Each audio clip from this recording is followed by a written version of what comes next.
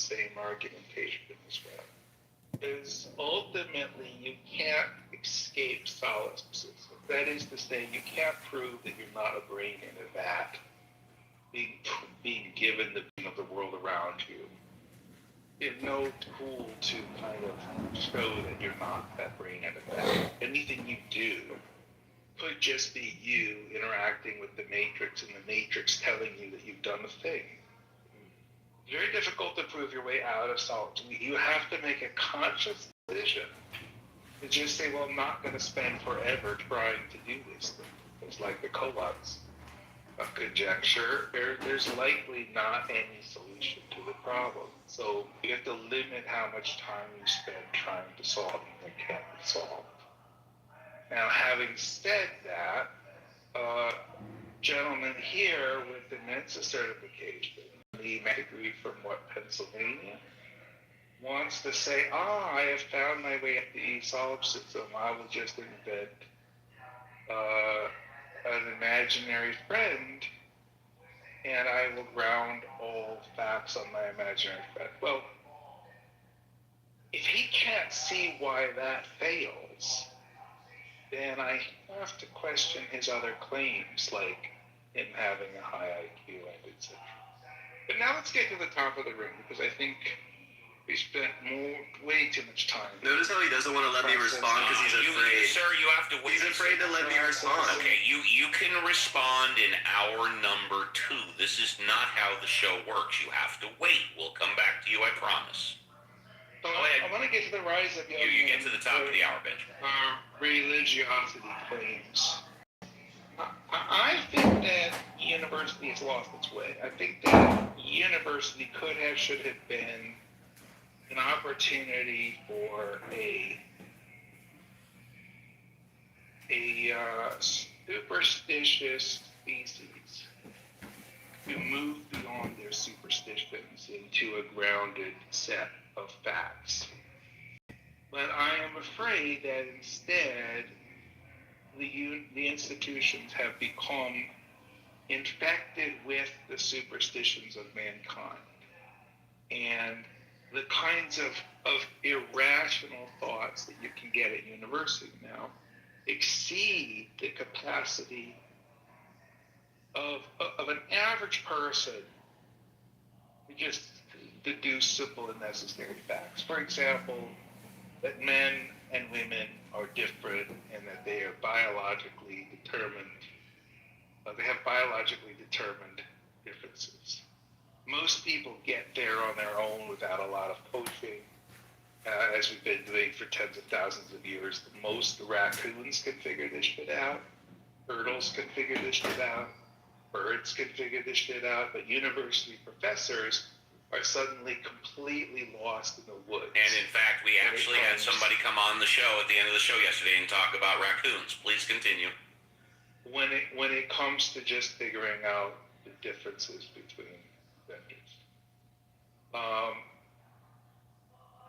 We also have, for just as another example, we have our illustrative, decorated, hat-wearing, robe-dragging professors somehow thinking that Islam is a religion of peace and that it belongs in the pantheon of the pluralistic, when they know goddamn full well that if somebody is gay, they're more likely to get thrown out of a window in an Islamic country than just about anywhere else in the world.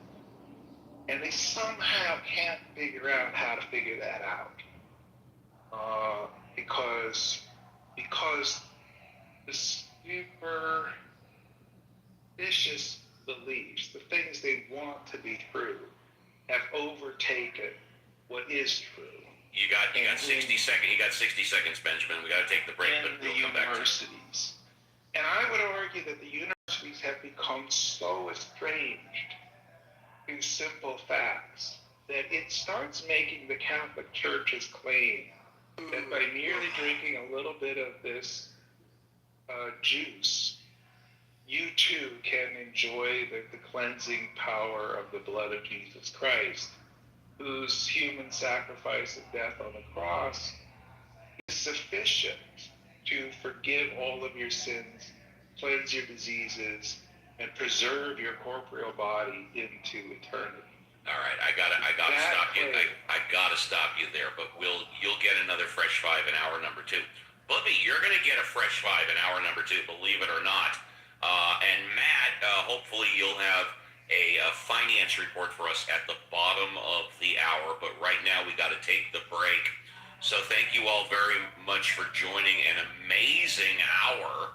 I actually, believe it or not, want to give Booby thanks for helping make hour number 1 not only educational, but entertaining, probably in ways that he will never understand. But don't go away, and we'll be right back with hour number 2 of Ask the Atheist with the Mod Squad. I grew up very religious, so I was encouraged to abstain from drugs and alcohol and sex and enjoyment. And being abstinent is when you wait until marriage to have sex. They used to tell us the safest sex is no sex, which is a lot like saying the safest travel is books. When I have a daughter, I'm going to make sure she's abstinent in high school, and probably before that while we're at it, because when I was younger and I was abstinent, I was not having sex, but I was having other things done to me. And I don't know if you know this, but other things are kind of the best part of sex for ladies. So while my friends were having sex, I was the only one having orgasms.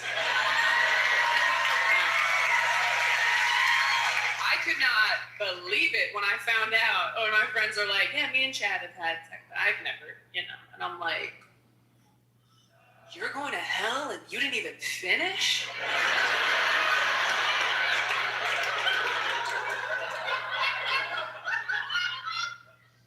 I'll pray for you.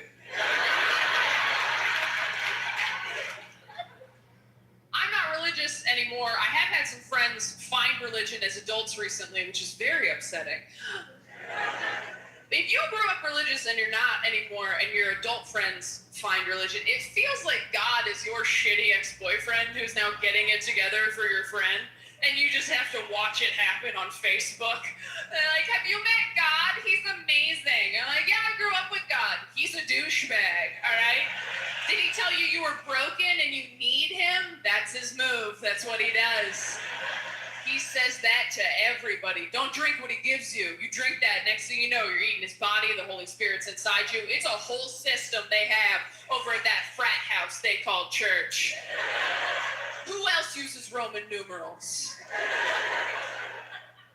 That joke makes it sound like I resent my religious upbringing, and I do, so I nailed it. But If your belly looks like this, All right, and Taylor Thomas, growing up with religion. Hour number 2.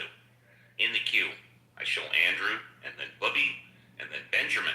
If you're in the audience and you want to come up and contribute, talk about anything, please do. Andrew, you're up. Good morning. Andrew. Andrew going once. There we go. Hi, how are you? Fine, how are you? Not too bad, except for what I heard here in the last 20 minutes. You are more than welcome to talk about anything you want for a fresh Yeah. five. Go ahead, sir. I just haven't heard so much pomposity in my life. Really, and not a nice way to wake up on a Sunday morning, have somebody look down their nose at you like that. Regardless of what his argument was, I'm in both camp. As soon as he started to diss it loses its effectiveness. He's just presenting some sort of hypothesis, and I'm not a Mensa person, so I know I'm not worthy. However, I am a human being, and I just don't know what logic there is in the existence of dinosaurs, or maybe they didn't exist. I don't know. I just don't know what logic would be involved in that. What logic is involved in the animal kingdom that just works on violence, eat or be eaten. Yes, there's some logic to that. If you're being eaten, you want not to be. If you're eating, you want to. So I guess that's logical. Anyway, I don't have so much this morning, really, to talk about. I do want to ask you a question. What words have not been spoken in space? I don't know. French. Until our man Jeremy Hansen spoke French. There you go. So, and that's a cool thing. Most of Quebec is quite happy with that. Most of Canada, really. The Prime Minister, especially, because prior to that, we had that terrible plane crash in New York City. Yes. Killed 2 pilots, and the head of Air Canada had a video that he presented in condolence over that, but he did not. And it's weird because Air Canada is actually headed in Montreal. He didn't have it in French, so people are quite upset about that, because we do have two languages here in this country, whether you like it or not, whether you can understand them both. That's just the way it is. Anyway, thanks, Steve. My pleasure. And okay, now, Bubby, we go back to you. You get a fresh 5 to talk about whatever you want. Quickly before he speaks. Oh, yes. So there was a guy called Angel Bubby, and I looked him up. I found him. So it might not be the same person, but I do think I engaged with this Bubby with another name. I ran a room called... Oh, I've engaged with this Bubby with 2 other names for years. Yeah, probably. I ran a room called Flash. And he was using the same, he was basically saying the same thing back then years ago that he said today. That's why I said that. Yeah. So it might be that's not possible because the argument I gave is Hold on, go on mute. Well, you'll get a fresh 5, I promise. Go ahead, Alfonso.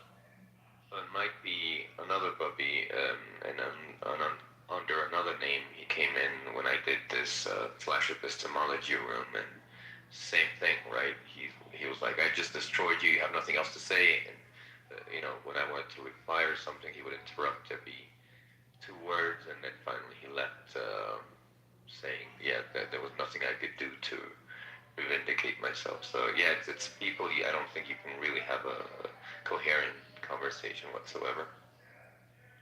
Thank you. He's also the only person on Clubhouse that's ever called me slow boy, and also constantly says, how does it feel like to lose? But okay, Bubby, you're up. You get another fresh 5 in hour number 2. Yeah, thanks. So all we've got from Alfonso, from Violet, from JCC, from Benjamin, from Andrew is just meta, right? They're pivoting to meta, they're dodging, they're obfuscating, they can't engage with the substance of the argument I gave. They also accused me of ad homing. Benjamin said I ad homed, when obviously I didn't, because all I did was insult, right? Ad homs are going to be insults or attacks on characters that undermine an argument, but the problem is no one here gave a formal argument, so it can't be the case that I'm guilty of committing an ad hom. Brain dead troglodyte, Benjamin, you look so bad right now. Also, just to be clear, the argument I gave isn't a presuppositional argument. It's using the principle of sufficient reason, so it's a metaphysical argument that entails the necessity of God's existence from the principle of sufficient reason itself. It has nothing to do with presuppositional apologetics. That's another blunder on Benjamin's end. But it's pretty, pretty straightforward why he blunders so hard, because he's a midwit, he's a brain-eyed, Was that any of the mod squad that did that, or did he do that to himself? He had to have done that to himself, Steve. I wasn't even... I just want to make sure that none of the mod squad... Or at least not me. I did well, let's hear from the mod squad. Did anybody in the mod squad do that? Okay, so nobody did that. He Not did me. it himself. Okay.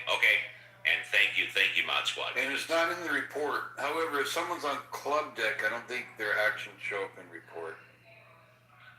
I don't know what you're referring to. The moderator view history, you can see what each moderator does. I did. Again, I've never had club deck, so I know this is not club deck. I'm saying on Clubhouse, yes. If you go down the bottom of the clipboard, right, that is the moderator, the hand raising pops up and all that. There's another side to it. You can click history, like the last thing that happened, Violet Hayes invited John Malencrop. Steve Appel made Matt a moderator. Steve Appel approved Matt to be a speaker. Steve Appel invited Matt. Violet Hayes invited. So it shows the history of what each mod has done in the room.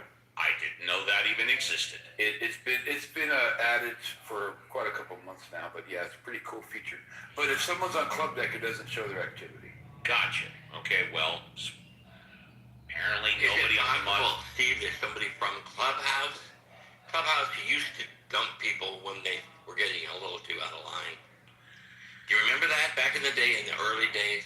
Clubhouse itself has one person monitoring all rooms. Well, we have we have an anonymous person in the audience. And anon can't do anything. No. Oh, gotcha. Okay. The only thing an admin of a house can do, if they're in the audience, is shut the room down. Gotcha. Well, I don't believe Clubhouse has ever once in 5 years shut down one of my rooms. I'm pretty good at keeping it within the terms of service. He did himself out. That's what happened. Probably so. Probably so. He got to mention everybody's name and how he destroyed everybody and how everybody else was just full of shit. And I will maintain what I said, that when you're using that type of philosophical argument, I believe, and again, my trials and tribulations with the philosophers are well documented. That type of argument, I believe, can be used to argue just about anything. The problem is that, I still maintain that over half the people, including myself, really can't understand it.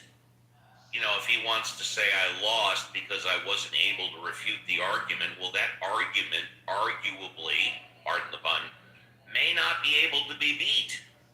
But the question is it on point? And if you're using that argument to debate where you have an audience, is the audience going to be swayed by what they cannot understand? I mean, he is literally speaking, arguing, debating at a undergrad, if not master's level philosophy. You would have to have a room full of philosophers for the audience to understand what the hell he's talking about. Which is why I always take pride in being able to, and I'm dumb things down, for lack of better words.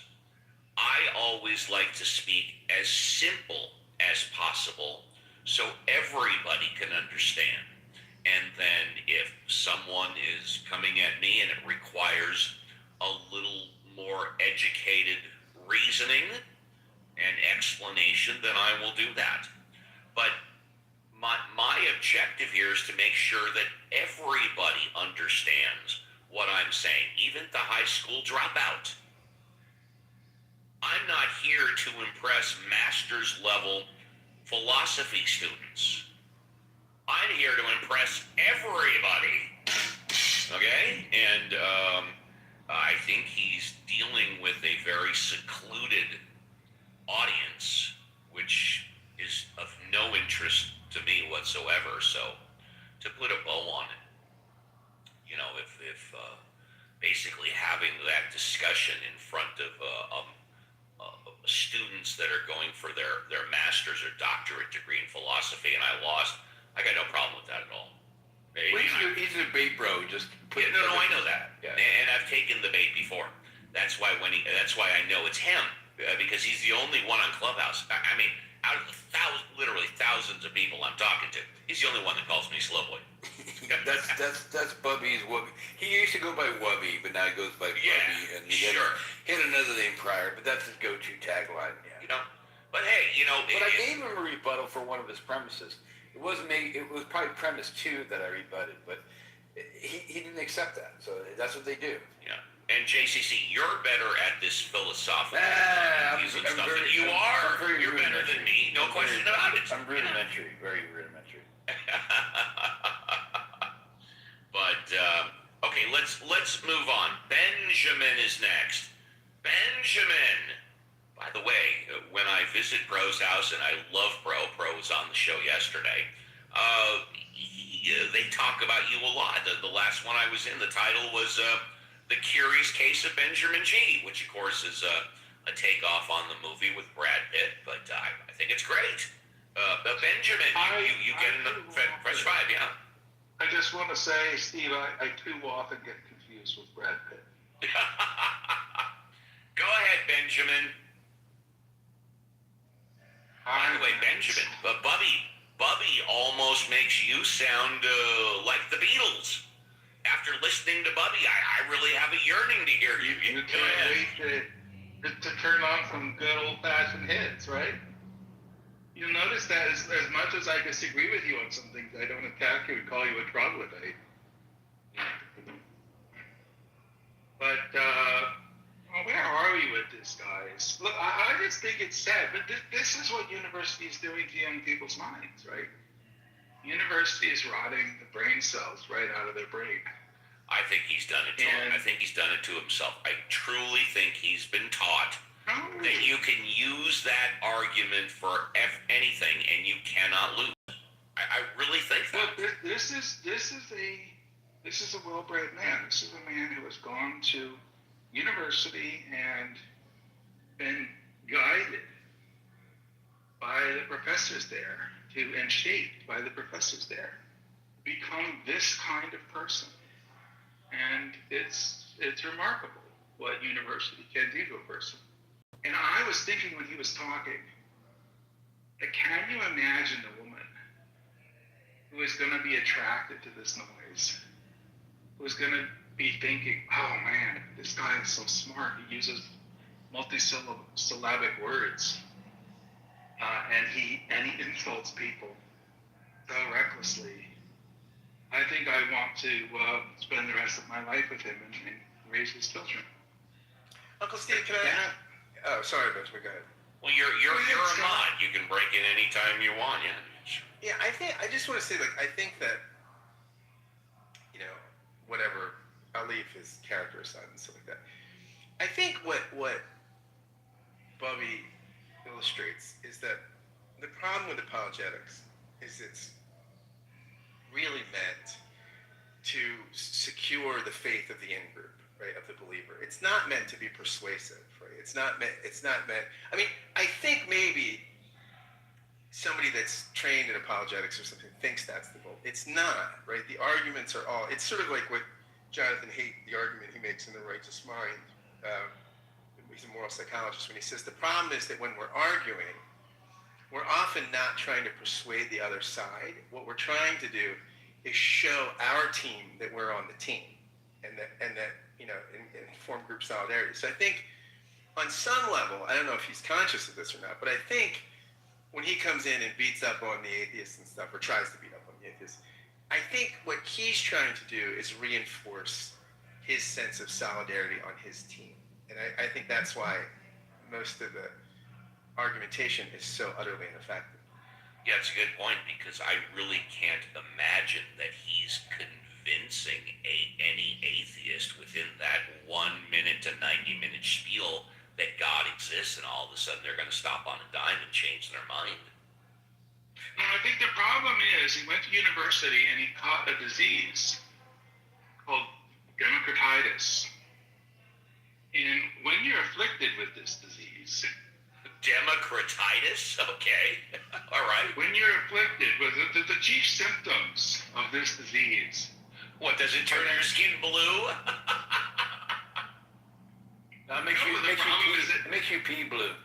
It makes everybody else's penis shrivel. That's the problem. It's you tend to denigrate the people who disagree with you. Very famous cases of... Denigratitis. I thought you said democratitis. Go ahead. As in Democrat, I thought you said. Well, democratitis is very difficult to cure. Hillary Clinton had one of the most famous cases of it, and she spent too much time French kissing Kamala, and then Kamala caught democratitis. And in Hillary Clinton's case, it expressed itself as saying about all the people who disagreed with her that they're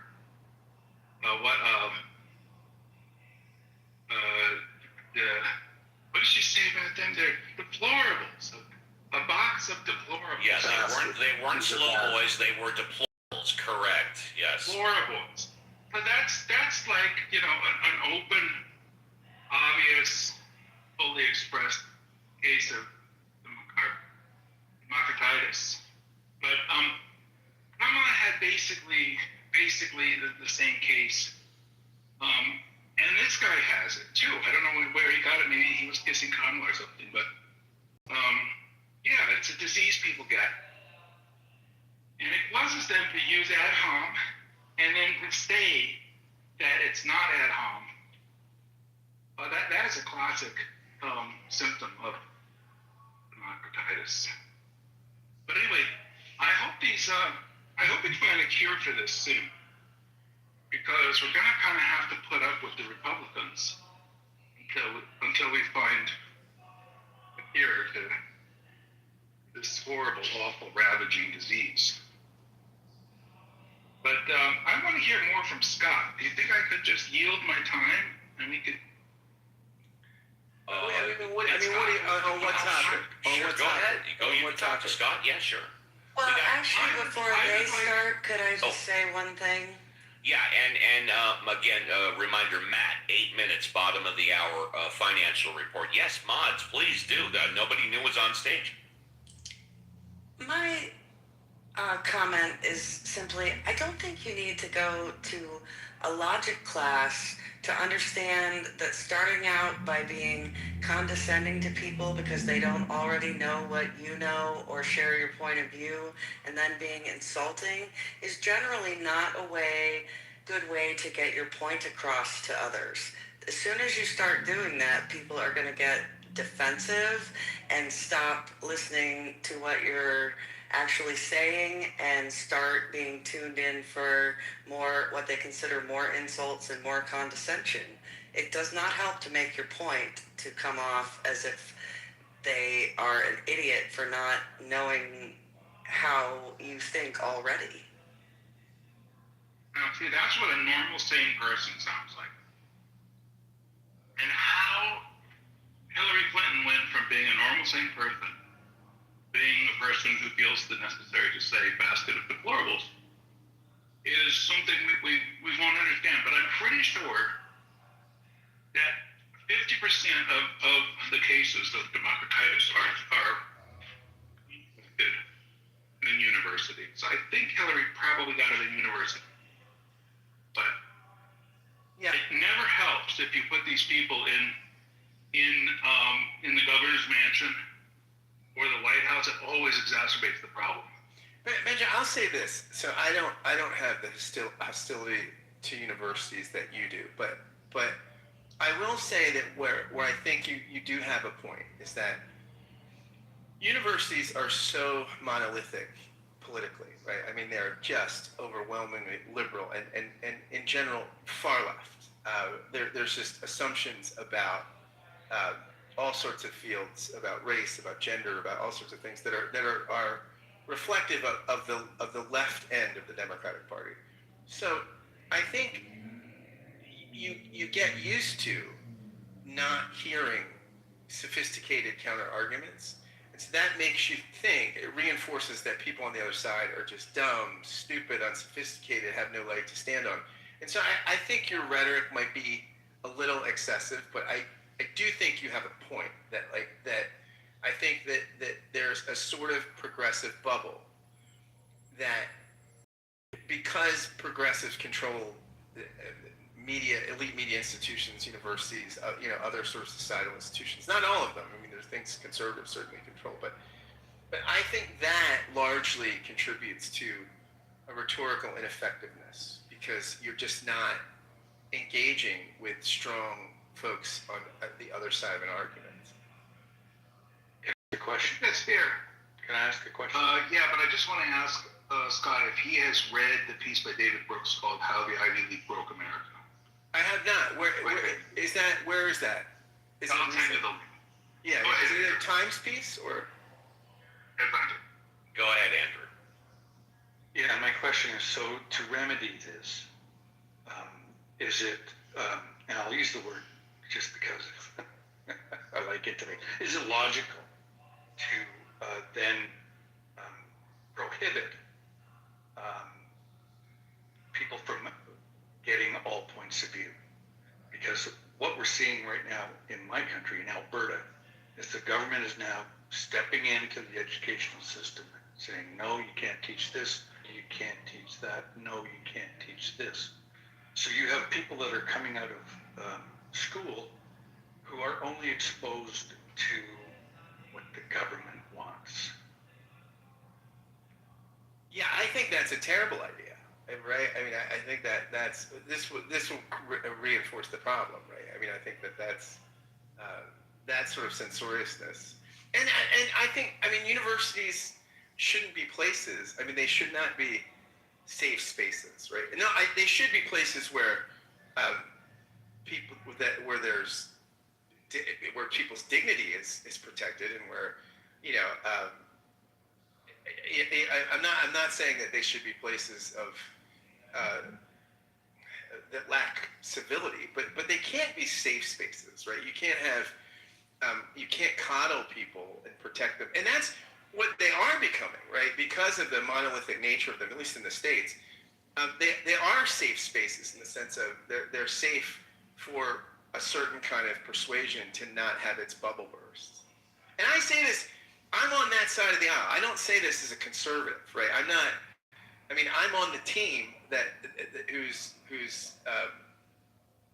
you know, I'm on the team of the left. So it's not. But it's yeah, it's not going to happen.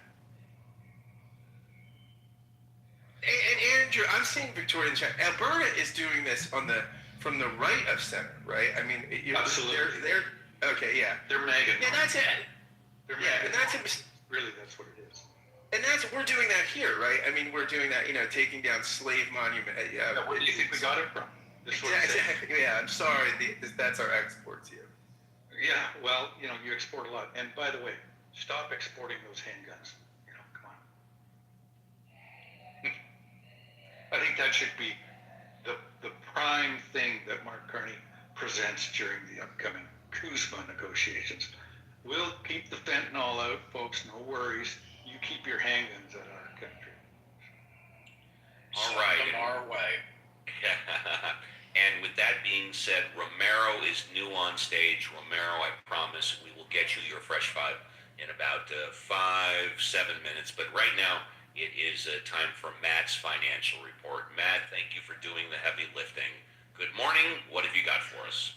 Okay, so we're going to start where we always start because it's my favorite, stocks. So S&P broke 7,000 all-time high.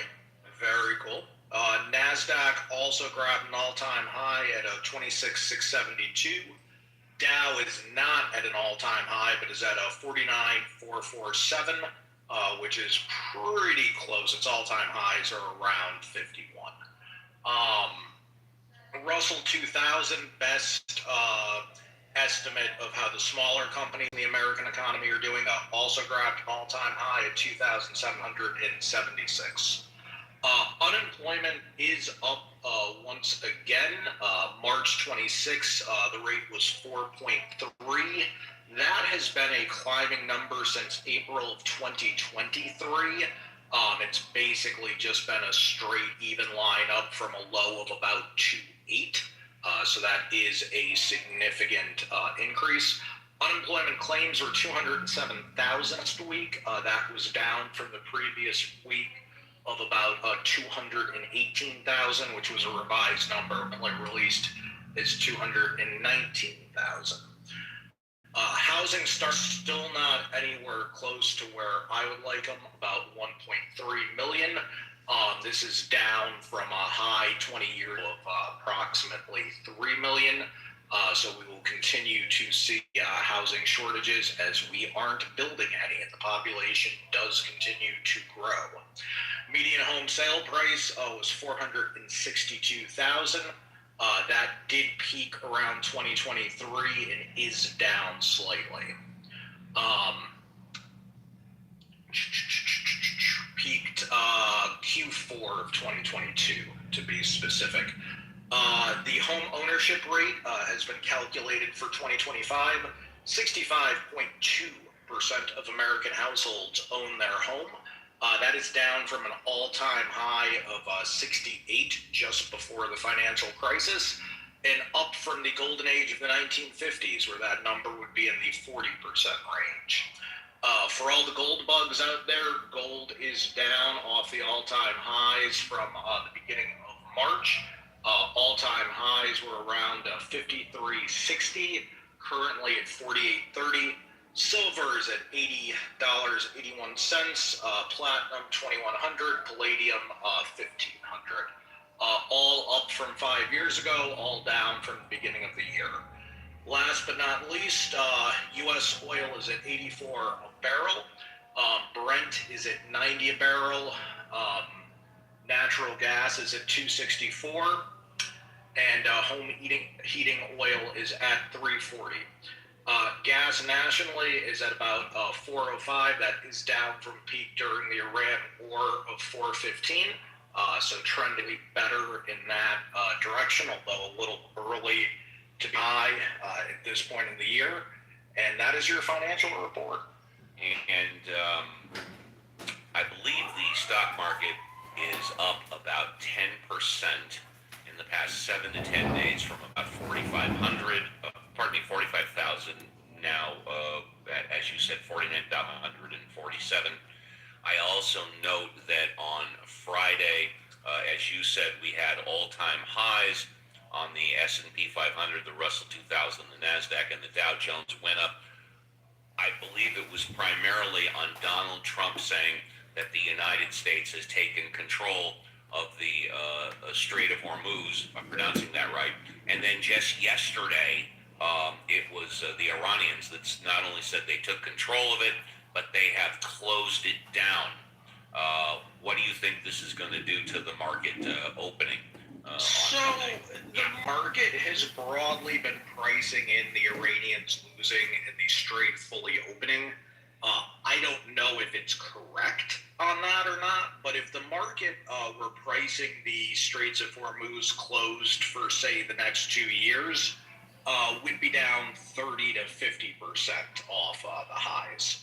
And clearly, at most, we were down, call it 15% from the highs, and we've clawed basically all of it back.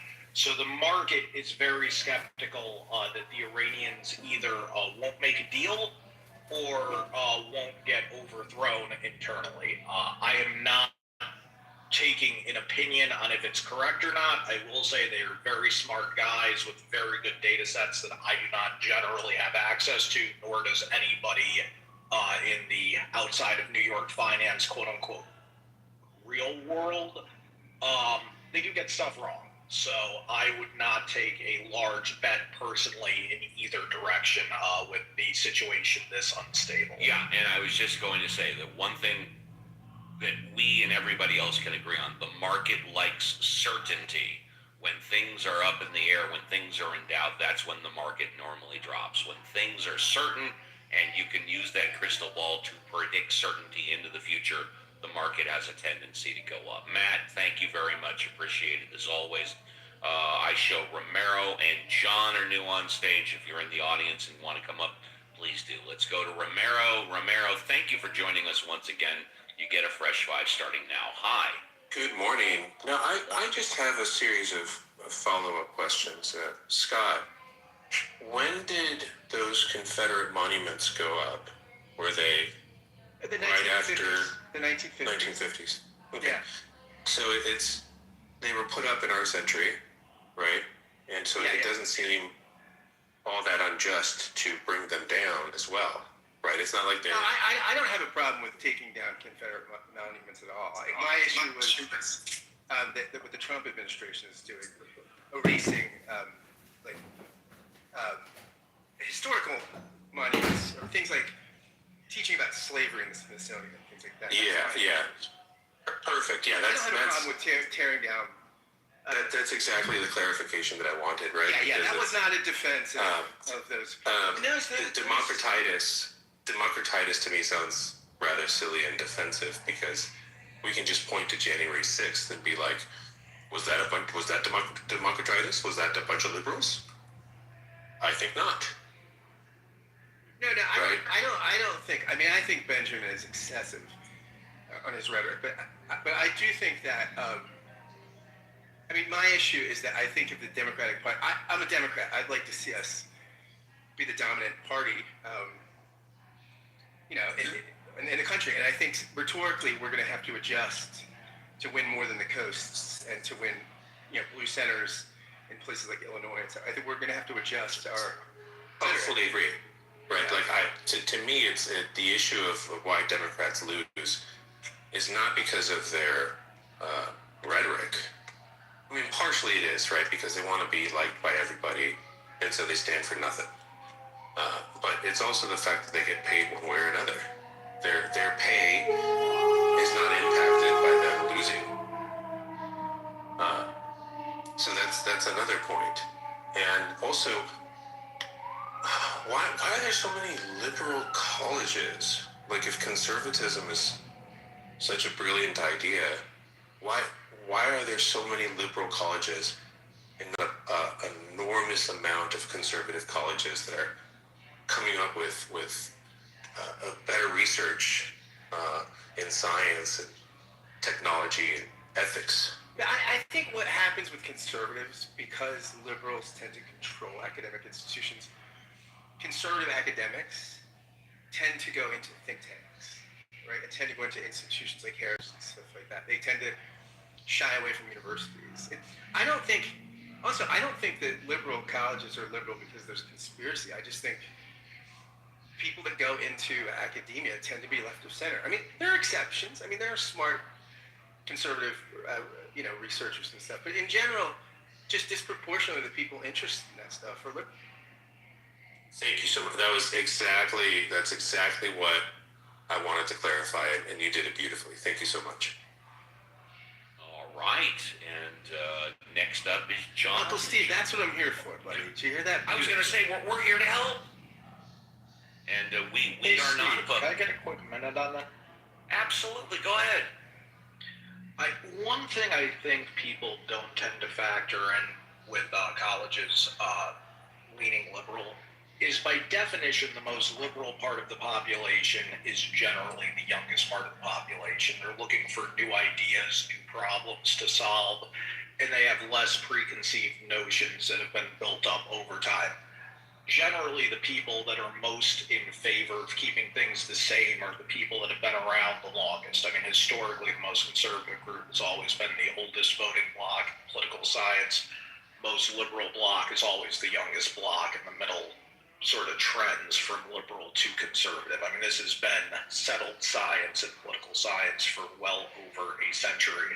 So I think if you're a person that says, I want to be around these people for the rest of my life, it would make more sense if you're open to new ideas than if you have established ideas you're looking to push. So I think the liberal bias in college is a function of who the majority group there is going to be and would want to associate with that group freely. And hence Scott's comment that think tanks where you can be more ideological would be a better fit for people that want to be ideological. Again, you get to be surrounded with people that are more in agreement with you. One thing I wanted to add earlier that Benjamin sparked the thought for me. There was a very interesting study back when you could do borderline unethical psychological research about what got humans the most engaged. Back when you could put an electrode in the brain and stimulate a region. It was not the pleasure region. It was not the happiness region insofar as that exists, and there's a lot of debate about that I'm glossing over. The region that got humans most engaged is outrage. People are most passionate when they disagree with something and have the hardest time looking away when they disagree with something. Every social media company has optimized for maximum engagement. They tell the algorithm, do whatever it takes to keep people on our app because we want to sell advertising. Eyeball time is winning. Therefore, if you consume political content on social media, which I think we all do, even if you try to avoid it, you will generally see the thing most likely to outrage you from the other side. So if you're conservative, you're going to get a lot of libs of TikTok and Tommy Robinson. if you're a liberal, you're going to get a whole bunch of the idiotic stuff that the Trump guys do, Marjorie Taylor Greene, Lauren Boebert, etc. I think now more than ever, we're talking past each other because we're not talking to our neighbor who might be a conservative but is 5% away from us. We're talking to that person we saw online that outraged us, and it's essentially deranged the debate. And so hopefully, using that as a frame, we can perhaps have more constructive discussions by talking to the person that's here with us and not the person that angered us in the last thing we saw online. And let me comment on that, and then we'll go to John. I half agree with what you just said. And the reason why is for example, my Facebook feed. And let's just say hypothetically that I'm totally anti-Trump. I'm a never Trumper. I'm going to see stuff on Trump, but it's not the people that are supporting Trump. It's going to be the people that are on my side that are against Trump that are going, look, see what Trump just did? He's a friggin' idiot. So where I completely agree with you that the higher ups at the Facebooks and the social media are going to bombard never Trumpers with Donald Trump stuff. They're bombarding them with people that are never Trumpers that are saying, see what Trump did? He's at it again. At least that's what I'm seeing.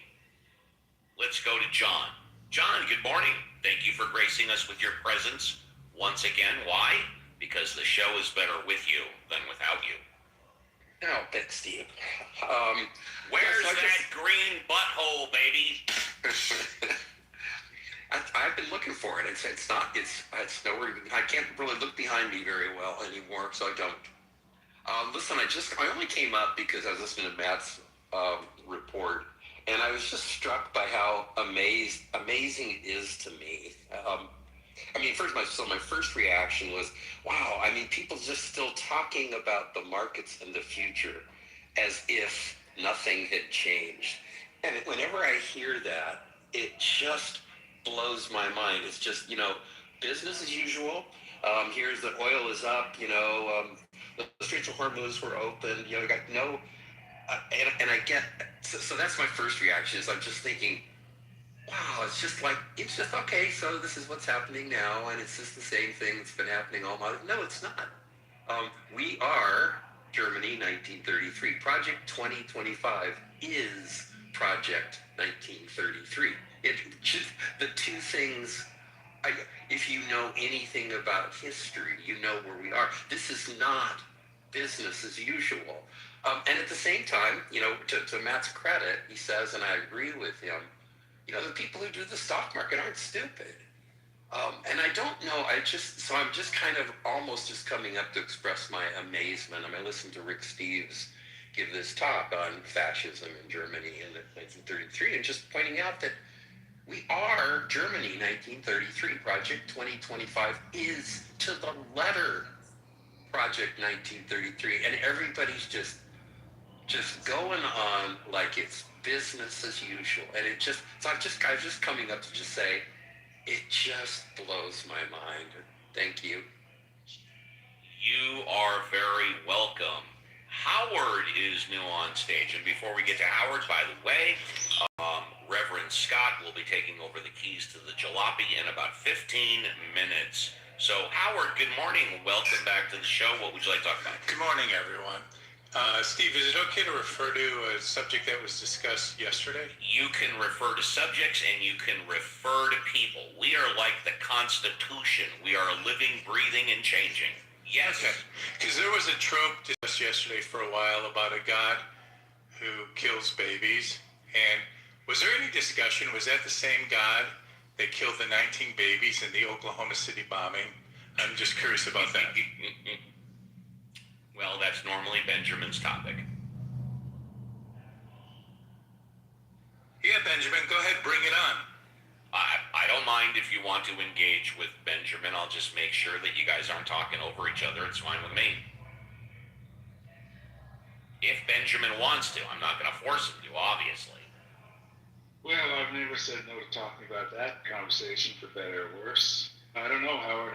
I just, when I read the Bible, I read about a God who specializes in killing other people's children, correcting other people to kill other people's children. And as far as I'm concerned, I can't get past that point. Like, if you had a neighbor who had a basement and he kept children down there for raping, pillaging, and eating, I think it would be hard for you to say, yeah, but he keeps his lawn mowed nicely and he pays his taxes and, you know, he does a lot of other good stuff. You'd be like, yeah, but the basement. And somehow we don't have this response to Judaism and Christianity. Like, yeah, but Psalms 129 says, blessed is he who will dash the babe infant's head against the rock. Like, what's wrong with you people? You're comfortable with a church on the corner where people worship a God who kills other people's children. That is effing crazy. So I come back to, and that's an interpretation, which is fine. I respect that. But is that the same God that killed? Interpretation? Is that the same God that killed? Plain words. Steve is talking above me. Okay, Benjamin. Let him finish. Go Steve, Benjamin. The simple question is that the same God that killed the 19 babies in Oklahoma City? I don't know what 19 babies you're talking about. There was a bombing back in Oklahoma City. You can look it up, where a few hundred people were killed in the Edward Morrow federal. You know, Timothy McVeigh. Yeah. And there were 19. There's a daycare center. 19 babies were killed. I just looked it up. God? Yes, it is. I just looked it up. It is. He was a Catholic, so it's Yahweh. It's still Yahweh. And he did it with homemade fertilizer bombs in the parking lot of the building in vans, if I'm not mistaken. Yes. No. Correct. I would just say a little bit about that question. I do remember I am that. not aware or not aware that the Unabomber was motivated primarily. This is not the Unabomber. This is Timothy McVeigh. They're two different people. Yeah, and McVeigh was Catholic, so it is still the same God. Yeah, but it's not clear to me that he was motivated by his Catholicism to do that. But he may have been motivated by his Catholicism. I'm not saying he wasn't. But I think at very best, religion teaches people to be indifferent to these kinds of genocides and killing of innocent people. Because we're upset with other people who are not the people we're killing. And that sort of thing is not something we should be comfortable with. If you drive by and you see a church, you should not be comfortable with that, because you should be reminded that those are people who worship a God who kills children.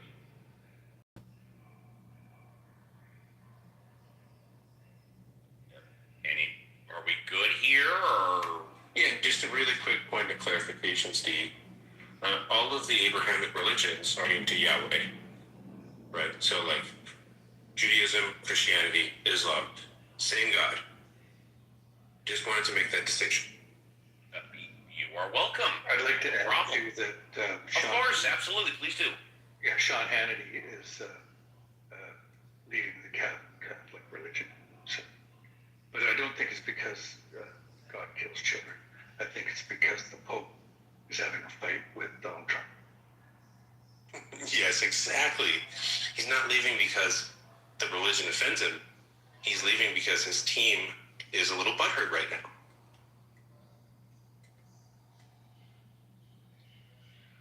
Okay. Howard, anything else for now, or are you good for now? I'm really good for now, Steve. Thank you for the time, and thank you for allowing me to make that point in comparison. Absolutely no problem at all. Let's move on to Royvis. Royvis, good morning. Welcome back to the show. It's a pleasure to see you. What would you like to talk about? Hey, how's everyone doing? Hi, how are you? Pretty good. Were you talking about how horrible Yahweh is, or like, do you what? We've been talking about a lot of things. I don't think the major point was how terrible Hey, Yahweh wait, Steve. You asked Royvis how's he doing. Do you care? I do that sometimes. Thank you. Thank you. Royvis, do you care? No. You flipped it. You asked him how's he doing. I'm asking you, do you care? Yeah. I'm sorry. I absolutely care. Royvis, I do care if you're doing bad, good, or somewhere in between. I care. These are lost drunken men who don't know where they are and do care, but don't drink. Yeah, okay. Go ahead, Royvis. Well, if you guys have heard of the Ziznians, right?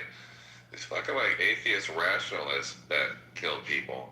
At least one. It was a weird cult. I don't know if you guys heard of it.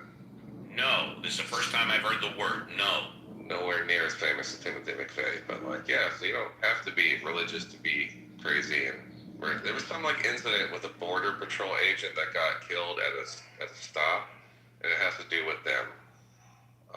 It's kind of interesting story. If I look at it, I think Wired has an article about it, and a bunch of other, for a time. That was a while back then. Anyway. Okay, are you good, or did you want more time?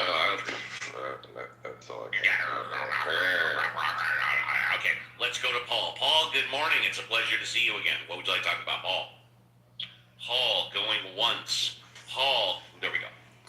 Yes, you were talking about Timmy McVeigh. Well, he was recently brought up 5 minutes ago, yes. Well, he was upset because the government, the military, didn't support him because he did a good deed at the battlefield and he saved people, and they didn't give him a promotion, and he was upset. And he also liked guns, but the government betrayed him, so that's why he blew up the building. So basically he had a temper tantrum with bombs. Yes, he was sufficient in it. His grandfather taught him. And, but he wanted to be accepted, and the government wouldn't do that, so he blew it up. Okay. Thank you for that. Steve, really quick point of clarification. I looked it up, and Timothy McVeigh stated that the reason why he did that is because he was pissed about Waco, Texas, what happened to the Branch Davidian. So I just wanted to throw that clarification. There were also some questions on whether or not he acted alone, right? And yeah. There were a lot of questions as to whether or not he acted alone. And was he not also upset by Ruby Ridge as well? That was another one. I didn't read that, but yeah, maybe. But Timothy McVeigh's cult was clearly a Christian cult. Yes, ultra-right, conservative, Waco, psycho, wacko, yes, absolutely. He definitely was a Christian, definitely believed in God, absolutely. Or at least that's what he said. Actually, Steve, the subject of cults leads me into a question I wish to ask Benjamin, believe it or not. If he wants to answer, it's fine with me. Yeah, sure. I am aware that you have a negative history with Christian ideology of some sort. If you've disclosed your history before, I have not heard it. If you don't wish to disclose it now, that's also okay. But I was curious about more detail of what you experienced that makes you so very, that has led you to the mindset that you are in today. Like, just really briefly, I was raised in a offshoot from the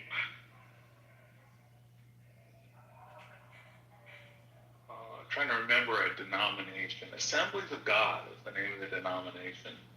This is a Pentecostal pray in tongues. No, it's not Seventh-day Adventist. This is slain in the Spirit, speak in tongues, evangelical church. But we were disowned by the Assemblies of God. Our pastor was disaffiliated. The congregation was kind of self-run, more or less owned by the pastor in all ways that matter. It kind of had a dictatorial, control. And yeah, there were things about it that I would say were negative. There were things about it though that were tremendously positive. Um, so I would say it was a mixed bag. I said everybody should spend some time in a cult. A cult is a group of people who are really, willing to spend time with each other at the exclusion of the outside world, and I think that there's a lot of value there. We didn't have televisions. We didn't raise our children on television. For example, we instead learned to play our own music. We did our own productions, did Shakespeare. There's a lot of value in turning off from the entertainment fire hose of common culture. I think people today who are giving their 12-year-old, their 9-year-old children pornography tablet are batshit crazy out of their mind, suffering from the deepest of democratitis, from which their children will never recover. But I think the most negative thing about Christianity is that it's a bunch of bullshit. And if you somehow can't believe the bullshit, then you're not part of the club. Now, God has managed to be part of the club without believing the bullshit. So, I guess some people can figure out how to do this. But in our group, you kind of really needed to drink the Kool-Aid to be part of the in crowd. And there was this constant pressure to do all the wacky shit, handle the snakes, and eat poison and whatever to prove that you were part of the in group. It's kind of exhausting. To some extent, I love it. Mixed bag. But people who are not part of a cult are part of an even worse social proposition, right? Well, thank you very much for answering my question. I've heard you speak for a long time, and this helps me get a better picture of where you're coming from. I appreciate it. And with that, we have 2 hours in the tank and 1 hour left. We are going to take our mandatory break. I will then hand over the keys to the jalopy to Reverend Scott, who will handle the first 30 minutes of hour number 3. So if you're in the audience, and if you're here for the first time, this is how the show works. Unlike other clubhouse rooms, we encourage everybody, especially the new speakers, and yes, that means you, to be bold, brave, courageous. Raise your hand, come on up and talk about anything you want. We never ever put a restriction on content. In fact, as was said earlier, yesterday at the end of the show, someone wanted to talk about raccoons. We did, not a problem. So don't go away, and we'll be right back. Domesticating raccoons. Domesticating raccoons, exactly. JCC, you were there. Don't go away. We'll be right back with Reverend Scott after the break.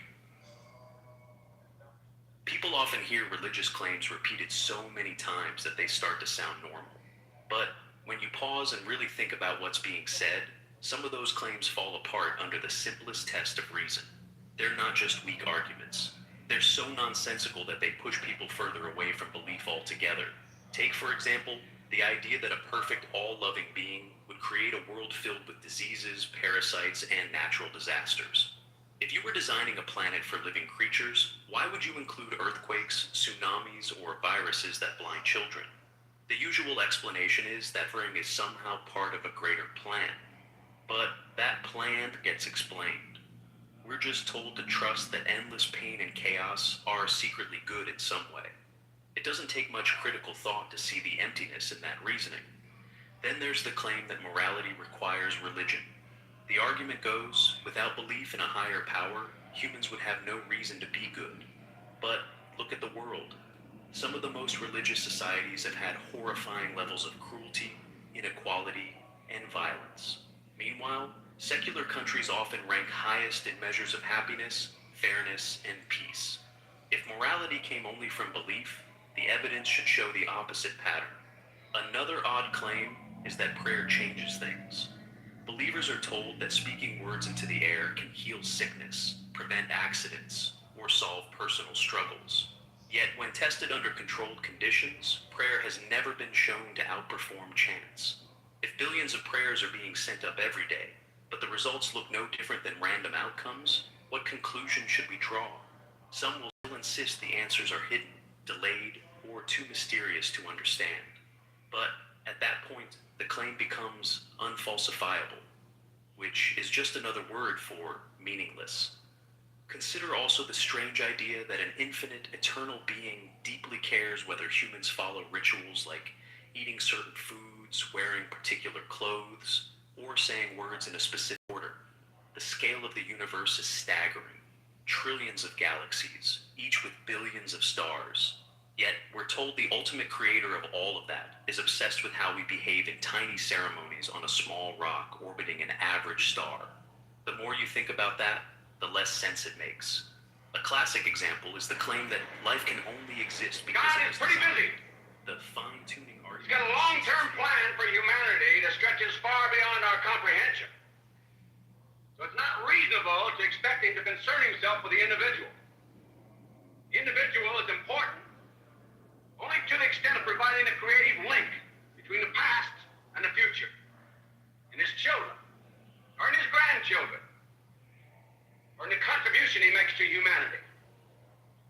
Therefore, don't pray to God to solve your problems. Pray to that part of God within you. Have the guts to fight for yourself. God wants brave souls. He wants winners, not quitters. If you can't win, at least try to win. God loves triers. Is that right, Robin? Right. So, what resolution should we make for the new year? Resolve to let God know that you have the guts and the will to do it alone. Resolve to fight for yourselves, for others, for those you love. That part of God within you will be fighting with you all the way. Reverend Scott. Reverend Scott XO reporting from The XO, man. What a show today. We've had a lot of interesting passengers on this cruise ship, haven't we? We've had 244 total souls that we ferried through. Yeah. Ferried through the straits. Absolutely. Anyways, here are the keys to the jalopy. I'm stepping out of the captain's chair. The straits of Run it logic. straight and true, baby. Thank you so much. I'm going to open the hour with offering my friend John Mallinckrodt, former moderator. I call him Moderator Emeritus. John, would you like a fresh five just to lead off the top of the hour and get our conversation going? Well, so let me first of all just say I was just struck by now. I think I'm maybe most proud of my legacy on this show is the jalopy that you've been handed the keys to. I think that was my invention. Oh, anyway, I'm sorry to interrupt. Just got a text. Do any mods have Norm blocked? Do any mods have Norm blocked? Since I have returned, I have removed all those. Okay, I am going to send him a direct link then. Norm's Sorry, a crybaby. Negative. Sorry, I just want to say shame on the mods for not having Norm blocked. Thank you, It's sir. a Steve rule. We're not allowed to. I know. I'm just saying. Oh my God. Okay, so I obviously my time here now will be short. I don't really have anything more to say. I just wanted to maybe follow up on my last one, which I do, as you know. If I have a Benjaminism, it's doom and gloom about the United States. I actually do think that the world will be better off when the United States is dead and buried. May an America, a nation dedicated to the ideals of America, rise from its ashes. I really believe that with all my heart and soul, because I don't think there's any curing what's wrong with this country. But having said all that, I listen to people like Benjamin blame it all on the Democrats, because God knows we couldn't be here without the Democrats. And I just kind of say, okay, you know, I used to get kind of inflamed by stupid comments like that, and I just kind of let them slide off my back now because it really doesn't matter. That's the good thing about giving up. So I just want to say that the note of optimism is there is peace on the other side of giving up. So give up and join me. John, let me ask you this. Scott. John, let me ask you this. If the Democrats were to take back, well, they're definitely going to take back the House, but what if they were also to take back the Senate? Would you mitigate your thoughts about the demise of the country? Would that just be slowing down what you see as the inevitable? Yeah, it definitely would be just slowing down the inevitable, because we have 80 million people who think that Donald Trump is a good guy. You know, 80 million people in this country who can watch Donald Trump talk to them and think, that's my guy. There's no cure for that kind of stupid. There just is no cure for that kind of stupid. And this is beyond Trump for you. This is Trump's not the illness. Trump's the symptom. He's a symptom. Okay. Yeah. But I also want to say, I don't think, I assume that in a free and fair election, Democrats would take the House and the Senate. But we're not going to have a free and fair election. I mean, I don't know. You know, there could be. I believe that there could be, but only after bloodshed. There could be. The results might be respected, if you want to call that respect. And I think that if they are, you'd have the Democrats, in control of the House and the Senate one more time. Until something else happened with the 80 million lunatics that we have in this country. The basket of deplorables. Hillary didn't say it strongly enough. But that's not going to happen. The one thing for sure is that we have a lot of people in government right now that know very well that they cannot ever again afford to be out of power. Being out of power spells prison for a lot of them. Maybe not Donald Trump, I don't know, but he's got to understand that he's in the crosshairs if he can think that clearly anymore. Talk about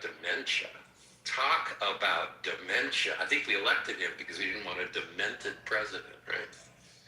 But so the point is that they have the power to do. They've illustrated right now. The Constitution's no longer a thing. Remember emoluments? Remember when people thought when Jimmy Carter had to sell his peanut farm because of the Constitution? Come on, Constitution is no longer a thing. And so anybody that thinks that the Constitution spelling out how this election's going to go and Democrats going to be business as usual, as I was saying before, is fucking out of their minds. And John, I just gave you an early Christmas gift. If you look at the jumbotron. Ooh, let's see. Oh yeah, in decline. Okay, that's. I think anybody could have written that headline. I do take a more negative viewings, but the point is, ultimately, and I'll just close with this: if somehow the election results are become known, that there is somehow that if by some incredible feat people actually get to vote. There's no goon squads at the polling places as there were in Germany. That there's no, that we actually have a vote. Everybody gets to vote. Those votes are counted, and the count is known. There will then be bloodshed because there's no way the Republicans are giving up power in the election that's coming in a few months. That's my prediction. And one last thing, John. The fact that there have been a lot of Democratic wins lately, and they've let that go. I mean, is that just because that's small scale? What do you think? Yeah. I mean, I think that's a good counterfactual. I'm going to give you a point on that. I was surprised. I mean, they did. I can't remember the one. There was a woman, I think, who won a seat somewhere, who they simply didn't seat for months, I think, a couple, 3 months. I was surprised that they finally relented and seated her, because I think Mike Johnson could have just said, no, we're not going to seat that person.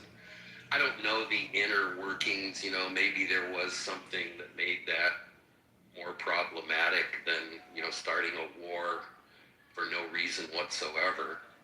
But I don't know why, if a president can just go around starting completely unprovoked wars for no reason whatsoever, lose them, and then have the stock market go up, because at least in losing, maybe there'll be some oil. Now we have in Iran. You know, I'm sorry, I'm rambling a bit. You know, maybe that can happen. I don't know. Maybe I could be wrong. Let's put it that way. I could be wrong, but I think it's unlikely. I guess I would have a poll. How many people think the Republicans will lose this election, and there won't be something much worse than we saw on January 6th? Anybody remember January 6th? Does anybody in this country even remember January 6th now? John, thanks. Alvin, I was going to go to you next.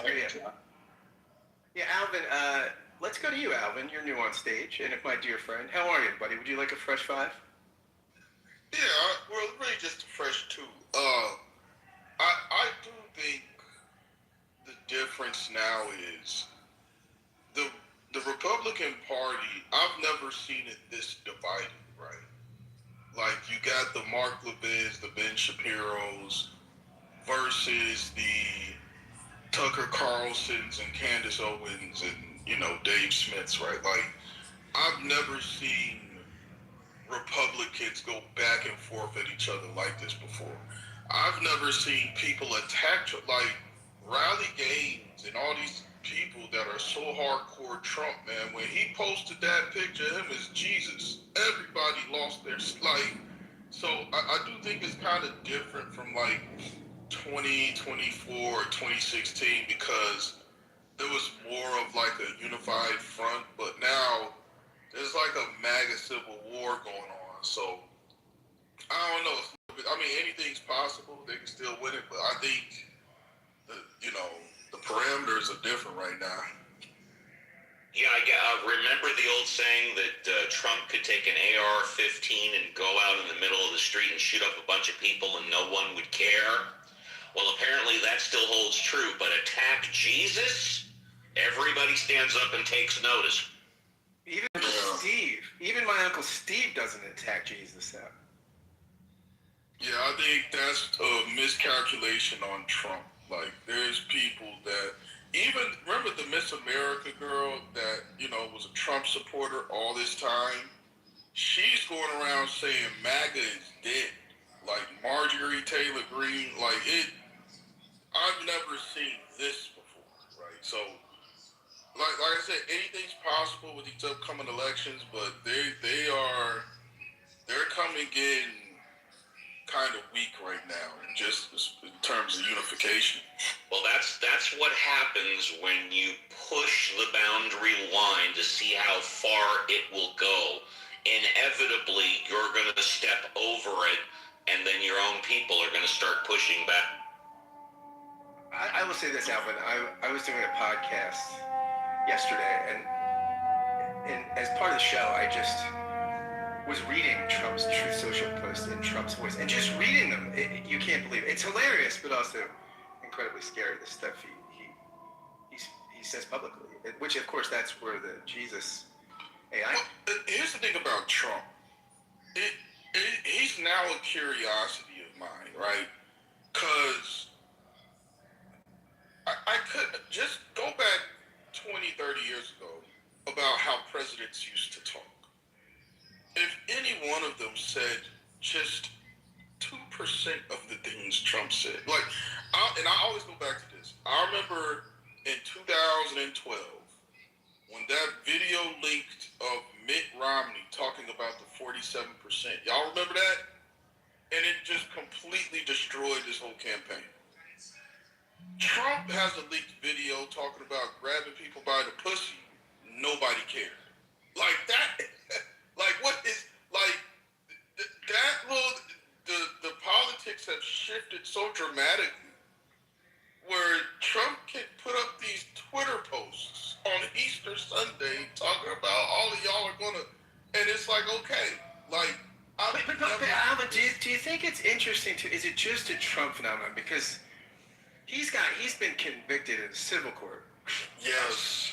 Of sexual assault. He paid a settlement. Mm-hmm. The guy says Eric Swalwell. Oh, can you meet there, Granger? Thanks. Eric Swalwell, I think they're credible allegations, but he wasn't convicted of anything, and he had to pull out, right? I mean, just the allegations. Remember Herman Cain? Yeah.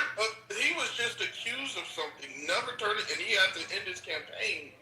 Trump, it's like, goodness gracious. Anybody remember Al Franken? Al Franken, for God's sake. Yes. But even today, because we could talk about Franken being in a different era, like a different season, but right now, Trump gets away with this stuff, and people like Swalwell, and maybe the Democrats are also more scrupulous on these kinds of issues, but it's just interesting because but there's a Republican too in Congress, right, that he had, that people, even today, even though we talk about a cultural shift, I do think he's Teflon Don, right? You just can't. Absolutely. But he touched Jesus, and that was, Rally Gaines going in on him. I never thought I would have saw that, right? Like, okay, Trump, we like you, but you can't do this with this guy. No, like that was the line to cross. And it's like the anti-war president starting like 5 wars like that. It's hard to square that circle. No more wars. I'm the anti-war president, and now we're on like goodness. Thank you so much, Alvin. It's great hearing from you. As always, my friend. Let's go to Legalist Christian. What would you like a fresh five, my friend? Yeah, so I just got a lot of concerns about, is this Steve's show or this is like everybody's show? The way it works is that Scott takes over for Steve in the first half an hour of the third hour we do, so Steve can take a little break.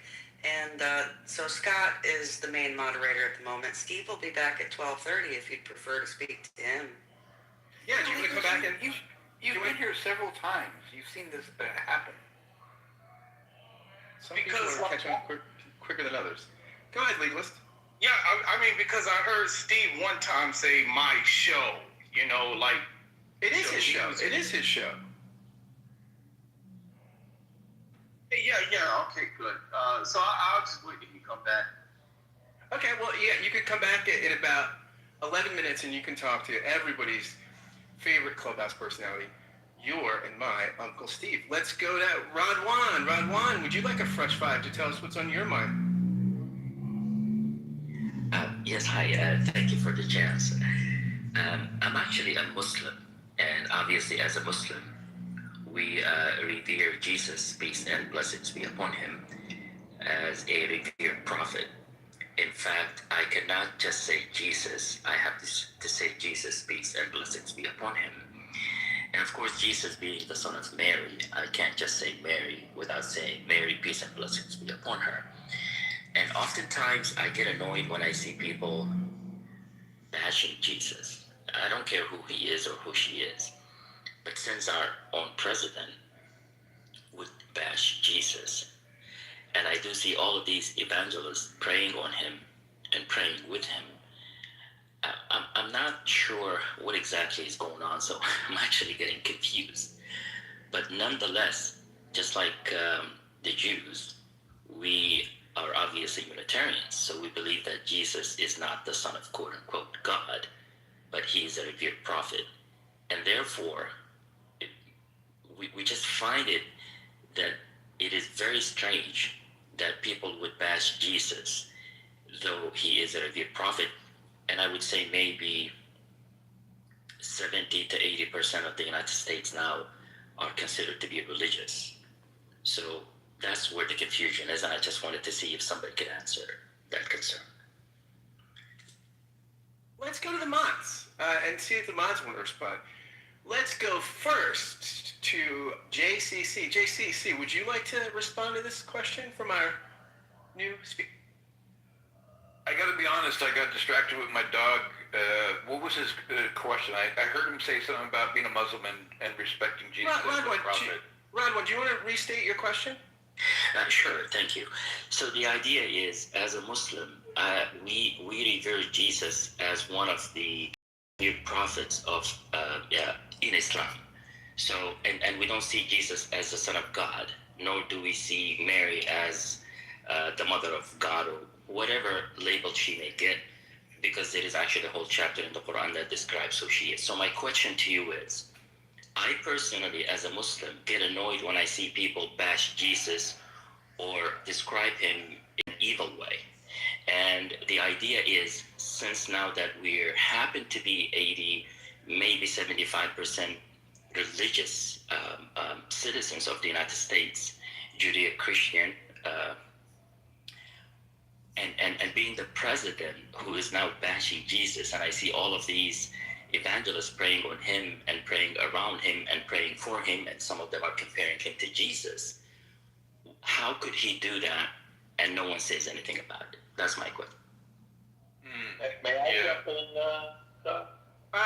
Norman, I'll come to you next. Norman, let me JCC go, and I'll come to you next. So I think he gets away with it because of the position he holds. However, I think he had some backlash on that last little meme he did on Truth Social, presenting himself as Jesus, and then claiming it was a joke, but then claiming he thought he was portraying a doctor. So it's like, I think he's just hand-waving away because he's the president. I don't think that's a good way to do it. So I don't think that's respectful. And this is where I say we got to keep your religion and state separate. So for the president to be doing that, that's not a good thing. So You know, the thing is, in America, we have a separation of church and state, but we don't have a separation of church and politics. So I mean, it's a tension in our system. You know, I am gonna go. I'm gonna go to El Normo. El Normo, I'm gonna give you a fresh five. You can address Rodwan's question or talk about anything you want to talk about. Wonderful, Scott. Thank you. Good morning. Beautiful Always good to see you, my Sunday friend. to you. Always beautiful to see you and to hear you, and hear from you. I have never in my life heard anybody bash Jesus. So I was surprised to hear somebody criticizing the alleged bashing of Jesus. I can't imagine anybody doing that or why they would do it. I've heard people bash Jesus, Norm. I've heard people say Jesus' teachings were. I've heard Christopher Hitchens bash Jesus and say that Jesus. I've heard people bash Jesus.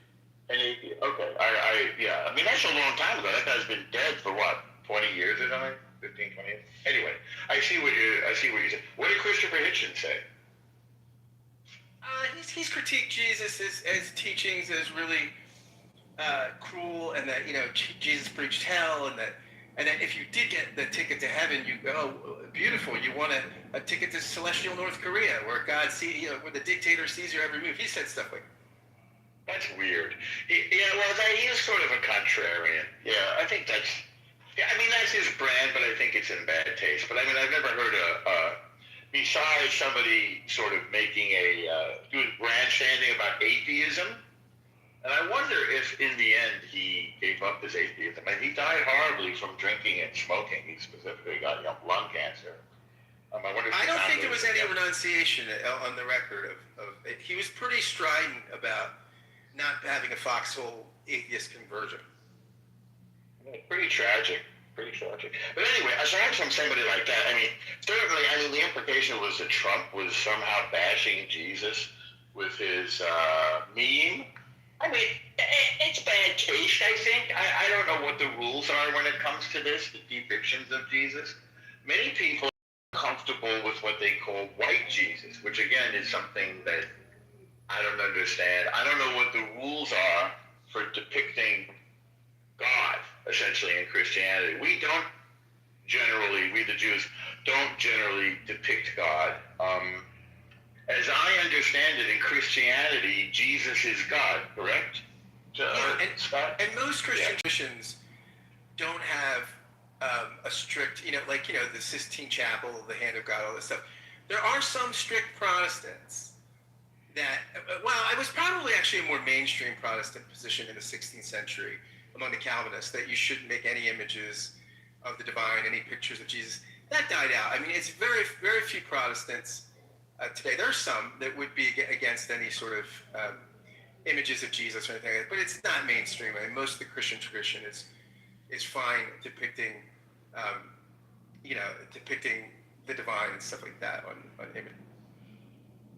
So, I mean, I like the idea, I guess, of Abrahamic religions in that, obviously Christianity adopted the Jewish text or foundational text, the Torah, and re-engineered it and renamed it the Old Testament, which is, I guess, it's nice for them because, as Rambam said, it gives Christians the opportunity to read Torah, and we regard Torah as the blueprint for the universe, metaphorically, broadly speaking, and so it's good for people to read the Torah. The Muslims then, 600 years later, adopted the Jewish text, Torah, and the Christian text, the New Testament, edited it, re-engineered it, and downgraded, as I understand it, Jesus to no longer being God. So that's a big divergence, but rather a prophet, which again is, I guess, an interesting point of contention between Islam and Christianity that doesn't really involve Jews, since Jesus is not a figure for us. The other thing I wanted to speak about is I'm just hearing, and I find this puzzling, I hear just legions of people, from some in the media, which is my profession, lifelong, to those in the clubhouse rooms, tearing their hair and moaning and striking their foreheads about the United States losing one of the most successful campaigns in the United States in allyship in a coalition with Israel, one of the most successful campaigns I think that's ever been fought in military history, with the fewest losses. And the prospects for the future, which are, in my view, that Iran is broken. And we don't even know who's in charge. And there are various parties attempting to seize power there, since the main authority, the religious authority, the supreme leader, is dead and gone. Bye-bye Ayatollah, the supreme leader who engineered terror for decades. Apparently his son is in horrible condition and not really functional. They say he lost a leg. They also said he was gay, which I don't understand. And certainly he hasn't been seen or heard from. In fact, they're parading around like a cardboard cutout of him. And since all the Islamic Revolutionary Genocide Corps leadership has been eliminated, nobody knows really who's in charge. We're negotiating with the Speaker of their parliament, who's sort of a pseudo-parliament. 60 seconds, also, Norm. 60 seconds. Thank you, Steve, and thank you for having me in and arranging this, by the way. Appreciate it. We're negotiating with alleged foreign minister, alleged Speaker of the House in Islamabad, which is puzzling. They're hurting so much in their army that they're recruiting 12-year-olds now and bringing in fighters from Afghanistan and Pakistan. So they're at the end of their rope, and I'm quite certain that Trump, because he is so stubborn, will see this through to the end, which will be even more surrender. They've surrendered greatly, Iran, obviously, by coming to the table with us and giving up all of their demands, and I'm sure they will continue to surrender further. And hopefully we will get somehow a regime change by the Iranian people rising up and taking back their country. Thank you, Norm. And I am not sure how anybody can be certain that Trump would finish anything through to the end, but I like your confidence. And that being said, I'm giving the keys to the jalopy back to your and my uncles. Thank you, Reverend Scott. Is there anybody on stage that has not yet spoken? question, if I may. Royvis, I think, is not spoken. Yeah, Tom. No, Royvis spoke. Tom. Yeah, I don't think Tom. Yeah. Tom did not speak or did? Tom did not speak, but he just disappeared. Okay, well then we will go to. Oh, did he just leave? And I'd like to also point out that Legalist was actually waiting for your return and has left the room. So. Absolutely. Well, Legalist is mentally challenged, and I like to give him grace. Hopefully, everybody else does. And yes, I was listening when he said that when the Reverend Scott said I'd be back in 11 minutes. I am here at 11 minutes on the dime, and he is. Oh, there we go. All right, Legalist. Good. Welcome to the show. I am back for you. You have a fresh 5 starting now. Legalist. Legalist going once. Legalist. Okay, I am back. Go ahead. Yeah, so I'm sorry about that. That's okay, no problem. Yeah, so I was watching his YouTube, right, and about the raccoon. Yes, how about that? Before you go there, we spoke all about it yesterday. Just lay a foundation because I just don't want to repeat. You saw a YouTube about domesticating raccoons. You've been feeding a raccoon, and you not only got bit, you got bit 4 times, so you had to have 4 rabies shots, and you wanted to know about domesticating raccoons. This was at the end of the show yesterday. It's on replay. Essentially, I will summarize with what the Mod Squad said. What the Mod Squad said is basically if you take an adult raccoon, it's going to be impossible to domesticate it. And at best, you can take a baby raccoon at birth, you can raise it, and if you're lucky, you could have a 50% chance of domesticating it, but nobody would advise it. That's pretty much what was said yesterday. Now, if you want to talk more about it, that's fine. I just don't want to repeat what was already said yesterday. Go ahead. Oh, okay. Well, I mean, yeah, because I didn't think you was really trying to listen. So that's why I heard every single word. Well, I mean, some people don't like to listen because they be like, this is a boring conversation. I completely agree with you. There are some people that are some of the biggest idiots on the planet. You are right. No, I said that some people will find what some people talk about on here is boring. Because Benjamin's, had a prayer yesterday. So he was saying that there's a lot of people who raise their children to be stupid, and he was hoping that everybody would take that away or Legalist, my advice for you is that I would not recommend that you repeat what you believe other people say. It's a very difficult task even for me, which is why a lot of the time, rather than repeat word for word what someone else says, I do my best to paraphrase.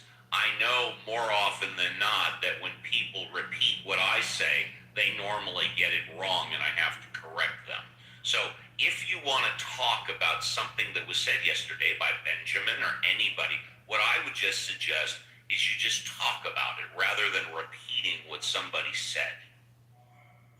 Just talk about it. Well, okay, so what I really wanted to talk about was I'm a skydiver, so I kind of changed my idea about NASA, because so when I go skydiving, I pay attention to the color of the ocean, right? And so the ocean has this, even during dawn, right? It's get this, grayish, not this grayish color, this pale, I don't know, brownish color, but, and so when I look at the Artemis mission, and they take a picture of the planet, I zoom into, the Florida area, to the beach, it changes, you know. So that's why I know, like, you know, they like that's the little attention to detail. They actually changed the color of the ocean to match the whole earth, and I was like, wait a minute, you know, because we know that when we look under the sea, well, the color of the water is like the whole body of water is like actually clear, but it gives you this brown reflection because of you know, the salt water, right? It looks dark, but it's really not dark because the further you go up, it's like gray. So that's how I know, like that's how I know for a fact that the Artemis mission was fake. You know, because if you don't pay attention to these little details, let me ask you. Let me ask you. Do you think the Earth is flat? No. Like, and do you ever think we landed on the moon? No, we didn't land on the moon by that. Okay, we didn't land on the moon. Do you think we went around the moon? Came back? No, we didn't even do that. That was done in the studio. I mean, because... Do you think all of the Apollo missions were done in the studio? Yes. And what about the International Space Station? Is it really up there, or is that the studio also? Yeah, that's in the studio. Okay. So we've never had a spaceship or astronauts that have gone into outer space in your opinion, correct? Well, I mean, we had rocket ships that we shot in the sky. Have we ever had human beings that have gone into space? That's my question. I mean, we did have people go into, like, above space and came back down, but nobody never landed on the moon. Gotcha. Okay, fair enough. Okay, you got it. You got about a minute left. Go ahead. Yeah, I want to show you the color of the ocean, and like I'm putting it in my PTR. Yeah, you're more than welcome to. Thank you very much for your contributions. I appreciate that. We've got 22 minutes left, and I believe somebody wanted to speak. Paul, I see you on mute. Yeah. Yes, Paul. Sure, go ahead, Paul. These people that stated that they didn't go up to the moon and that flat Earth, they would be happy if the rocket exploded in midair. That's all I have to. Thank you very much for that, Paul. Let's see. Would any? Okay. Let's go to the mod squad. Would anybody on the mod squad like to speak? Unmute and say your first name, or you can just wait till we have the closing thoughts. Uncle Steve, I'll say something. Yes, please do. And then I posted something in the Jumbotron I wanted to comment on. Go ahead, Reverend. Well, our president has just said that he's going to blow up the entirety of Iran, going to blow up the whole country. So there you go. That's the great deal maker. Is that this morning? Yeah. That was late last night. That was late last night, probably in response to them taking control and closing the strait, right? Yeah, so he said, I will blow up the whole country. This is in the Express. This is the sources. I can put this is a UK page. No, I know. If I can put it in the...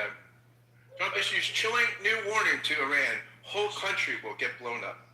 So. If they don't reopen the strait. Right. Yeah, so it's not he's going to do it. It's that he's basically...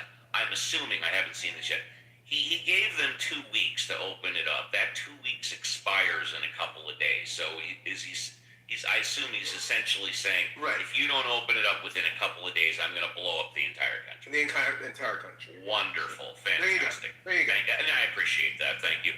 I posted on the Jumbotron another Pew Research study from this month. Americans increasingly view Donald Trump as not religious. 70% of U.S. adults say Trump is not to or not at all religious, up from 62% in 2024.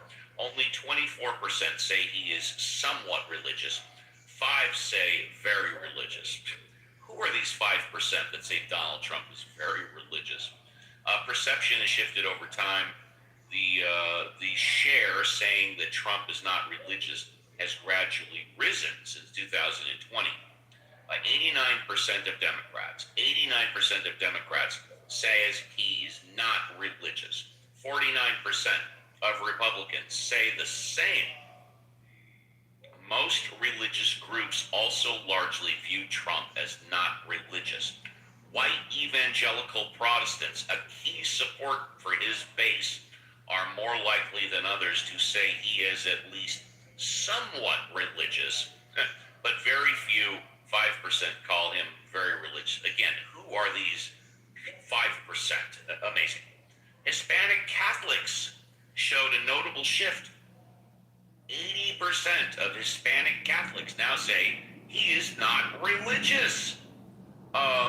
Even though many Americans don't see Trump as personally religious, some supporters, especially Republicans and evangelicals, still believe he defends their religious values. Overall, only about 1 in 5 Americans say he strongly represents people with their religious beliefs. That is from the Pew Research Center, our gold standard here at Ask the Atheist with the Mod Squad. I've put the link at the top. You can check that for yourself. New on stage is Jason. Jason, good morning. Welcome back to the show. You get a fresh 5 starting now. Jason. Well, yeah, it may not take a whole 5 minutes, but I just want to say that's an interesting finding, right? And it shows you politics is really about, it's not about ideals or whatever, it's about your alternatives. And I'm sure that for evangelicals, Trump is basically their best option right now. So, he supports the religion more than alternatives that are available to them. And it does make me wonder about how we can get more alternatives out there in the political sphere than we have. Yeah, I think politics is perception. You know, there's an old cliche, perception is reality.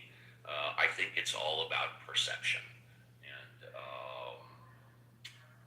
And any further thoughts, or did you just want to come up and do that contribution? That's all that I want to say right now. I appreciate that. Thank you. If you're in the audience and you want to come up, you got about 5 minutes to do it because we have our closing thoughts. End of Times Dave is here. End of Times Dave, good morning. Welcome back to the show. You have a fresh 5 starting now. Yes. So when I follow Israel influencer, they say Benjamin Netanyahu is not religious. Right? They classify him as not religious, and yet he always quote Bible, talk about Bible. But among the Jews in Israel, they think he's not religious.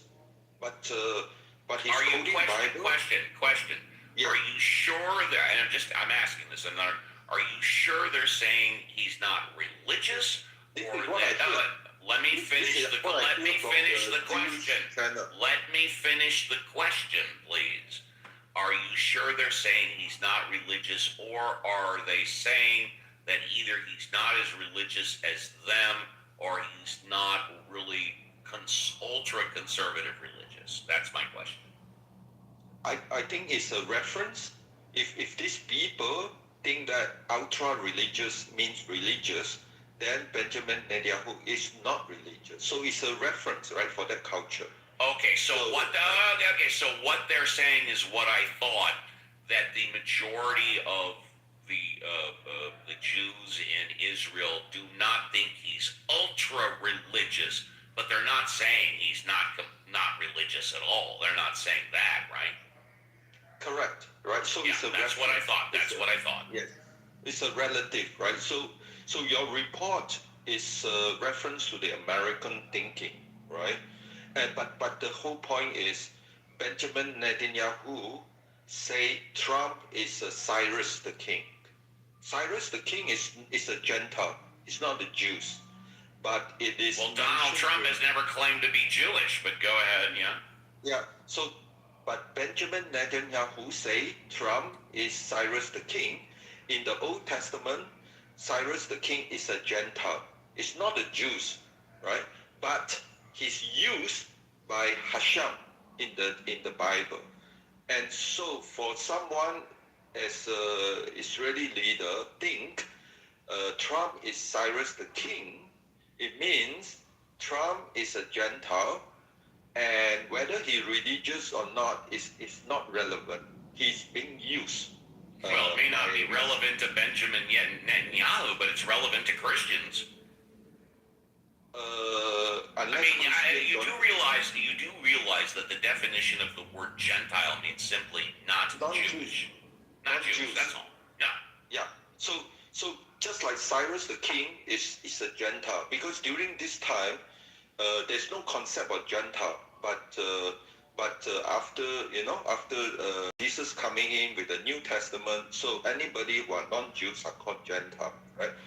But the classification is this: even when Abraham make a covenant with the Jews that your descendant blah blah blah will be million or what, the non-descendant are called Gentile. But the whole point is, according to Hashem, if you are non-Gentile and you are cited in Bible, right? It's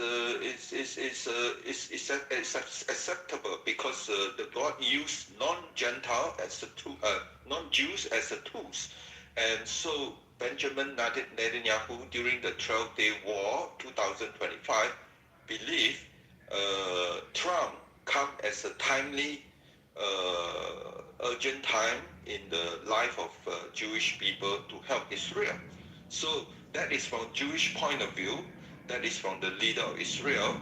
And whether the Christian or your survey think he's not is the perspective. But from Hashem point of view, he's being used.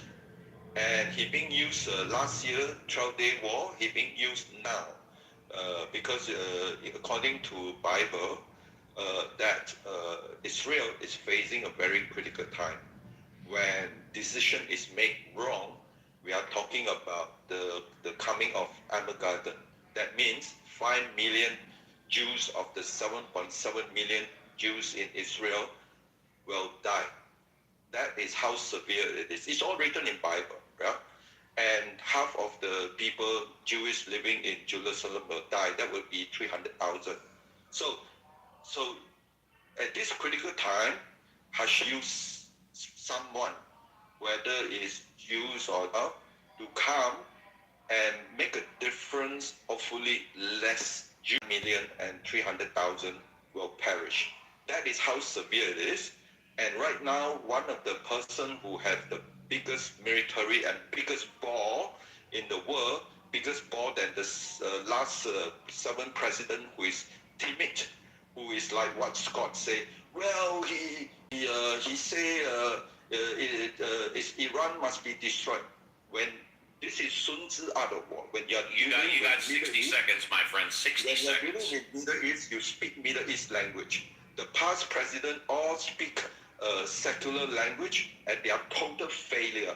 They fail in Sun Tzu out of war, the wisdom of Sun Tzu out of war.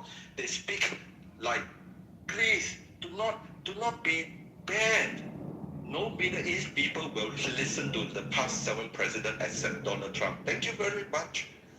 Thank you, first class escort to the VIP. Housekeeping issue, mods, don't bring anybody else up because we got our closing thoughts and burning desires. One comment. I think one of the biggest mistakes, if not the biggest mistake in Trump's presidency, in both of them, happened about a week or so ago, and that is when he attacked the Pope. The conflict between Pope Leo and Donald Trump has intensified over the war with Iran. Now, ever since I've been alive, popes have always advocated against war, regardless of who's right or who's wrong. I don't know a pope that's ever endorsed a war continuing. The Pope has repeatedly condemned war, saying religion must never justify violence.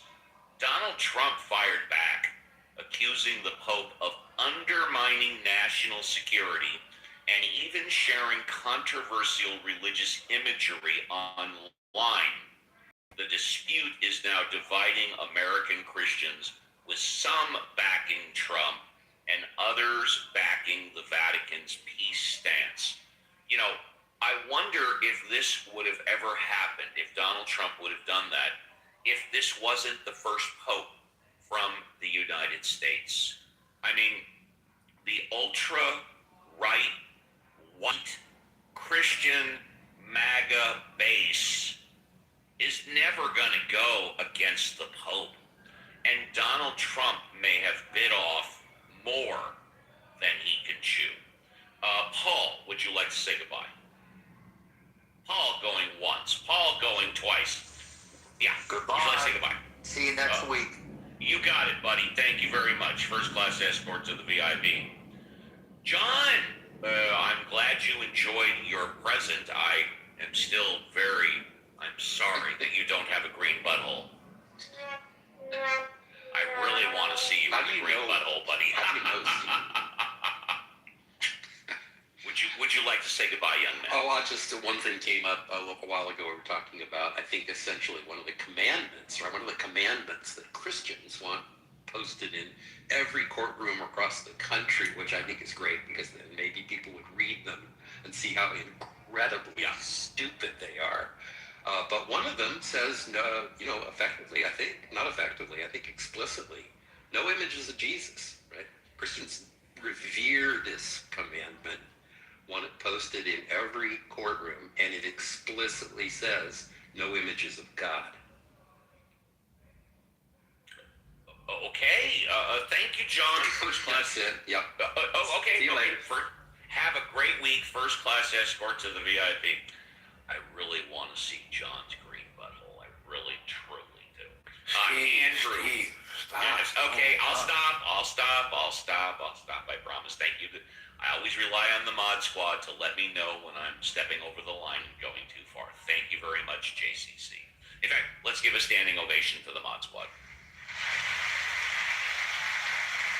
The mod squad keeps yours truly in check. Andrew, our good neighbor to the north, would you like to say goodbye? Yeah, a couple things. First off, for John, if he's still in the room, I know you sent him to the VIP, but he may have fled. But if he hasn't, I think you might want to look to the recent election in Hungary for some thread of hope for a democracy that had been under attack for 16 years. And as long as people had the ability to vote, and that place was gerrymandered, that place was fixed, and yet the people still rose to defeat Viktor Orban. So there is some hope there, maybe, John. Slight, though it may be, but don't bank on it. But when you're drowning, any straw will do. And also, I wanted to ask Scott, because we were in a room together last night on X, and all of a sudden the room ended, and I wasn't sure if it ended or if I lost my communications at this end, because Gary was coming around to ask about a certain anti-Semitic remark made by the room didn't. It must have been your tech on your end, because it was concluded officially. Okay, because I tried to get back in and it wouldn't let me. So anyway, all right, thanks, appreciate it, and goodbye, everybody. Yes, Andrew, thank you. First class escort to the VIP. Benjamin, would you like to say goodbye? Yeah, Benjamin, yeah. Always nice to say goodbye. Maybe I should say goodbye in a prayer again to our loving, God-killing Creator. Wishing you all obeisance. But really, wishing that God would bless and keep those of us who need it most, those of us whose minds are not in fettle, as they say.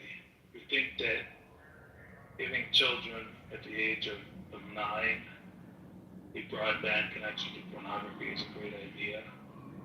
We wish God would bless these people and watch over them, look both ways for them before they cross the street, because they need it. People who are suffering from the deep and despondent case of itis.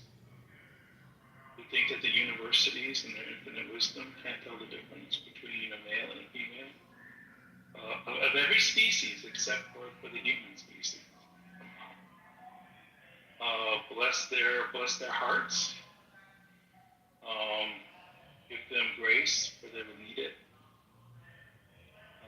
I would like a chance, to read over this article with Scott, so I asked Scott to guide his heart and mind while he reads David Brooks' article, How the Ivy League Broke America. Important reading for Scott Jones to do. And I want to, again, reach out with God's blessing to the parents who think they can teach their children that it is good and righteous and ordered to kill other people's children or to worship a God who kills other people's children, and think that somehow they will live in a peaceful world. I really want to request the special gift that God can give only to people whose minds cannot provide for themselves. A little picture, a window into the reality of that situation. And to bless Scott too, while he tries to hold so many contradictory views at the same time. He's running out of hands to do it with. That would be my prayer for this week. Ben, thank you. First class escort to the VIP. And now we go to the mods who do not get first class escorts to the VIP. They have to stay on stage and do the heavy lifting. Matt, thanks again for the finance report. Would you like to say goodbye? Matt. Yeah, just a couple of thoughts for people that occasionally disagree with me. But to something John said earlier, he was amazed at how hopeful I was. I think I'm hopeful because I interact with a lot of different people. What I think are a ton of good Republicans, a ton of good Democrats. I have some crazy liberal friends. I have some crazy conservative friends. And all of the stuff we see online, I don't get from them. Nobody wants conflict. Nobody thinks Trump is going to do a third term. Nobody would be okay with a Germany 33 moment, as John puts it. And so I understand why he thinks we're there, but the evidence on the ground for me just disagrees. I just don't see it, and so I choose to believe in what I do see.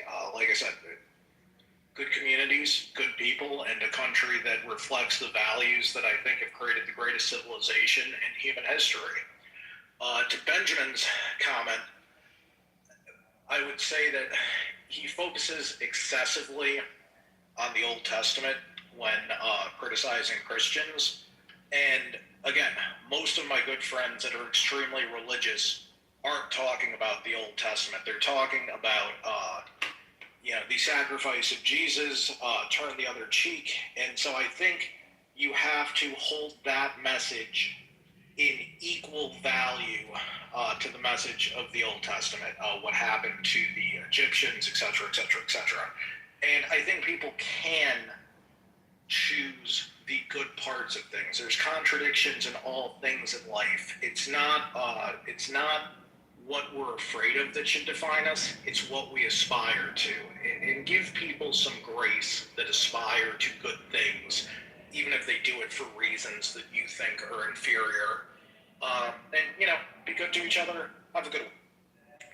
Yes, thank you very much. And for those that think that democracy is coming to an end of times, Dave, the world is coming to an end, I've been saying forever that this is the time where our democracy is going to shine.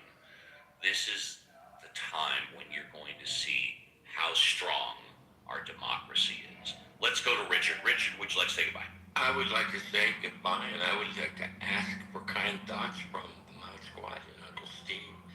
I'm going through a little bit of a rough spell, but I don't want to go into it. It's just I need support, and I know I will get it. Thank you. Absolutely, and you can call me anytime you want. Let's go to JCC. JCC, would you like to say goodbye? Of course, and first and foremost, Richard, No matter how rough this spot may be, you have friends that you can talk to about this rough spot. Hopefully, the talking can help you get through it, because eventually we all get over these spots. Yeah, goodbye everybody. Enjoy the rest of your Sunday. I'm happy for those who believe in God, but just don't tell us that we're wrong for not believing in God. Thank you. Thank you, JCC. Let's go to Violet. Violet, would you like to say goodbye? Yeah, I also want to say to Richard, I will put light around you at heart, as I say to my friends when they are in a tough spot. And like JCC said, this too shall pass, so I hope we can help. Secondly, I'd like to say I was very much with you about that 5% of people who believe Trump is truly religious. I have never believed that he was anything that he's saying. He seems very much like what I've heard referred to in psychology as what used to be called like a chimera syndrome, where you just, be whatever you think people want you to be to get what you want. I think they might call it like mirroring behavior now. They might have changed the terminology. I think they call it lying, but please continue, yes. Right. Well, but to me, he is clearly a chimera, which is from ancient Greece, a creature that could shift its skin to mimic what you needed to see. But I have always seen him as somebody who's going to put on whatever face he thinks is going to get him what he wants. So anyway, I hope everybody has a wonderful week. I have had a wonderful time here on the show, and bye for now. And let's see, next up is Alfonso. Would you like to say goodbye? Alfonso. He might be with the Fam Bam. There we go. Would you like to say goodbye? Sure. Yeah, thanks for the show today. Richard, I'm here for you. I think that's one of the things that people know about me. I like to support people in these times. I have been through, do not hesitate to reach out. People are happy to listen to you and just be really do this thing. In terms of the whole situation of the U.S., the world, I don't think we're quite Nazi Germany yet. I think Trump would thrive in that environment. He doesn't have the charisma, the intelligence, the passion, and the belief, the high level of conviction to lead a country the way Hitler did. He's interested in money, that's it. He would, I think, happily give up. Well, he's also a narcissist, so he wants to take power, but his main driving force is his ego, and more than that, probably money. Money just drives his actions, everything that he does.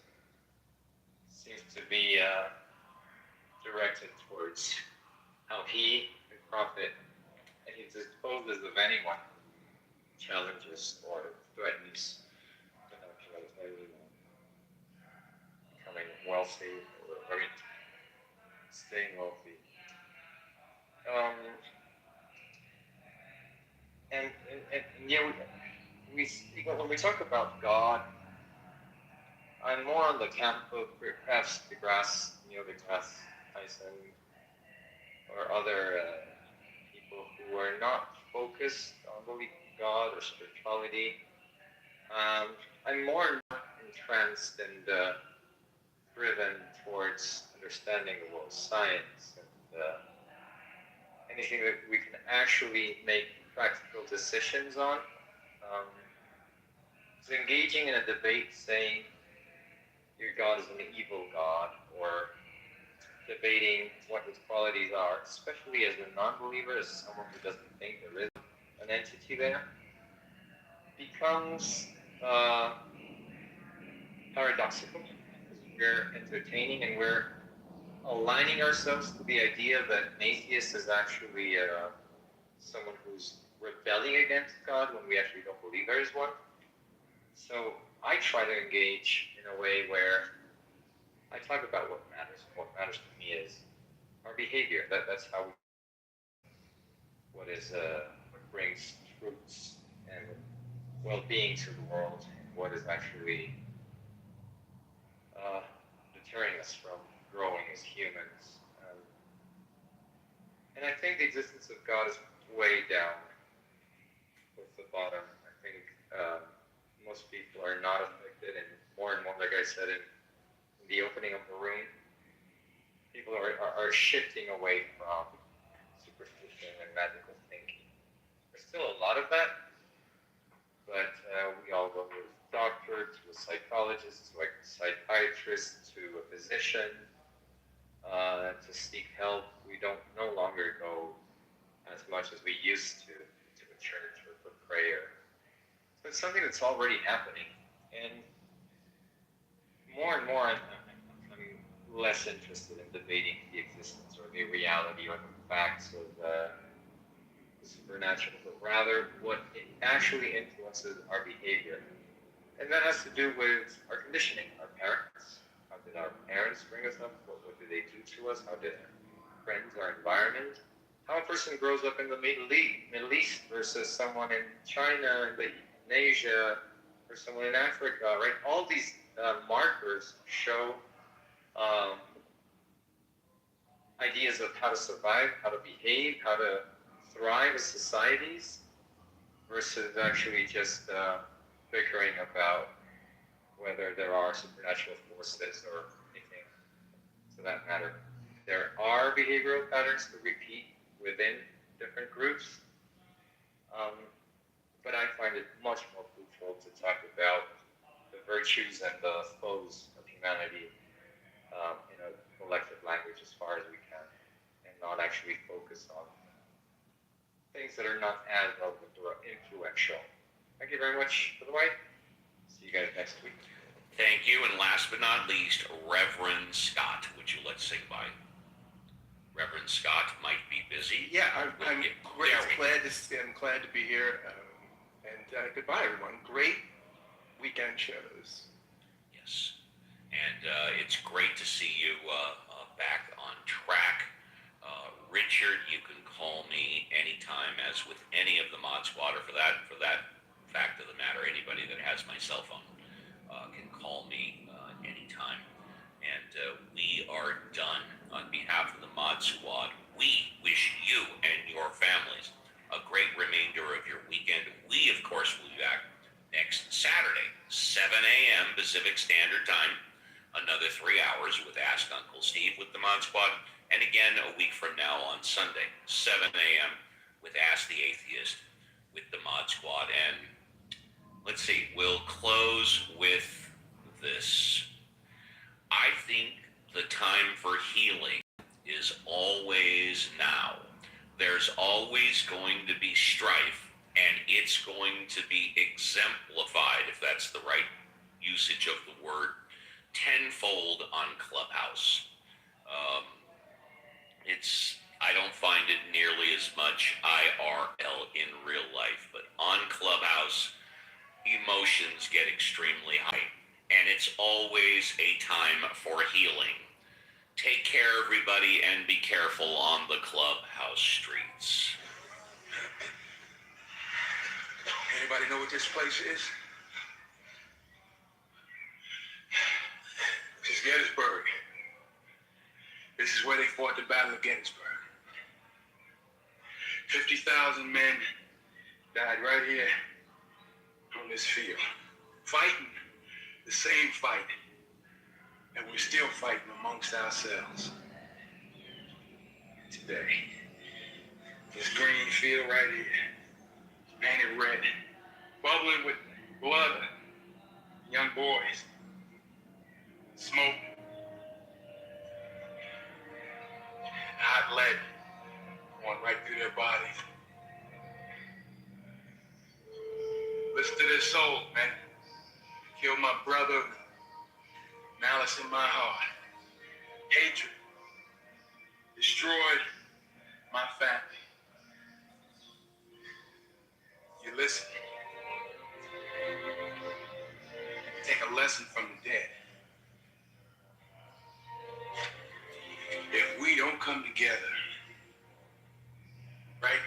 this hollow ground, we too will be destroyed. Just like they were. I don't care if you like each other or not, but you will respect each other. And maybe, I don't know, maybe you won't ever play this game like me.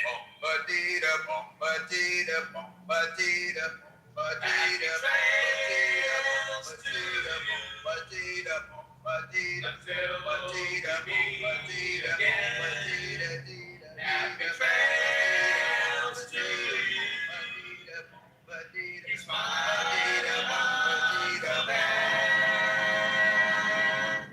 who cares about the clouds when we're together? Just sing a song and think about sunny weather.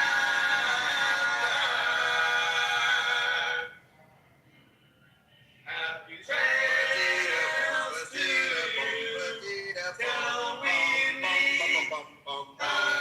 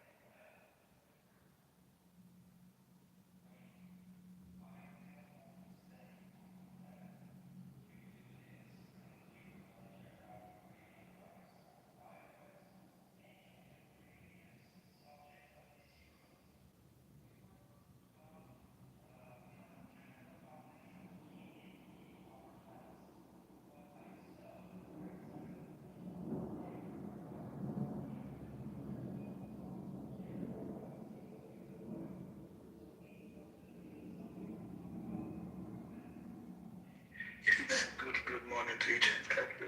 Good morning from I'm not. Good morning from Tallahassee, Florida. I was about to say good morning from Ghana.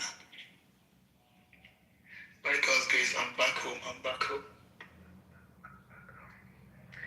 By the grace of God, God bless each and everyone for joining.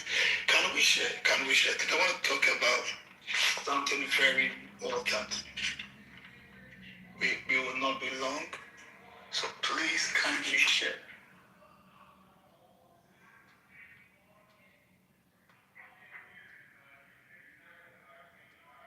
Francine, your video is very blurry.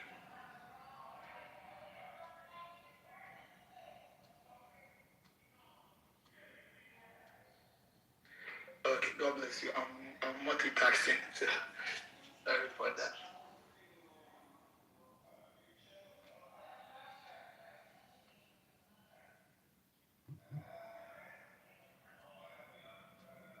Thank you, Jesus.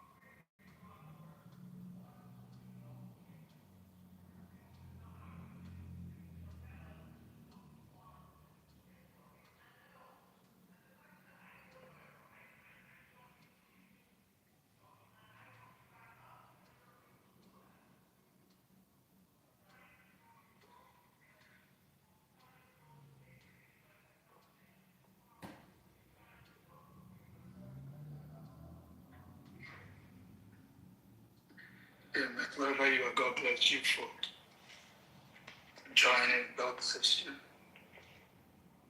Let's thank God for the gift of life for the next 1 to 3 minutes. Thank God for His goodness. Thank God for His favor. Thank God for His blessings upon your life. Father, we thank you, Father. We honor you, Kado Shadabaka. Thank you, Jesus. Thank you, Jesus. We thank you for the gift of life. We thank you for your mercy. We thank you for your faithfulness. We thank you, Lord. We thank you for good health. Thank you for financial breakthrough. We thank you for all the miracles. Thank you, Jesus. Yes, Lord. Hallelujah. We worship you, Lord Jesus. Thank you, Jesus. Thank you, Jesus. We thank you, Jesus. Thank you, Lord Jesus. We thank you, Jesus. We are grateful, Lord Jesus. We are grateful,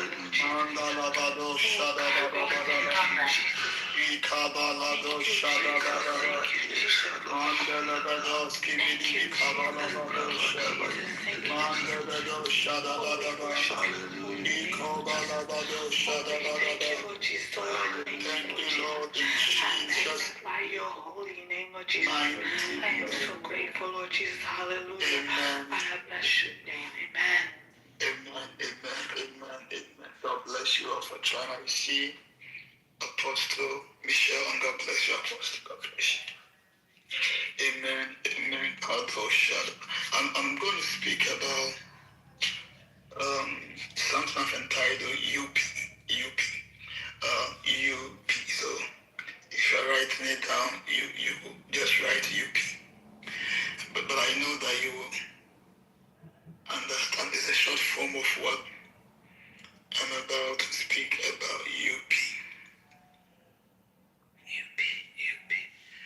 Kabalado Shadaba. Mandelebedo Skibidi Kabalado Shadaba. Thank you, Jesus. Thank you, Jesus. UP. Someone will say up, right? So talking about UP, I'm talking about universal principles. Universal principles. Shut up, guys. Hold on a minute from the place. Hold on. I'm doing something, so can't fancy me. Hold on, guys. Can you guys hear the sound? You can't hear, right? Yes, we can hear. Oh, okay, let me. Just a minute.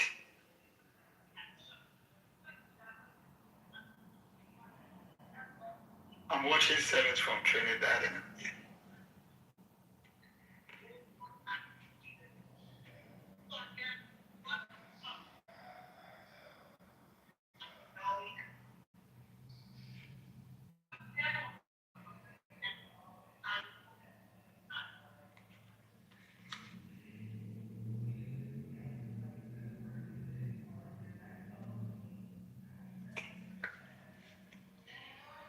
I'm good. UP, universal principles. Oh, can somebody share? Let's for the next 1 minute share and let me share mine. I've not shared today.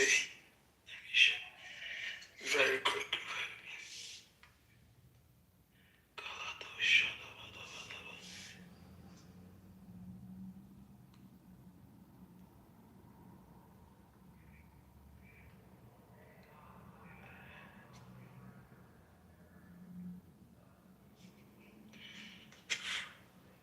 Child of God,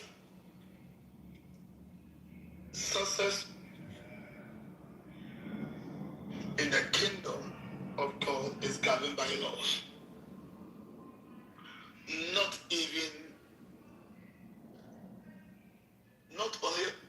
only about the kingdom of God, but success in general is governed by a universal principle. There are principles that govern success.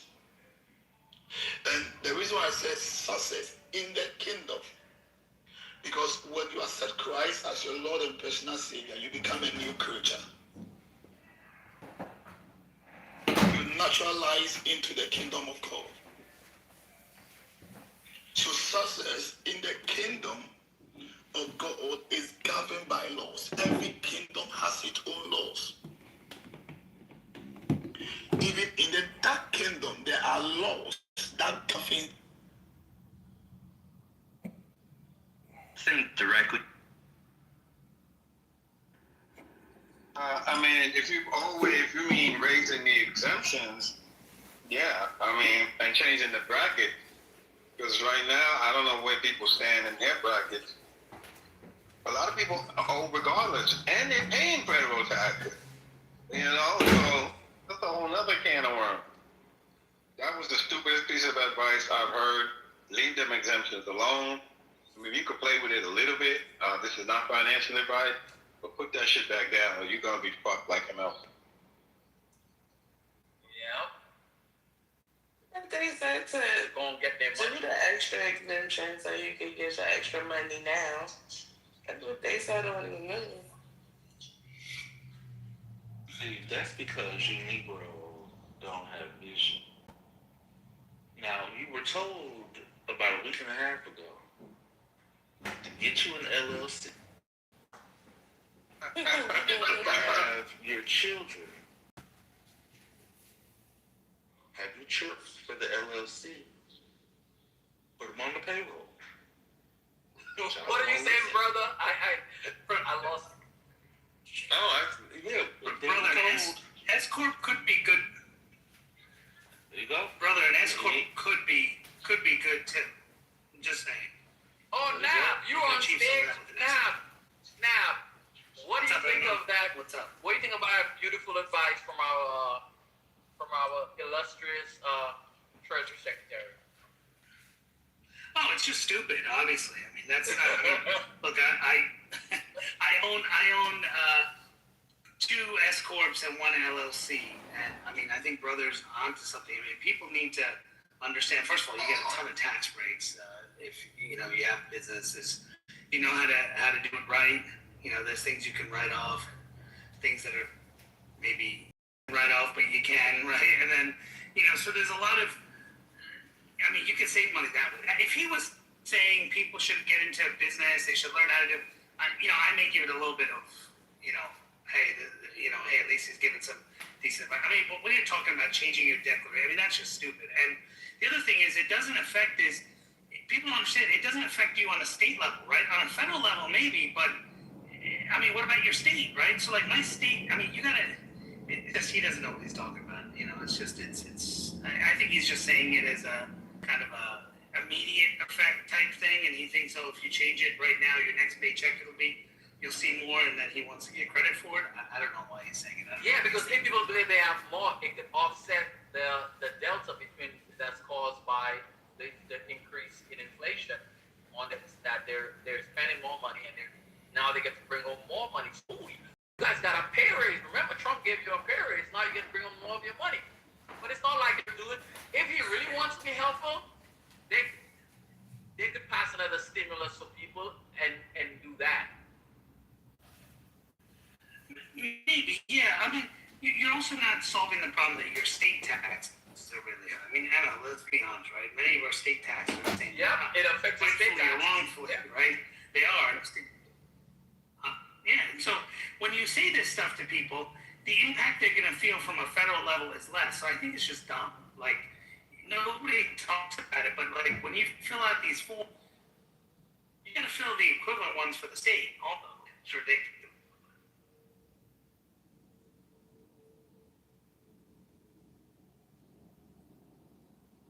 Well, he is the most. Hey, remember, Trump hires the best people, but I think this guy's the worst treasury secretary we've ever had. The amount of cabbages come from his mouth, it's ridiculous. Trump should fire him next.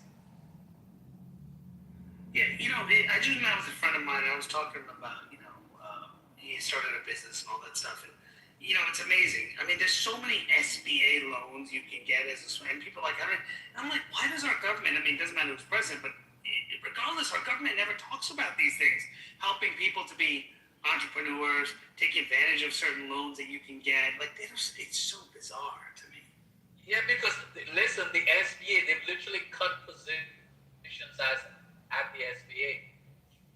And if you want Americans to be entrepreneurs, especially in this current onslaught of AI, and it's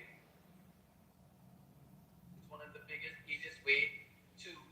I mean, you all know that small businesses is the backbone of the American economy, and yet Trump's supposed to be this businessman, but he hasn't really passed any legislation to actually spur small business, especially the fact that right now we need a lot of companies to build AI, and Trump is not investing in training programs for electricians, HVAC technicians, and the people who want to have to build that infrastructure. There should be grants going out to colleges to develop programs so we could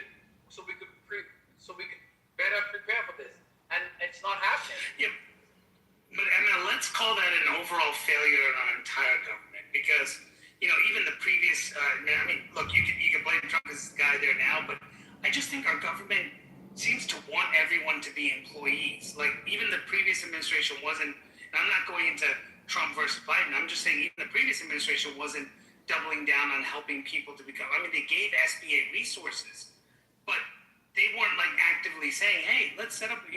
Let's help you set up a business." They weren't like advertising it. It's almost like you want everyone to be an employee. It's Give Americans what is the SBA requirement? It's good credit, and if you have 10%, you could cash 10%. You could buy a business. Easiest way to get an SBA loan is to buy a business, and if you have 10% off the cost of that business, SBA would finance the 90% if you got good credit, if you got good personal credit. And a lot of Americans don't know that. It's not even good credit. And the credit's not even that great. You have a 640 with the SBA. Exactly. I was about to say that.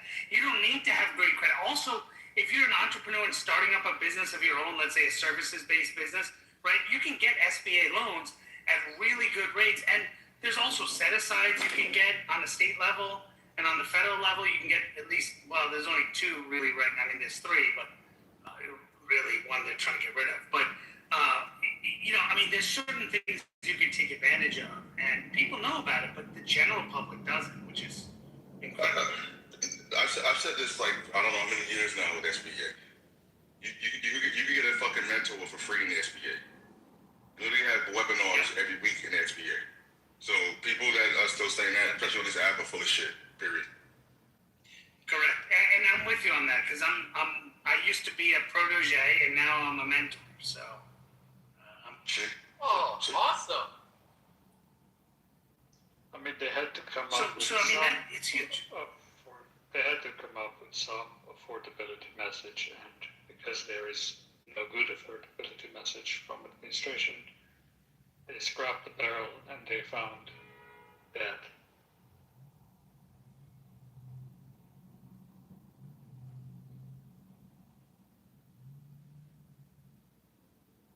the whole point of the you're probably right. Like you don't have to wait until tax day. You can feel the effects of the policy now.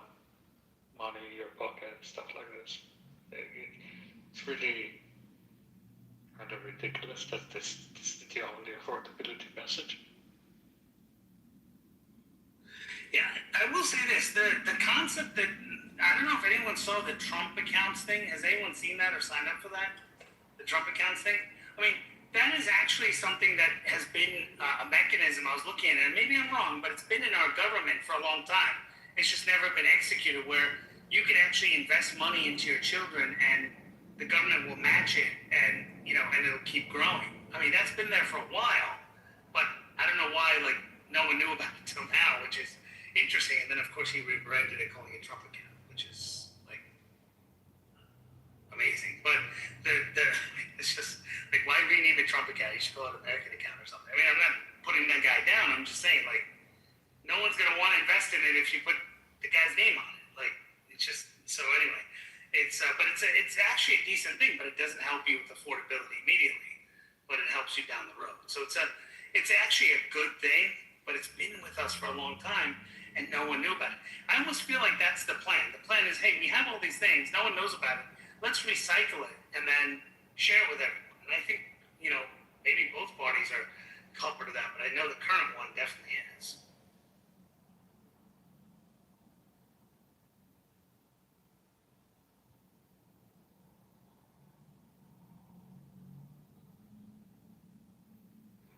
And good to see you, neoliberal. I didn't see it before.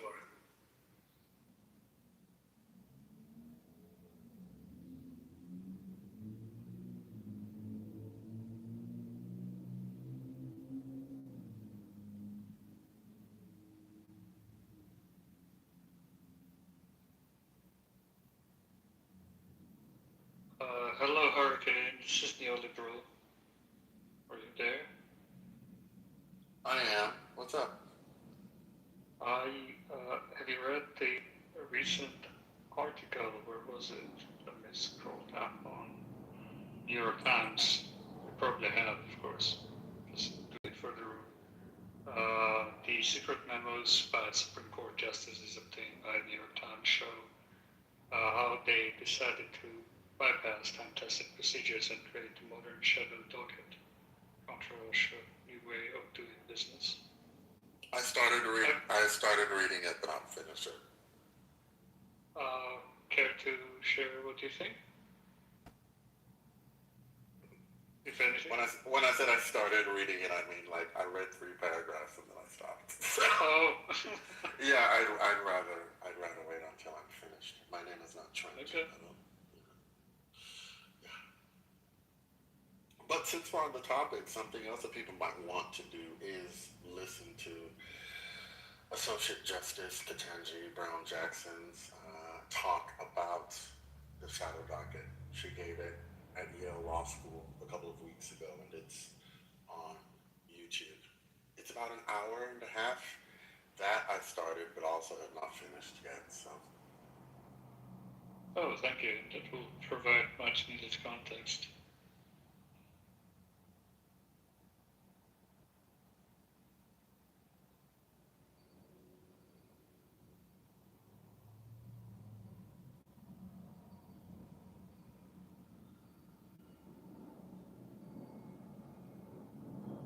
Oh, is the room dead? Oh, shit. Thank you, Emma.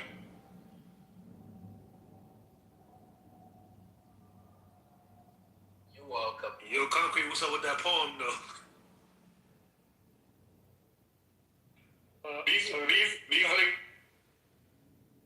Sorry, Concrete, just a quick question to Hurricane. Is that James A. Thomas lecture? Is it that one? Let me check. Yale? Yes, it was, like I said, it was, she gave it a couple of weeks ago, so if the video that you're looking at was posted, yeah, James A. Thomas lecture, yes. Yeah, thank you. I'll put it in the 4 chat days if ago. anybody- Yeah.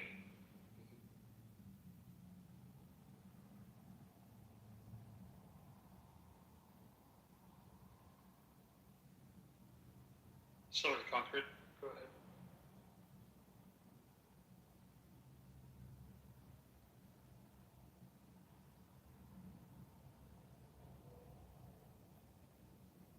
No, I'm working in my yard now. I'm not ready for any poetry right now. Maybe later I'll be in the mood. But if anybody else wants to read it, is First They Came For by oh, we know that poem. It's famous. Yeah, you need to be reminded of it because you seem to have forgotten it. You seem to have forgotten it. Yeah, that's the problem. You've forgotten the wisdom of the past. Well, well, guess what? You're the only one left, and no one's gonna come for you. What else? What? Are you? So you're cynical now. You've been hurt so long and so bad as a black man. You are so cynical to the point. Wait a second. I thought you said that you had yard work. You have yard work to do. Why are you still talking? Hurricane, don't you want to hear the poem? Yeah, I'll do both. He knows the poem. He know the poem. He just doesn't want to see the poem and his behavior. You get what I'm saying? Like MJ, I'm blocking you, just so you know. No, when you see You're a yourself, fucking minute. when you see yourself for the wretchedness that you are, you don't want to acknowledge it. That's what it is. Concrete brother, you better be careful out there doing the yard work. They might mistake you for a head.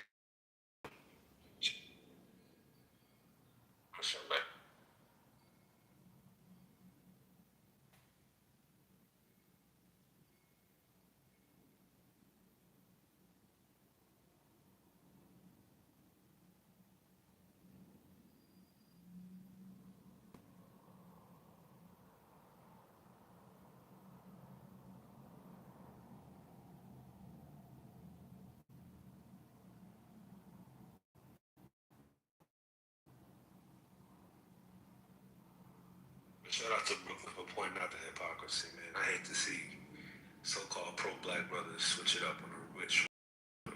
That shit bothers me as well. Shit bothers me, bro. Why does it bother you? You saying TC is pro-black now? No. I was like, Who switched it up? Very anti-black. Sweden ambassador. And then like, come on, bro. Ambassador? Don't be switching it up. She said, yeah, they was in the room. You mean my room? No, I think she said GA. Oh, I thought it was ambassador. Oh. See, what happens when y'all decide to resurrect old beef because you want to make content and you start putting people in it who don't even belong in it? Ambassador, I ain't no problem with it. I thought she said ambassador was in here. Maybe she did, but I didn't see a. No, she listed ambassador. There's a few different people. Totem pole. What room is this? Yeah, totem pole, supposed pro-black ass Indian totem. Motherfuckers, bro. I didn't hear her say ambassador. What, they having a good nigga room? See, we protect our favorite pseudos. I respect that, though. I respect. Man, those No, I also went over there and I didn't see him on the stage either. But Grant Cardone wasn't there either, so I don't know if people left. Those fools always act a fool around Frank. Is the good nigga room still going on right now? Is it still going on right now? Yeah, Ambassador is over there. He's on the stage right now. He's been on the stage. Oh, damn. Total Is he modded? All the people that she named are on the stage and still there. Grant Cardone is not there anymore though. It's just TC and some other people. I'm about to go over there. I don't see ambassador. He's there. He's on the stage. What's in the room? Totem pole, Khaleesi. No ambassador.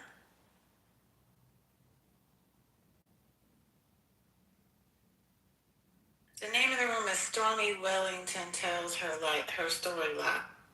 Oh, okay. Appreciate it.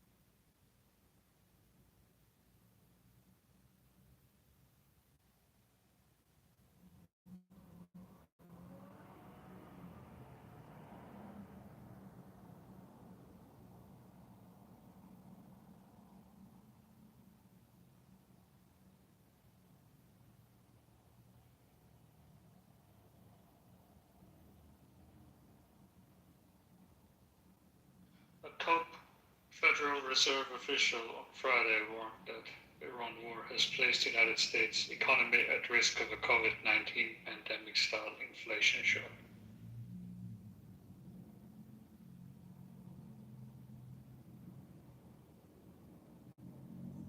Trump, that Federal Reserve is about to be fired because he's not pro-America during the time of war.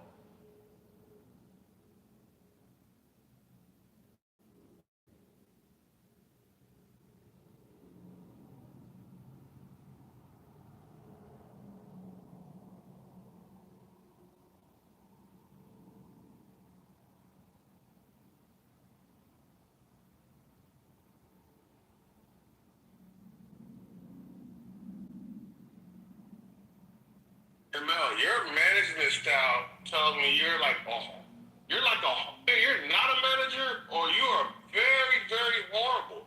All it is, you can only operate where people are required to obey you. That's the problem.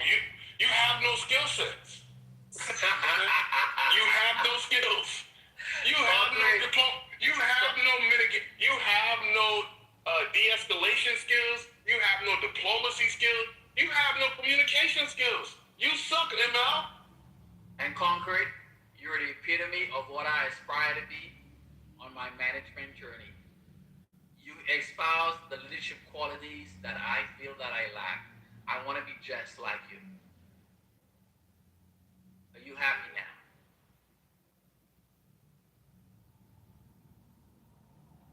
Brother, any good manager knows that a high moral compass is paramount to the mission because we understand how much humans are attuned to fairness or unfairness, right? And how that undermines the entire mission. And the fact that you haven't learned that during your august career in America's greatest fighting force is telling. It's sad.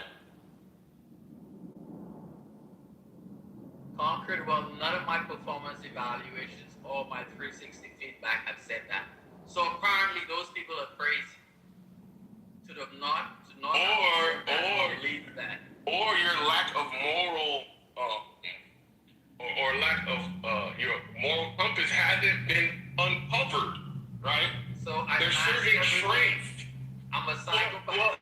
Well, you might have benefited from an environment that doesn't expose your moral failings, right? And maybe it even rewards it, right? Going along to get along and working within the system and keeping everybody happy and subjugating your moral code and ethics to the political environment. You're used to that. I get it. Now I'm a horrible manager, I'm a horrible boss, and now I was able to be successful in an environment because the environment is conducive to certain traits that you think that's negative. Yes, but yes, I was yes. successful. Yes. It's very Ouroboros, right? Ouroboros. You know the snake that eats itself? You know the snake that eats itself? That's corporate America.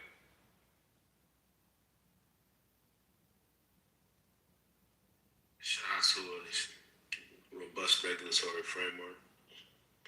Keeps corporate America from eating itself. Yeah. All you laissez-faire capitalists make me sick.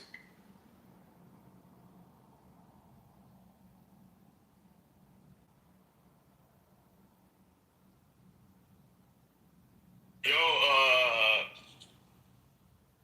Neo, what do you think about BlackRock recently saying that it's a risk-on environment?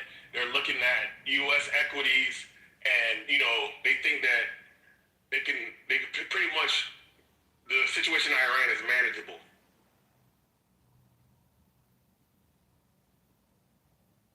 I don't know. I haven't seen that. Possibly. They say it's manageable in the sense of what, concrete? Like 6 days ago, a week ago? Something Yeah. like that? A recent report from their research.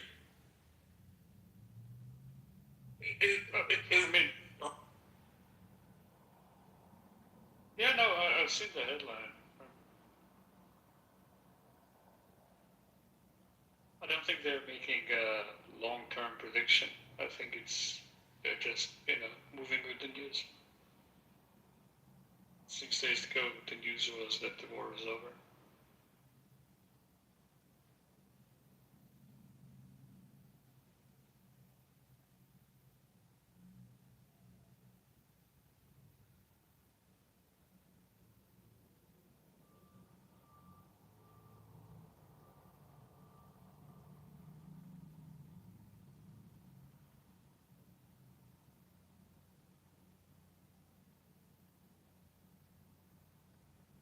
I just posted a link. You can see it. It's a short report. Lot of bullet points you should be able to get through. Concrete, as part of my mod duties, one of my favorite Google contributors have said that your mic is too loud. Could you please turn it down, please?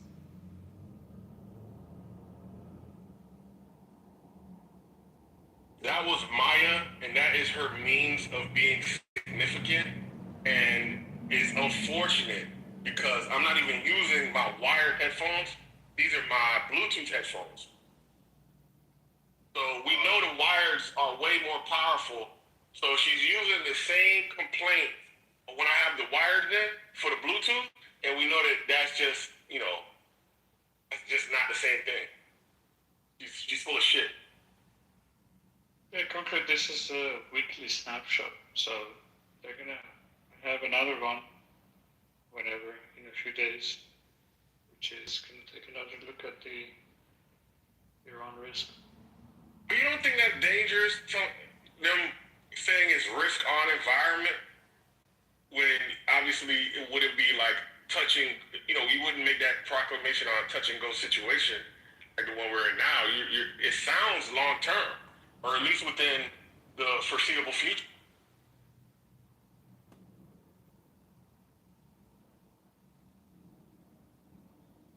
I mean, I don't know. It is a risk on environment. Is it? The Fed official said that inflation could be COVID-like today. Yeah, make it risk on. Right. They've already. That's bad. Risk on. Well, I guess. So if you say risk on and you move into U.S. equities, inflation goes up. With that, interest rates should go up. Interest rates go up. Debt becomes more expensive. Refinancing become less likely.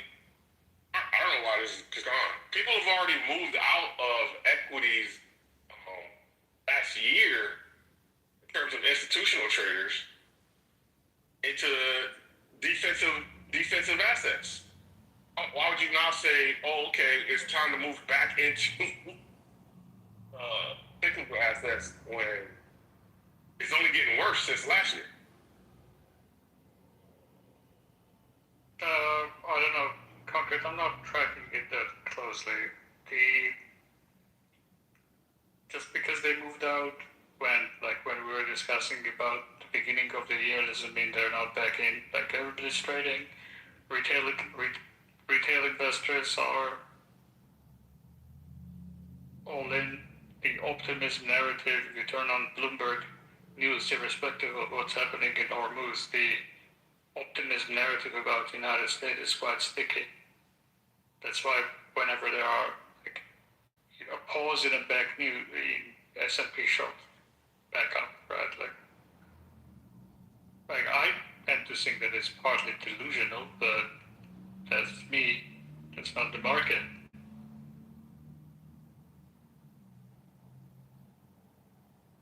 Like I definitely think the risk and commodity analysts, a lot of them, and the Fed on inflation, I don't think that those risks are adequately priced in the market. But again, if you turn on Bloomberg, they're talking about yesterday they were talking about possibility of United States and Iran together demining Strait of Hormuz and trading on bullshit news of Trump suggesting that without any factual basis. Look, retail investors and net worth individual, they can all be like delusional. Do you think delusion extends into the realm of the BlackRocks of the world? Because that would be insane. Of course it does. They're the smartest people in the world. Well, there's certain things is no matter how do you price Donald Trump? Like, there are certain things that are not reducible to, quantitative, informed decision making. It's just, at the end of the day, it's just a bet. Like, whether the United States is gonna get through this, right? Not get through this. And I don't think there is anybody going short the United States. That's just not a profitable bet. It might diversify to which a lot of people are doing, sure, but there is not a lot of sources for destination for diversification. No, I hear what you're saying. So after you've done enough analysis or a lot of analysis, you've got to make a decision. And your decision should be something that you believe in. So I see where the delusion comes in. But I don't know.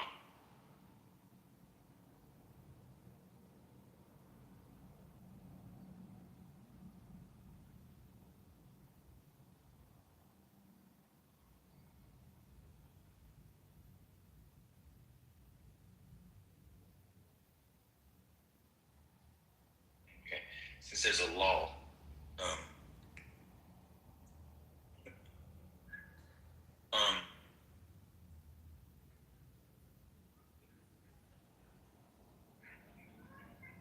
I heard you guys say investing. You said retail investors.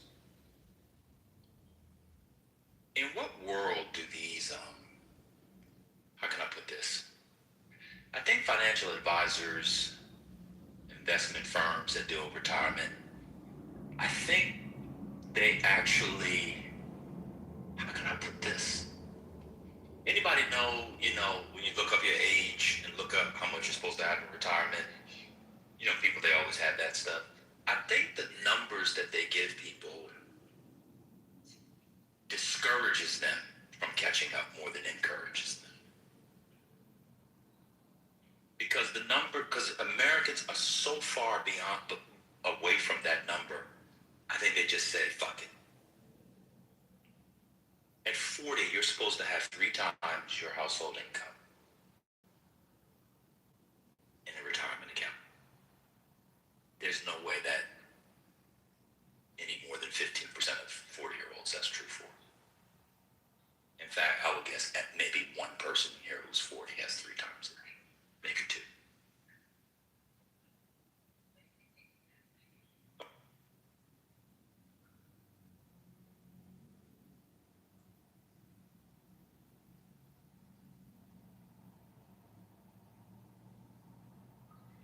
Silence lets me know I was correct. Yeah, you're basically saying the old models have been broken, and so when the old models are broken, right, that they don't apply to this current environment, what do you do? Oh, no. Go ahead, my bad. No, yeah. What do you do? Yeah, that's what I was saying. I don't know, and I feel like the old models are so broken that it just paralyzes people. And they say, I'm going to just get it in crypto, or I'm going to get it, ETFing, and they end up just going on vacation. Like, I was looking at some of these numbers. Hold on, let me see. The average, the median retirement for a person 40 years old is, what did it say here? $156,000. Dang. What the fuck you gonna do with $156,000 in retirement if you're 40? Say you triple it, so they give you $450,000. What are you gonna do with $450,000 in retirement when you're 70 years old? You're gonna have to move to the Philippines. Yeah, that's exactly what it is. That's why But isn't that it's broken, or like people just can't stick to the discipline of it in the climate? Well, MJ, they were talking about 2 things. They're saying that if you majority of Americans do not contribute the max, that like Trent said the other day, he's going to stop these contributions. Like, what the fuck? And Americans do not contribute the max. Even those over 50 do not even do the catch-up amounts of the 7 to 8K. They can add addition because of inflation and their salaries did not keep up with inflation. They actually have to use that money to live off on because they're living their life. And that's the thing about it. There's a current going into the future. Like, people don't have pensions anymore. They 401ks, the only, and plus Social Security is the only money they can look forward in retirement. And what God was saying, it's really bad for like the people in their 40s, their early 40s right now. Like, they haven't just put enough money. And the only way that some of them are actually trying to make work now, those in their 60s, is to move overseas into a lower cost area. Because they kind of do it in America. You talked to Obama, Emma? Yeah, you guys talked to Obama? Yeah, I haven't talked to Obama in a while. Yeah, he's like a young dude. He's people don't know, but we're actually very personally connected. Yeah, he's a fire guy. Yeah, he's a fire guy. I think that's gonna be it. Like, you're gonna have your fire. These people are really making, like, really stacking millions, really retiring at 50. You know what I'm saying? I think people are just there's going to be a wave of watching that actual success and people saying, you know what, fuck it.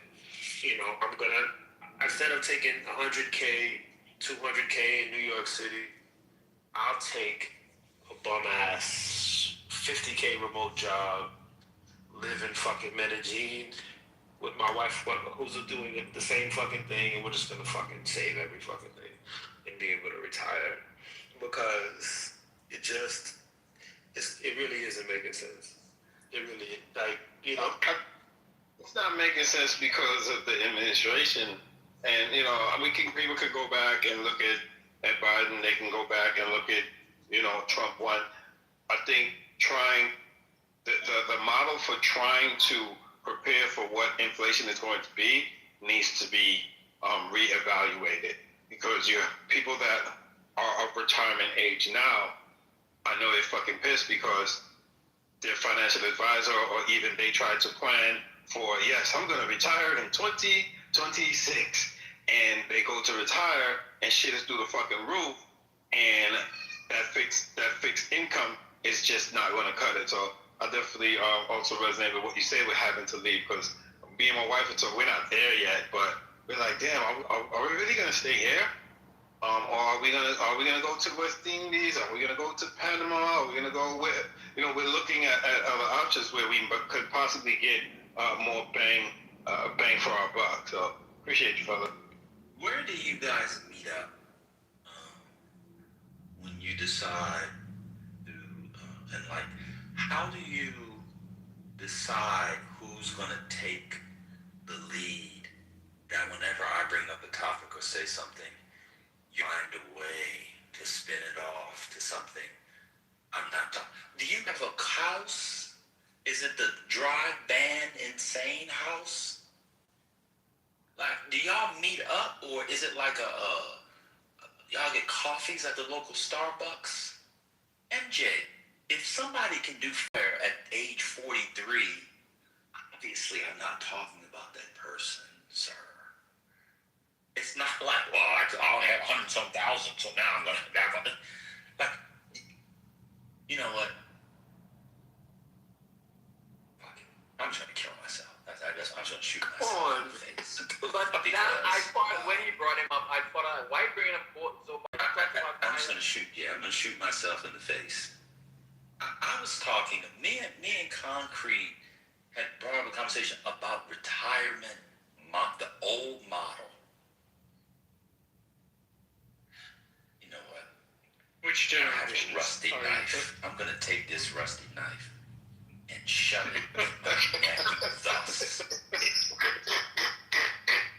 Tell the Turk that I took his circumcised dog and smote him thus. Oh my God. Take it. This is Carva. This is why I believe in Carva God. for I believe in God because I can't hear who's talking. I believe in God because God clearly gave me nigglets. Because without nigglets, I would have killed myself 5 times by now. That's a fact, Jeff. I definitely would have. People are suicide-inducing. You are, yes, Brother Spinoza, I would take a knife, and some said Negro, I would take an old rusty knife. No, you know, I would take an old Jim Crow era rusted over tetanus covered ice pick and put it in my gullet and go organ by organ, spleen, bladder, liver, kidneys. Then I'd work my way up to the intestine. I would take out my colon and my small intestine, and then 1905, poplar tree in Georgia style, I would string myself up and lynch myself with my own small intestines. Come on. Hannibal Lecter. Sir, you're not a Negro. You can't comment on that. I know they couldn't get on a great Negro. You gotta be that, brother. You're not involved here. You people will drive any sane person. I'm gonna tell you something. Concrete is one of the most annoying people on that. You people are more annoying than Concrete. At least he can stay on topic. You got MJ saying the solution is people should be multi-million, move to Portugal by the age of 40. And then it spiraled from there. I'm then going to, I don't know, plagiarize the scene. I can't even hear you, so if you said that. I then am going to make sure that it is not so tight that I die. And then I'm going to get some flesh-eating ants to make headway on my legs, feet, and thighs. They can continue to the dick, balls, and vagina. And then I want someone to feed it to me. The kind of suicide that you people and your inability to stay on topic has driven me to makes me want to convert to Catholicism. Not only so I can become martyred, not only so I can become a saint, but so you can preserve it in the Church of Saint Nigger. Oh my God. I want to be the patron saint of Saint Nigger. And I want my remains, or what the Catholics call relics, I want it to be laid out on an altar with a small canister of collard greens made with pork, black-eyed peas, and fried chicken for all of you people to then come and pray to God through me, because you will drive a man insane. I do not understand how you people change topics like this and live in the world. I don't realize how you get pussy. You're so annoying that your woman has to put her coochie in your mouth to shut you up. How do you people get things done in the real world? Does it connect? Does your brain, when it comes out of your mouth, has it changed? What is wrong with you people? Concrete said it's the old model. MJ's solution was to become a multi-millionaire by age 40. That's a lot, but I'm done. Y'all always I'm going to kill always misunderstood. Well, I tried to bring it back home.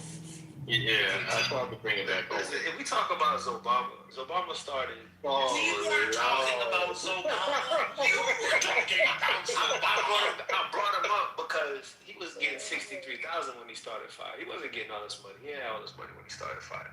What I'm saying is, professionals who would make $200,000 will opt out of taking these large-paying salaries, large-paying degrees, right? And live in New York City, live in these metropolises where they can't afford to save up for the retirement that they would traditionally be able to take a smaller salary and move. That's remote. Oh my God! We're not talking about somebody making $200,000. Like, what's going on? That's 2% of the population. Not even 2% probably the population. How is that model illustrative of anything?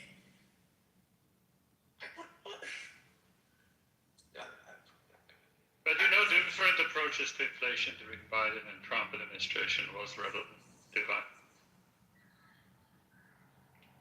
Say it again? Different approaches to the thing you were saying. I was just I was questioning to them doing a better job. Well, I don't know if there's a way of doing a better job accounting for inflation. That was my whole thing. Because they do say, when you retire at this age, you should have X amount of dollars, including inflation. But I don't think that, like you said, that old model, it today, with what's going on, doesn't work. And I know there are a lot of people that want to retire but can't because the shit didn't calculate correctly for what's going on right now. I want you all to. So there was a rebellion during the War of the Roses, and one of the leaders of one of the rebellions within the War of the Roses from the common people was a man named Jack Cade, Jackcade. And once they put down the rebellion, of course, this is within the larger context of the War of the Roses, Lancasters, Yorks, you all remember the story, Henry VI, Edward, Richard, etc.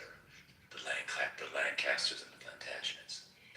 After they put him down, they took him and decapitated him, and they put his head on a pike to warn others to not follow his example.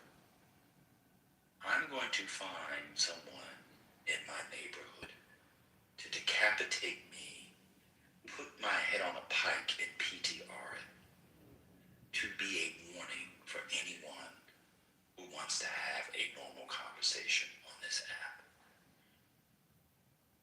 I had to deal with somebody this morning who told me an Israeli report was in the Constitution.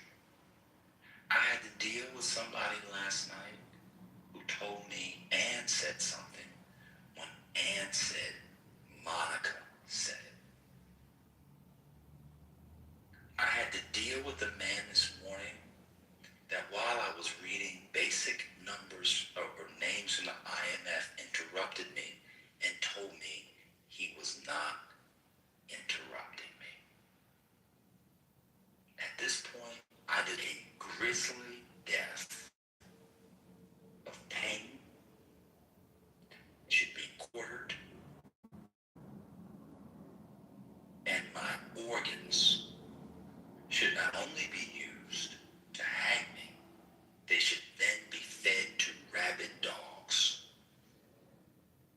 Those rabid dogs should then use the smell of the organs to find the rest of my corpse, feed on it as a terrestrial feast. They then should have poop out me and eat it again. I deserve to be killed, eaten, and eaten as fecal matter. You people have driven me and buck broke me to sheer insanity. Concrete, the old model, is broken. The good news is that I won't be around much longer to see the devastation when the shit hits the fan. Because I'll be dead within the next hour. Tell Elder Torah he was correct. It has come back on me. I hate all of you, except First Lady. You are all suicide-inducing personages.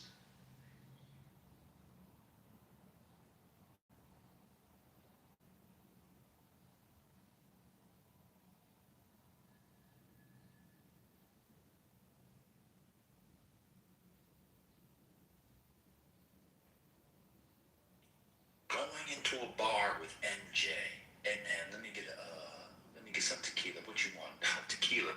You know, Obama has this thing where like he was drinking tequila one time, and then he said like, "What are we doing?"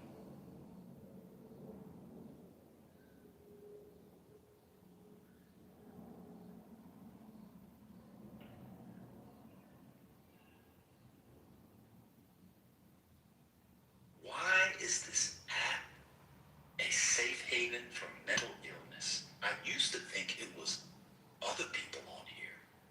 I realized I'm the sick one.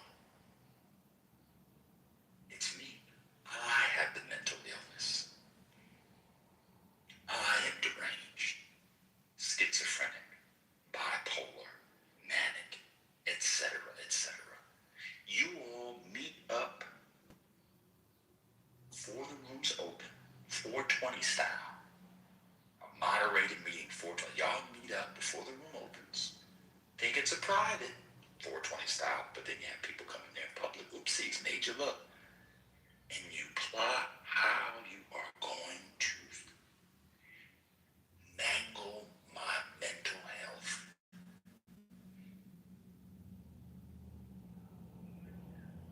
The last thing I'll say is this.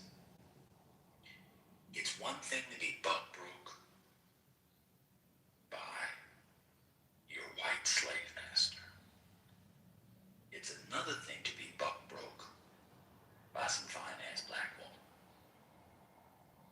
It's a whole nother order of tragedy and doom to be buck broke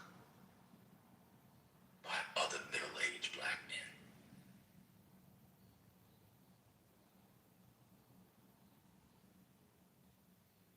This is my story. This is my song.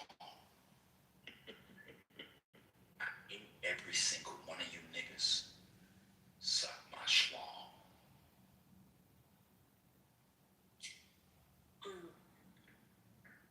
My.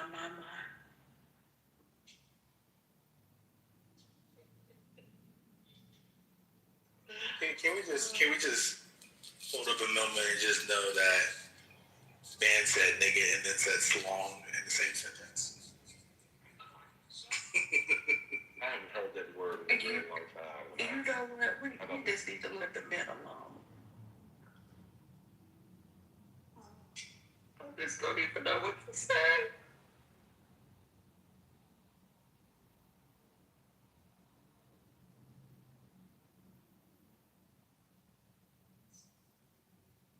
Yeah, I was about to say MJ wasn't even here. He left. No, He and now helped he's create back. the. Now he's back. And I'll always come back. MJ, you missed the last sentence. Bang's parting sentence. It's an Asian nigga. Suck my schlong. And then he ends it. Wow. Amazing. You've broken him. Well, you all have, but this was the straw. MJ, you haven't even been on stage very often recently, but this conversation was too much.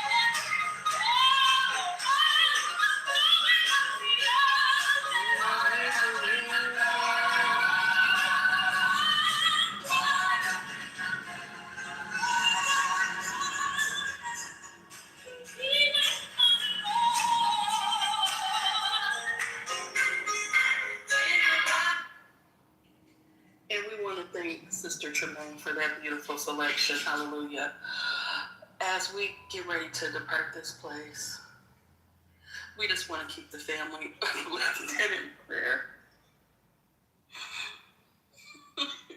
Our dearly departed brother Brand. Sister T, could you tell us whether we passed? Yeah, one second. Hold on. Wait, 1 second. 1 second. I have to come back from the dead.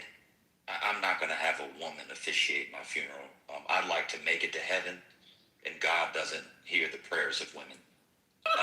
So I'm going to go back dead. Yeah, I'm going to go back dead, but we're definitely not going to have a woman officiating over my dead body. Thank you for playing the song.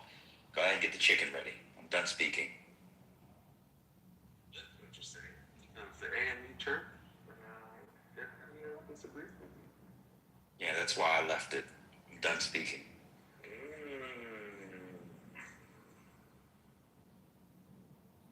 Please know that the college, somebody dropped the college, so there won't be any college at the repass. But we will try to find a way to replace the college with something else. But God bless. You don't have college, which will be like Please note that there will be no to-go plates until all the family has eaten. I'm sorry. They're keeping together.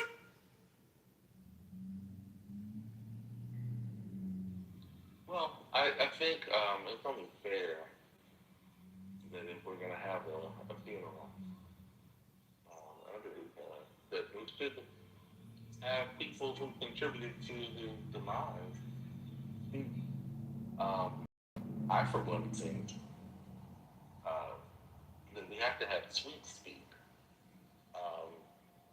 Any man willing to swallow another man's enchantment and do so, like, and argue for days and weeks about the necessity to swallow another man's enchantment, I think you should speak at the surgeon. I'd like to add something from Usher Board number 2. You weren't there for that, Black Freedom? Usher Board number 2. There will only be one program per group until the family receives all of their programs. It'll just be one program per group. So don't be trying to add extras for those who didn't make it. If they weren't here and couldn't catch it on Zoom, that's on them. Thank you. Yeah, so there seems to be some people who are not familiar with fleet vociferous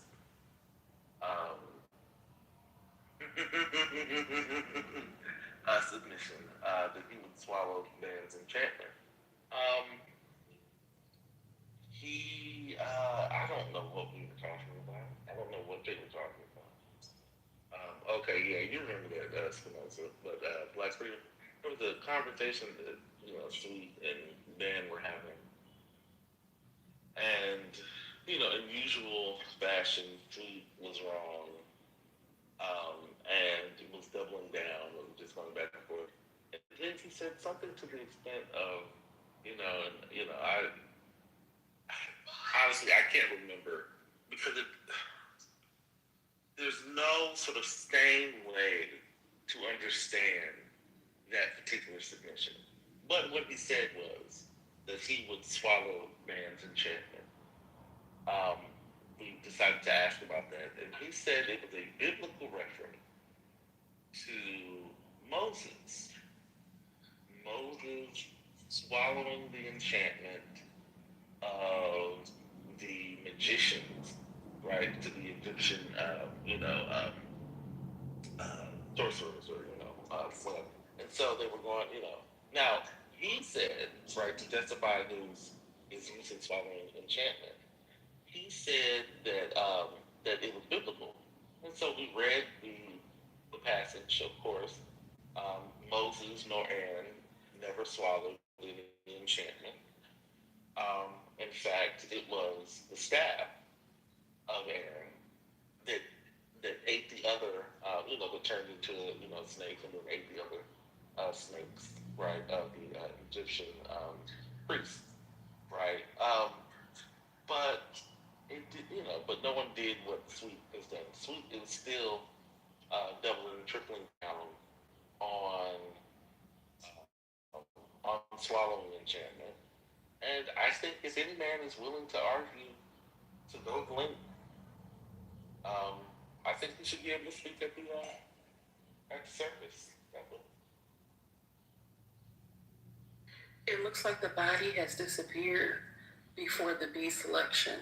Let me get the bee selection ready.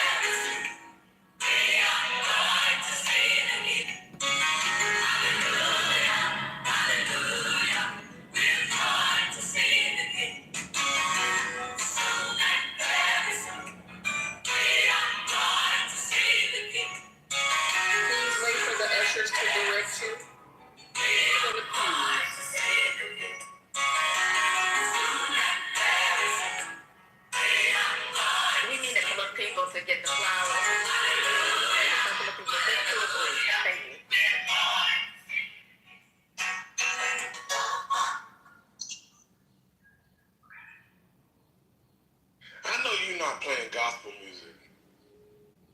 I know you not playing gospel music. Ushers, can you handle that, please? Thank you. Yeah, exactly.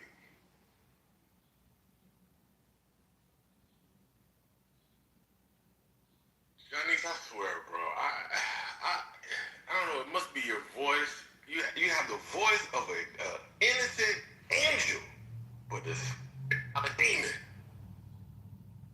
I don't know why I'm not allowed to play gospel music. Like, what are you talking about? Oh, sorry. I thought that was Janice. My bad. And see, this is where nobody told you about the funeral. That's the spirit that confused you. Funeral? What funeral? It's confusing. No, that was the spirit of not knowing. but we know now.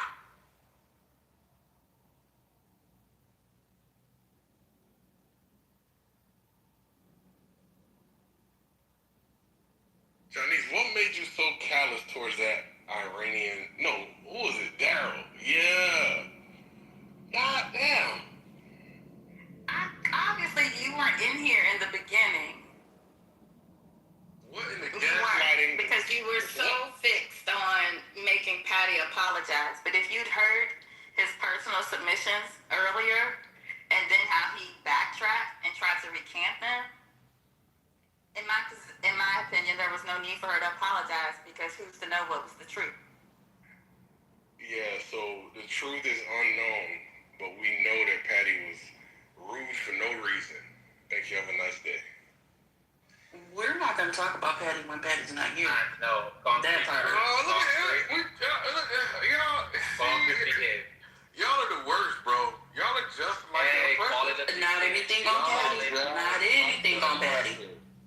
Y'all are just like the oppressor. Y'all are not better. Patty is fairer than me. I would have kicked him, but that's it. Hey, bro, we don't care how sensitive you are, brother. I'm yes, not Patty is less sensitive. I sensitive just don't than you. believe in when people Patty say is they're less allies, sensitive than you. and they want to come up and act like Black lives somehow doesn't equate or doesn't matter much as Iranian life. We're acting majority pro-Iranian. We're on the Iranian side here, but like 90% of the time. He was.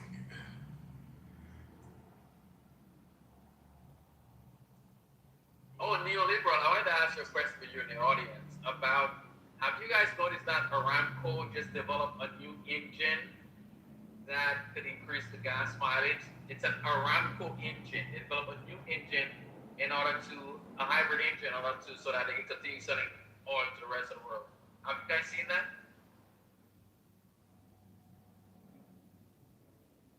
Concrete, you haven't seen that?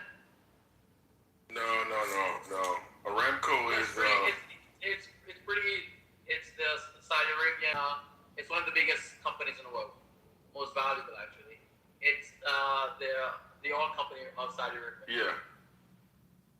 So how long have they been engineering engines? I don't know how long they've been working on it, but I know they just dropped an engine that increases the gas mileage on cars significantly. Interesting. Remember, like the Saudis had always said that it's a balance between. That's why they had to diversify the economy away from just being a petro economy, and that's why it's called a petro state. A petro state. You know? Yes, but they're a petro economy. So the point was that now they're looking for things so that they can prolong the use of obviously carbon the oil. So pretty smart of it.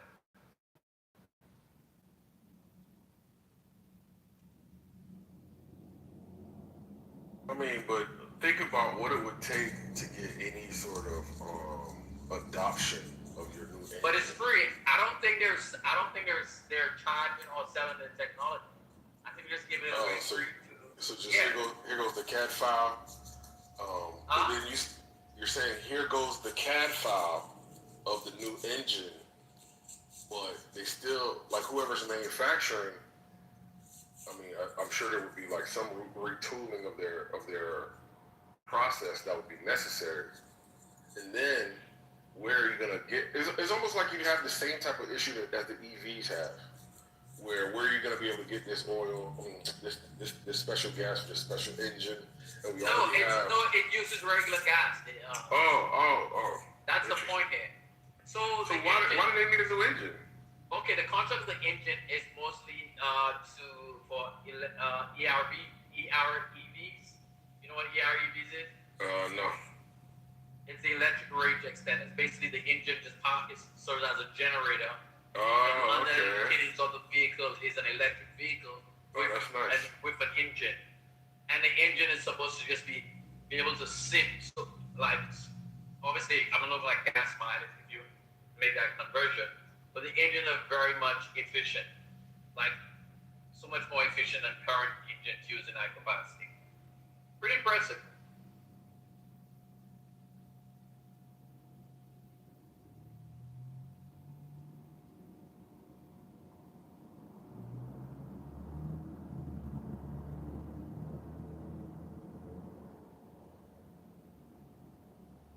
Hello, Brooklyn. How you doing?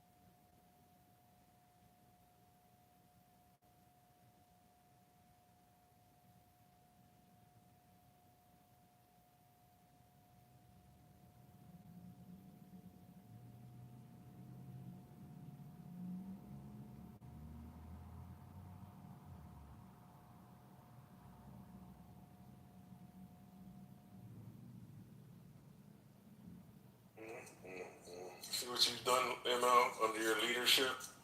The room has lost all of its entertainment. This is what happens, bro. You squeeze too tight. Pause. What's going on? I gotta listen, man. You think leadership? Concrete, you wanna learn? You wanna know? Understand my leadership? Hold on, brother. How I view leadership? Oh yeah. Contract. What are your views on the Planetary Manifesto? Oh, I'm not familiar. Does anybody know the Planetary Manifesto? What? Somebody mentioned, what are your views on the Planetary Manifesto? You said Palantir. I'm reading it wrong. Yeah, I Palantir. saw a little bit of that. They were like inclusivity and diversity and all this other shit. That is wild. But do tell, I just glimpsed of that this morning. I didn't read the article. Wait, they just released it? Is it like something new? Yeah, it's new, but I saw it popped across my feed, but I didn't read it. I just read the headline. So I go, I'm gonna read that. Your feed? What do you have, a curated list of intelligence briefings that you got to go through? Your feed? No, get out of here, now. No, the companies that I invest in, I get every news article about comes across my feed. The companies that you're invested in, they're trying to give you back your money because there's such bad juju having you. The companies that you're invested in are trying to give you back your money because it's such bad juju with you, going along for the ride. I don't want to be associated with your negative energy. Yeah. So I don't have a position in Planetary right now. But Palantir. But it's still part of my feed. Yeah, because AI is gonna eat their lunch, man. Only they're an AI company, but a lot of companies are gonna be able to do what they do a lot better than they are. So I don't see them as no longer as a long-term play. Yeah. Not in their current state. I think Anthropic is gonna be the long-term winner. We don't know that, man. Right now, Anthropic is the hottest thing, but who knows who's gonna come next? Meta is making some strides, man. They just bought Manus, and Meta's making some strides. So who knows? Remember, OpenAI was ahead of the park, and look what happened. So we don't know, man. In the next year, this is completely uncharted territory. In the next year, especially with AI writing code, in the next year, you don't know who's gonna be ahead. I'm calling it from now, Anthropic. You call it for Anthropic? I'm calling it for Anthropic.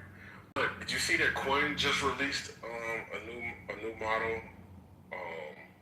And Quinn, they're associated with Alibaba. Oh yeah. Oh, I know it's okay. Yeah, Alibaba. Yeah. China. Yeah. But their models, I've been tracking the Chinese models. Just look at them, and they're coming, but they're so behind. Not really, bro. They all have their own what. I'm gonna give you a pro tip, bro. You heard it here first, right? Okay, let's go. You're gonna love this one, bro. And this is for everybody else. So Anthropic or Claude will create a PDF for you, right? And so what I do is whenever I have Claude create a PDF for me, I then take it to ChatGPT, DeepSeek, Quinn, and I ask it to improve, each one of them to improve on it. Then I take their responses, I cut and paste it into a Word document, I take it back to Claude, and I say, hey Claude, incorporate these suggestions in in revising the document that you made. And then it'll do that, these iterative, and when I look at the response, because it's one document, right? Yeah. So when I look at the response from ChatGPT, DeepSeek, and Quinn, you can see that they have different modes of thinking. They don't think the same with the same information. So there's always going to be room for all of them. It's just whose capital stack is going to allow them to persist before insolvency, right? And I think with DeepSeek and Quinn, obviously they're Chinese sponsored. They'll be fine, and they're relatively low investment cost. Same thing I think with Anthropic, but OpenAI is going to become insolvent at some point. They're never going to recoup unless their IPO just generates so much, $1 trillion. I don't know how much, probably $1 trillion. I think would be enough to like cover all of the investment dollars and then some. And I'm sure that actually can happen, but we'll see. But I think Anthropic is the one. So finally, Yaya wants to talk about it. Wait, come up and let's talk about Palantir. Like I said, I'm driving, so I haven't read the article yet. And I don't think Divine is one of them. Who is Yaya? Divine. Someone in the crowd. She said, I take it that's a female, because she seems very entitled. Yeah,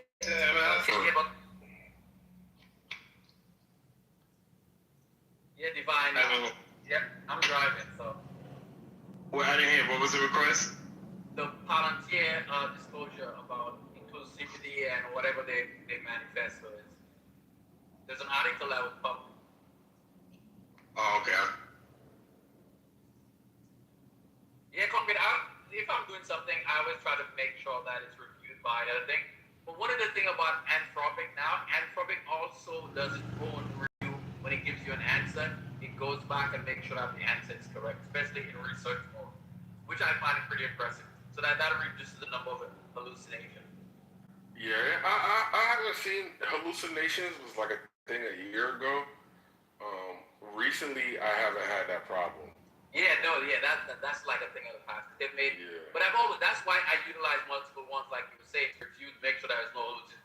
Obviously, verified information, make sure, and that's why I used to use Perplexity to actually make sure that my sources were all legitimate. If I was writing an article, doing some research about anything.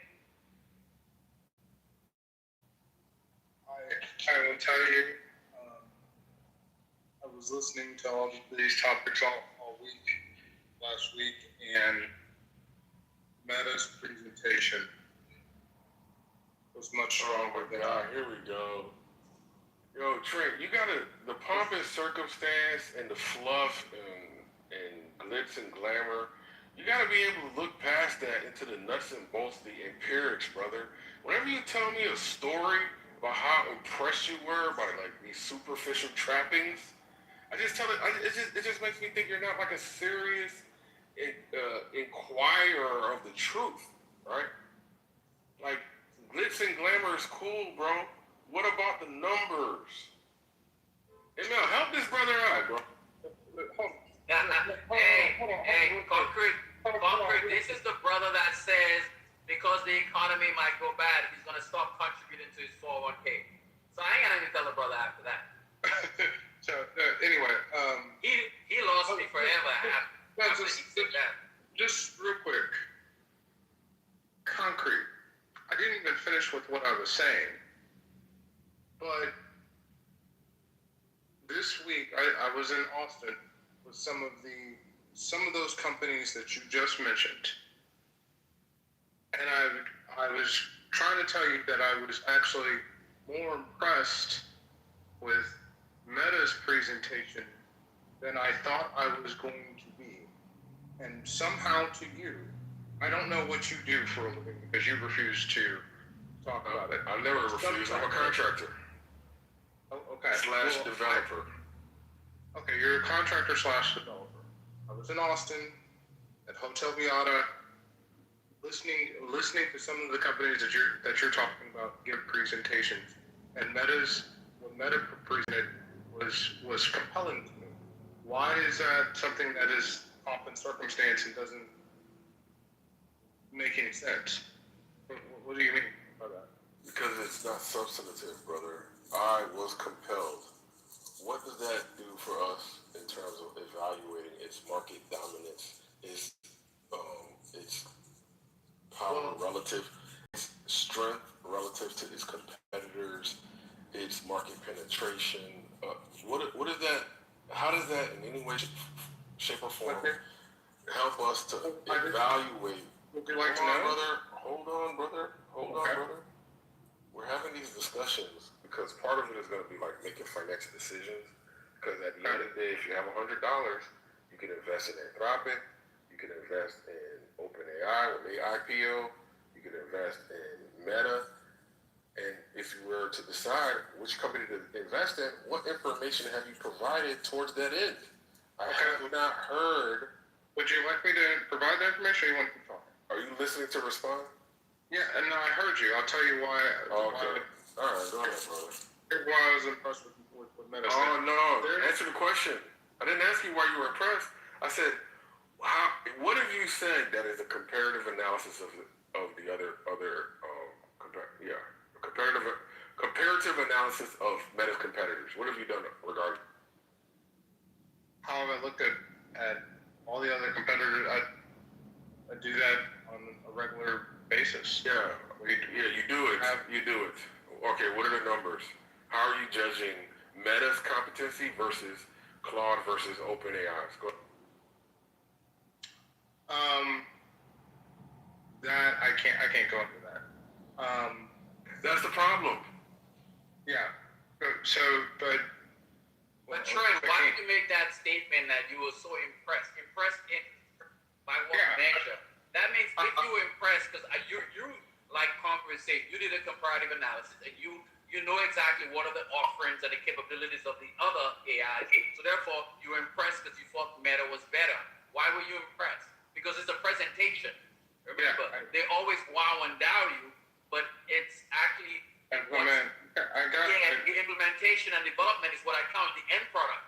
They always say they're going to do shit because remember, Zuckerberg wasted billions because he wanted to build virtual reality world, and up now we haven't gotten shit. But he wowed and dowed us in what it would have looked like. We haven't seen the reality of it. Yeah, I've looked at probably about between 40 and 50 AI companies in the past 18 months. Yeah, but Trent, answer the question. What were you impressed? I'm answering the question. It's okay. There's only 6 of us on the stage. We'll get to it. The thing that impressed me most about what Meta was saying is they're no longer taking the track of creating like a singular AI. They actually believe that there will be each company will have their own AI, and they're taking more of an app approach as opposed to creating just one singular line. There's probably some data I have that I can share, but I was very impressed. I was impressed with all of them, by the way. I don't want to say I was impressed. But you've been so vague now. I asked you a specific question. What? Okay, because their modality is different, but so many companies have said that. What were you most impressed about? Give me something tangible that, hey, they said they're going to do this, that capability, and it had such a wow factor. Well, their concentration on video creation was probably one of the things that I was most impressed by, because I believe that the video communication in line with conversational voice will be like what takes over from a consumer standpoint. So their concentration specifically on that was something that I was impressed with. I learned it. I mean, I know Meta bought up Madness, they just released Madness, and I mean, there's so many companies out there, but actually, everybody's promised in the world, but like for instance, like Grok. Look, Grok is falling apart because a couple of the founders are leaving.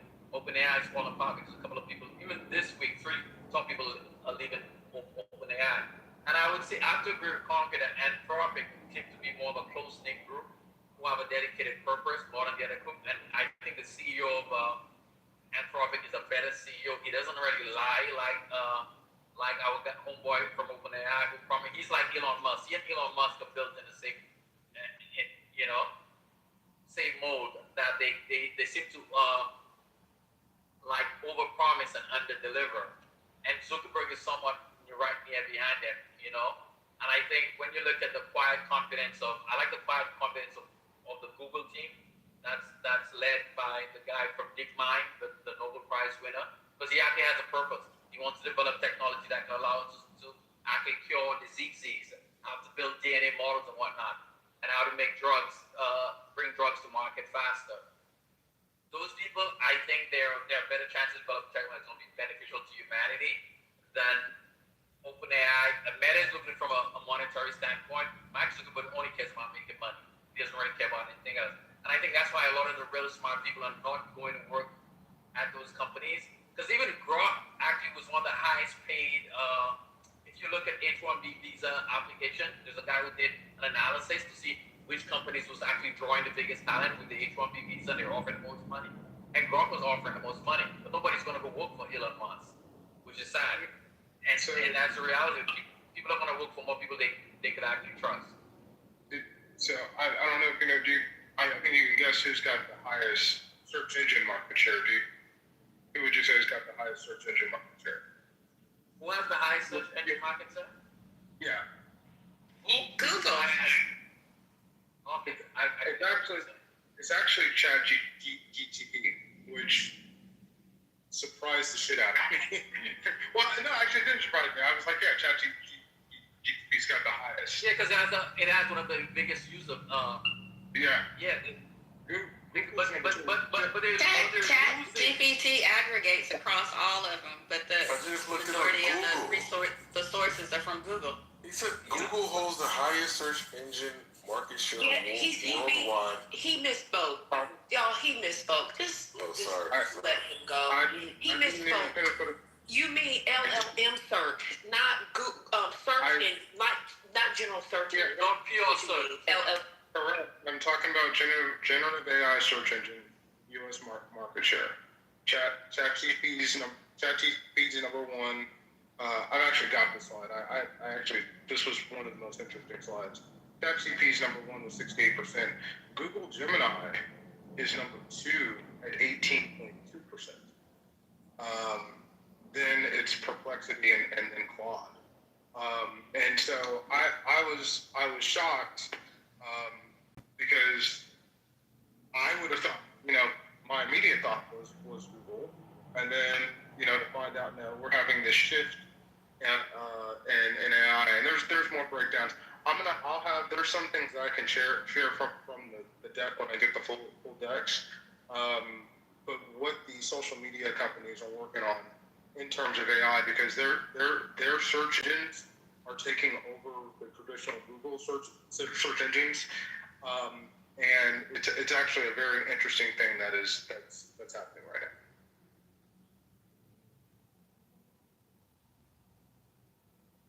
And you guys utilize the Atlas browser? No, never heard of it. What is it? It's OpenAI's browser. But I think they released it only on Mac. I don't have a Mac, so I haven't tried to use it yet.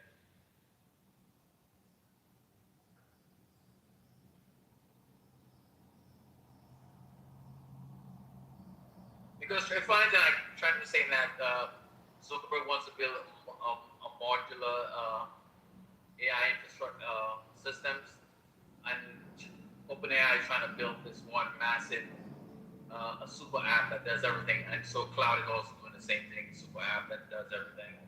So people are using their different constructs going forward, and I think it's going to be pretty interesting to see who comes out on top.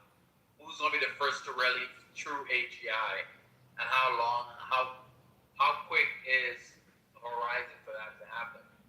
But some people are saying it's less than 2 years right now at the pace they're developing.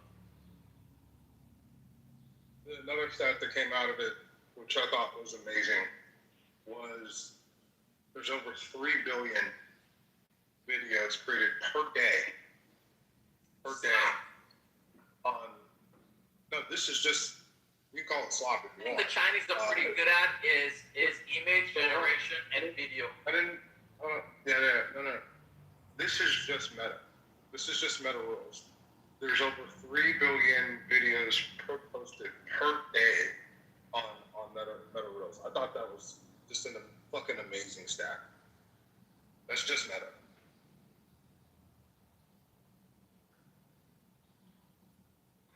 Doesn't Meta include IG? It's IG, WhatsApp, and you can create Reels on WhatsApp.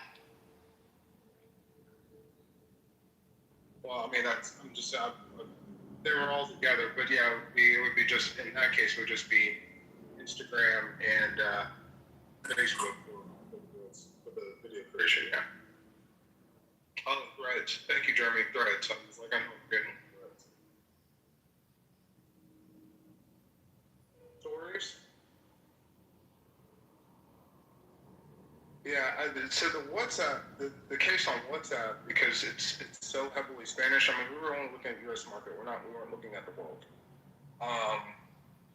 But it's so heavily used in the Spanish market, in the Hispanic market. It's just the social media, and this is social media that we're talking on. The social media is now so much more important than traditional search.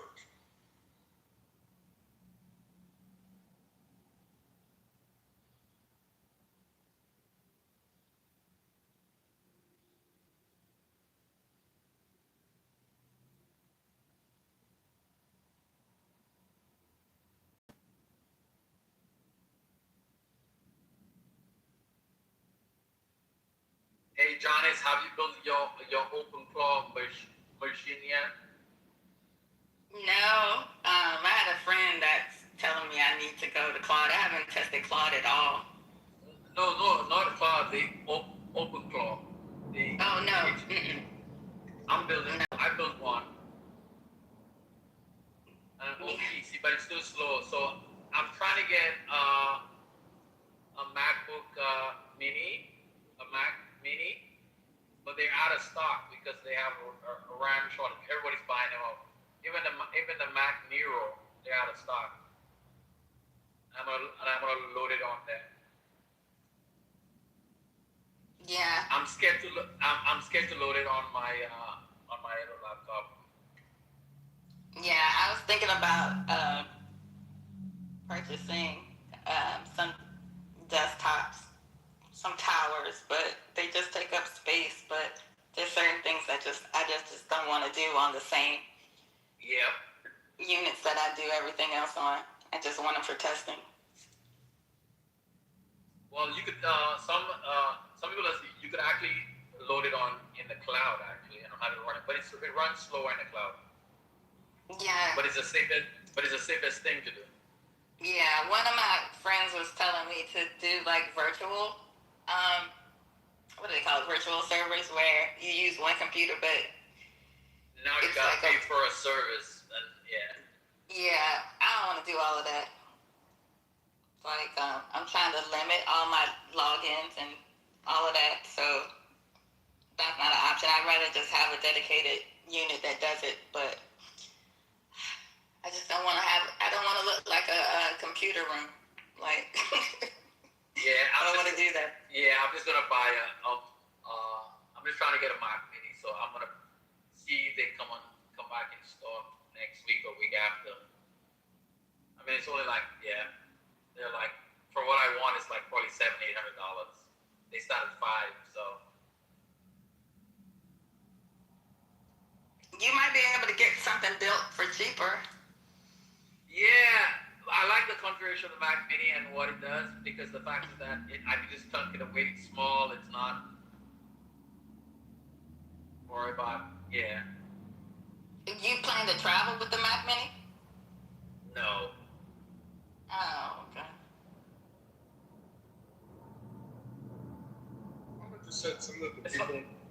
Just got a quick question. Your mama said that some of these people in this room work for some of the companies that you mentioned in senior roles, and who are they? I'd love to talk to those people. I mean, this is what I do, your mama. So, who are you guys that work in senior roles at some of these companies? Johnny, I know you're smart as shit, but who are you talking about specifically?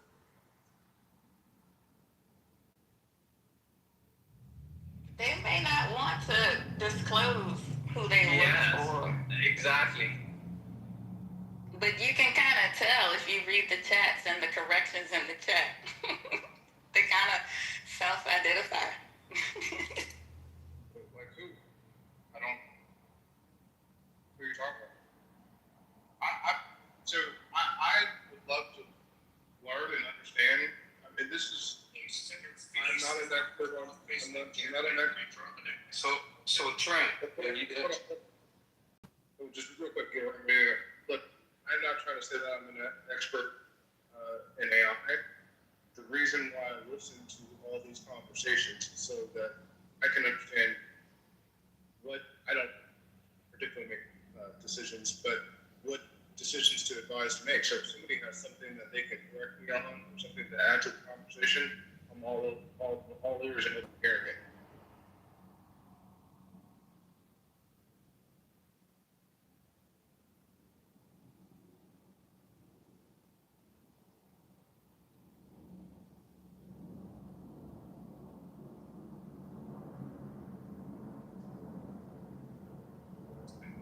Yeah, so can you hear me, Trent? Hello? Trent? Yeah. Oh, okay. So, just an FYI, when you work for, Facebook or Google, you sign paperwork, certain things you just can't talk about or discuss. I mean, some people can correct some things and so on and so forth, but going into a long thing, a dissertation might violate certain NDAs. Very rules, I recognize that. I'm just sharing with you, but there's plenty of knowledge on here that people have from a basic, That's what I'm saying. You don't have to say who you work for, but I'm listening. What I just said, I just told you I was with some major people that work for those companies all this week. I heard some very interesting things. If there's something that I've said is correct or something to add to the conversation, I'm open to listening to it. So you met them. So you were in person, face to face, though. Am I correct? Or you was talking to them online? In person, face to face. Okay. So yeah, it's a little different. Like these apps, in particular Clubhouse, a lot of this stuff is open to public. People can come in and just listen, so on and so forth. And, well, the meeting was recorded, and most of what was said, there was the part for what TikTok was proprietary, it can't be released in the public. But most of what was said was allowed to be released to the public and for public consent. So I know some of the people that work in different levels. These people are authorized to speak. I know people at different levels can't speak on it directly. You don't have to disclose who you work for, but if I said something incorrect or you have something to add to the conversation, I'm all ears and I'm looking to listen. Okay. Anyway, yo, what up? Peace to the space. What up? ML. What up, everybody? I tried. Denise, what up? Everybody, peace to the space. Peace to the space. Hello. Dope. Yo, Rambo, how you trying to check Trent and he told you what's up? Hey, stop instigating concrete. Stop. I'm trying to check him. He said, what's up? Check. I said, what do you mean check? I don't check nobody. You came up, you called him out, you said blase squaze. Yo, what are you, MAGA? Like, come on. Listen, did you not call Trent? Did you not say, Trent, are you there? Trent, are you there? I'm not shy now, bro. You wasn't shy when you was trying to call him out. First of all, what purpose do I have to call anybody out? So now you're trying to pretend like you didn't call him? No, I don't know what pretend is, bro. Wow. But what you're doing This is is crazy, yeah. Hey, Mel, are you there, Mel? Yo, Trent, are you there? Trent, are you there? Trent is good. Trent, did he call you out? Am I wrong or right about it? You gotta speak for Trent. What did you say? Hold on, Rambo. Yeah, you funny. Call to the table, then I'm like, I'm here. Yeah, that's what I thought. What is wrong with human beings when somebody just chimes in on a conversation? Like, I don't do all of that, bro. That's weird to me. I ain't into no challenging nobody. Yo, what's going on, bro? Why niggas backing down? Why you an instigator? Why instigator? Listen. Come back on mute, brother. Hit the mute button then, bro. This conversation. Hit the mute button. You now you telling me. Yo, Trent. You said you was gonna hit the mute button. I said hit the mute button. You need to. Alright, bro. You gonna try to overtalk everybody, bro. You gonna let anybody talk? Go answer your phone. Now you wanna tell me what to do. Yeah, go answer your phone. No. Anyway, Trent read it right, same way I read it. You wanted a G check. And he said, "What's up?" And you didn't know what to do. And I think that's weird, bro. But it is what it is. Look at your mama trying to like maturify the room. No, we don't need maturity right now. We need honesty. I was at a conference with part of it was sponsored by Meta, TikTok, and Pinterest. Then there were other companies in the space that were there. It was in Austin. The other half of our team was at Google headquarters. Then, and one of the reasons I'm on this app is to learn from some of you and maybe some things that I don't know. And so that's what I'm saying. If somebody's got something to add, like I see your mom in the chat, sit down. I will absolutely, not only will I listen, put my email, we can have a full conversation. I'll tell you who has come with some correct information. Is CEO. Me and CEO have talked in a professional capacity. The man knows what he's talking about. So, but if there's something that I don't know, I'll shut up and I'll listen and please help me along, or something that you have to add to the conversation. Love to hear it. Yeah, he ain't had nothing to say, Trent. He has nothing to say, bro. He tried to flex on you, and he got fucked up. I love to see it. I love to see it.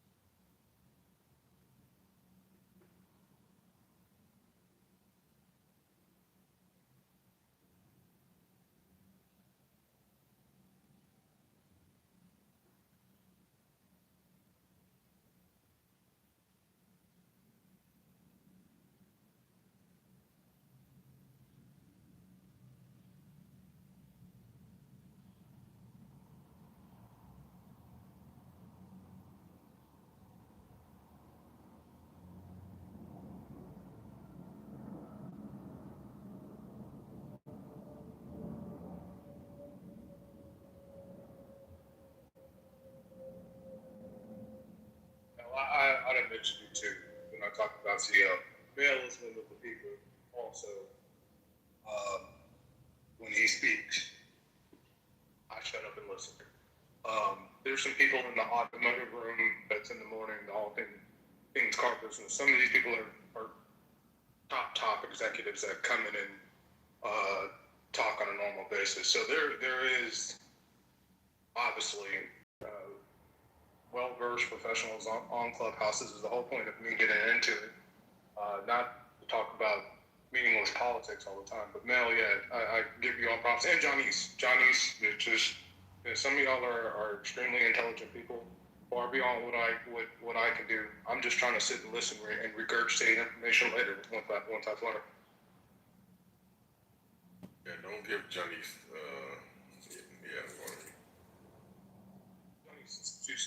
I've heard her speak as an intelligent woman, deserves the props. Yeah, but you don't want to just. Thank you, Trent. Screw you, Contra. I'm just saying, this is like,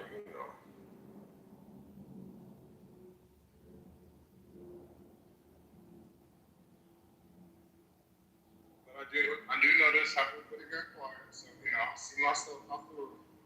Nah, Trent, no, don't let Rambo try to run you out, bro.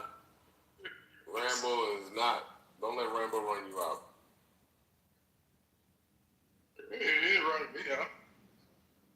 Your mama's the one who wanted to say something. Look, Trent, I think you get cooked on a lot of topics. I think you have a horrible take with Donald Trump, horrible take regarding this war. But guess what, brother? I still advocate for your right to speak unencumbered, and for niggas not to G-check you unless they really got the goods. Thank you. So, your mama's here. I could speak for myself. I have a voice. I could speak for myself. Yeah, Clubhouse used to be exactly what you're talking about, Trey. But I don't think that those days are over. There are very few people who are willing to engage in sort of like their day-to-day livelihood on this app because of the people doxing them. There have been all kinds. I know that you probably weren't around or may not have been involved in some of those things, but so many people have had people try to contact people that work with them, send recordings around of stuff people say on the app. No one's trying to do that anymore. Like, sometimes people have a lot to lose, and so they're unwilling to share information that they may know, even if it's non-proprietary. But yeah, I mean, you just don't know who you're in the room with, and that's all I'm saying is, like, when you come here, you have a lot of hubris. And when you come in these spaces all the time on every single topic that you talk about, and there's nothing wrong with that. I actually admire it in some ways. But you talk about stuff that there are people in this space actually know about, and sometimes the stuff that you say is inaccurate. And so I would just, like, if you actually wanted to learn, like what? Like some of the stuff he was saying just now, for example. Like, you know, just a lot of stuff. Like, you come here, or like some of the stuff that you talk about with the oil markets. You just don't know. All I'm saying is this. All I'm saying is this. No. All I'm saying is this. You're not doing that to me. See, you know. All I'm saying is that you just don't know who you're in space with. That's all. It's no criticism. You just don't know who you're in space with. There might have been people in this room that was not at this conference that you're talking about, or not at the event you're talking about, but might be in Miami this week with other groups of people in the space that you might be in. Like, you just don't know. Shout out to Sweet Heat. So that's your moment. That's fine. Fight back. There are things that I can talk, especially in oil and current events, that can be accurate. No doubt about that. But we were just about AI, what I just heard this week. What did I say that was inaccurate? And what is your opinion on it? I don't have an opinion. I've been quite honest on this app for a while. I don't work. I have no, I live a day-to-day life. I come in and out when I want to. My name on here is your mama. Like, how unserious can you think I am? Like, I'm totally unserious. I know nothing about what you're talking about. That's it. Trey, don't let her bamboozle you, bro. Fight back, Trey. Look, you got this, brother. I'll say this. There are still people that are professional on this app. It's the only reason that I got this app. Like I said, the people that I talk to sometimes in the mornings on here are, everybody uses their real name. We know where everybody works. There's this hiding thing. So there are professionals on this app. In this room in particular, yes, I understand what people are concerned about. But at the same time, if you got something that, you heard that, hey, have you ever looked at this or ever looked at that? Like I said, CEO is a great example of somebody who has brought stuff to that I brought to our leaders and said, hey, this is a good company. This is something that we've looked at. And so, if you've got something that you feel is, either a good company, because I'm on here to connect with people that have good ideas. And especially, I've said multiple times, we do not have enough, especially if you're going to talk about African Americans, in the AI space and getting opportunities. This is the place where some of that could happen if I could be a champion for some of those folks that may not be heard in certain settings. And so if you can bring something to the table that makes a lot of sense, I'm happy to open up the door if I can to have it happen. But just saying what you said is incorrect and not saying anything doesn't. I didn't say that. That's not what I said in the chat. I think you have selective hearing. That's not what you do. That's what you keep saying. Someone said you said something inaccurate. I didn't say that. So I don't know. I just said the only point I made is that I'm gonna try to use the same words I used before. You come on these stages, I guess daily. I'm not sure, but I'll say daily if it's not, or at least weekly. And whatever the topic that you want to talk about, you have so much confidence in what you're saying. And you have been talking about you being in Austin with tech executives for pretty much, I've come on here pretty much every day this week. And almost every day since before you went to the time you got on your flight, you have been trying to tell people in this space over and over that you were with these executives every day. And all I'm saying is, perhaps you should think about the way in which you present some of your arguments or the information that you're trying to share, because you think you're like being useful, because you might be in conversation with people who actually do the thing that you're talking about, and refuse to talk about it publicly on this app because of a variety of reasons. And I don't know what rooms you go in the morning where people use their real name, but I will almost guarantee that more than 50% of the people on this app have moved away from sharing who they are on the app with their real names because of all of the foolishness that I told you about earlier. Well, me being at a public conference, doesn't. I mean, my public conference. I mean, it was you had to pay for it. It was an invite, but like that's not proprietary. And yes, in the room, there's a room called All Things Car Business in the morning, and sometimes you can get some extremely heavy hitters in the auto industry in that room talking. Some of them have come over and talked in here. And so in our world, we don't have a problem with saying, hey, I'm Grant Cardone, I'm Brian Benstock, I own Paragon Honda. That that's not that's how we validate each other and understand where we're coming from. And it can be from low levels. It can be newly started salespeople, and it can be people that own multimillionaires that own dealer groups. But it's okay to share this information. That's how we learn and grow. We don't have to insult each other, and sometimes there's arguments, but we don't have to insult each other personally and go into some of the insults that we hear here. But like I said, you said in the chat just a minute ago that this was incorrect what I was saying, and I did not say that. Where did I say that? You said. I said I used the word incorrect. You said. You said y'all letting him talk. Incorrect. You said that you said something incorrect. I said incorrect. So I guess then what I said was correct in your assertion. Well, I'm not. That's the thing. I don't know if you hearing what I'm saying. I didn't say anything about whether it was correct or not. I didn't say that at all. Okay. All right.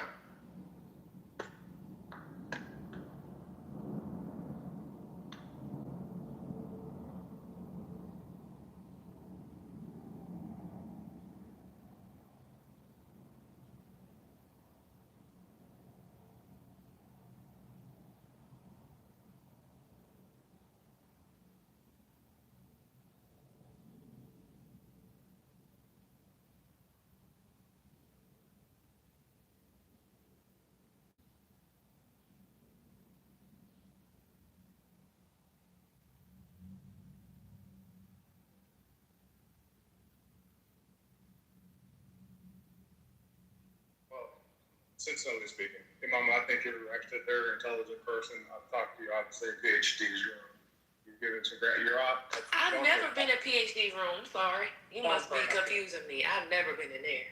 Not PhDs, but I've heard you speak. You're obviously an intelligent person. You've got a lot to offer, and if you got something to say that's of consequence, I'd love to hear about it. But I'll let y'all go. Y'all have a good day. Maybe. Yeah, you got to do your hair like that all the time. I love it. She forgot to hit the mute quietly. Oh, shit. My bad. Bye, Tia. Tia don't ever say nothing either. Tia is the silent assassin up there. One of my favorite people. Love you, baby. Bye, Tia. Bye, Trent.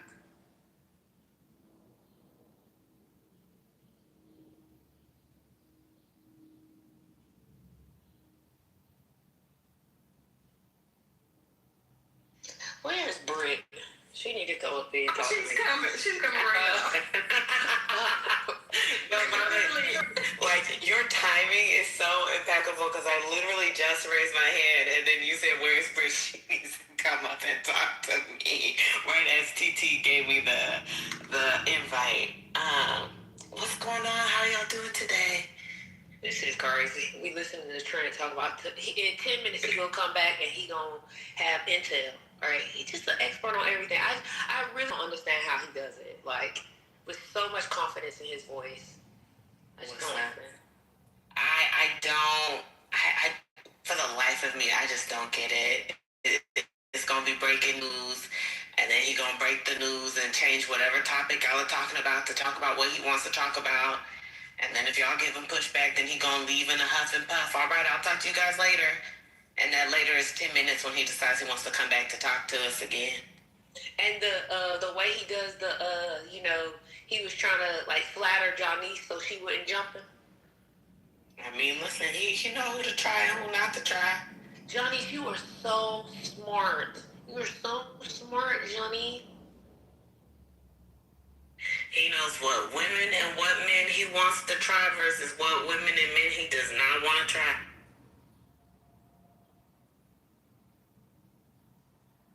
TT, why they keep leaving you? I don't like that. No, it's fine. I think some of them are on chatter right now. And yeah, some of them might have went to Lou's room. TT, can you let me know why our dearly departed brother band is no longer with us? Why we started fume proceedings? Oh my God! Because the topic that he was talking about. Not even committed simple cool. Well, he was gonna find a neighbor to put his head on a pike. Oh. Yeah. Why did that happen? Because he introduced a topic and then MJ talks about Obama and being a millionaire.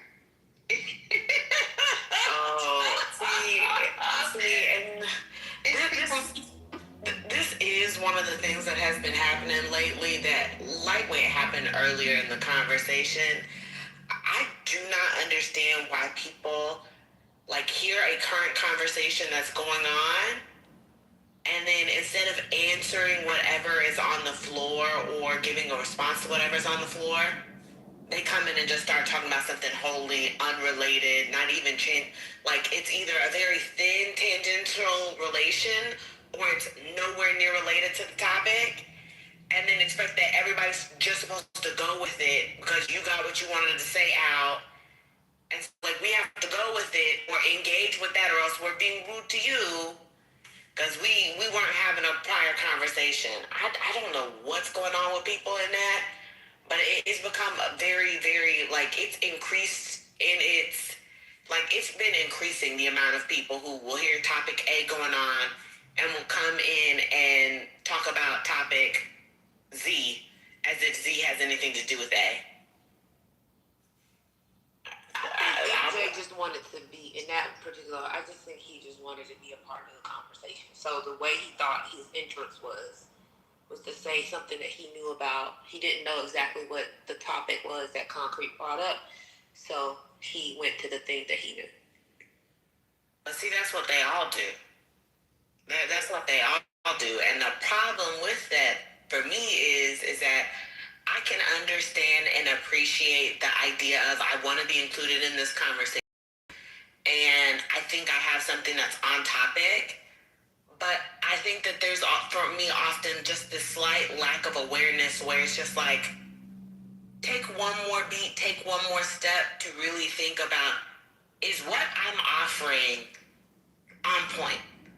Or if it's not on point, is there a way in which I can, acknowledge what was said prior and then kind of use my point as a middle ground to buttress off into another thought or something else? I think sometimes some people just come in and offer something and it's just like, nigga, damn.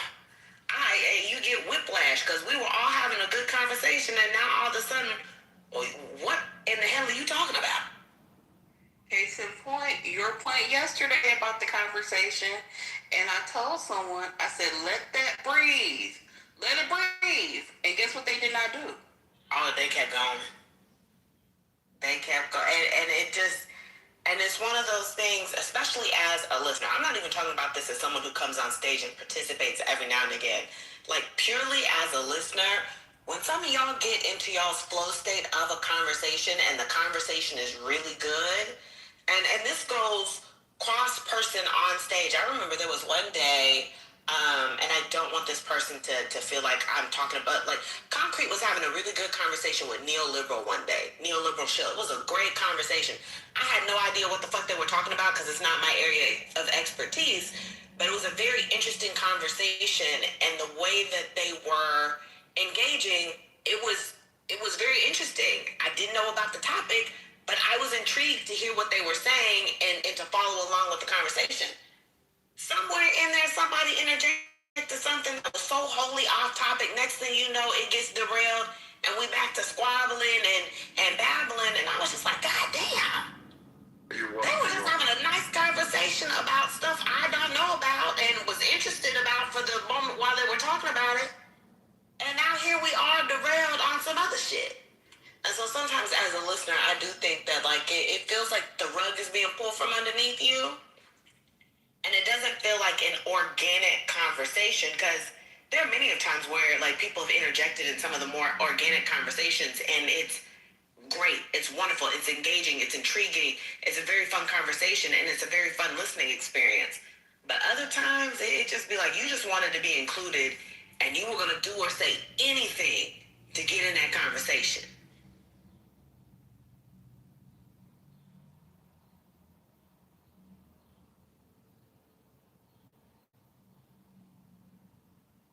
I agree with you.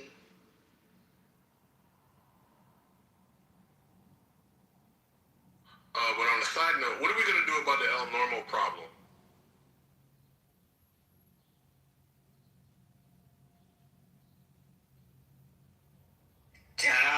Just listen, it's above me. I'm not in management. I mean, as a community, we can discuss the entitlement that this white man has demonstrated on numerous occasions, the utter deplorable, animalistic behavior. We can talk about it. Lord, You're right. I was going to say, hurry. Stop, because he's gone. I don't want him to come back. Oh, he's back. Oh, my God. Yes, he's back. To be honest, they threw you down more than they threw me down. Concrete. What do we do about the El Normo problem? Anybody has any recommendations? I think the problem is you. I think as a community, we should discuss banning you permanent. You think of that? You know he does in other rooms, right? But in some rooms, he behaves himself like a human. In other rooms, he's this belligerent animal. Because obviously he gets his kicks off. Those are rooms where you call black people monkeys and gay people and Jews and women? Are you talking about those rooms? He's using a victim card. I'm not going to yell for you, but Concrete has a point. Because I have seen you in other spaces where you did not act the way that you act in this space. I act the way I'm treated. It's always a victim. How old are you?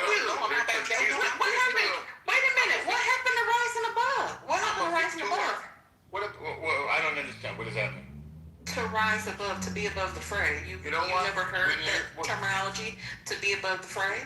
When you're in a prison yard with a monstrous bully or would-be bully / victim crybaby like Concrete, the only way to shut him up is to punch him in the nose. And it works, and I do it. Prison? It works every time. Prison. Eventually he runs away. You see that little icon at the top with the two fingers? The peace sign? No, I stayed because I'm interested. That means you can leave. That means that you're not in the prison. Yeah. So I didn't say it's a prison. I said it's like the prison yard. I didn't say I'm in prison. Like the prison yard, but the people in the prison yard cannot leave. Right. They cannot leave. They have to the stay. analogy. So you are imprisoning yourself. No, but there's freedom in the peace sign. I'm saying there's freedom in that peace It's like sign. the prison yard. That's freedom in the peace sign. He behaves like a prisoner, like a convict. So now you're accusing the black man of behaving like a prisoner? Well, he says I'm accusing him like a convict of being a racist member of the Ku Klux Klan who calls black folks and Jews monkeys and gay folks. I think you should free yourself from him, El Normo. I am. You don't have to. You don't have to operate in the spaces that he's in. Just free yourself. I listen. I don't invite him. Fantasia said, "If you don't want me, then don't talk to me." Who said Go that? ahead and free yourself, Fantasia. I don't know who that is. It's Icarus. It's Icarus? So that's the story. She's saying I behave the way I'm treated. And when somebody is openly racist, then I respond. We can easily test this claim, right? Where when Which claim is that? Which claim? Here, the claim that you're mistreated, obviously. Right? I never said I was mistreated. I said you behave like an animal. Okay. I said you behave like an animal. And how are you treated? How are you treated? I have a question. Whenever this.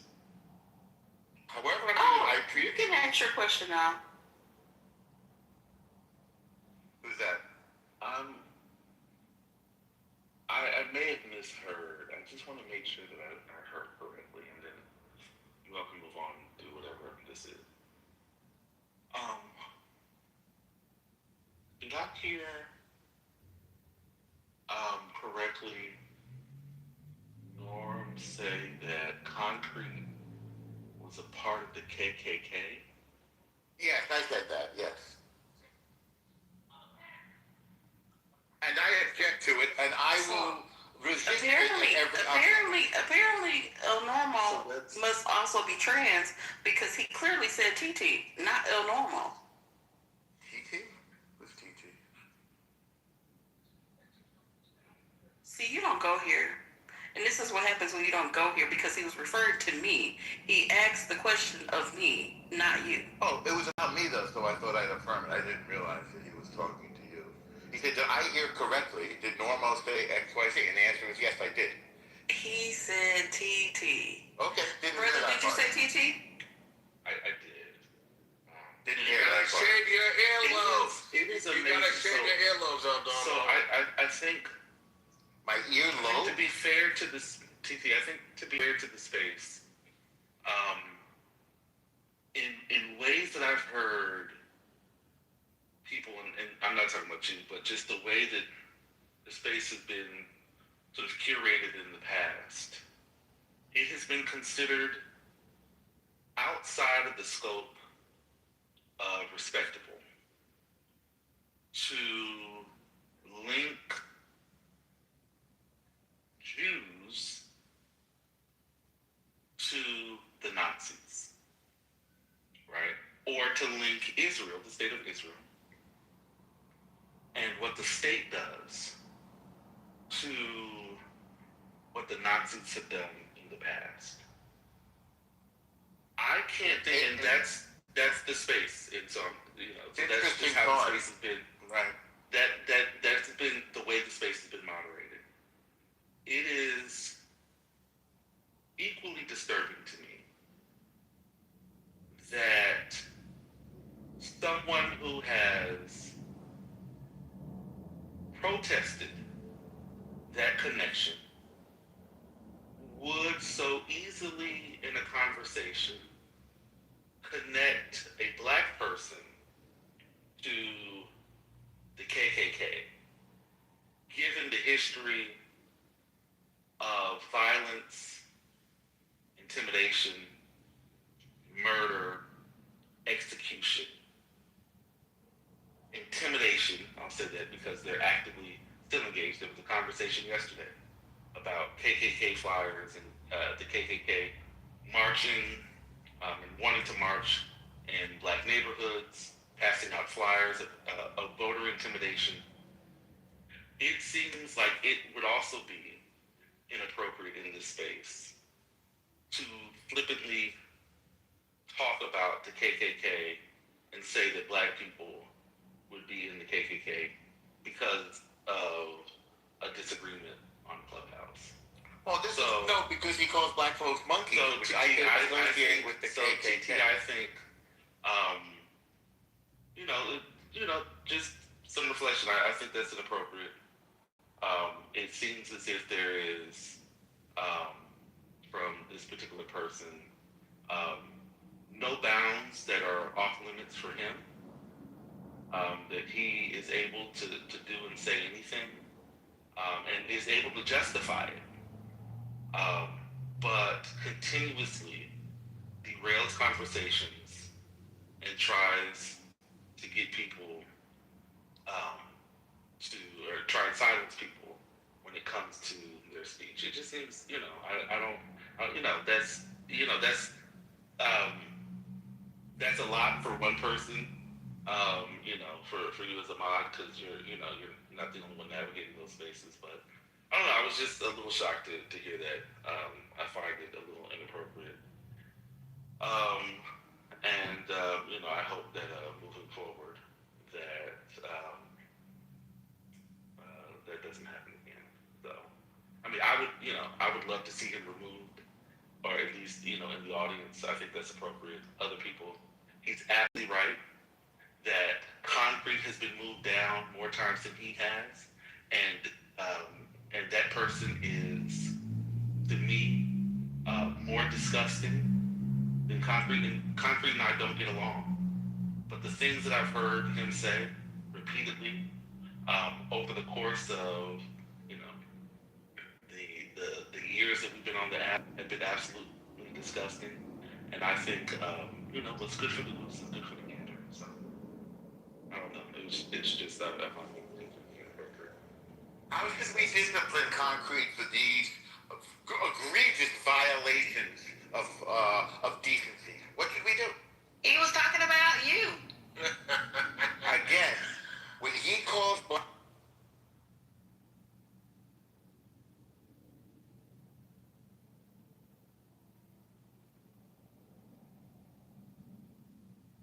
He's done for the day. Concrete, are you there? What's up, TT? How you doing? I'm doing good, Concrete. You feeling okay? Yeah, absolutely. How about you? Wait, did y'all get rid of El Normo? Oh man. We did. He was already on his way out. You were engaging with him, so I was gonna let it rock, but We gotta let the content. Come on.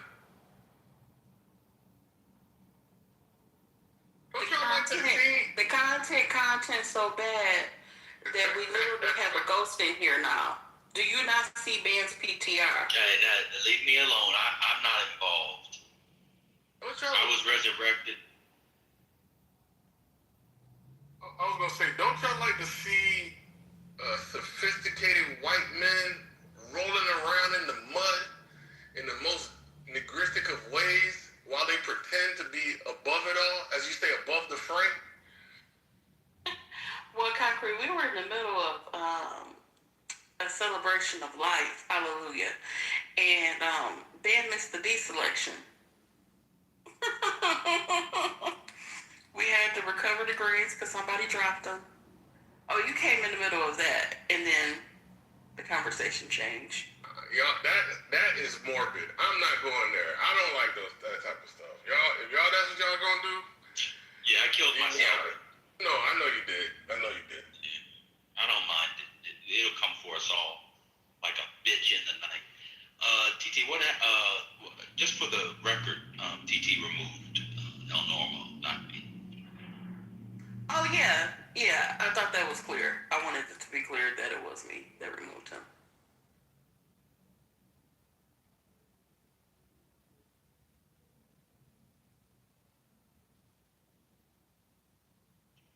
What's the conversation about?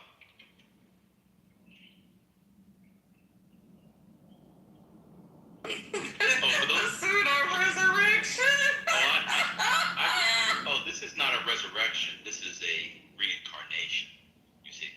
And so I've been reincarnated as a yapper and a rambler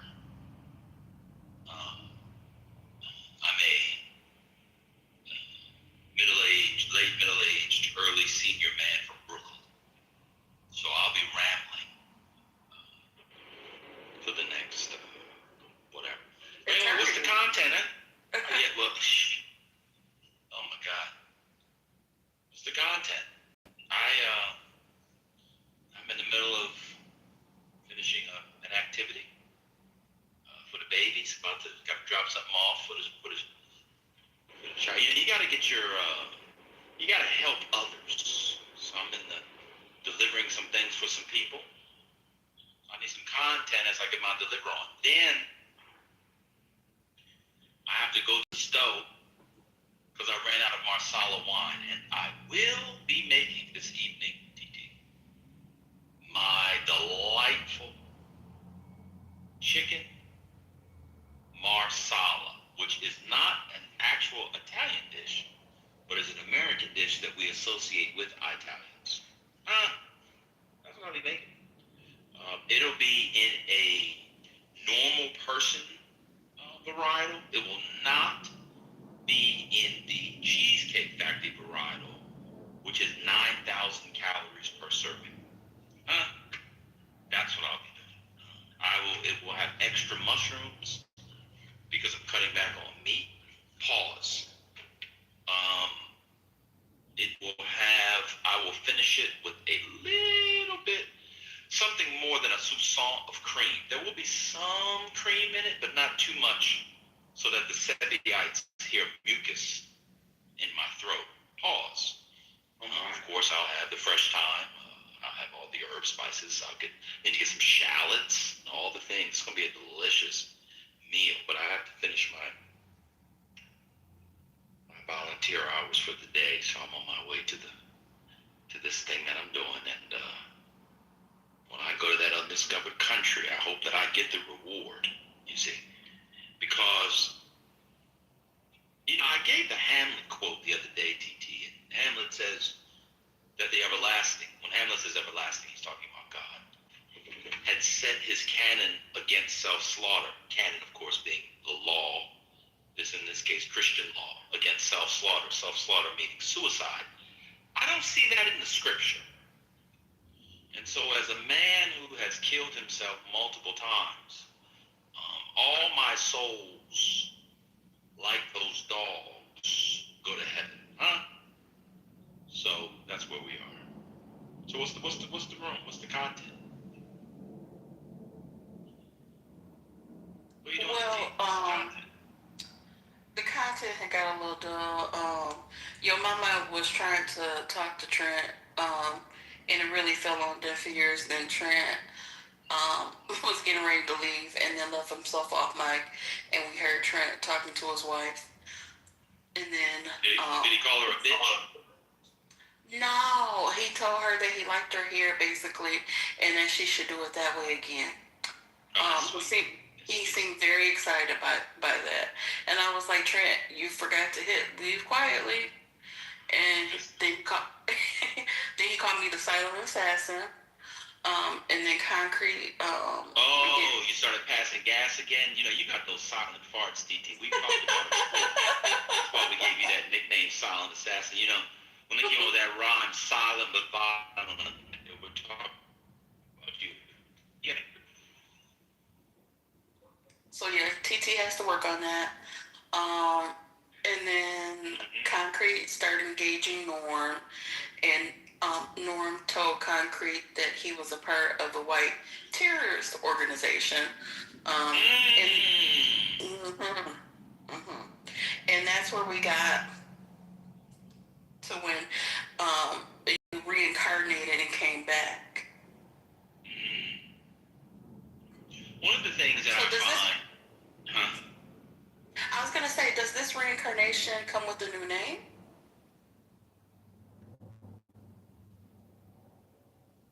It does not. One of the things that I find, brother, who is my favorite fake unknown person on the internet, but I will be hitting him up. Favorite because he's going to marry that good Adosian black woman, and they both went to the farm, which is a beautiful thing. Mail talks about this in the chat. Has there ever been a nation state, a political entity, and its allies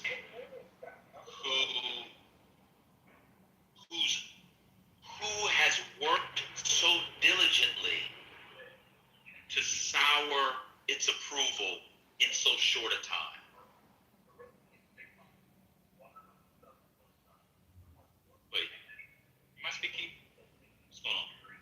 can hear you. Oh, okay. Yeah, I mean, to be fair to El Normo, he is not a singular figure in that project. It's an overall project. And I don't know if people are following these public opinion polls, but Israel's relationship with the United States has reset. Literally, I'm not even exaggerating. When did Israel become a nation state? 1948, right? Is that right? 1948? I feel like that's right. I feel like that's right. Let me look it up. So let's say 1948 to 2024 is 76 years. In 18 months, they ruined it all. This has got to be from a international foreign policy, geopolitical perspective. The most.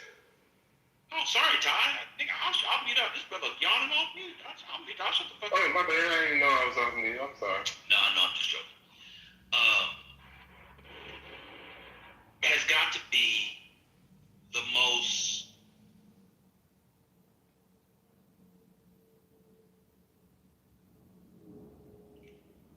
architectonic, shape-shifting story of our lifetime. It is more unbelievable to me than 9/11 and its aftermath.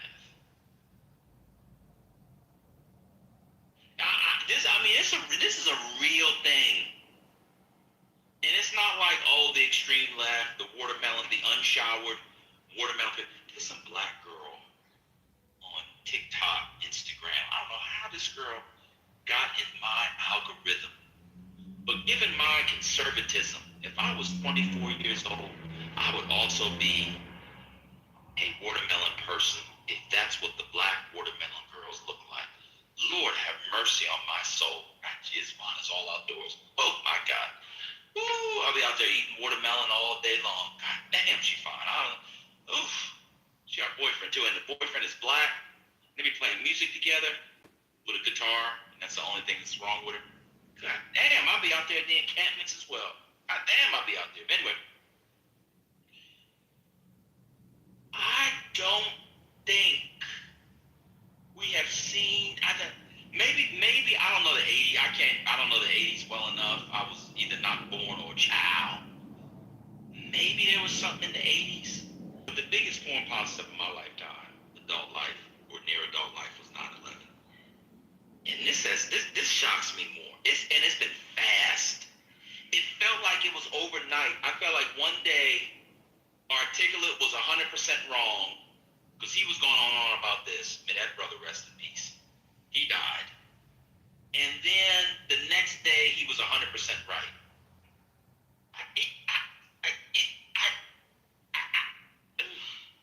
I don't know if I want to talk about it because you all are afraid to have these conversations, but it's just a regular conversation. But it really is astounding to watch. And a lot of the actions in this war, in this administration, in the so-called Netanyahu administration, I don't know if that's the term they use, or the government, in the Netanyahu government, it seems like, oh, I've been in this place before. It seems like a lot of what they're doing is not at all tethered to, reflected by the aftermath, the consequences, and what comes next. Not at all. It's unbelievable. It really is. It really is unreal to see this. And yeah, that's all I got to say. I mean, I'm happy to have a conversation if people want to have one, but this is the biggest story in the world from American foreign policy standpoint. It is wild to me. Oh, brother. Oh, привет.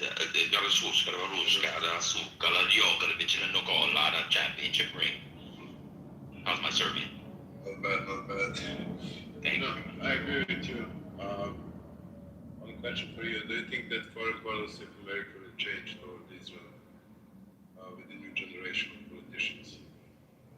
Is that something, this is like a blip, or it will be changed forever? That's the question I'm thinking about. Do you understand the question, Ben? Wait, I'm sorry. I was having issues backing up. Say the second part again. So, the new generation of politicians, new voters, will be that permanently change relationship with Israel, do you think? Or this is just a blip until these wars are over? Not a blip. It's not a blip. There's little, and it's not just in America first. We don't want to give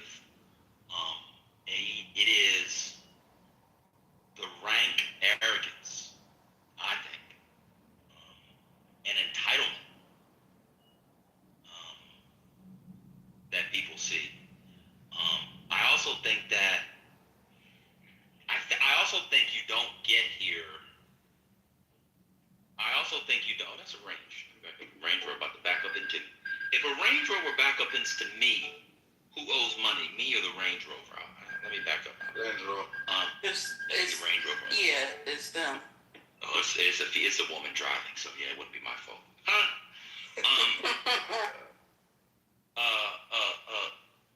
The other thing is, this also doesn't happen. It's not isolated. It's not just because of the events here.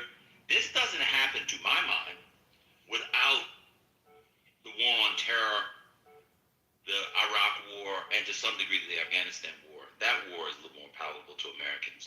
But I think it's a cumulative effect.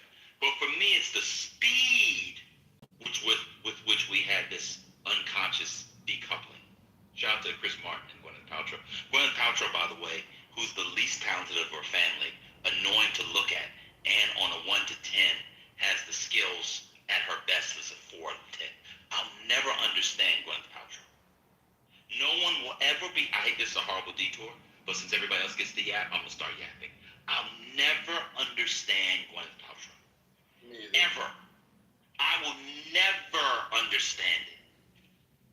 She's not interesting in any way. She is the quintessence of bland blonde. I will never understand it. It'd be one thing if she was bland blonde, but could turn in, something. She does not have one dynamo performance. And the woman is in really good stuff.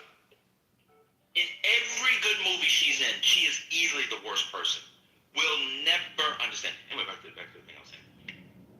The speed of this conscious decoupling is insane.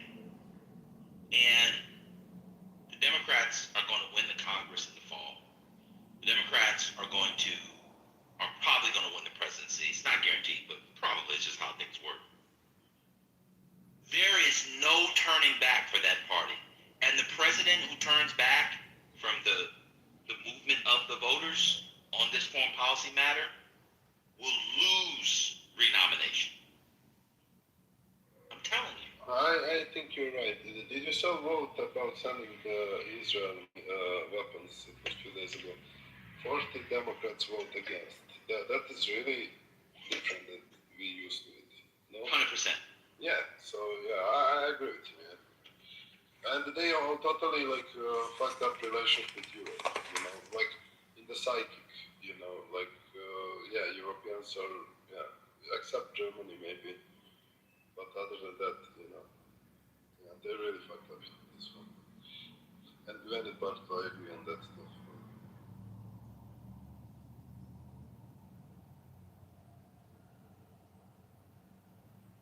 I think there is, and I'm just, fake political punditry here while I drop this stuff off. I gotta move some stuff. I think that, how'd this thing close? I think that there's political gain. How can I put it?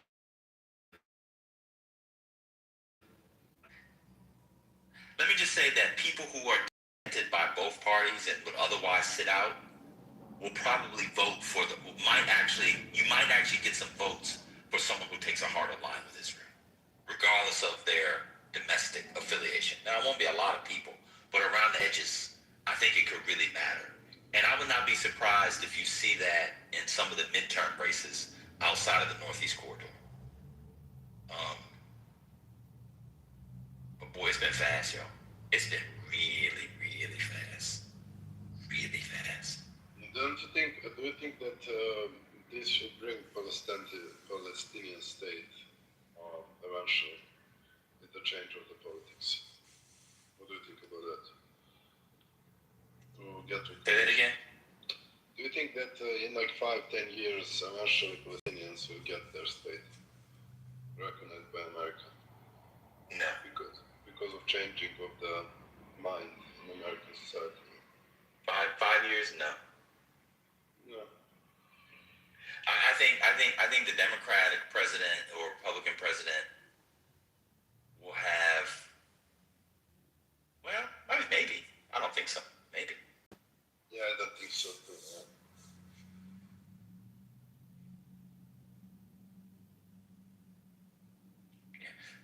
This issue is not. Won't be decisive. I know Cece's here now. She thinks I'm agreeing with her. I'm not. It won't be decisive. But it is fascinating the speed with which an ally is not being seen as an ally in America's eyes. I think it's even faster and more people than MAGA on NATO. MAGA's issue with NATO is just that Trump told them not to like NATO. Once Trump's gone, many of them won't care anymore. I don't think it's fundamental. Yeah, I agree with that. Yeah, that's very like, oh, what Trump doesn't like NATO. Like, none of these people were talking about NATO before. Like, I'm really upset about what they're doing in Brussels, with NATO. It's got me, and they're not paying their 2%. I mean, you had somebody in here, Matt Cool was trying to argue that the United States spent trillions of dollars in NATO. Like, they don't really care about that kind of thing.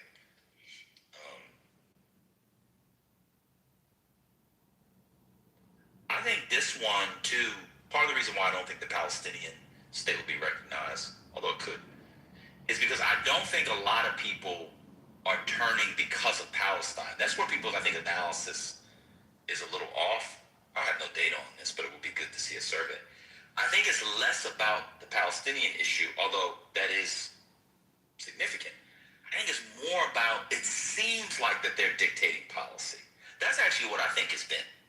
And this war has been the tipping point. I don't think it has anything to do with the genocide in Gaza and all that kind of stuff. I don't think that's gotten normie Democrats like, I'm not gonna. I think it's like that story about the Situation Room is insane to me. Do y'all know the story about the Situation Room? When they sit Bibi and him, that one. It is insane. Have y'all seen Megyn Kelly crash out on that? Did anybody see the clip of Megyn Kelly crash out on that? I saw, yeah. Yeah, I've seen her do it on like 3 interviews. Yeah, she had a nervous breakdown, yeah. Yeah, she was having a nervous breakdown. I mean, she's having to be fair, her husband's a homosexual, so she's been having a nervous breakdown for several years since Don Lemon called it out in public. Y'all know that story? Y'all know that story about Don Lemon and her husband? I don't know. Yeah, that's beyond your American pay grade, Yes. Yes, that's crazy. Yeah. But Cece, if it's someone saying, you can tell me what the insanity part is. You weren't even here when I started speaking. Just don't do this is insane in the chat thing and keep me in the dark. That's how this is why I don't mess with black French women. They love to be elliptical. They love circumlocution. They love to be opaque and oblique. Just give it to me. Huh? I want it all. What mic on CC? I was gonna say she can come up because she shouldn't be at work today. Remember she's making money. The markets are open. She got a real job. She making money. She making 400,000 pounds a month. She can't come up. But then you have to add the black French Canadians to that list. They exist. There's no such thing. I had a paramour once in Montreal. She was from Zimbabwe. It was the strangest affair.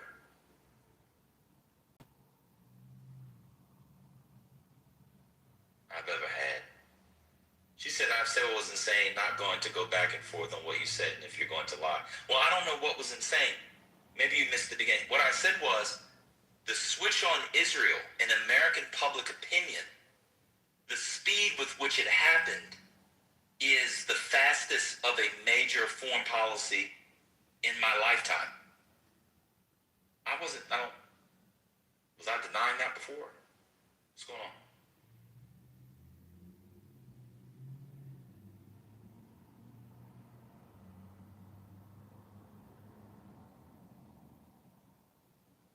Oh, my bad. I apologize. Let me see. Do you remember you saying they would put it all on BB and it would be fine, that polls didn't mean shit on election? You weren't here for that. I'm not talking about the general election, which I've always said. What I was talking about, is very clear, is the shift in general sentiment. It will not determine elections. That's what I said. You weren't here when I started speaking, to be fair to you. Yeah, paramour. Shout out. Are you unfamiliar with what a paramour is? It was an illicit affair. No one was married, but it was illicit. She was very tall, too. Probably 5'11". She had braids. But she did that thing where only like 3/4 of the braid was braided and let it frizz out at the bottom. I didn't like that. Elections, she said elections are won on the margins. Yeah, see, you don't really understand American politics, to be fair to you. So I get it.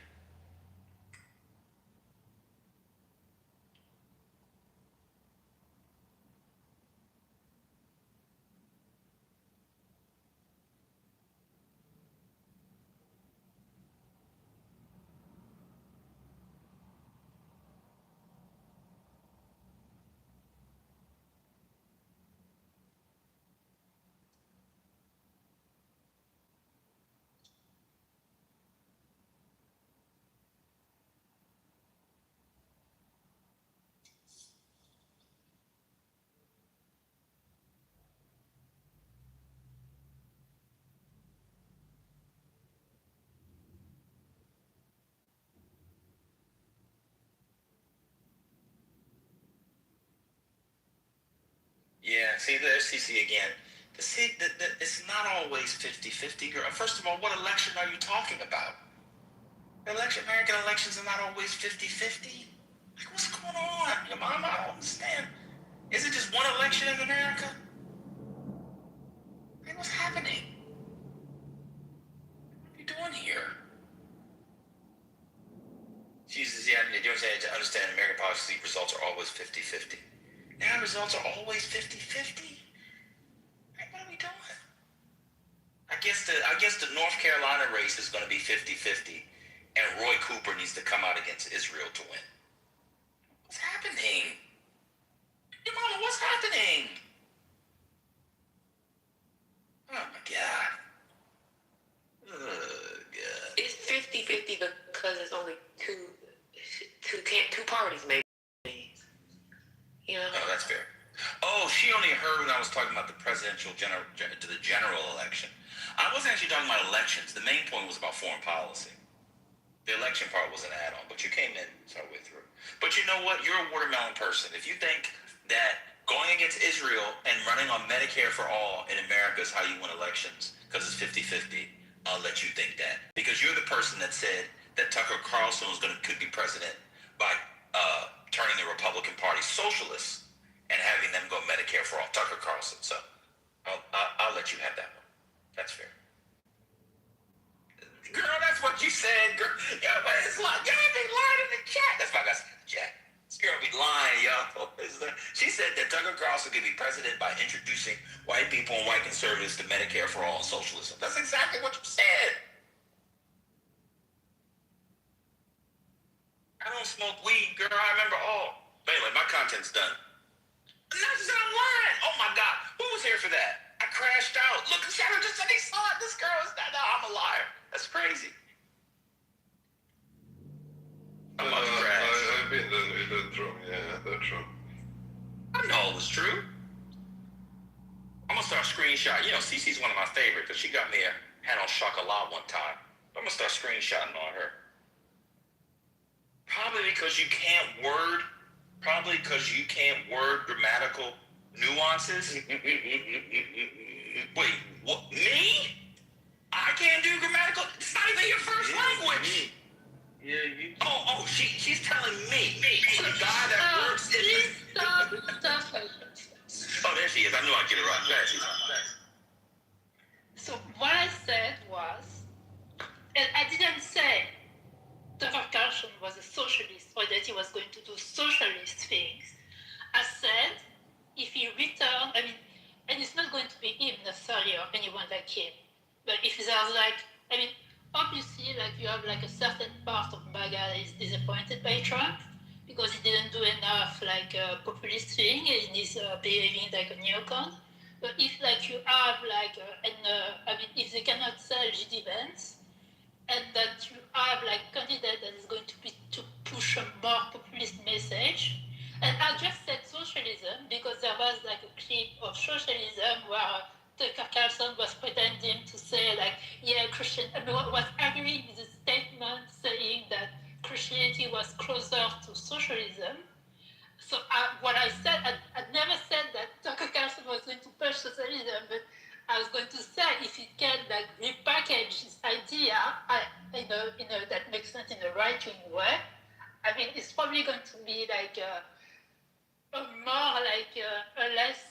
more class-centered candidate that is going to be a bit.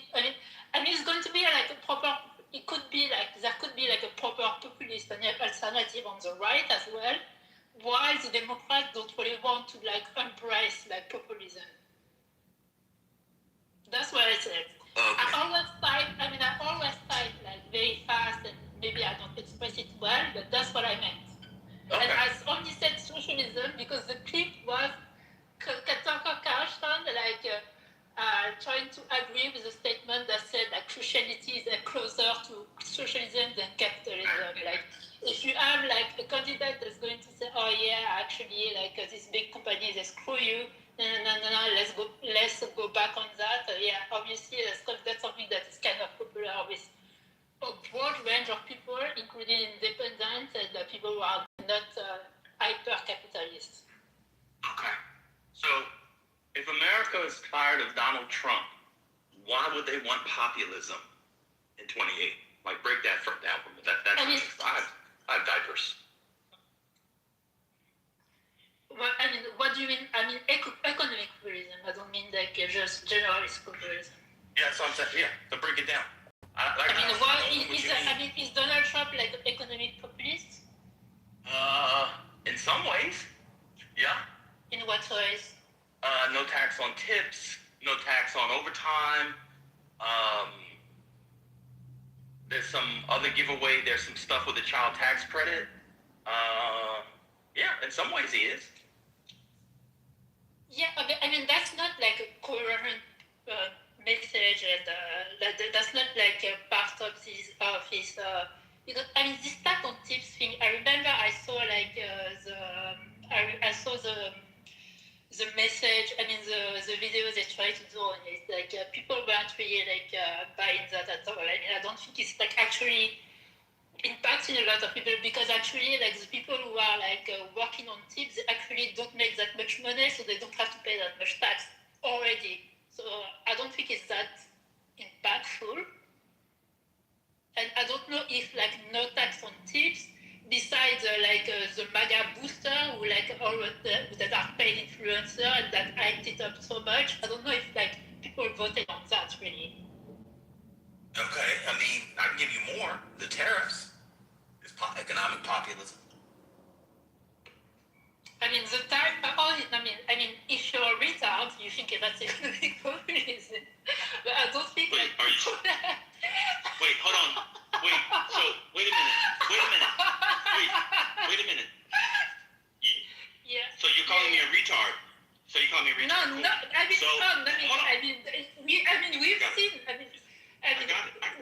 You've seen. Are you saying? Are you saying tariffs? Wait, are you saying economic protectionism through vehicles like tariffs is not economic you need to do the populism? other part. You need to do the other part, which is bringing back industry. Bringing back industry. Wait a minute. You laughed and said I'm a retard.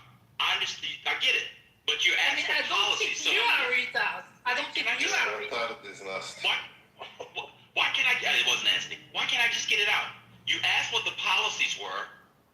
Tariffs, which had been pushed on the left as an economic policy measure in this country since at least Eugene V. Debs and Williams Jennings Bryan, has been economic populism. Those are the most successful leftist populists. You Can I cannot get my point out? Oh my God, yo, why can't I get my point out? That's wild. You got to get your whole point out. You know what happens is, this is what happens. You guys say what you want, and then I say what I want. Please just make your point. I get called a retard. And Just make your point about that. You don't need to I am making the point. Tariffs is economic populism. The whole point is to punish the elites and bring jobs back because they were offshoring the anti-NAFTA rhetoric, the anti-free trade rhetoric is a hallmark of economic populism. How is that retarded? Okay, so it's a hallmark of economic populism when you already have a base, an industrial base that you can leverage pretty fast at the same time that you put on your tariff. If you don't have that industrial base, it's just a tax on people because you're not going to be able to bring back the industrial base in 4 years.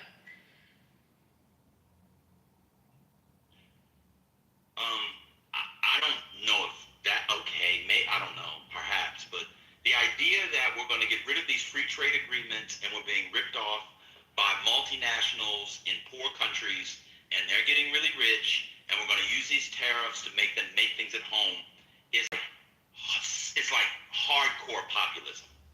It just is. I don't know. I'll be a retard. Anybody can look it up. It's fine. It can be. I can repeat myself. It's actually economic populism if you have an existing industrial base that you can leverage, that you can augment, where you can augment production fairly easily to replace the import that you are limiting. Otherwise, it's just bullshit. Okay.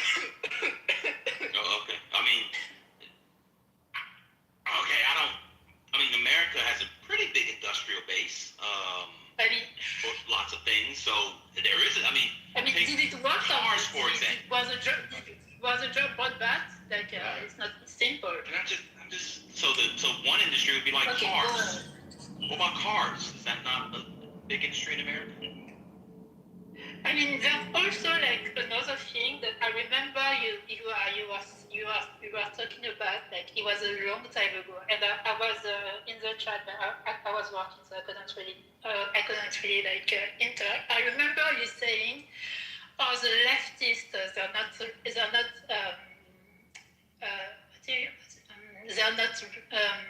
they don't feel happy about the thing that Biden did, bringing back the job for everything. I think it was a ship thing. And they thought that it was more interesting that Bernie was more popular by saying, we should have we should have an augmented minimum wage job. The industry thing, that's almost if you're still in the 50s, the industry, most people are working service job. So the industry thing, is very exciting if you're still in the old way we used to have industry, but most people are working service job and they want to see the condition improve in their service jobs. So all this thing about industry and stuff, for starter, you don't have the base anymore. You said car, bring back cars. How many people buy cars that much, and how many people work in manufacturing cars? That's not going to have a huge impact, really. That's going to be transformative for people. There's all kinds of jobs horizontally and vertically attached to the automobile industry. It's just like, oh my God, I can't get anything out. Oh my God. I'm like, wow, I didn't know you were so mad at me. Go ahead, Cece. This is crazy. I'm You call not me a mad retard. at you. You call me I'm a not mad at retard. you. What it is true is that you say a lot of things about I want to react, but I don't actually have the time to address it. And when I'm really pissed, I put it in the chat, but when I'm not, and most of the time I enjoy you, right? I don't say anything because I'm just living my life and listening to it, laughing, etc. But yeah, obviously, I mean, there's only a reason to react if you're not happy. So just so you know, you said that Tucker Carlson can be president if he. That's what you said. You didn't say anything about repackaging anything. You said if he does socialist policies like Medicare for all, he could beat the Democrats and be president. I never said Medicare for all. I remember I phrased it. I said I'd never said Medicare for all at all. I remember that was not said. I said if he can resell socialism to white people. And we all know that the reason why you don't have any social advancement in America is that white people hate the idea that non-white people to get anything good. So if there's a guy that can sell that to white people, and Tucker Carlson has a good reputation as a hyper-racist, white nationalist, etc., etc. So if he has those credentials of being a hyper-racist, and he can also sell this stuff, a kind of a more economic populist approach. I don't think it's going to be a presidential candidate. I don't think it's that popular right now, but I do think that if you find a candidate like that, it's possible. It's possible that there's a way that you focus on the left and you don't see, or you could be also attacked from the right on your own way. You're right. I never attacked the right. So, no, but I'm saying there are ways. No, but there are ways you could be. No, let me clarify. There are ways you could be attacked from the right on the stuff that the left reproach wants you to improve on. That's what I mean. And more generally, I think America is like a right-wing country. Like people want to be, they want to vote for Republican. Really, they only work for because it's. I don't know. I haven't seen anything very inspiring, as a coherent, inspiring message coming from the Democrats in a while. To be honest. I'm sorry. What inspiring message ever came from Democrats? What would an inspiring message be in this era? You would want something that is going to impact every single person. You don't want to do You mean inspiring message? Medicare for very free healthcare would be a pretty big thing. So why didn't it work 2 times with Bernie Sanders? Bernie Sanders is within the Democratic Party because you have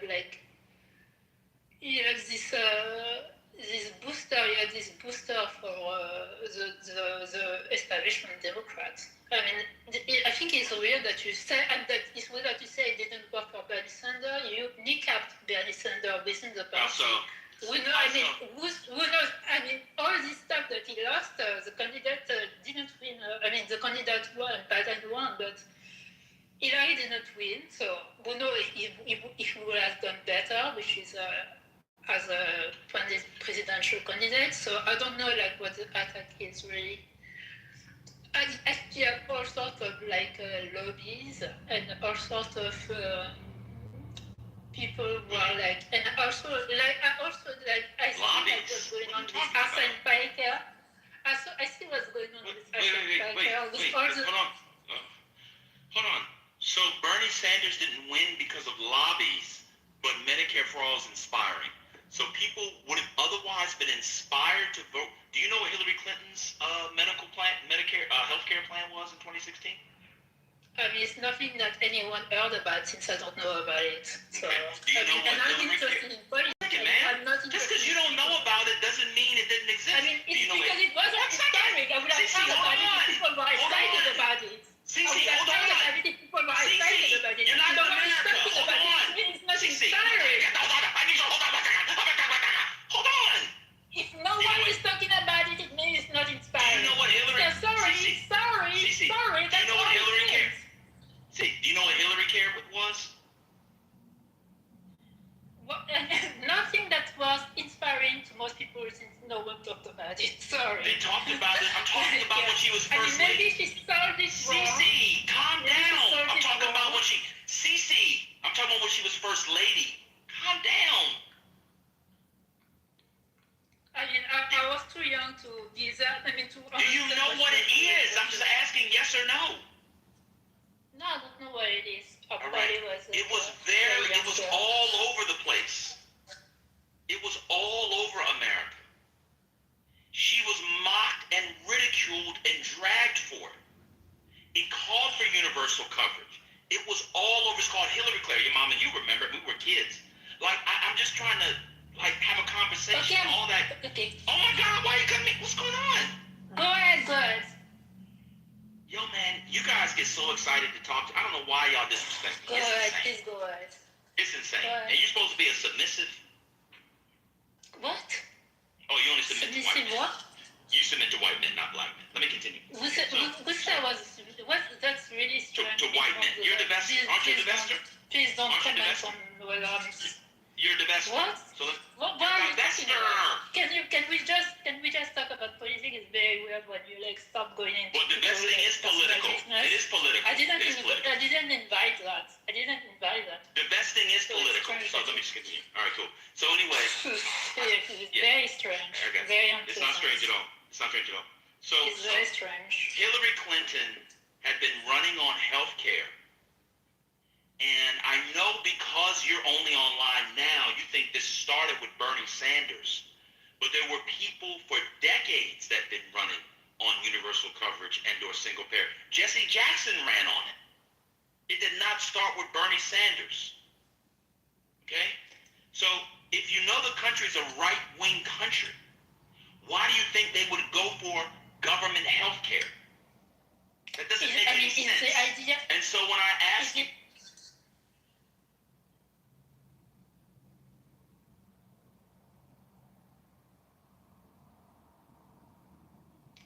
It's the idea that attitude towards certain policy never evolved, because I never heard anyone mock Medicare for all really. So I wasn't there. Apparently it was in the 90s. I'm not aware why it was mocked specifically, but I've never seen anyone deride Medicare for all except right-winger. So my point was, if this is this awe-inspiring thing, it is not inspiring Americans to vote for it. That was the point I was trying to make. And it's been a long stand.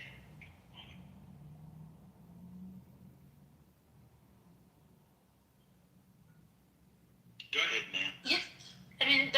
Your point only works if you have to assume that attitude never change. With time.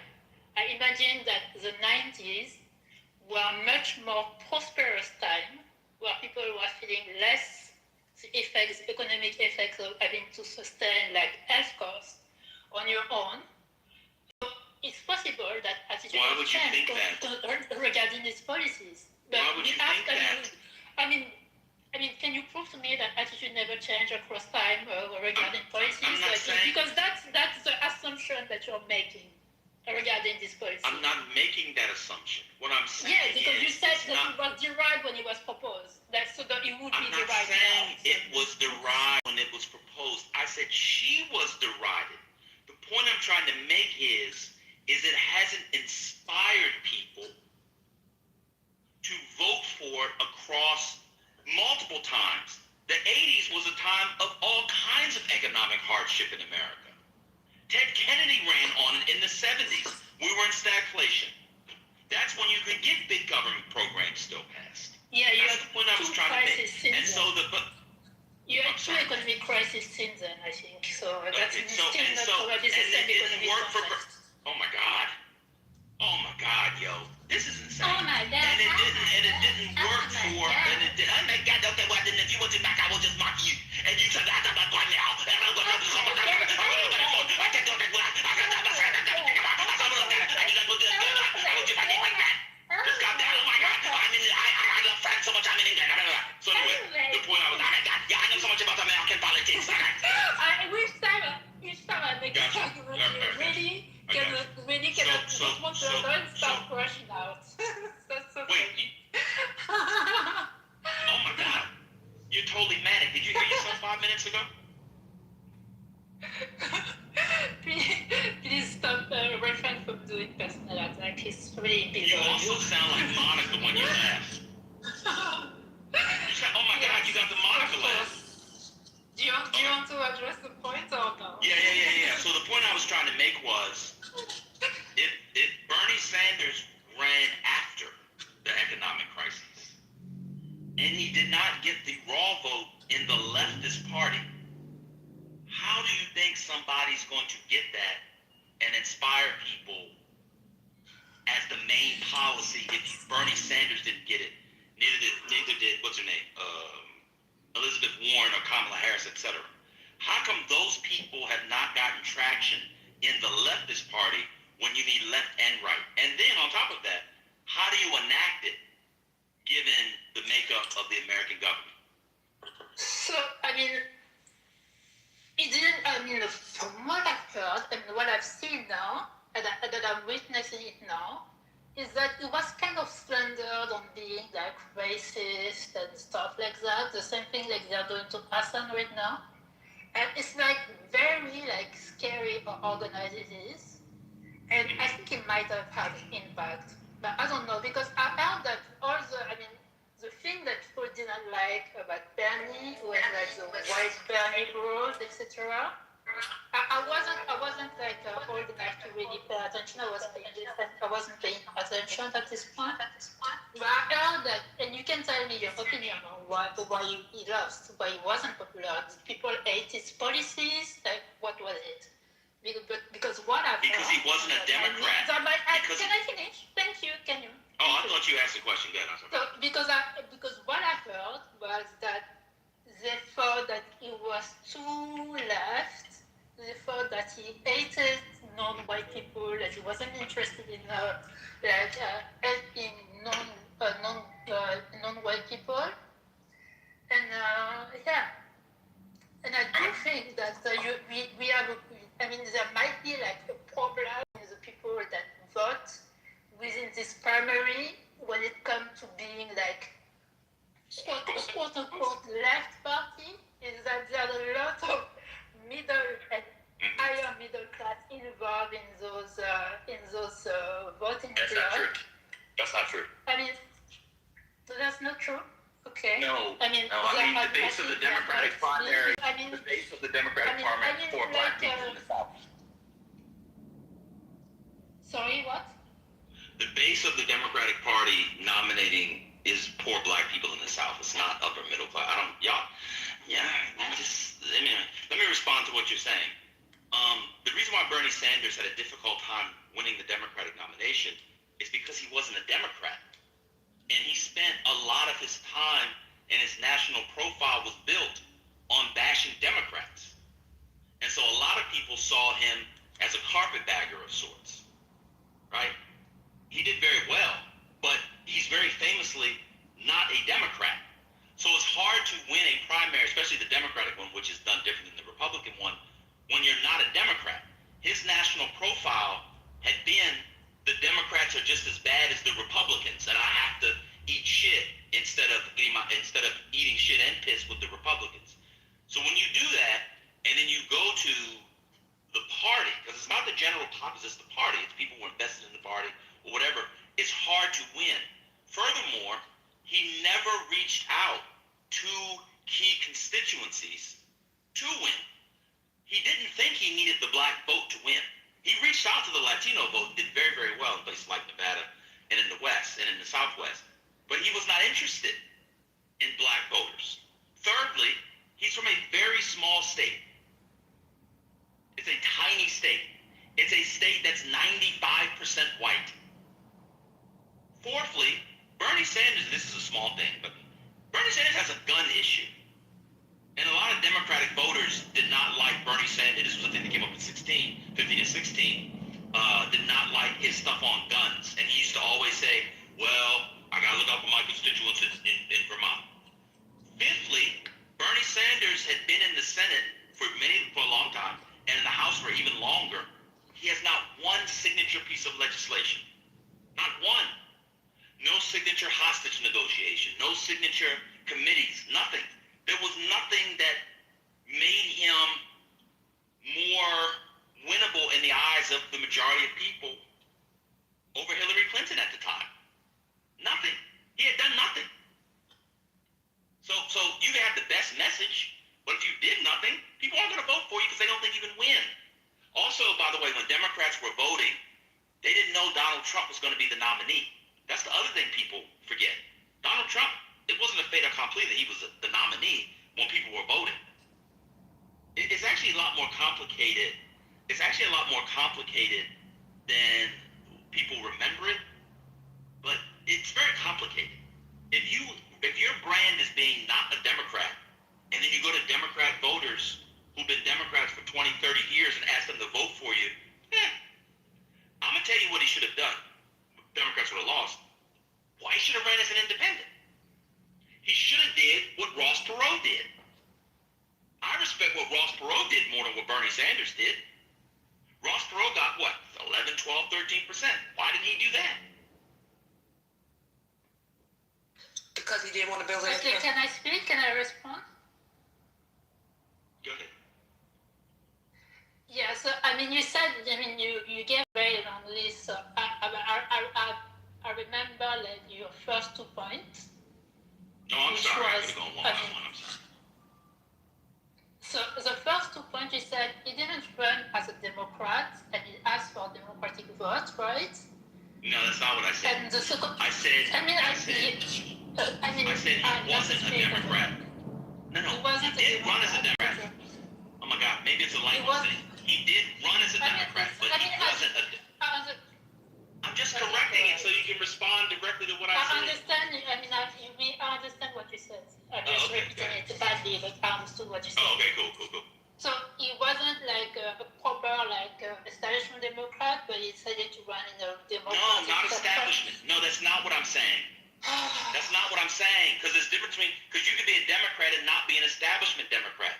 That's actually not what I'm saying. Okay, I understand what you mean. I'm just repeating it. Like it's okay. Relax. If I'm going to say, I am relaxed. I'm volunteering. I'm relaxed. It's okay. Okay, thank you for your volunteering. So what? So you said he kind of went like I mean, I can paraphrase what you want, is that you crash out like it's going to be okay. No, but your paraphrase is wrong. Is what I'm saying. Everyone, okay, fine. I think it's not wrong, but paraphrase. No, he wasn't a member of the party. It's supposed to be exact either. So he kind of ran as an outsider that wasn't like that went after Democrats a lot.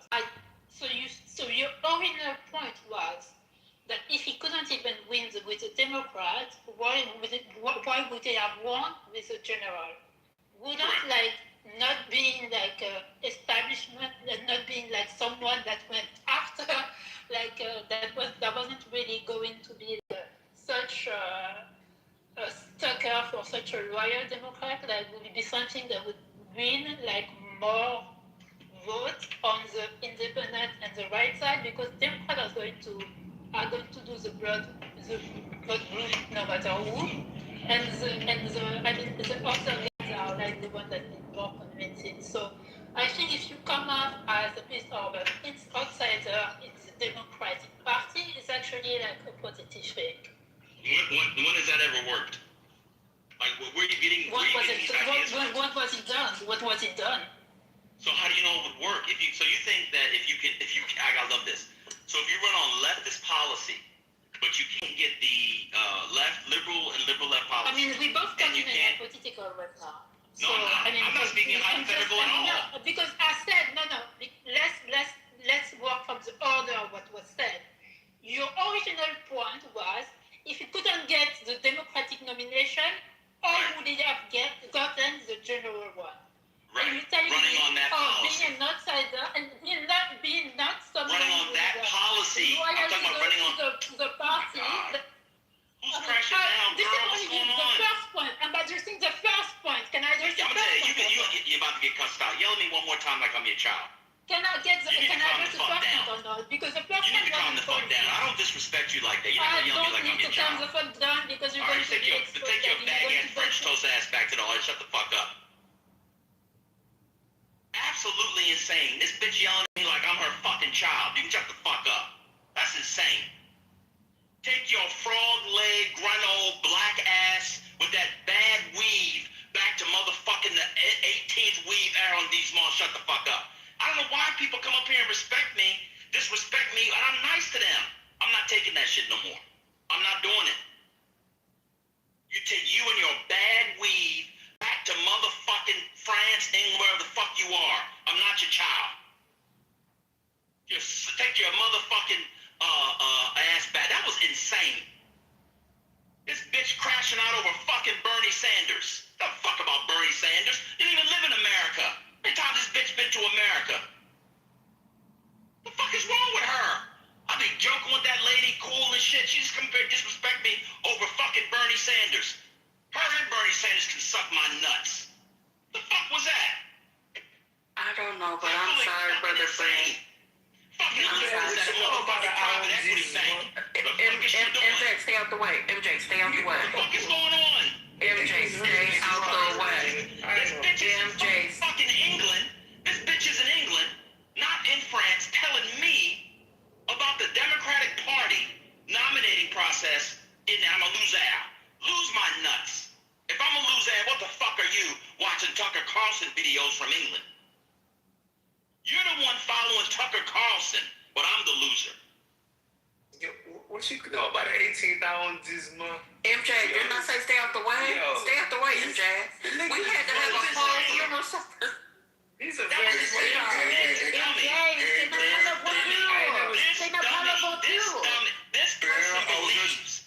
This person believes that American Republican voters would vote for a single-payer healthcare system.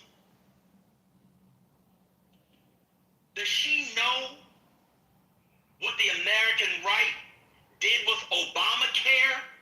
But they're going to vote for a full government takeover? Well, I heard she knew when she said you like NBC. You don't know. What the fuck? And then she started yelling like I'm her child. The bitch ain't got no children. Go get a child and yell at it.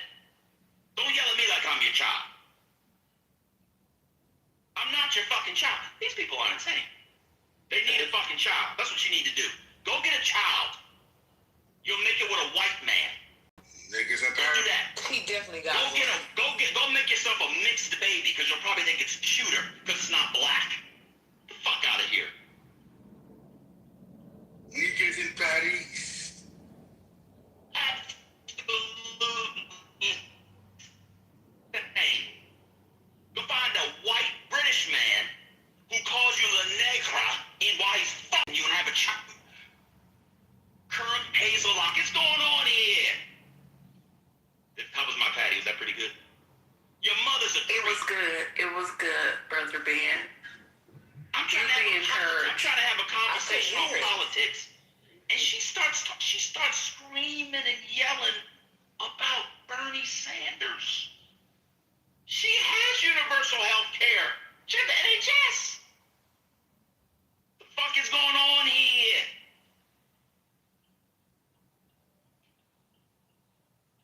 Y'all are Americans. Y'all see a bunch of right-wingers and Republicans voting for government single-payer health care? No. What the fuck is this lady talking about?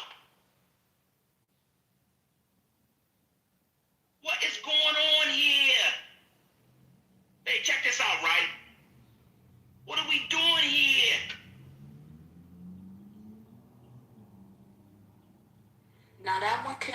a little bit then, as far as the accent. But yeah, I missed that. Yeah, it's okay. It's man, this I'm telling y'all, it is an international thing. This Bernie Sanders 2016 thing was really people's lives. I did not.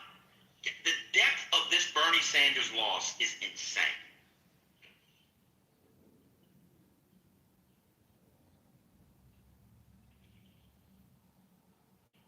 If an outsider Democrat does a thing, then why didn't he run as an independent?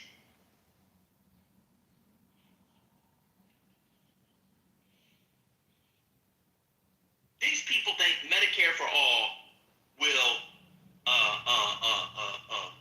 win all elections.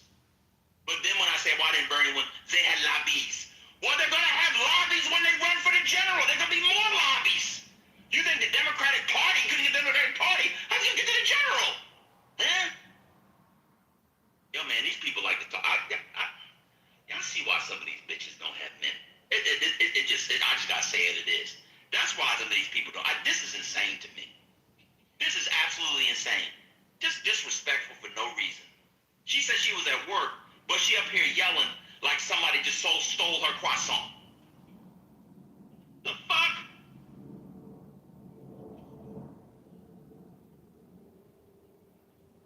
Creep my fucking nuts. I did not disrespect that. Why do they do that, TT? It's so insane. Over politics. I think CC is really cool. I like messing around, ragging, what's the term? Joking around, having a good time. Why is she yelling at me like that over Bernie Sanders? You know why? He's a white man and I'm black. I told you the bitch don't like black men. But the white man, the 18-year-old white man, is you. I'm surprised that she still likes Bernie Sanders because she's a fucking anti-Semite. She's another anti-Semite. It was weird. I mean, it started off on shaky ground when she kept calling you retarded. So I didn't really have high hopes. It started off shaky ground, TT, when she came on stage.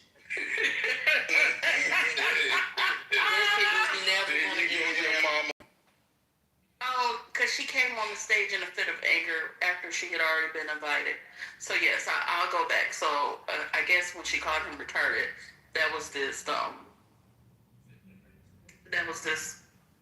We just hit a mile marker. And the destination hysterical laugh was making me very nervous. Did you mean the Monica laugh? She sounded just like mine. It was making me nervous. I wasn't sure where it was going. It was making me nervous. And also the regurgitated talking points from the Bernie bros was also making me nauseous. Like, just for the record.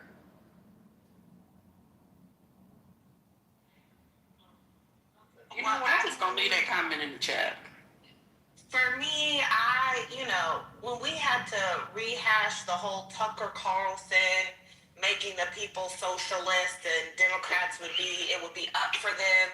Like, rehashing that's when for me the conversation was going to be over.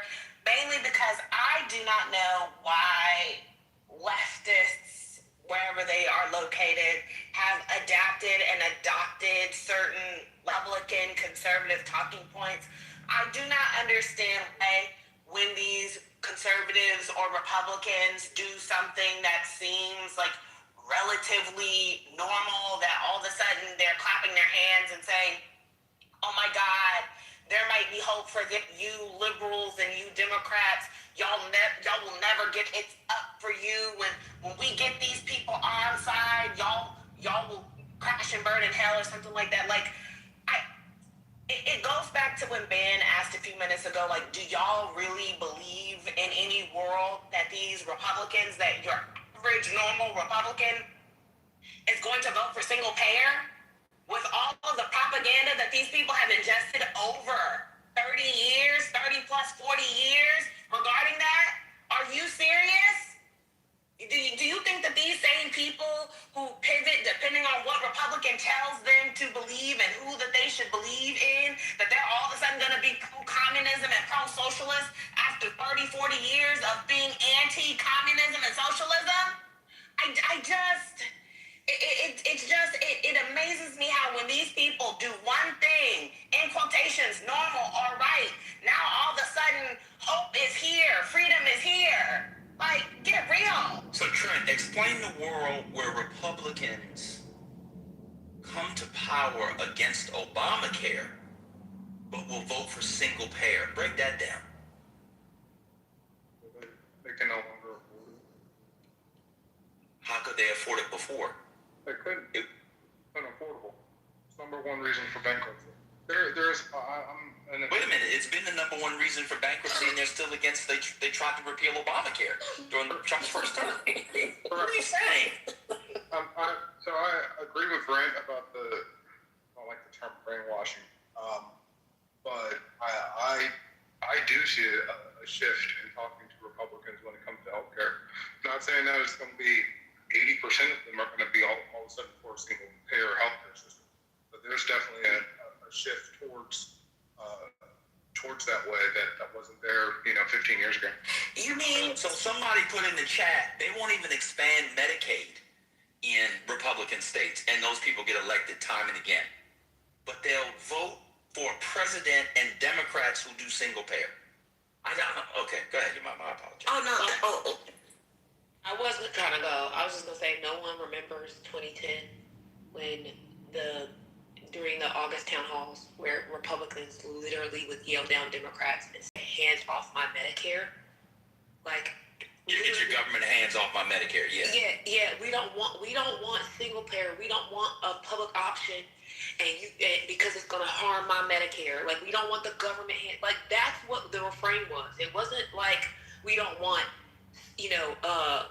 government health care. They didn't know that their own insurance was the government. It was insane. Like, and never mind that, Trent is literally from a state where the governor refuses to expand Medicare. That these people have increasingly voted to have tax cuts, that then have cuts on Medicare and Medicaid expand. Like, for the life of me, I do not understand how these same people who barely have a pot to piss in and a window to throw it out of, who are sitting over here, yes, suffering and struggling with no health care or with poor, inadequate health care.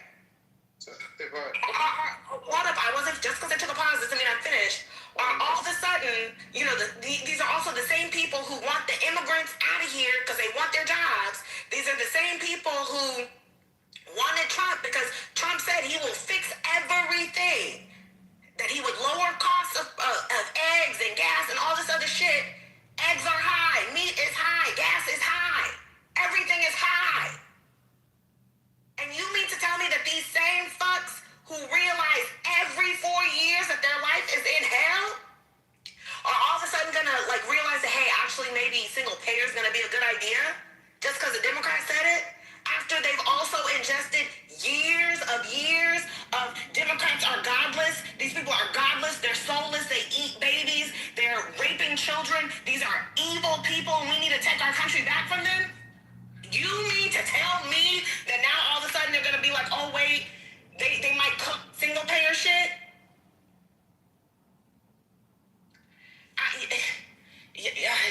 Y'all are very optimistic, and I don't get it. Well, Brent, that's because audacity is free. Yeah, I tried to post in the chat, but I can't. And I was actually just looking at this recently. It says, while a minority, a growing segment of Republicans support a robust government role in healthcare, with roughly 21 to 27% favoring a single-payer Medicare for all system, particularly among lower-income voters. Overall, 41% of Republicans believe the government has a responsibility to ensure coverage, even if they disagree on the method. That is from the Pew Research Center. Line right there. Listen, just because at this point, man, we really are going to have a conversation about how the electorate are liars. Because just because in a poll they say all that shit doesn't mean that when they are presented with that shit in reality that they're going to sit up here and agree and act on what they said in that poll. How many times have we had polls where they polled the American electorate on things and on reasonable things, and the electorate is like, yes, that sounds like a very good idea. And then somebody says, okay, now let's do it. And they're like, actually, I do not like that idea. That idea sounds horrible. I do not want the government in this particular area. They always know how we're going to pay for it. Exactly. How are we going to pay for it? It's going to raise the debt. It's going to raise, our deficit is already big enough. I don't want the government over there. Hands off my such and such. Like, how in the hell Hold on. are we supposed to take these people serious? Wait, hold on. I'm looking at the Pew Research Center report, and it says, this is the first full bullet after the top lines. It says, a 59% majority of Republicans and Republican-leaning independents say the federal government is not responsible for ensuring health care coverage for all. It just says while 41% says it is, he only told us about the 41%. What's going on? Well, your mama, the other half of 41 is 59%. I didn't say that it was a majority. So wait, hold on. This is why I'm questioning it, Trent. Not that you didn't tell us, but in the actual article, on the actual page, you know what Q has highlighted? Not the 41%, but the 59%. That's what they highlighted.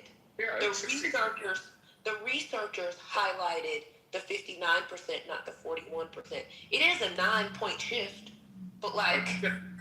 Well, that's again. So if you heard what I said, I didn't say it was majority. I said it's growing and it's shifting towards this, and depending on how it's posed to Republicans, because it's not necessarily people. I'm in full agreement with Britt on what the politicians say, but when you talk to the people, especially at the lower income level, look at that poll. They're shifting that way, and my assumption is that's going to get worse as time moves forward. That's actually going to move more toward the government system.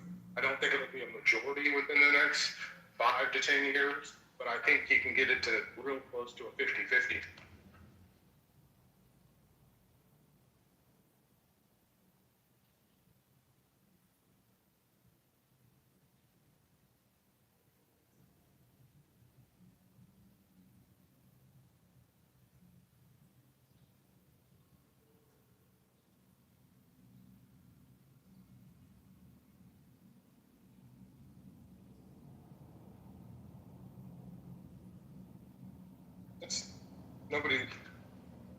I actually came in here because there was other breaking news. I don't know if anybody.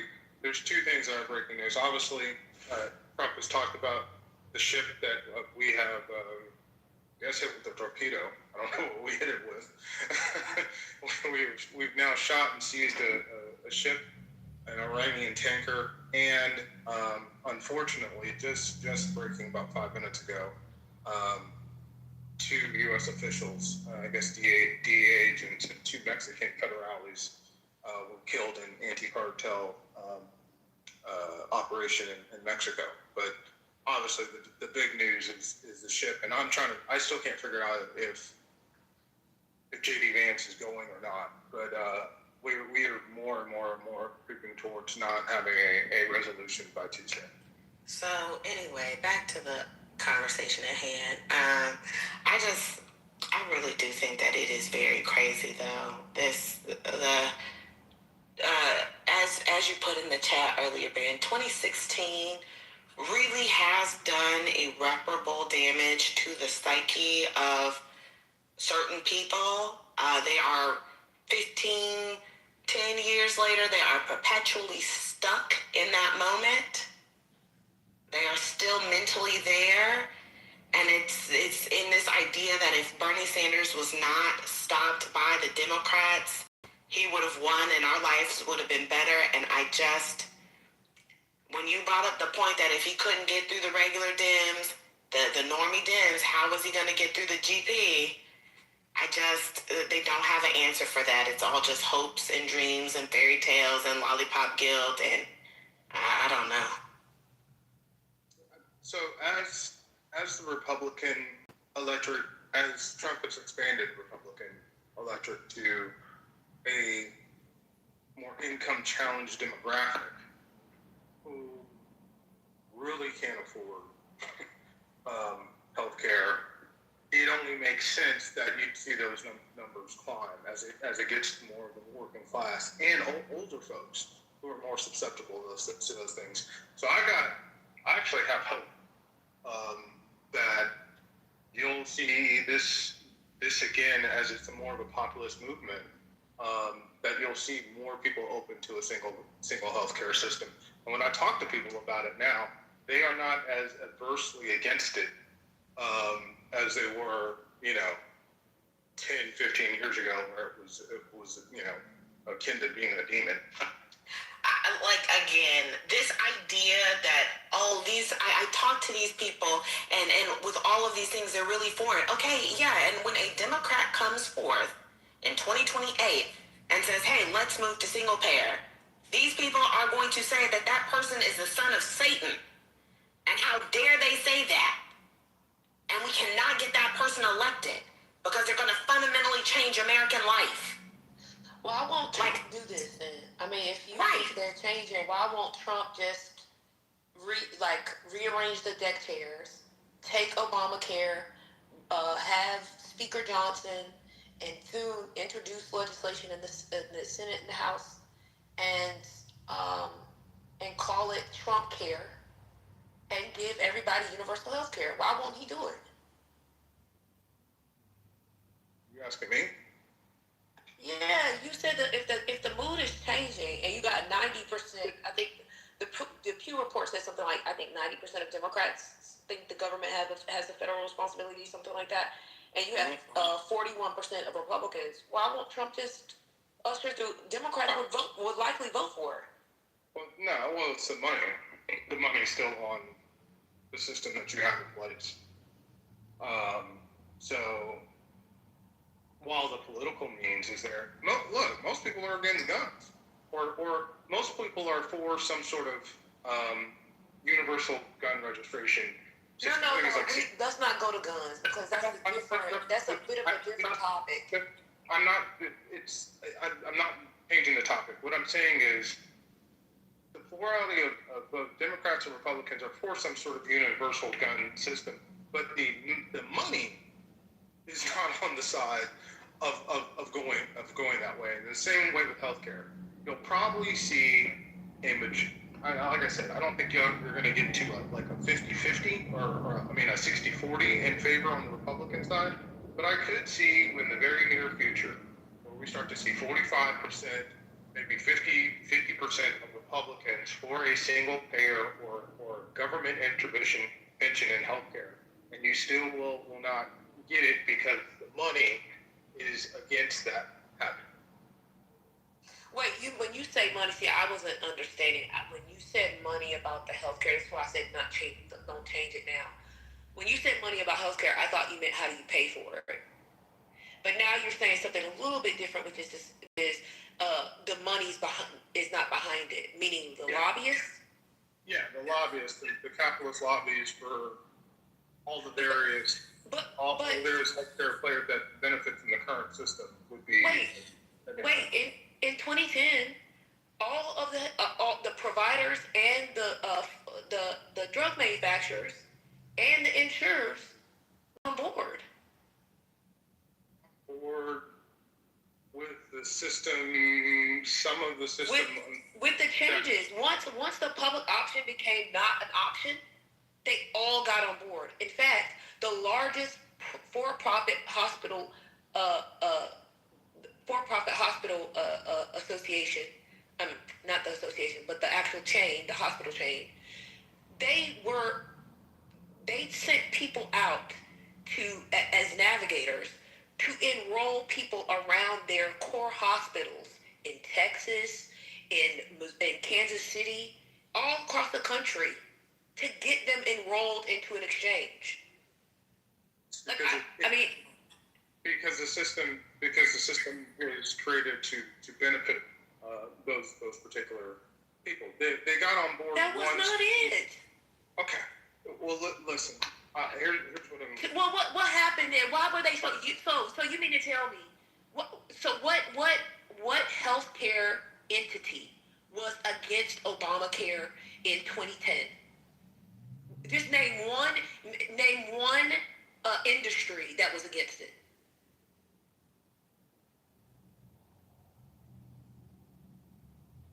The formulation of it, there were a lot of different organizations. I said name an industry. You know, like, let me give you examples. Like insurers, like providers, meaning like doctors or, hospitals, right? Pharmaceutical manufacturers. That's what I mean. Like, name an industry that was publicly against Obamacare in 2010. As soon as, especially after, particularly after the public option was not on the table.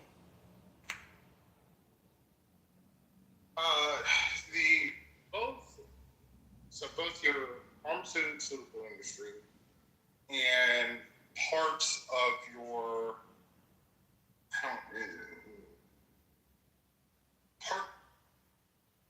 parts of the healthcare industry didn't like the way it was being put forward.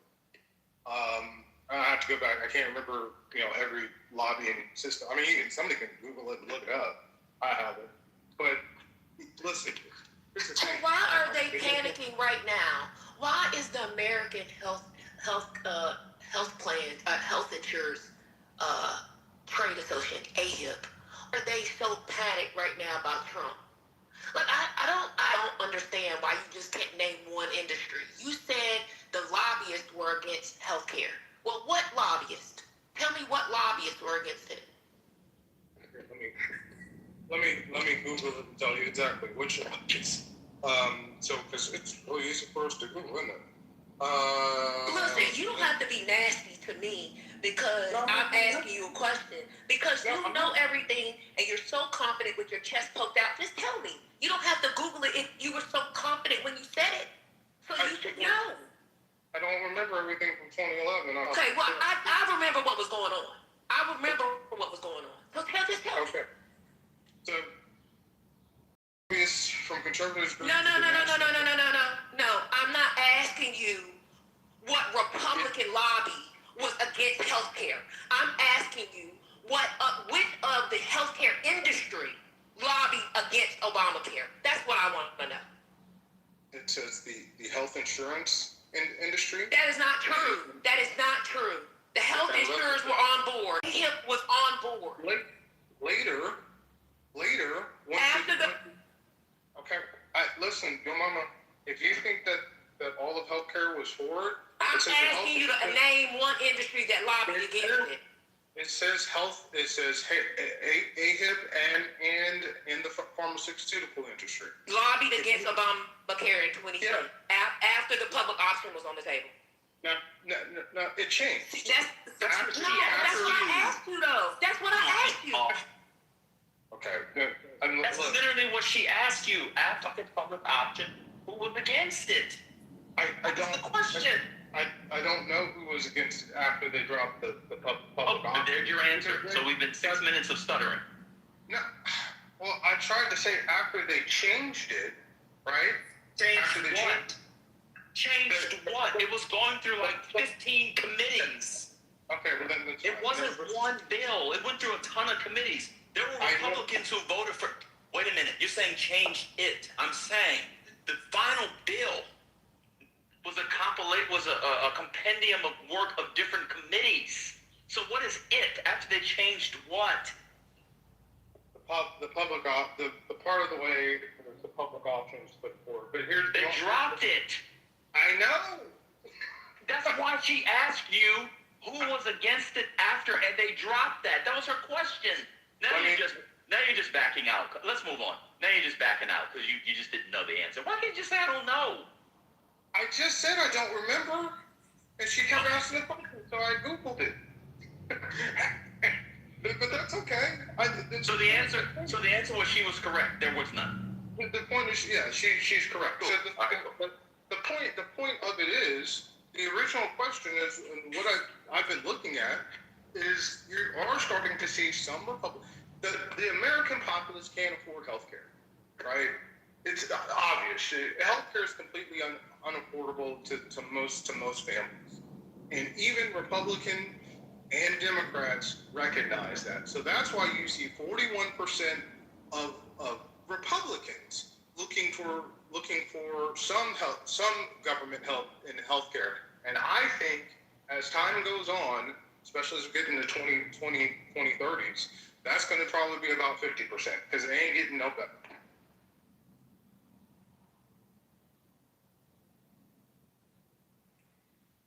Trent, you know it's not going to happen with Republicans, right?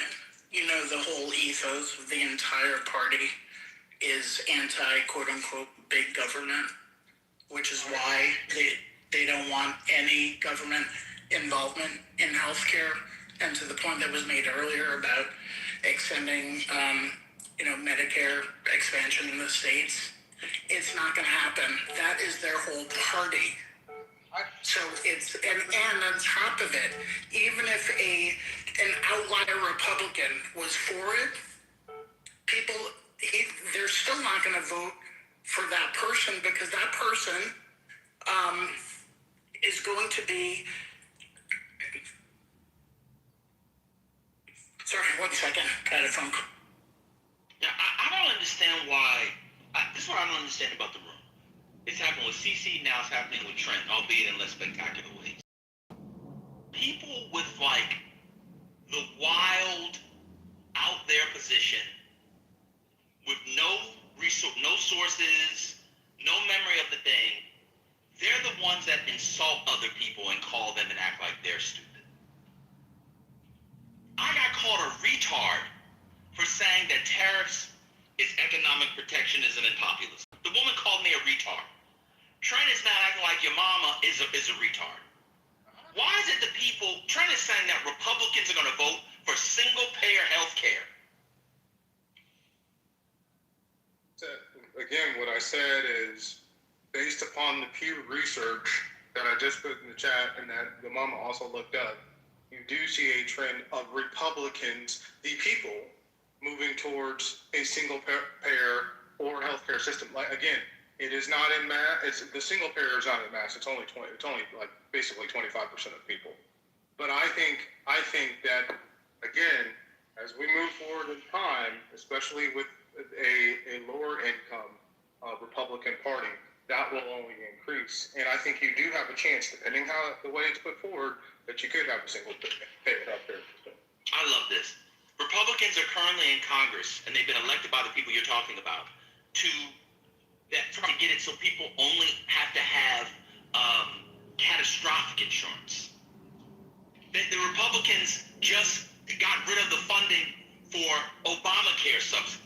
But according to you, there's a growing number of Republicans and intangible that will be okay with a multi-trillion-dollar government takeover of the healthcare. But we're the stupid ones. It's not according to me, it's according to Pew research. It's amazing. It's not me.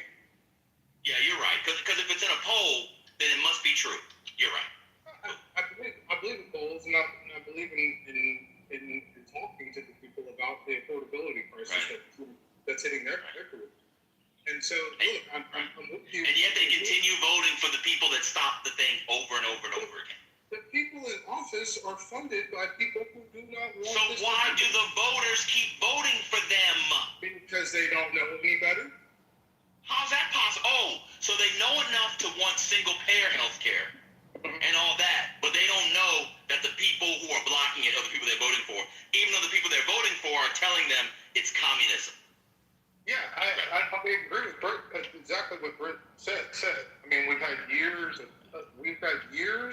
of, I don't like the term brainwashing, but we've had years of propaganda that demonizes the single-payer healthcare system. So it has, I'm in agreement with you, it has become the identity of the party. But when people look at their pocketbook and they look at when they sign up for healthcare, They recognize they can't afford it.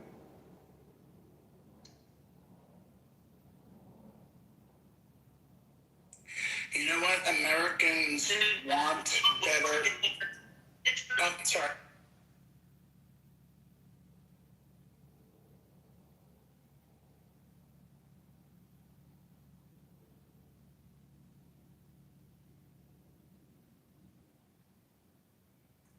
I think when Americans are polled, they want, some sort of sensible gun legislation, but the Republican Party won't let that happen either. Scotty, that's what I just said. Scotty said what I just said. Trent, you're the guy that says Americans want taxes cut, but now you're also saying they want higher taxes on healthcare. You'll be all over the place. What? All over the place. Taxes will go up with single payer.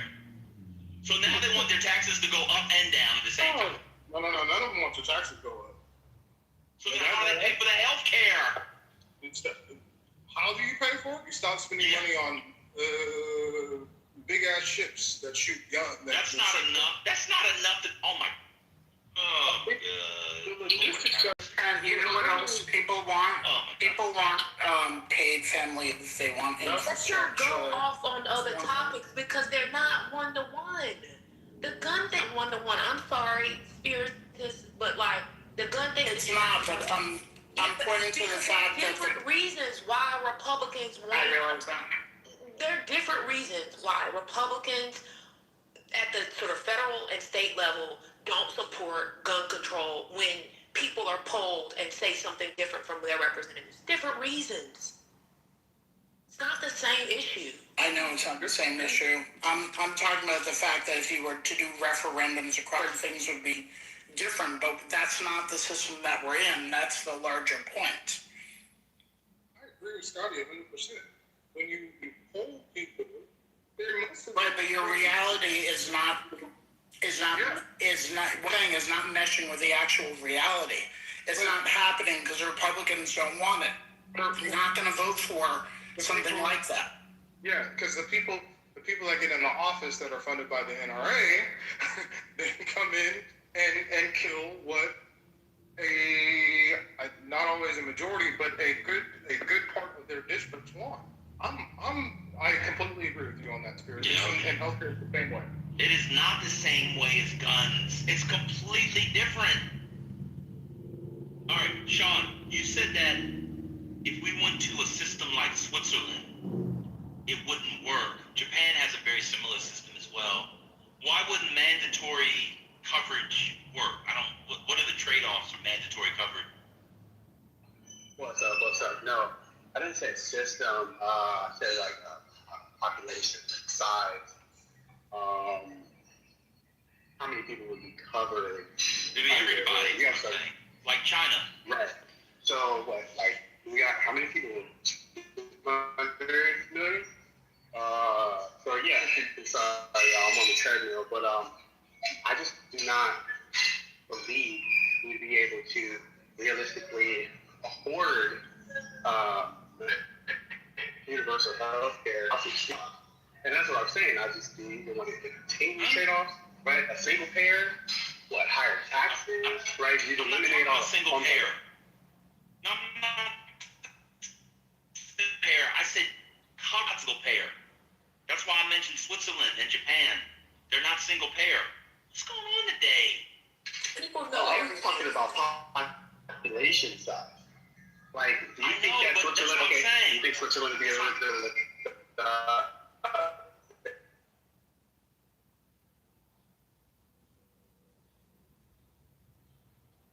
What does population size have to do with it? I don't get it. It's the cost. Why?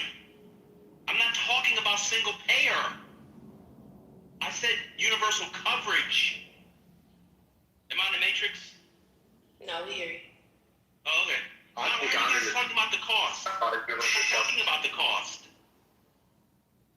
I'm not talking about single payer. Switzerland doesn't have single payer. What is happening today? You said that, this is what you said, because it was confusing what you said. You said,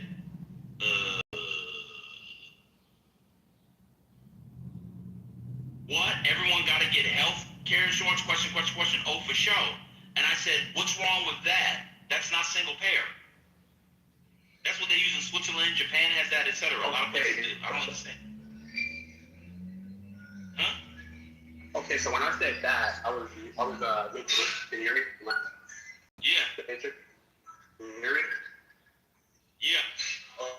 Okay, so I was responding to the woman was talking to the guy, and she was asking him what companies, what providers were against Obamacare for, right? Because hey, you can kind of make everybody have to get this stuff.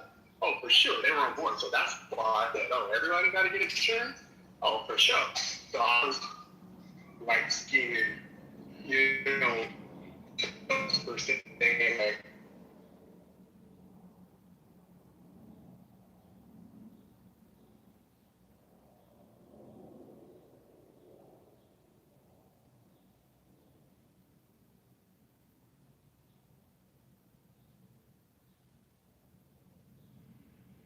Am I in the Matrix? He's in the gym. Am I in the Matrix? No, I think it's him. We hear you fine. Okay. You said this was the point when you said I understand that point, but I didn't understand what you said when you said I don't believe that based on the size that we could afford it. That is universal coverage without some serious trade-offs, and I don't understand what the trade-offs would be. Not too sure. I don't even want to entertain the trade-offs. What would the trade-offs be to going to universal coverage? I don't get it. See.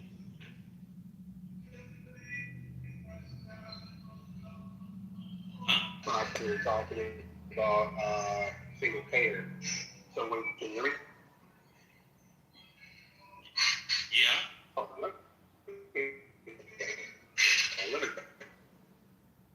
He's in the gym. It costs like $3 trillion. So you'd have to have. No, it wouldn't. Universal coverage would not cost $3 trillion. We're talking about single payer. Okay, well, how much would it cost? Much less. You would just have to cover people who would be covered. So, for example, you get your health insurance through you or your spouse's job. You're covered. The government wouldn't pay anything. I'm talking about how they do it in Switzerland, not the UK. Oh my God, people think Medicare is all the same. Okay, can you hear me now? Just realize what it is. Oh Lord.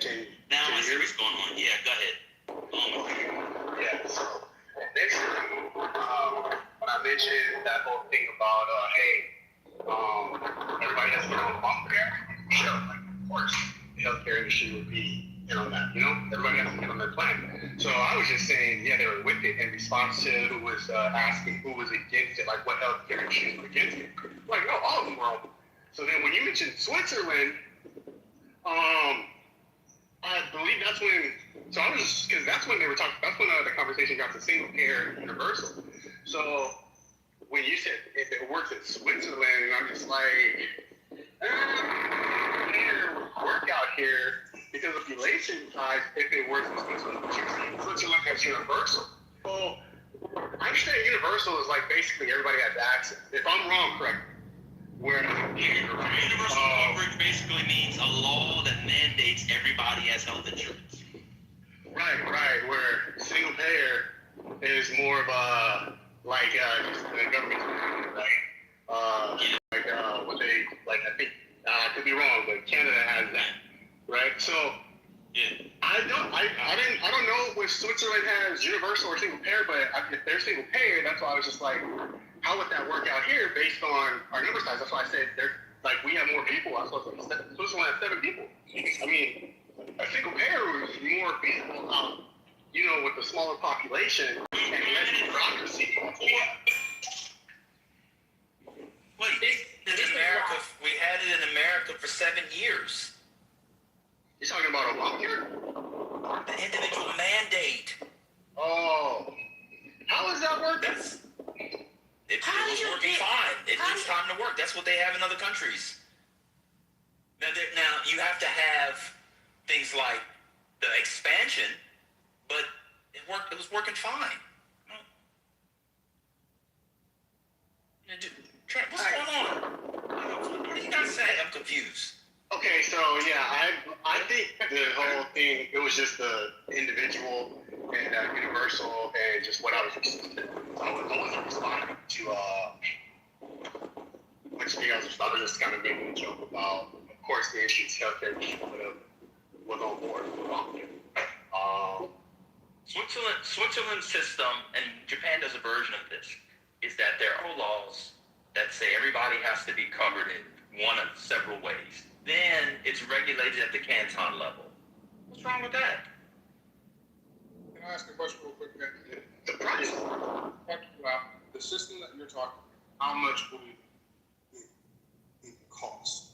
Because even the system that we had before was unaffordable to a lot of people. So how much would the system cost?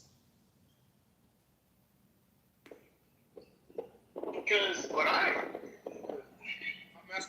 it would cost, whatever cost would be, I don't know, hundreds of billions maybe to fix the people who aren't covered. But it's not like the UK. I mean, you could they have public option. There's like all types of things. It does not cost $3 trillion. So, yeah, well, I'm looking at the total single, I looked at what would total universal health care cost in the United States, and that was the three trillion. Yeah, I know, because that's looking at the single payer. Yeah, that's looking at the single payer. So what you're talking about is like a mixture like Germany has, where you have private and you have a public. There you go. I agree with that. I think that's where we can get to. We had an opportunity, and Republicans fought it at every turn. Literally, Owen said it earlier. They refused, because of the individual mandate and Medicaid expansion, they refused to be involved. They refused. So the Medicaid expansion was like one big piece of getting more people covered and the cost for everybody. That was like a huge part of it. When that got stripped out, and like that was pretty much the end of like affordable coverage. Like that's what people are mad about now, is because more people did not get covered in ways that kept the exchanges affordable for more people. And Republican states were the biggest outliers. They were the biggest offenders. The AGs, I think it was West Virginia was the AG who was the lead. They fought it at every turn. Texas, Florida, every turn. The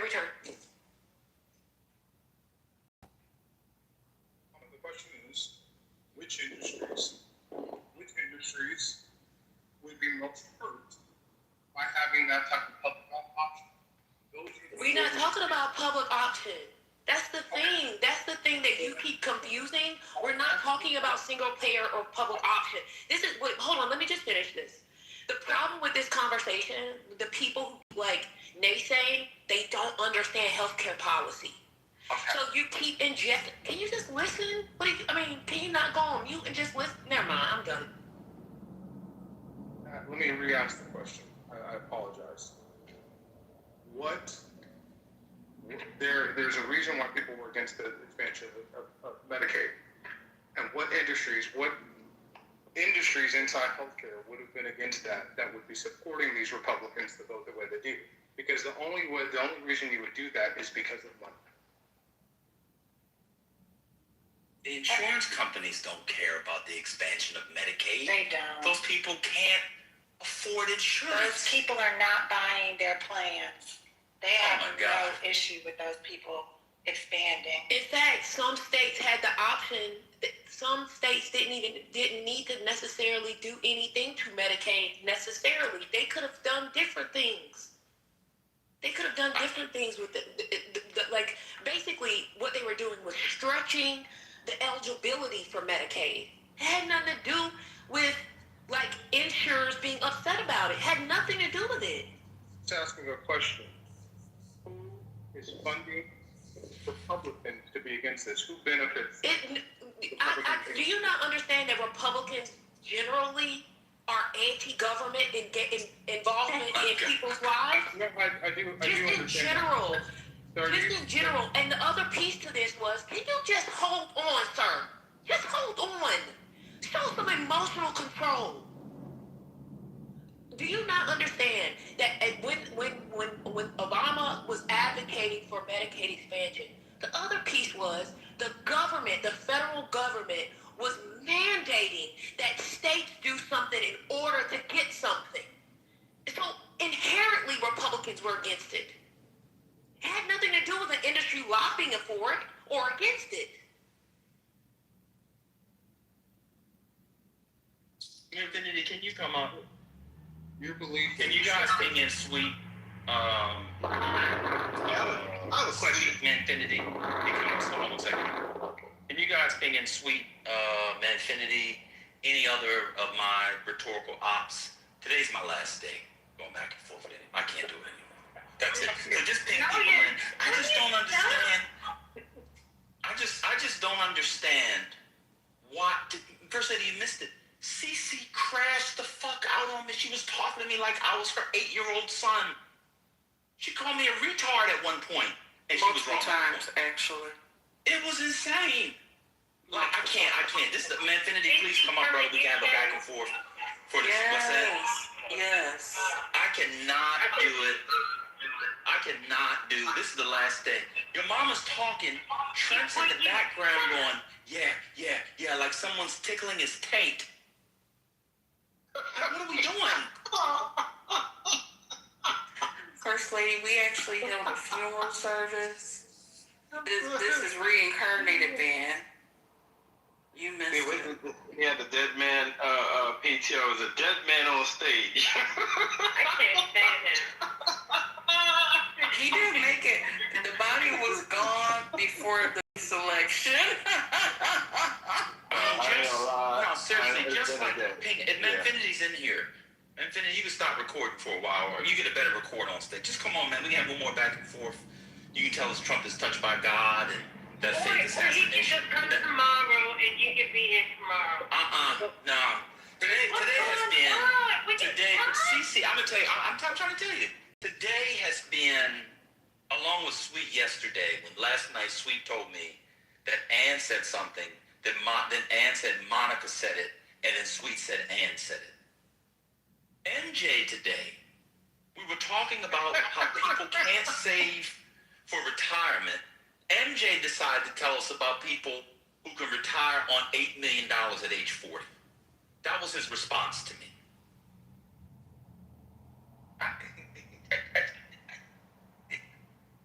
I'll be here. I'll be listening. It's like neoliberal, and you are like the only people I can talk to. And then Hurricane will come in and talk about something obscure and opera law, and I'll chime in, and then we'll get a troll from Buck Broke Brother, Messy. Outside of that, it's impossible. It is absolutely impossible. Impossible. They tried to tell me I was wrong. I counted it. There was 9 people in the chat, and at least 2 on stage that said, if your grandmother and your aunt live with you, you're in a nuclear family.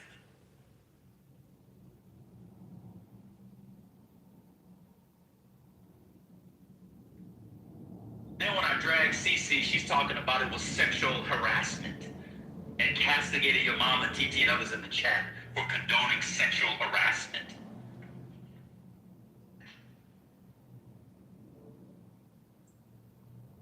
Alright, I forgot that. So please give me Infinity up here and anybody else. I don't know. Yeah, I can just say, because I can't post in the chat, but in my mind, I looked it up. It says the healthcare industry spends hundreds of millions to lobby Congress, over $700 million spent in 2020 alone to influence policy, opposition to Medicare for all. Key players include pharmaceuticals, insurers, and hospitals spent over $500 million annually in recent years. The top group spending $143 million. I never said anything about that, but thank you. And I can tell you what I could tell you what in 2020 they were lobbying for and against, but like it wasn't what I asked you. But good try, thank you. What my point is, there are people that the reason Republicans are against this is not because Trent, I have spent. I'ma just say this, Trent. I have spent over 20 years in Washington, D.C. 20 years. And that's not even including the time outside of Washington. I'm quite aware of how lobbying works, how our system of government works. I might have been in some of these places. Like, the fact that you think that you can lecture me about the way that the United States government operates, including how people lobby, is absolutely insane. I'm asking you a question. Again, you don't have to ask me a question. I don't need to engage. I'm done with it. I said it before. I'm done with it. You got it. You know. And next time you'll come in here and then lecture us on energy. Like you're an expert on literally every topic. I've never seen this before in my life. You come in on these stages every day and big up your chest. Big up your chest every day on every topic because you're an expert. You know someone who gave you the inside. You know someone who gave you a presentation. Oh, you got the intel, but never tell us a single source. Anytime you talk, it's absolutely, I find it incredible. Like, literally, God bless you. I hope that your bank account is forever growing and that you can continue to be as successful as you are. Yeah, I appreciate that. So then I'll ask the rest of the room. I don't think, in my mind, Republicans are against healthcare only because they don't like government. There's obviously some industries that are lobbying against them. And that are funding their lobby. And if we don't think it's insurance, what industries do you guys think that are preventing the system that most of us think would be beneficial to most Americans? I'm gonna be honest, and I'm gonna say this as a non-expert, and I'm gonna say it because your mama won't say it. Everything is not a scheme set up by Todd to come back to motherfuckers with the bullshit. Everything is not the big insurance lobby or some other phantom lobby that's putting in all of this money to keep the people from doing it. Like, the simplest answer could really just be the Republicans view it a very particular way. They have messaging for it to be a very particular way because they are small government focused, even though that's a lie for separate reasons. They're small government focused, which means they don't want that type of health care. And it could just be that. It could also just be that that nobody's pumping all this money to get this outcome. It could literally just be an ideological difference. It literally could just be that.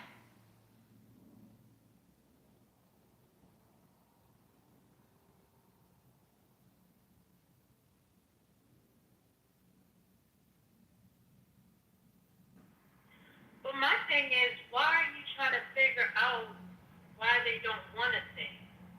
And just knowing that they don't want it. What is that about?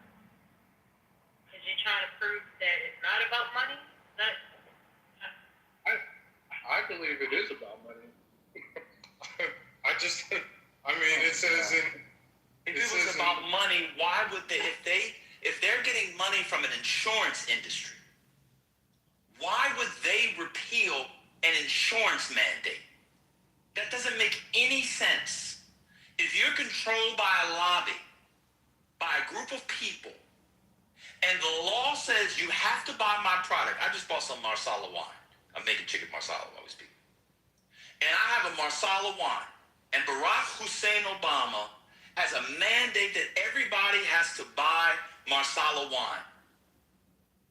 If I'm in the pocket of the Marsala wine industry, why would I get rid of the mandate for people to buy Marsala wine? They repealed the individual mandate. It's an excellent question. My question goes to then why would they spend reported $653 million in the first 3 quarters of 2025 lobbying against it? They were not. They didn't lobby against the mandate. That's Medicare for all, which gets rid of the insurance industry. You're not listening, bro. Come on.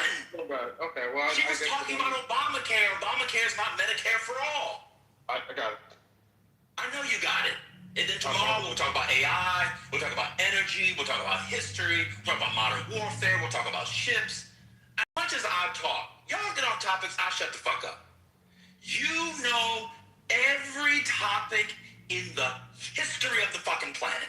Stars, cosmology, oceans, rare earths, mushrooms, flora, fauna, telecommunications, cars, private equity, on and on and on. You're now conflating Medicare for all with Obamacare. But I'm the dumb one. And the retard, according to CC. Petrodollar, thank you. Petrodollar, Venezuela, geopolitics, communism, perestroika. In fact, what do you think about parachutes? I forgot about sport. Trent, what mic on you on perestroika? To be very honest, I prefer Smirnoff. Y'all have a good one. I'll talk to you soon. You don't even know what perestroika is. You'll Google it. He'll Google it and then act like he knows what it is. He doesn't even know what perestroika is. God damn. Yeah, everybody come up in Infinity. Anybody else? Stop pinging Monica. Get Alan Dean in here. Get everybody. Please, mushrooms. Get CC back in here, everybody. This is my last go round with this. This is my last go round. We're going back and forth with y'all people. What you want to go back and forth about? Whatever people, any of my ops, anybody or whatever people disagree with me with that could lead to a crash, let's just get it on now. It's my last time. No, it's not. Oh, it is. The weekend has been, I mean, to be fair, I got a lot of work done this weekend. But it's been pretty good. But everybody just get it in. I mean, I'll still be here and participate a lot less. It's just not fun. He was just conflating. He conflated Obamacare with Medicare for all. How can you have a conversation with that? You know why he thinks he's an expert? Because his wife works at the hospital. So that makes him an expert. Because she comes home and complains about being $200,000 in arrearage, and now he thinks he understands the $1 trillion dynamics of American healthcare. Y'all heard Trent just suggest that Republicans are pro-big government, and if the lobby went away, they'd be fine with universal healthcare. That's what he just said.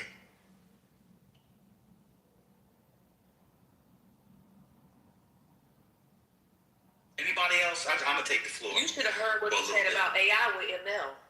I thought I was going to jump off the balcony. Oh my God, I don't know anything about AI, so I probably wouldn't have got it. Yeah, that's another one. Y'all don't hear me say a damn thing about AI, except he's slightly overrated. But y'all not ready for that discussion yet. But I don't know a damn thing about artificial intelligence. That boy from Virginia Beach who played at Georgetown, I know about that brother. That's on AI now. You know, they talk about these computers. I don't know shit about that. I mean, the fuck up.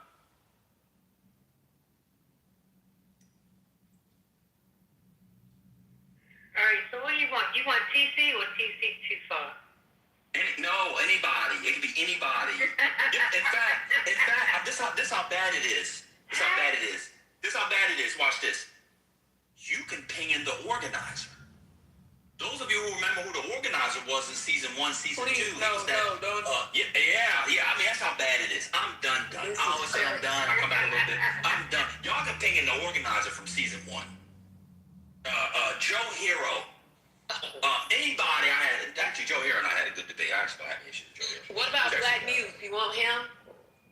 I don't have an issue with him except him eating off mute. I mean, you would never come in here. And the morality of the slave revolt. Come on, that was too far. Yeah, but that won't lead to like a classic, crash going out. Oh, okay. I need to ping Malcolm. Ooh, yeah, Malcolm Cash. Yeah, bring Malcolm Cash in here. Anybody. Oh, Hurricane's here like an opera band. God damn. Anybody else want to have a last political, historical, or cultural debate? It's my last day crash. I mean it, damn it. I want to get it out. I never really crashed on.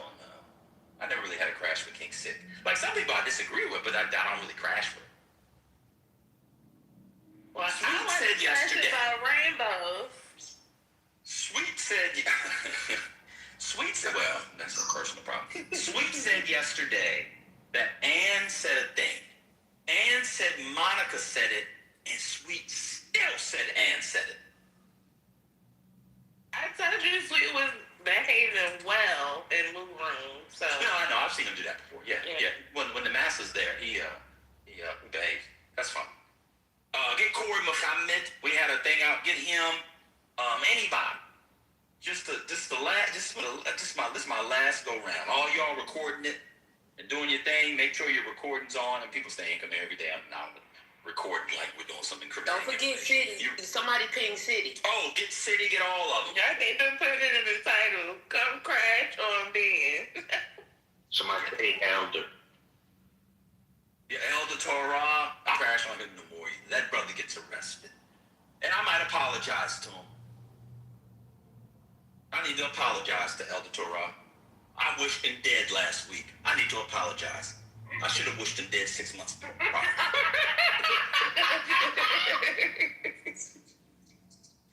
You literally made me change, but I lost my train of thought.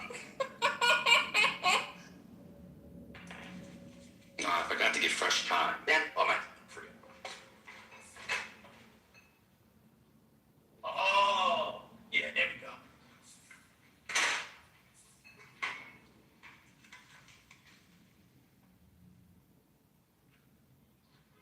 You just put, let's get the business clear with Ben. I mean, I want it to be somewhat organic. I don't want people to be like, oh, personal thing. I was at your house. And not stuff like that. But just the last time. CC crashed on what? CC crashed on me, first that he weren't here, because of Bernie Sanders. She didn't understand what I was saying. I don't know why she thought she understood what I was saying. Oh, because he's not an establishment Democrat. No, because he's not a Democrat. Your mama, she didn't know what I was saying. She thinks Bernie Sanders has been a Democrat. Hi, guys. Hey, Aaron, did you and I have beef back in the day on a political or cultural or some issue? Wait, who are you? Hold on. Well, we're doing. We got. Just if we didn't, it's okay. So just. You might have to run down your many names.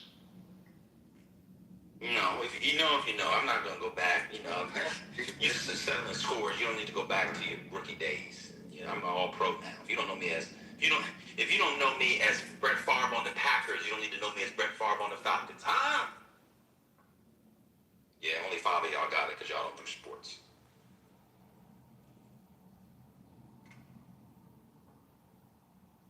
And what happened with the Bernie Sanders? Is it? Wait a minute. Matt Cool in the chat said Mountain threatened to kill somebody's daughter? What the fuck is happening on the app? What were they arguing about? What was the debate? Shut up, yo. Okay, continue.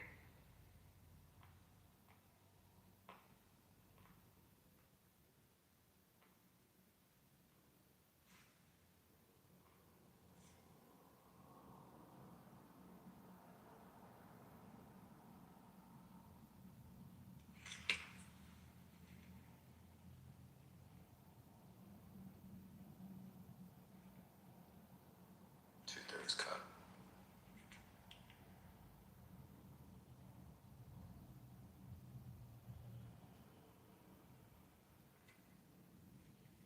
Shaft is coming on with Sam Jackson, the worst remake of Shaft ever. How do they get budgets for trash movies? Wait, it's gonna be a new one? I thought they already did that. John Singleton. I'm talking about the one that John Singleton did with Samuel Jackson and Busta Rhymes. One of the worst movies ever.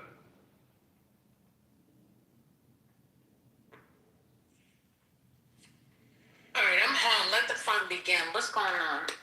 Let me find these people. You want some, find these people. Who's it? He said he was gonna kill somebody. All right. No, I got nothing to do with it. We don't lady M's here. Who's Lady M? Matt. Oh, Matt. Hey, Matt. Hey, what's up, First Lady? What's going on, Brett? Yeah, so it was just a doxing incident on my stage. Brad accused Mountain of doxing him, like his name. And then they got to the DMs, and Mountain went ahead and posted Brad's daughter. What? Saying that he knows where she sleeps and where he's at. And then he showed his gun. Yeah. It got really bad. It was pretty bad. But y'all all Trump supporters. What's going on?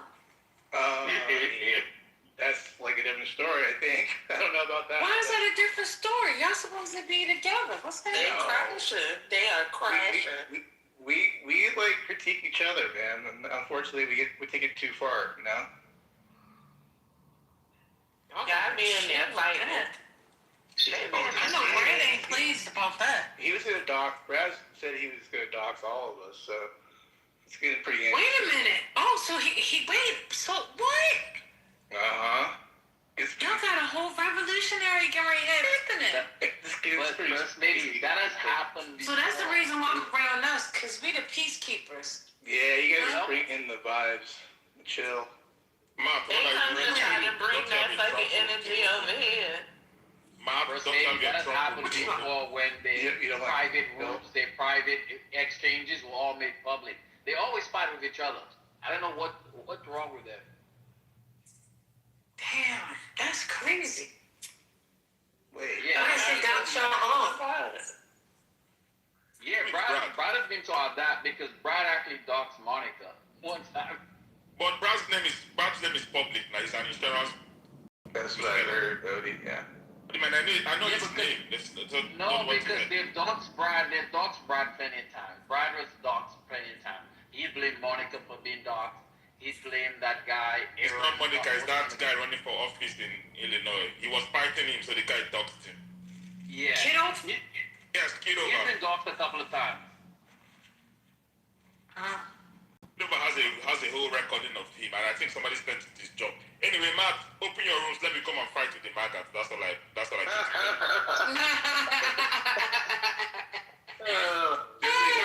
There's a Jamaican called Ility. His good friend, Van. We are many always fighting. They gotta chill for. They got a war going on. I don't care about. I mean, Maggot can destroy himself. I don't care. Like, I'm there to ignite the fire. Oh, I was in space. It was Abby, the Israeli lady versus the lady mother that tells me that Saudi Arabia is a good country versus some anti-Israel MAGA. And it was sweet. I was just there enjoying the fight. I was so loved up. You know, I just like it when my enemies are destroying themselves. I don't care. I feel that. Anyway, Matt, whenever you open your room, I'll be there, you know, to come up. I hope you guys allow me to speak. You're the only one that allows me to speak. The rest of them don't allow me to speak. I don't know why. I thought MAGA was for free speech and all kinds of delusions. So she allow me to speak freely, say my delusions, and it's okay. It's America, man. Free speech. Thank you. But thank you for bringing me up, though. I appreciate that you bring me up every time I raise up my hand. Unlike, okay, Beaver brings me up. Who doesn't bring me up? Monica doesn't bring me up. Who again? Who are some of those strange people? There's a girl young called NY. That girl's dumb. Then some other people. Alright. So I got some I'm just gonna run through a couple of topics until one of these people come in here. A lot of the stuff we spoke about.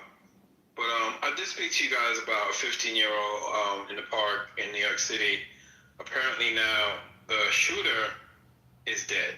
So now we have 2 senseless deaths here in New York City. And then we had another 15-year-old killed in a park in Long Island. So it's getting bad up here in the city. We got to do something with these youth. I mentioned this morning there's a mass shooting. One sec. Let me run through some topics and then we can pick.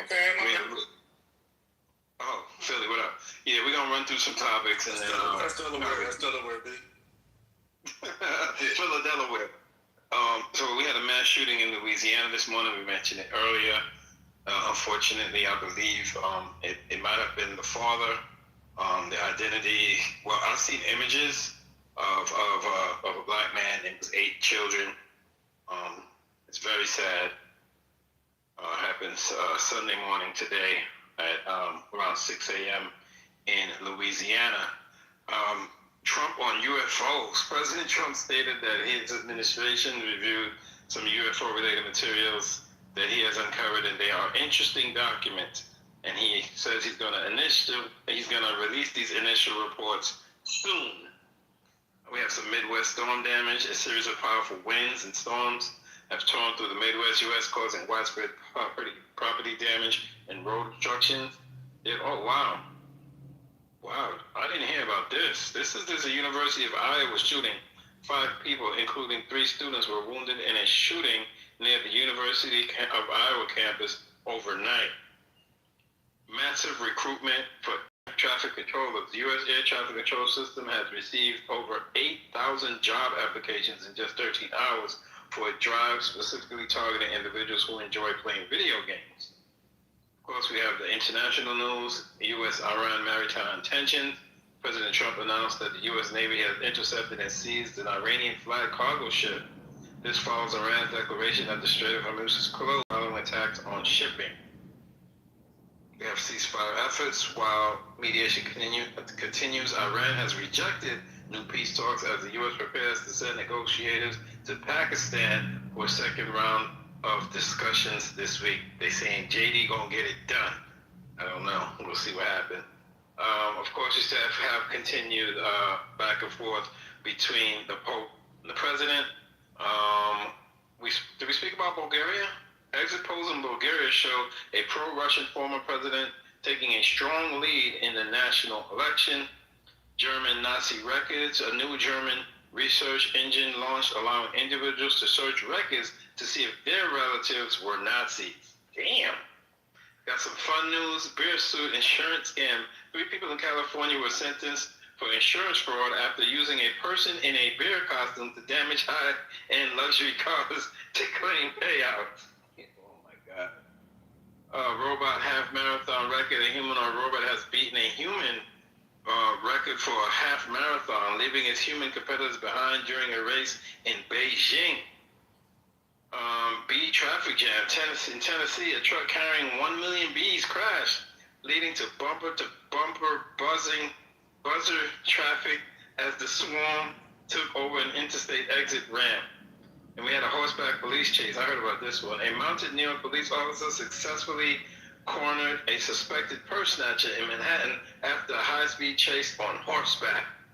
That's all I got for now, guys. Plenty to talk about. Happy Sunday, of course. Shout out to Patty, First Lady. Hopefully Ben does not disappear on us. BW, I see you. I've been here all day. And, yeah, politically correct. Y'all know what it is. Let's go. Well, so the killing, right? You talking about that park? And then you said how they run into, are they all connected? I know the first one. Yeah, they're not connected. Roy Wilkins Park was happened second. The one with the 15-year-old boy happened first. It was a blood barbecue that they organized, and it was seemed to be blood on blood crime. But the young man in Roy Wilkins Park, I don't know, it's not confirmed, but people online are saying that the young man and they say he didn't mean to shoot him. They say he was hitting him with the gun, allegedly, because he got hit in the neck. Yeah, and so that young man that did the shooting, they're saying he killed himself. Allegedly. He killed himself? Yeah. Oh. Yeah. That's crazy twist there, Devon.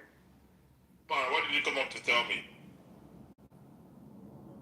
Nah, I wanted to talk about the Queens thing, but I know y'all don't like Black Lives, so I'm cool. I'll mute up. Nigga, we know you don't like them either. Philly, so I know y'all want to talk about Black Lives. You want to talk about the Persians, but nah, it's sad, man. When I heard that story about the Queens kid, man, I heard he was a good kid too, man. So he don't even deserve that, you know what I mean? But yeah, I found out he was an aspiring actor. He was a grip, if you know what a grip is on a movie set, music video sets. His uncle is a videographer, and if you ever saw the Math Hoffa rapper turned podcaster, he has a podcast. So he didn't beg for nothing. His father, mother was in his life. Good kid, again, aspiring actor. He went to what's them high schools? There's a set of all boys high schools. I told you guys yesterday. What's the school that boy went to?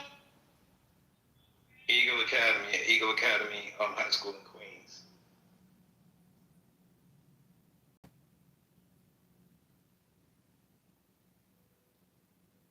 Yeah, that's sad.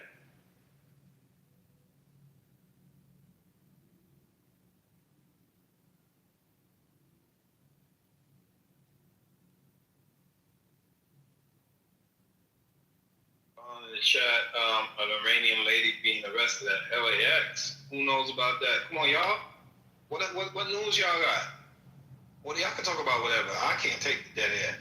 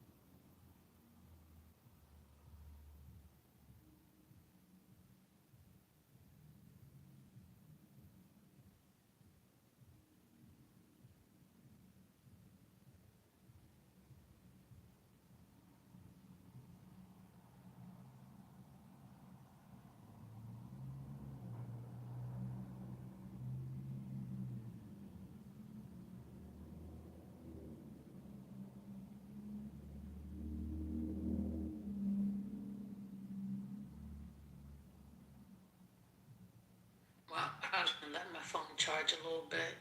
Thank you, Divine. Thank you, Divine. All right, so we got war going on every side, even on Clubhouse. My. Let me see. Did anybody arrive? None of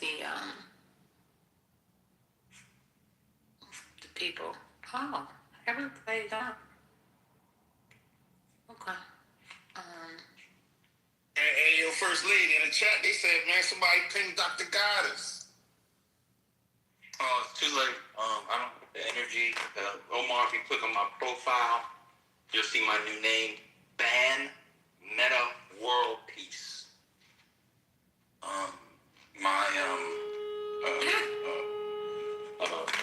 Those were the final crash outs. I will no longer crash out.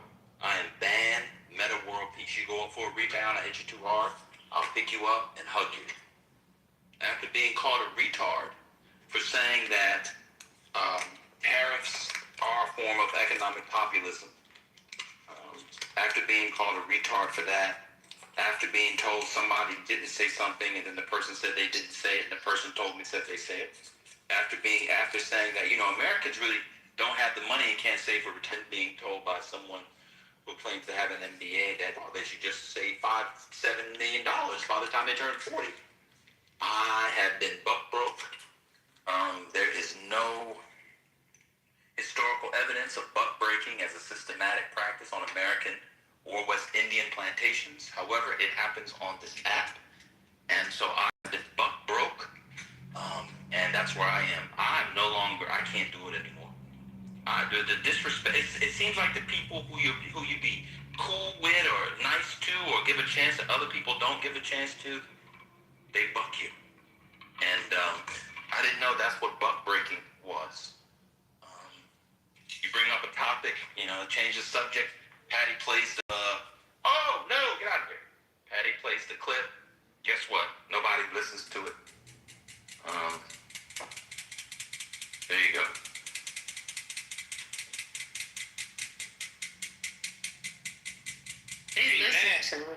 Hey, Dan, I keep telling you, man, ChatGPT lowered the quality of convos on the app. I'm telling you. I agree. This morning, Monica, I asked her a question of her opinion, and she said that she was going to put it in grok. I said, ma'am, I'm asking your opinion. I'm going to put it in grok. I just want to say that wrist motion you got going on sounds A1. Who, me? Omar, that was actually a good observation for once in your life. But is it accurate, though? That's the question. We hear That was gas. That was gas. Turn my stove on. Oh. You want to saute these mushrooms, huh? I want Infinity to come up. Yeah, and just let it all out. Just everybody.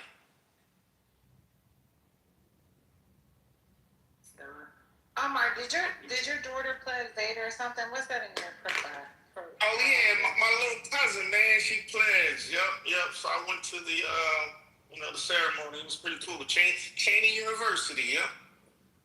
Congratulations to her. Yep. Really? Oh, never. Oops. Hey, did you know that Zetas? You know they were the first fraternity on the continent of Africa too. Did you guys know that? Zetas are not a fraternity. I mean, that group, Zeta Phi. That's not accurate. But okay. They were the first ones. That's not accurate. Who was the first one? I'll let you go on Grok and ask him. You got Grok on more? Oh, you use Grok on more? Nah, I don't use Grok. You use GPT? Listen, man, geopolitics is complicated. You know, when the app was early, a lot of these people weren't even in these rooms. Now with chat GDP and everything, everybody feels as though they can come and join the convo, join the cipher. See, I feel like it's the same people. It's just they're more confidently wrong sometimes because, one, the way that they ask their questions, like, leads them to answers that are not quite correct. Plus, they don't understand what they're reading. Sometimes they're actually reading something that goes against what they're saying, and it's so funny. It's hilarious.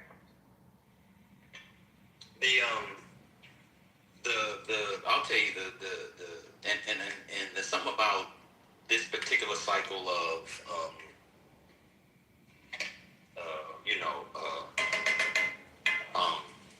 with the petrodollar, rare minerals. It's amazing how they all say the same thing. I've never seen anything like it. You talk about propagandize. You talk about propaganda. That shit is wild to me. Maybe they don't know what petrodollar. Oh, my bad.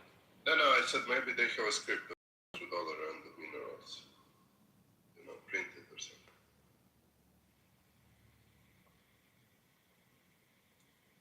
And then they find somebody that confirms their bias, like this quote-unquote Professor Jang guy. And, they just, Professor Jang, now that he's been exposed, or at least embarrassed by Mehdi Kassan, he's a little less popular now. Oh, what happened with Hassan? Oh, Mehdi Kassan said, why do you call yourself professor? You're not a professor. You have a college degree. You taught high school. And he said, I never called myself professor. Then they played a super clip of him calling himself professor like 50 times. That's funny. Boy, one thing, Matty boy, he be having the receipts. And this drive to be right, it's just, I don't understand that. No, that's that shit that amazes me though. Like, we're all joking aside. It comes from a place in their psyche. I mean, you have to imagine, if it's that important to be right on here, when you may or may not be, what else is going on? Sorry, Haitian, I didn't mean to interrupt you. Oh, no, you good. But yeah, that shit is kind of weird though, like no matter what, gotta be right shit, like Trent. Or have to know that situation, or whatever it comes to. Yeah, it's just... I mean, we had people in here the other day arguing with Patty, and she gets ahead of herself, so she didn't stop herself. I tried to stop her.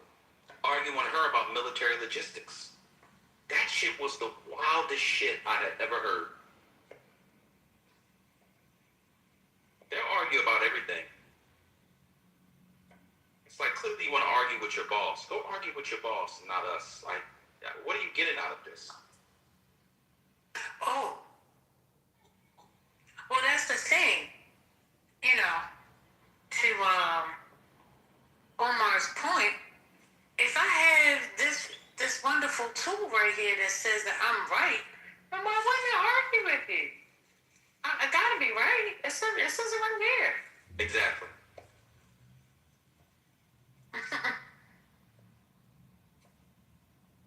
That's a dangerous tool if it's not used right. Dangerous tool. Yesterday, or not yesterday, a few days ago, El Normo told me that there was a group at Harvard that showed that this is a group at the Kennedy School at Harvard, that showed that Iran hadn't upheld its end of the nuclear agreement. Anybody remember this? And the thing he put in the chat was from 1999 to 2003. The Iran nuclear deal was 2015. Rather than him just saying, oh, my bad, I got it mixed up, he said, actually, it does prove it. Nobody remember that? I can't be the only one that remember that. I don't think I was here, but that's funny. Yeah, it was something that they had been restarted a program in 99 and shut it down in 2003. And he said it had to do with the Iranian nuclear deal. And then I was reading from the EA website that they actually had been compliant with the deal, and he rejected that. Today, we were told that something was in the Constitution, Article 2, Section 1. The man read it. He finally admitted that what he was saying he got from the Israelis. It was Black Rabbi.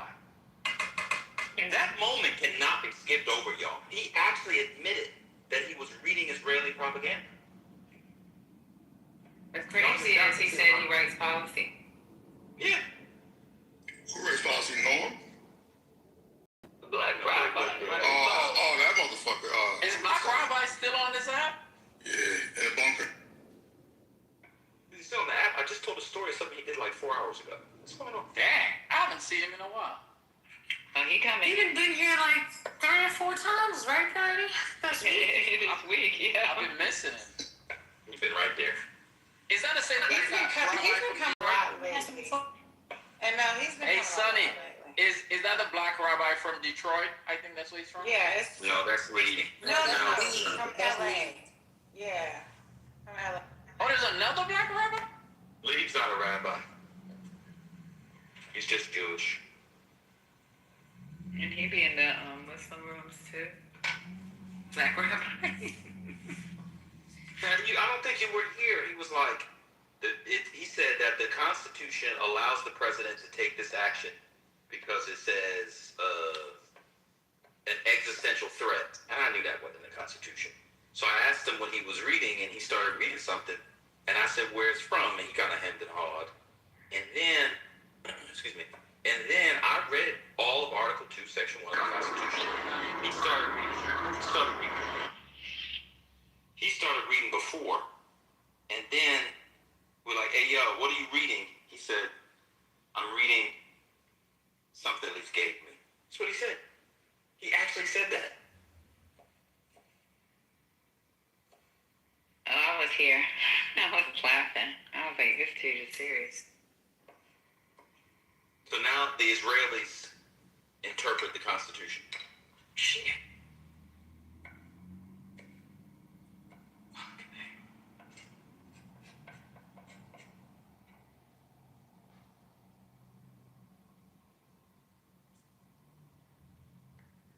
That's why I got buck broke today, and I'm now bang world peace.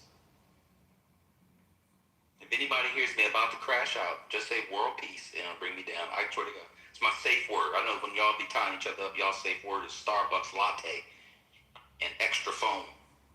Mine is world peace. Nah, fuck that shit. Say retard like you French, so he triggers it. Shit. She called me a retard multiple times. That was insane. And was wrong about it. That was the wild part. Mixed in with that manic laugh. Oh, the Monica laugh she had, that was crazy. Hey, who is this? CC, she I've never heard CC speak before. She came up on the stage today, and then at the end she started screaming at the top of her lungs, and she said she was working. Well, she's been up here the last couple of weeks talking about this is a trash room. The mods in here. She puts that in the chat and then we. It comes every day. Right. But her and Bam been feuding in the chat for a minute over the Democrats because she was trying to put the Democrats down. And she was talking about Bernie Sanders. So I'm not sure why he was confused today when you had an argument with her. Easily, because she said that she did not say the thing about Tucker Carlson. Oh. That she said. And everybody in here was like, girl, that's exactly what you said. What's going on? Right. So, not to derail, but there's some breaking news of 2 people killed at an embassy in Mexico. Did anyone get that alert? Or am I just... No, that's breaking on, yo. I just sent it to Pat. I'll post it in the link. It looks like it's an accident, but that's a headline. I didn't read anything on it. It was a car accident. I just posted that. Yeah, I just posted the link. So again, it's Fox News link, but I got an alert through my Apple thing. So What is going on? It's the Trump effect. What do you mean? He got an alert. We all gotta know about his alerts. Trent is not in here. He has to fill in. That's what they think this room is, because Divine. Knob is not Trent, y'all.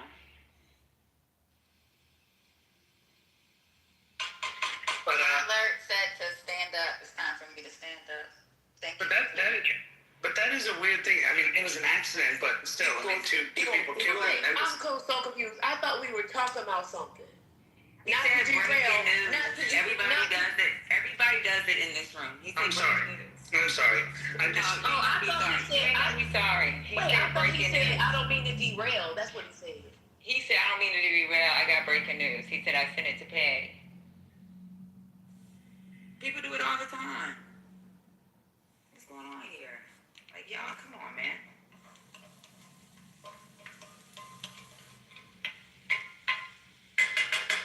Them mushrooms sound good. Oh, that's why you eat my salad. Awesome. So did MJ get put out, or he just left from the zone? Say, First Lady, PTR. He left on his own, and then came back, and I'm like, MJ, just leave Ben alone. PTR, First Lady.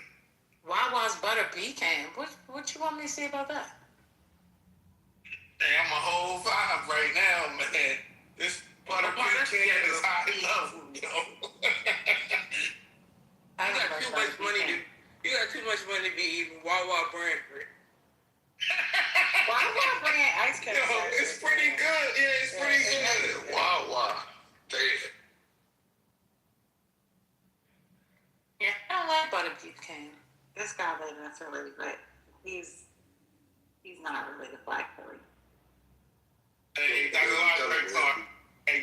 Lodgeberg, I'm generally with you, but the butter pecan Wawa is something special. I'm telling you. All right. Hey, Edward, how you doing? How's it going? Mr. Edward, how you doing? It's the best day of his life. All right, I'll answer for him. Yeah, answer all the time. It's a All great the day. time? It's a great day. That's a fact. Well, I have today. I cannot go back to tomorrow. And I can't go back to yesterday. I hope to be here tomorrow. So today's the best one. I'm going to live it like it's my last. As you should. As you should. So, what's your take on this war? Is it over? Is it on? Is it up? Is it down? Is it around? Is it left? Is it right? As an American citizen, I support, no matter who's president or not president, what our country's attempting to do. Obviously, what we see on paper sometimes is different than what actually happened in real time. So right now, situation room. You know, I really can't know all the things that's really going on behind the scenes, the back channels, all that. But what we see so far, I hope is over. Hope is almost dead. That's all. Okay. So you don't have any take on it, you just support. You don't have an emotional feeling about it, you just support. You know, good or bad, as an American person, I just want America to be first, not only. You know, there's 194 other countries. They have to take care of their people. I just want to make sure that people in our government leave us alone. That's all. I don't want them to infringe on our routines and our rights. That's all. People in our government leave us alone, huh? So America First would be making sure that the American people have health care, have, you know, also that they are in need of education, all those wonderful things, right? Or no? You know, me as an American, I do not believe that there's a central place that's going to supply Edward with what he needs or don't need. I believe healthcare is my responsibility. I'm trying to do everything I can at 62 to stay away from the United States healthcare, or what I would call the insurance world, because it's all about insurance. Number two, I am 100% responsible for my life, the person I see in the mirror. That's all. I would hope that each one of us as Americans would look to ourselves as someone that we never met, because I don't think anybody has my best interest in mind more than I do. Oh, okay. So in that case, smaller government, not taking care of the people of America, but government going on into other countries and wars. Got it. Thank you. That sounds like a different America First than I have a vision of, but I guess we're all entitled to, you know, what we believe. First, as part of our 3 documents, but I believe that we, the people of the United States, we hold truth to be self-evident. Each person holds the truth that they believe is self-evident. I don't believe that any of my life, my liberty, or my pursuit of happiness comes from government. Okay? I get to pursue my own life. I get to choose. So for me, less government means I get to govern myself. I know there's a lot of politics going on, but that's different than me being political versus me governing myself. Oh, I had a question for you. Which 3 documents? You said 3 documents. I know what you're talking about. 3 documents? What's the third one? The Constitution, that's the third one. Two of them are together. Normally, and hello, Go. It's been a long time.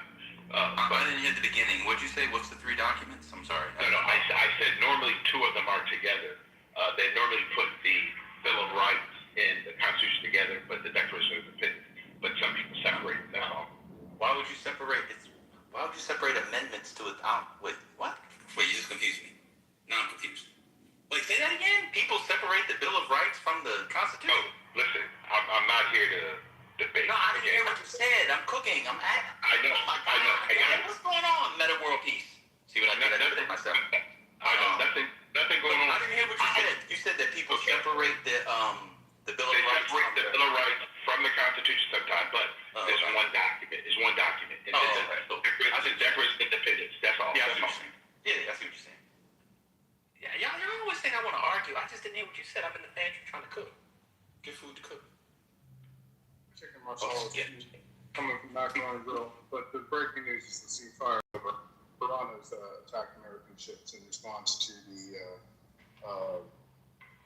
attack on, or the opposition of the country.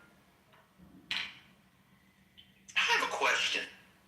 So, this actually is a serious question. When people separate the Bill of Rights, what about the ones that come after? Do they consider those part of the Bill of Rights or the Constitution? I only ask that because there's some pretty big ones, and I was just wondering if they seem separate. That's all I was wondering.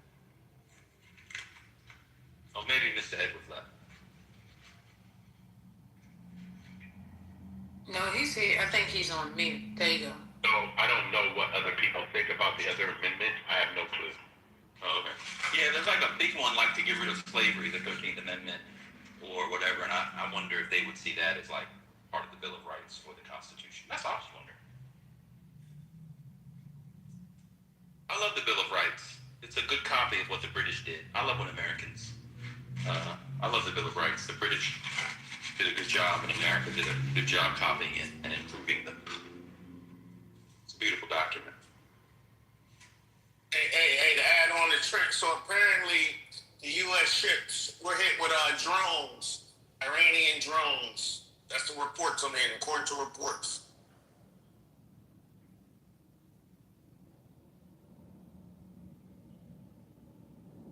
Wait. So, let me guess. On Friday, we reports of all this movement of peace and all that. And people make a bunch of money on Friday. And then, right before the market or futures just started, all of a sudden now we're back at war. I mean, the coincidences around the market, one might think there was manipulation going on.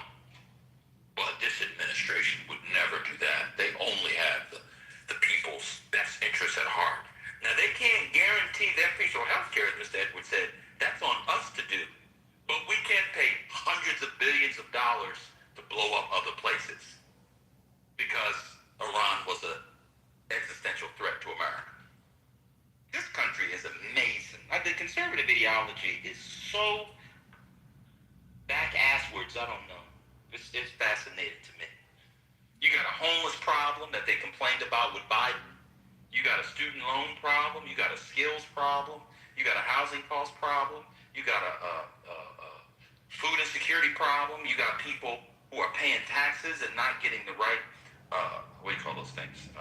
Sewage and other infrastructure. You got energy cost problem. That's all up on you as an individual to take care of. But when other countries need aid, and military aid in particular, or they need to be bombed to smithereens, we need to pay for that. I love that. What in America First? America First is blowing up boats in the Caribbean, so they don't bring drugs, but cutting drug treatment and rehabilitation monies. Preach. I love it. It's the best day to be alive. I do have one last thing to say, and then I'll mute up. If I was living today as it was my last, I would not be talking to you people. But that's just me. Who's next on the queue? I'll just say this. This one, I don't think was market manipulation. I really do think that Trump thought he had a deal. But the only thing to look for is if J.D. Vance is still going to Islamabad. I don't see how you send him in under these conditions. Well, the reporting said hours and hours ago that he wasn't going. I guess that didn't come across your Twitter. Report said that he wasn't going. Trump said he wasn't going, and the report said that he was going. Okay. But now, now, just one report. Well, it's just unclear. I mean, that Peoria and Woodcock. I don't know how it goes right now. I just this doesn't look like it's a situation where there's going to be a resolution, but maybe. It's almost as if when some people in the room, Delroy and Meta World Peace said it was a fake ceasefire. It's funny how that happens. Cool. I don't know. Maybe if we get AI and Grok, they can explain it to us. And oil prices just spiked up too. Like, just look at the oil. Oh, what is it now? I think it's like 80. I'm getting 80, 88. No, it's a 96. It's 96. There you go. I'm talking about crude. I got crude oil. I'm like crude oil futures. I'm looking at the futures. WTI is 89. Brent is 96. Yes. There he goes, right back up. Yeah, I'm it's almost as if a bunch of people just make millions and millions of dollars this weekend. Just a coincidence. I know. Just a coincidence his sons are involved in crypto. Just a coincidence he stopped talking about Hunter Biden and all the MAGAs stopped talking about Burisma. Just a coincidence that all these things, his people making hundreds of millions, if not billions of dollars, happens, and all of a sudden no one cares about Biden's corruption anymore. I know it's all just a coincidence. How was the Bible reading? I heard he was reading from 2 Corinthians today. No, that's on Tuesday. No, that'll be Second How ironic. Chronicles. On Tuesday. Do you know what Tuesday, what God that was meant to honor? Tuesday? What? The God of war. How ironic that is Tuesday. Yeah. Well, that's too much. Wait a minute. Yeah. And it's Second Chronicles. That's the crazy part. Mars, modestus. Yeah. In French, it's Maldi. Yeah. Wow, look at that. Mars, yeah. Just a coincidence. He happens to make all these money. Anybody, Marjorie Taylor Greene said yesterday, anybody find it peculiar that Donald Trump never talks about being a snake? Now, he'll talk about his beef or assassination. He'll talk about his beef with Rosie O'Donnell or Jimmy Kimmel, go on and on. But a man got shot at, somebody died, and all of a sudden he stopped talking about it. Isn't that interesting? And then they shut down the investigation. A former president was shot at. He became president again, and he decided. I asked my local police to open an investigation for the guy that stole the last strawberry mochis from the Whole Foods. I had an investigation open for that. Let somebody try to shoot at me and hit me in the ear. Anybody see the scar on the ear? If you got hit with that, where's the scar on the ear? Where's the body of the boy that was killed? How come he got a perfect picture and the flag was lowered just so it could be in the shot when he did the fight? That's in the White House. Interesting. Y'all got it. It is confirmed that there are Israeli jets refueling over Iran and Syria. I'm sorry, over Iraq and Syria headed for Iran. See what happens. Time to get out there. I'm gonna get out some shorts. Hey, but those does jets Iran ain't gonna have stop universal us. health care? I mean, does not Iran? Does Israel have universal health care? Yes, they do. Well, Norm said they are the best economy in the world right now, so that's another. Hey, Trent, in all fairness, man, those jets ain't gonna stop drones, man. Not at all. Not one bit, bro. I'm watching the Ukrainian drones. They got a whole website dedicated to Ukrainian drones. And those drones, man, they tearing Russians up, man. And with the F-16s, you can't stop drones, man.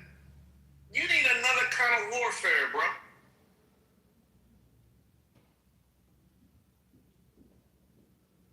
Okay, you have to come up. I don't know what apology you're talking about.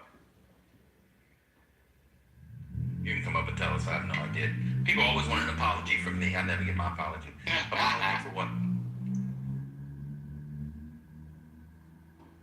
What do you want your apology for, brother? The whole assassination, that shit was fake thing. I got called all the names in the book for that back then in this very room. That's I just want some acknowledgement. That's all. Because that was dangerous rhetoric, and that was being a conspiracy theorist and all that. It wasn't in this room. It wasn't in this room. Sorry. It was only in this room. This was the No, only it definitely room where wasn't in this room. Maybe it was in the 420. That's a room that we go to. It's not in this room. Okay, all right. Maybe so. So it wasn't Marjorie Taylor Greene. I was quoting Marjorie Taylor Greene, but let me make you a week for you. I'm sorry. I acknowledge you. I see you, young brother. I hope you thrive and get a fine-ass wife. You everything. You is wonderful. You the man. There you go. I appreciate it. You feel seen? Love you. I do. That means so much. It really did. Man, world peace. I told y'all.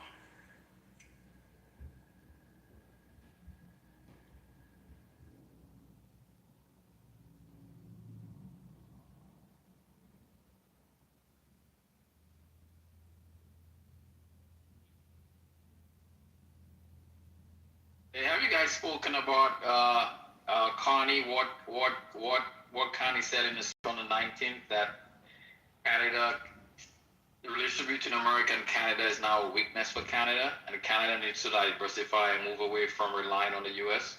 and they have to correct that now. What? Have you guys seen that? Connie fired the first shot, man. He says the tie with America is now a weakness for Canada, and Canada should look at shifting their relationship to make sure that it's no longer a vulnerability. So he said that at the summit. He had a speech at the summit where he talked to middle, what do you call it, middle GDP countries and said that we need to band together. Stop relying on the United States or these bigger countries. And yeah. I was like, damn, Kanye ain't playing. He's like, fuck y'all. Yeah, he said it a couple months ago, bro. Well, he said that, but now he's really saying it. He's like, fuck y'all, man. I ain't done. He said that. Yeah, he's like economic independence for Canada. He set a goal to boost non-U.S. exports. Well, all them Chinese EVs, you guys, I'm gonna have to go to Canada to see if I could buy one and put Canadian plates on it and bring it back. I'm just kidding.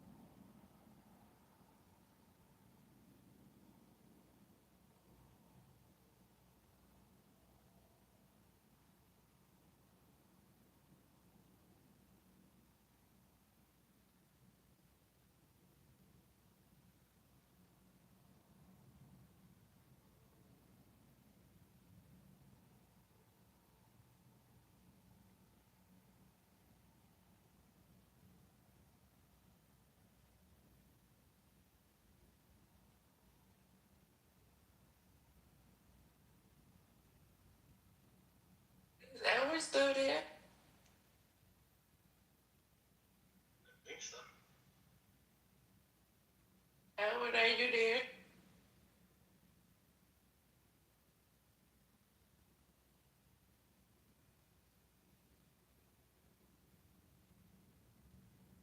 I guess not. Trying to get off mic. Just talk to my wife. I'm still here. With all of the things that you just heard in the last 5 minutes, are you still Make America Great Again, Edward?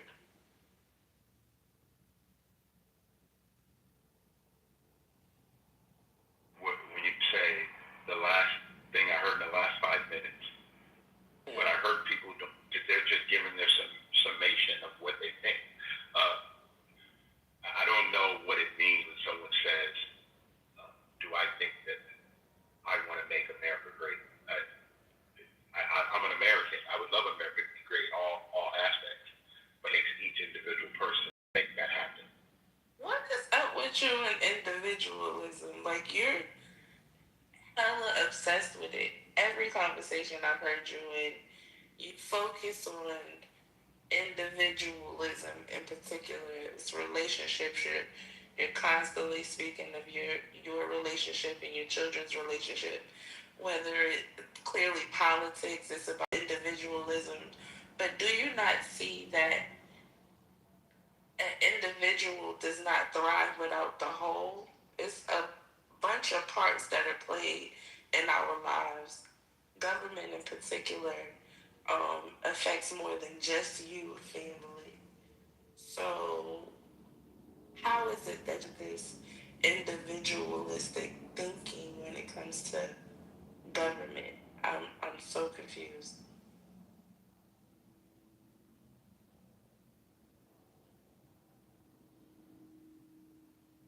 I thought so.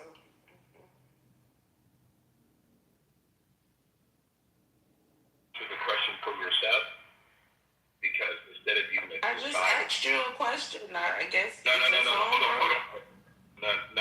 Okay, so Brooklyn, I'm not gonna go back and forth over something that you asked. I want to go back and forth. I know, but you You're asked me in an environment to go back and forth in. So why are you here? So Brooklyn, I'm gonna ask you a simple question. What is wrong with Edward wanting to be responsible for Edward? Edward being responsible for Edward is fine. That's great. But that only applies to a small portion of your life. You still are a part of the whole, whether you like it or not. So your decisions affect a lot of other people. Clearly. I don't understand.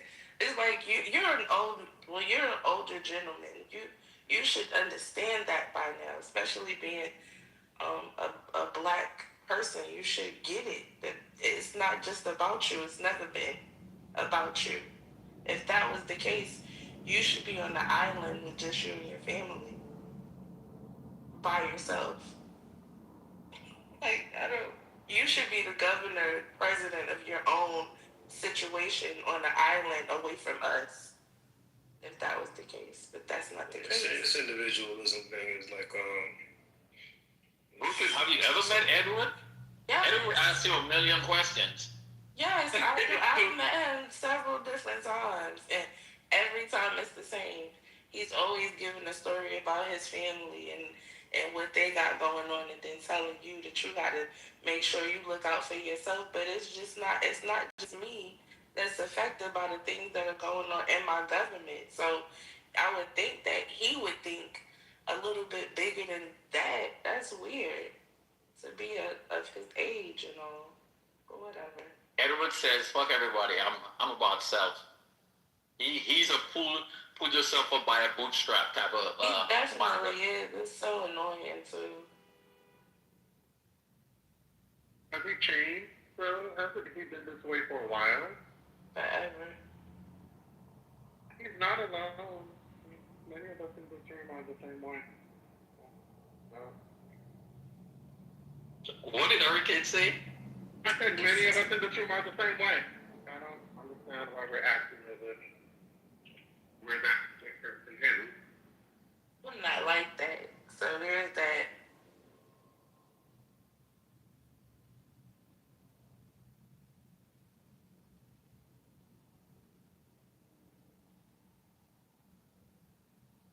And I think it's extra weird because it be all of the people that are uber religious. What are y'all religions teaching y'all? Because I don't like it. Wait, did he vote for Trump this time or something? Yes. Did he say why? Was it because of abortion or something else? I'm not sure. It could have been a plethora of things. You know, you gotta know when to fold them, when to hold them, or I think it's the other way around.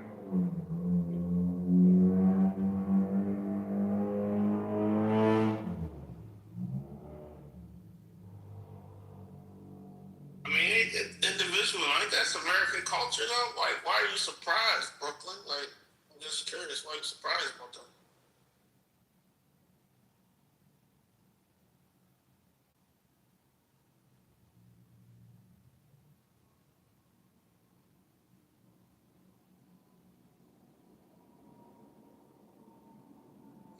I'm surprised. Brooklyn is surprised. Oh, Omar, I'm curious, did you ever settle the question about where you actually reside? Are you in Delaware or?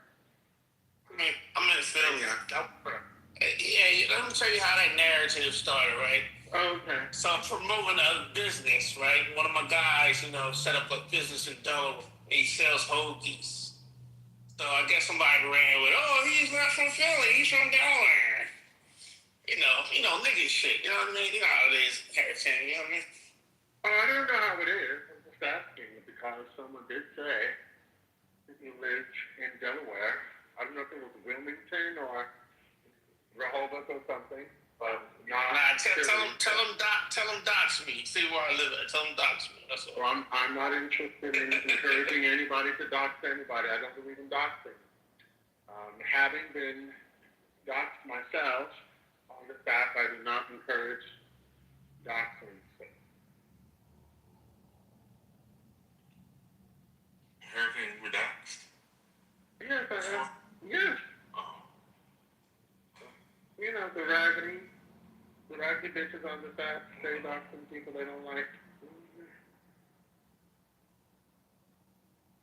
Hey, Hurricane. Yeah. I'm verified, man. Guess who I met? Guess who I knew before I even got on this app? I probably can't guess. Doesn't matter. Yeah. Remember, we in the streets of Philly when I met this young lady, right? Remember Morgan on the app? No, why would I remember Morgan? You don't remember Morgan? You know Morgan. She used to be on our side of Clubhouse. Remember she used to like bang with the FBAs?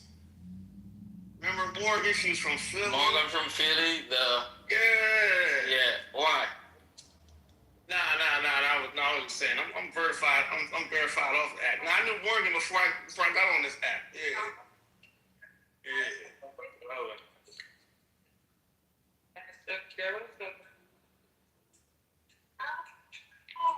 You remember Morgan, Hurricane? You remember Morgan?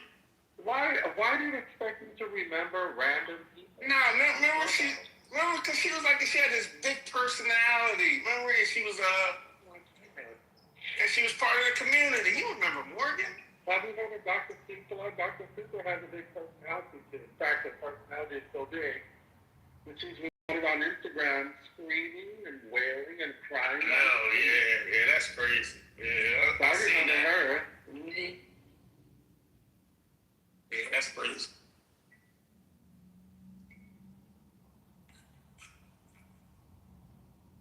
I wonder what happened to all the reparationists.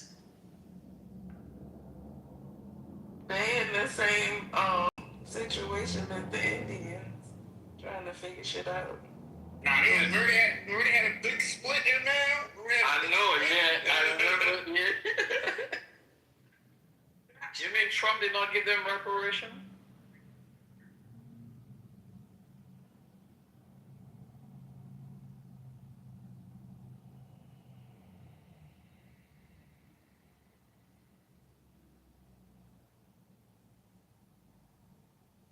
Hey, but Hurricane, I think you remember Morgan. Remember one of her big talking points? She was like, yeah, I really live this life.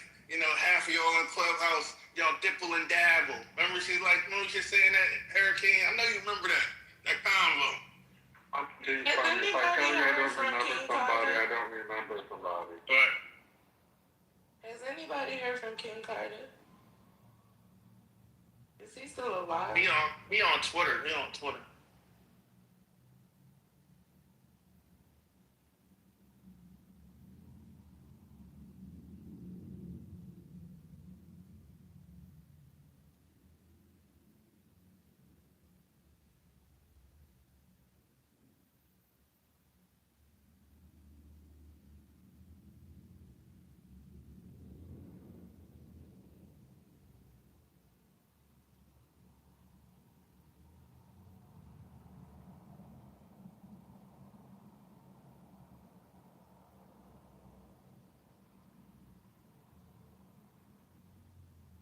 Now, why don't we have smoke for the Africans? What is going on? Telling y'all gotta have some smoke. If not, it's on point. I say it jokingly, but I'll be kind of serious about it. Well, why would we though? For what reason?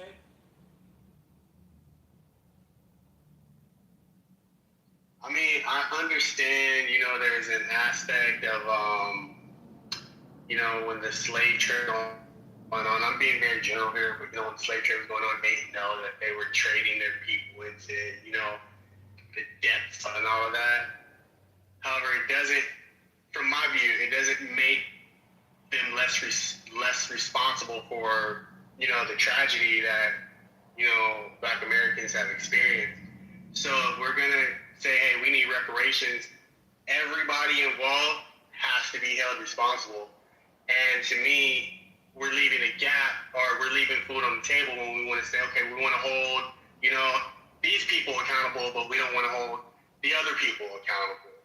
To me, everybody has to be held accountable, regardless on, Hey, Sean, I have a question for you. Can you tell me how old you are?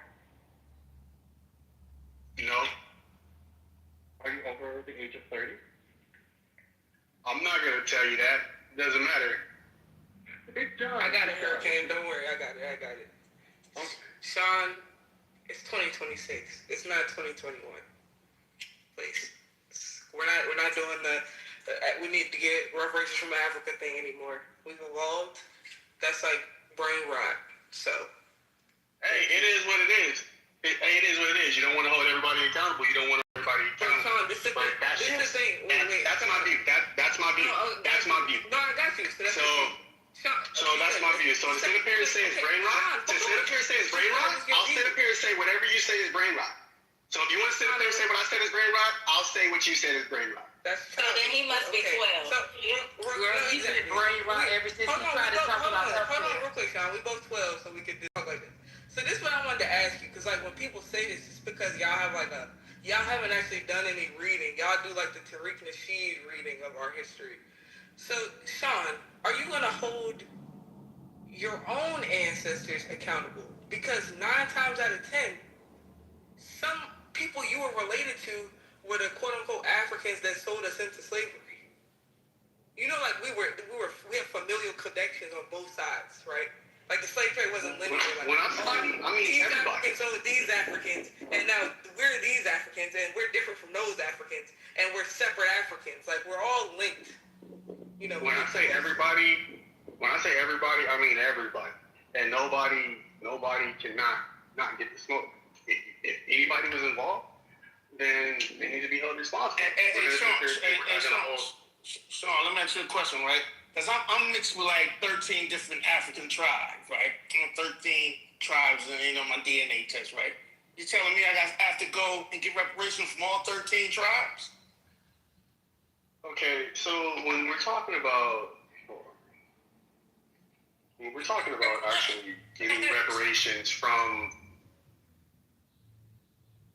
No, I just want a yes or no answer. That's all. I gotta go for reparations from all 13 tribes. I believe so. When it comes to just getting reparations, I'm talking about just holding people responsible.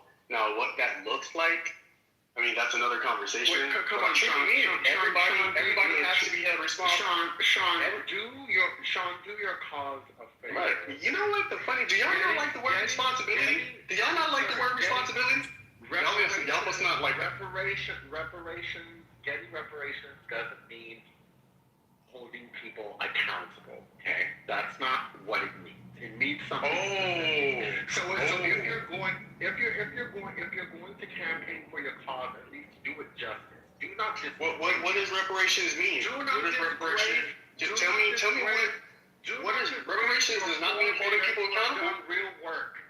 Wait, reparations doesn't mean holding people accountable? I thought that's the whole foundation of reparations. It's a root word in there for you, Sean.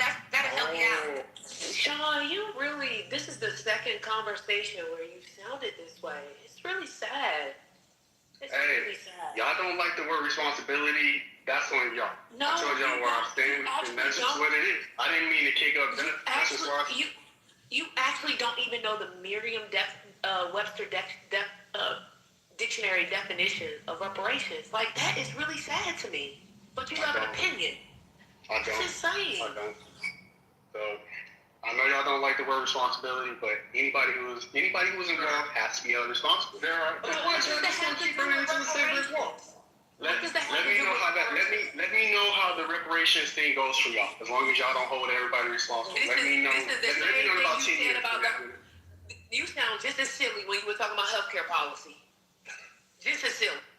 I wasn't talking about healthcare policy. Now you saying I was talking about healthcare policy. I was specific about what I was talking about. You were earlier. No, that was when you were on the treadmill. Earlier in the chat when you said. And you got on stage. Yeah. You said since you were on unemployment and had healthcare that we have a robust safety and everybody everybody has access. Because when Did I say robust safety net? You said or did I say safety net? What did you say? What kind of safety net did you say? I said we have a safety net. I didn't say good. I didn't say robust. I said can somebody? Sean, wait, Sean, before you start rambling. This is a yes or no question. Did you or did you not say? I don't believe that Americans don't have access to health care? Yeah, I said something like, I don't believe that we do not have access to it. And I gave an example. I didn't say good. I didn't say robust. I didn't say adequate. I didn't say any of that. I said I do not believe that Americans do not have access. And then, I gave an anecdote right with my own situation. And then I don't know if this was you who told me, but then someone told me I don't know the meaning of the word safety net. Okay, fine, whatever.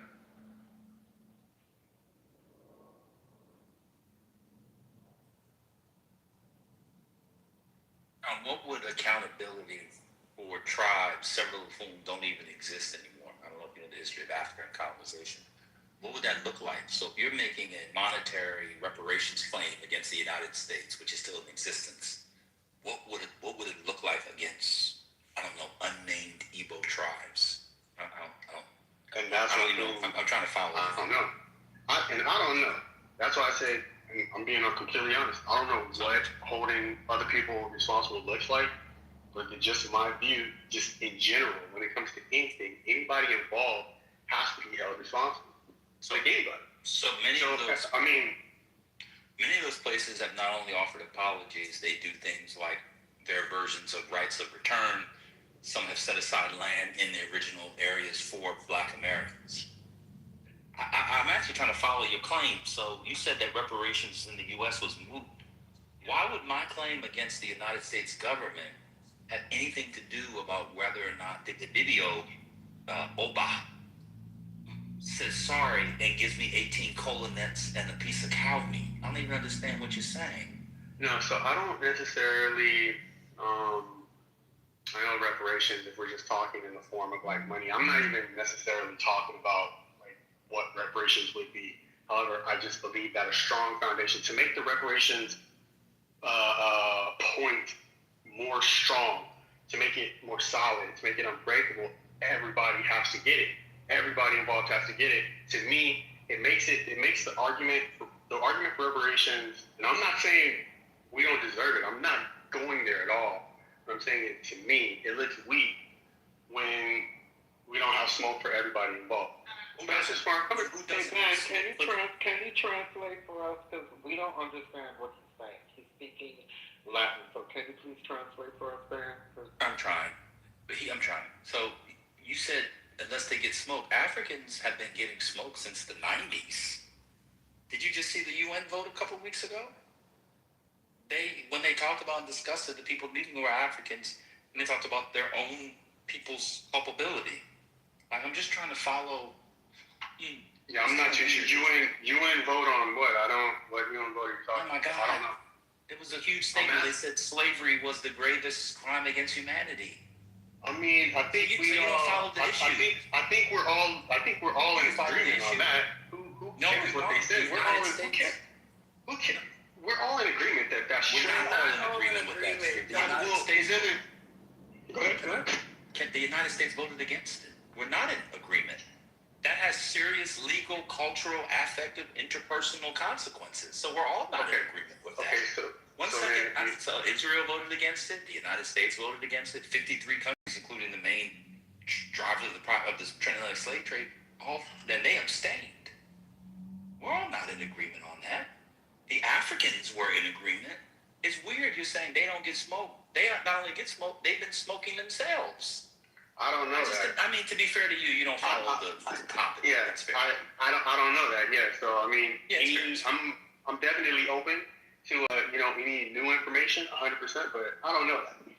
Sean, so if you say that a group is not getting smoke and you don't know who's smoking, that's what I don't understand about the app. People make affirmative claims, and then after I ask 2 questions, it's clear they don't follow the issue, so they don't know if their claims are true or false. That's not necessarily true as well. What I'm saying is, I don't know. I'm saying, can you present me with information other than just what you're telling me? You want me to Can you with information other than just because I said so and it's true? Wait a minute. So now you think I'm lying No. See, I hate when I get up here and talk when you guys my chicken. So why do I have to put something in the chat? You can just Google it. What I'm saying is, regardless on whoever says, regardless of. Hurricane, you know they don't like when you do that. But it needs to be done. It doesn't. We heard it. Regardless of what were you gonna say? Yeah. You said like your preposition. Keep going. Again, regardless of what anybody says, right? Not saying regardless of what you're saying. Let me rephrase this. Africa can say slavery was wrong, right? We all know it was. Every country, every continent can say, hey, slavery was wrong.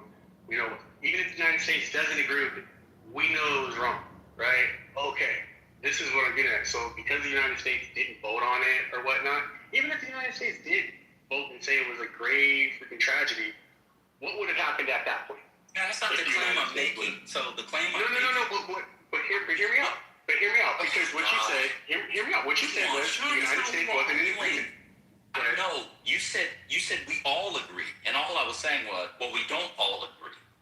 I didn't say anything would happen afterwards. Changing the discussion. No, but that's so go ahead. Oh my God. The point was about, you said Africans not getting smoke. They've been getting lots of smoke, and they bring the smoke on themselves. Are you gonna let me address what you said? Dual citizenship. Go ahead. So the thing was, I make these affirmative claims, right? And then I don't know about the issue.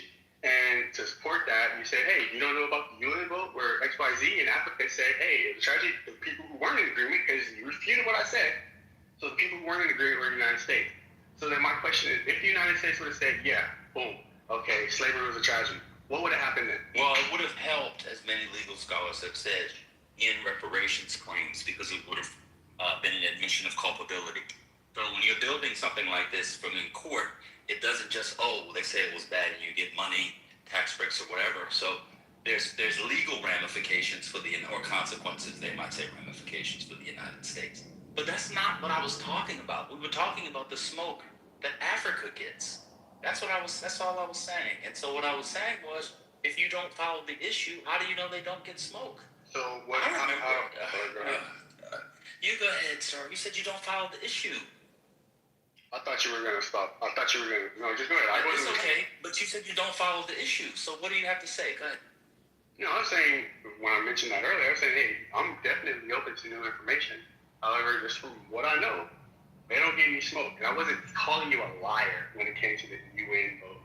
I didn't say that at all. I mean, can you present to me information that's supporting that these Africans didn't smoke? 3 pieces of information. I did. I said they had right of culpability. Some head of state 20-some years ago came into the U.S. and cried. They did a whole ritual thing. They had reserved land in Ghana. They had their own version of right of return. I literally gave multiple things. There's books written about it. I remember when Gates did his thing, they got smoke from the New York Times and the New Yorker. Like, you're asking me for stuff that you're not going to look up. It's very disrespectful. Why y'all do that to me? I'm an old man. I'm not going to be here long. You're not going to look it up. I gave you 4 things, and you decided, and then after I gave it to you, you said I didn't give it to you. I know I ran out of pee-pee, but you had to feel something. Go deeper. Wait. Yes, that's a Chad Ochocinco joke for Miss and others who don't get it. It's a joke. It's Chad Ochocinco on so-and-so. I didn't have sex with the man. I hate when people do it in the chat. I can't lie. It's obviously a joke. If you don't know the reference, it's fine. Yeah. So as a black American, you didn't hear about the whole thing with Ghana. It was all over the news. Celebrities going back. What's his name? Was it Megan Good and what's the boy's name? Jonathan Majors did it. Didn't they do it? I gotta be honest with y'all. Ronnie just did it. Yeah. I'll be honest with y'all. I don't know what world y'all live in, but I don't think y'all browsers work. Y'all don't know high culture. None of y'all know what Thackeray is, for example. You don't know middle brow culture. You don't read the Atlantic. You You don't even know nigga shit. You didn't know black celebrities was going back. Spike Lee and his wife became an ambassador for some place. They was giving lands, the whole Ghana independence with black Americans. You don't have that on your algorithm, black Americans will go back to Africa? Like, what's going on? Sierra Leone is another country that's done so. But then you make claims as if you followed the issue. Who raised you? This is a serious question. Did people's parents raise them to bullshit? I used to get in trouble when I said bullshit. My dad would say, "Where'd you get that from?" Well, don't bullshit. I don't understand how y'all was raised. It's just very, very bizarre. You didn't know black Americans could get dual citizenship in a lot of African countries? You didn't know that? I don't want to go to Africa. I'm saying, I'm trying to That's find not the claim. No, see, then y'all do that. You asked me what they were doing in response to it, and now you say you don't want to do it. Why would you not wait? That has nothing to do with the discussion. That's another thing. So y'all parents raised y'all, hey boy, we're going to have hot dogs and french fries. Dad, I put this hose in my mouth. Like, how did y'all respond to your parents when you had regular combo? I didn't ask if you wanted to go there. I asked if you knew it existed. Yeah, I'm gonna tell y'all something. There's still lead in the water. Not lead. But you're only 33. I just want to put I gave him a policy, and rather than him saying, "Oh, I didn't know that," or "I knew that," he said, "I don't want to go." So with this right of return, and I'm just scanning through it. So what I got to do? DNA, do all this stuff, right? I'm not saying anything bad. I'm not trying to say, oh yeah, am I speaking about the right thing? That's what I'm asking. Yes, I gave 3 things. Sure, yeah. There was the one in Ghana. Some people didn't like it, but it exists. Yeah. What were the? The UN was the other one. The UN thing and multiple acknowledgments. And some countries, you get, like land set aside for land, which a lot of the locals don't like. They think it's gentrification from afar. But like they had set asides for farming and stuff for black Americans. I'm not as good or bad, but I'm just saying, but you said they're not getting any smoke and they're not in there. They've done more than the U.S. government has in terms of direct policy. And then you're a Trump supporter. You said we all know it. And the man's government didn't even acknowledge the graves and crime against humanity against your people. What makes you think I'm a Trump supporter? Come on, man. You called yourself MAGA in the chat. Man, MAGA? I don't know. So you're MAGA, not a Trump supporter? Yeah, I got a screenshot. I don't know about that, man. I got a screenshot. One second. I got it. You and Matt Cool were talking about, after you talked about the doxing and fighting, you said we don't do violence, and you and Matt was keying it up. It was like y'all was playing cookies and cream with a 2-man circle jerk. Huh? I screenshot it. Yes. You said you were MAGA. So now you're MAGA who doesn't support Donald Trump. That's incredible. Man, I'm trying to find out about this right of return. Why? I don't know anything about that MAGA stuff. Well, why don't want to go? You said you don't want to go, so why do you care? I wouldn't want to live out there. You never been outside the country? Y'all have asked me this before, and I just feel like... Oh, I've never asked. I'm just asking. Well, not you, but in this chat or in this room, and I just feel like... Yes. I just feel like it just... No, see, I just don't like identifying myself on the internet like that, to be honest. How would you say you outside the country identify yourself? Yeah, it's like people ask my age, you already know my name, people want to know where I go. I don't know. Well, that's different. Like Hurricane is a soft doxer. I agree on that. But I'm asking you, where you went outside the country? How's that? What's going on? It's just not good to identify yourself in there. Already outside what we do right now. So, I mean... You know, people ask me, you got a passport, where you, like, why? Why? You know, that's just kind of crazy. And then people get doxxed and all kinds of shit. You're talking about an issue that you want to make global. And so people want to know, you know, how far you've traveled. They just want you took a fat Max. They said you took a fat Mexican chick to Tulum. Is that true? They said you got the all. Where's Tulum? I have no idea where that is. Tulum. Oh my god. Oh my god. Trump supporters. Yo, what is what is going on with Trump supporters? What is happening with y'all? It's quite clear that he's never left the United States. Yeah, I thought he was gonna say he went to Puerto Rico.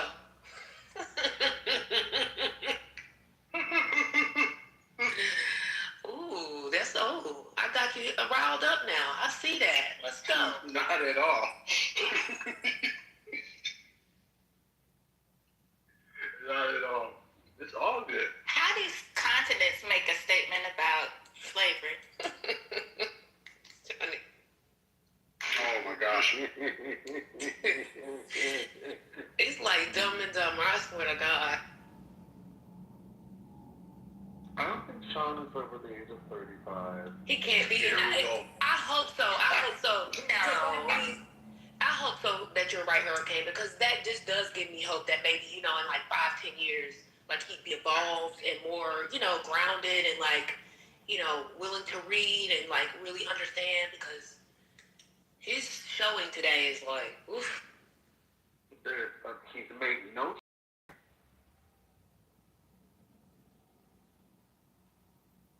You could just say, we disagree with you. No. It'll be It's not not simple. about disagreement, though. You literally got on stage and was trying to asked about population and healthcare, and we were talking about Switzerland and Japan. Like, hello, what does population have to do with it? Like, you hear, like, this is the thing, you've heard some talking points, and you've done a decent job of retaining. No, you have not done a decent job. You've retained about 50% of what you've heard in talking points, and you tried to regurgitate them here, but didn't know what you were talking about. That's what happened. That's not what happened. That's not what happened, though. You did. You got on stage and banned and put 3 countries in the chat that have universal coverage. And you got on stage and said it wouldn't work in the United States because of our population. That's what you said.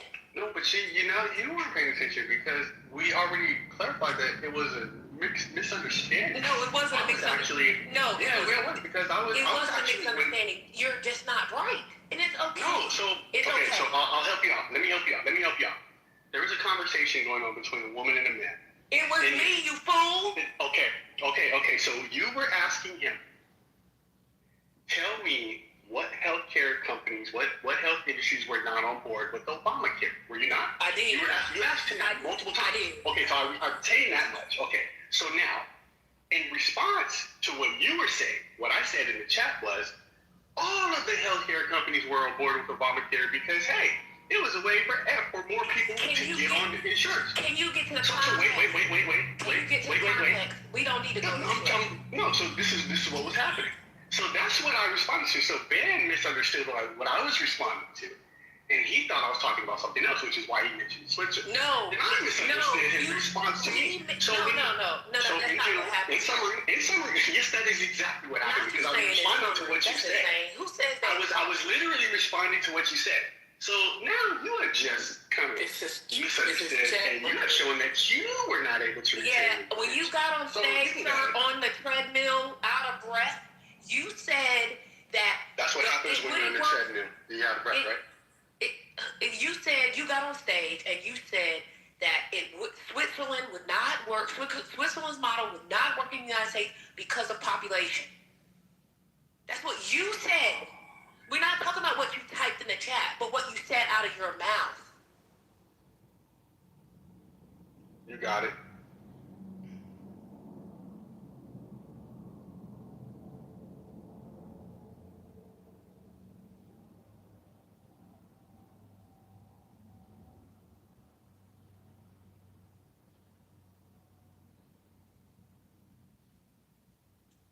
I haven't even been here all day and I'm tired. Y'all done worn me out. I got here about an hour ago, huh?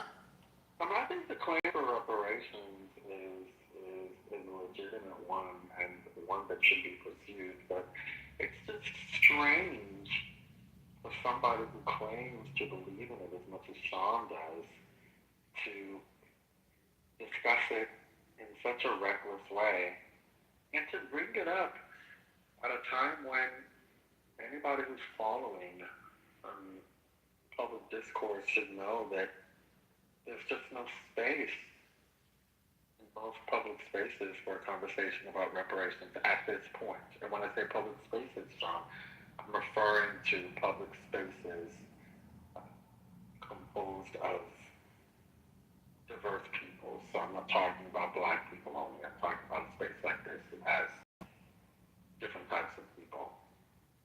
Look at where the country is now.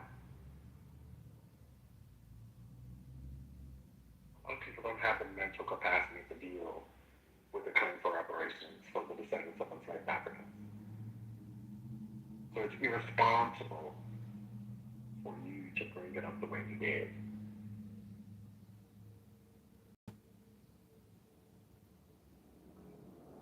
What would be, I see what you're saying too. What would have been a better way for me to do so? I can tell you. Do everything you can to learn about, for instance,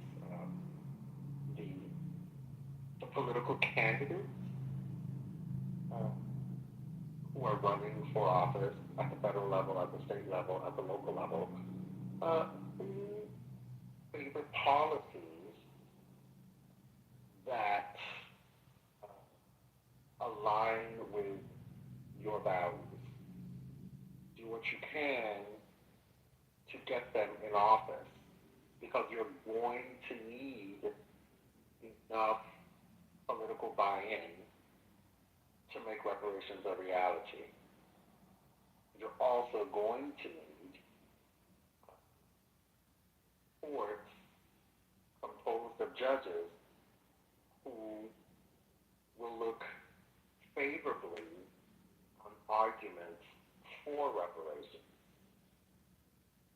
So there are many moving pieces that will have to work in tandem to make reparations a reality. And that project is not one that you can carry out overnight. It's something that you're going to have to work on for a while. Not just you, but perhaps your descendants. It's a long road. You have to be ready for it, but you've got the infrastructure together. So you need to do a lot. You need to do more reading, Sean. You sound underread. It's not really. I'll leave it at that. I'm being kind. I know more about the topic than you do.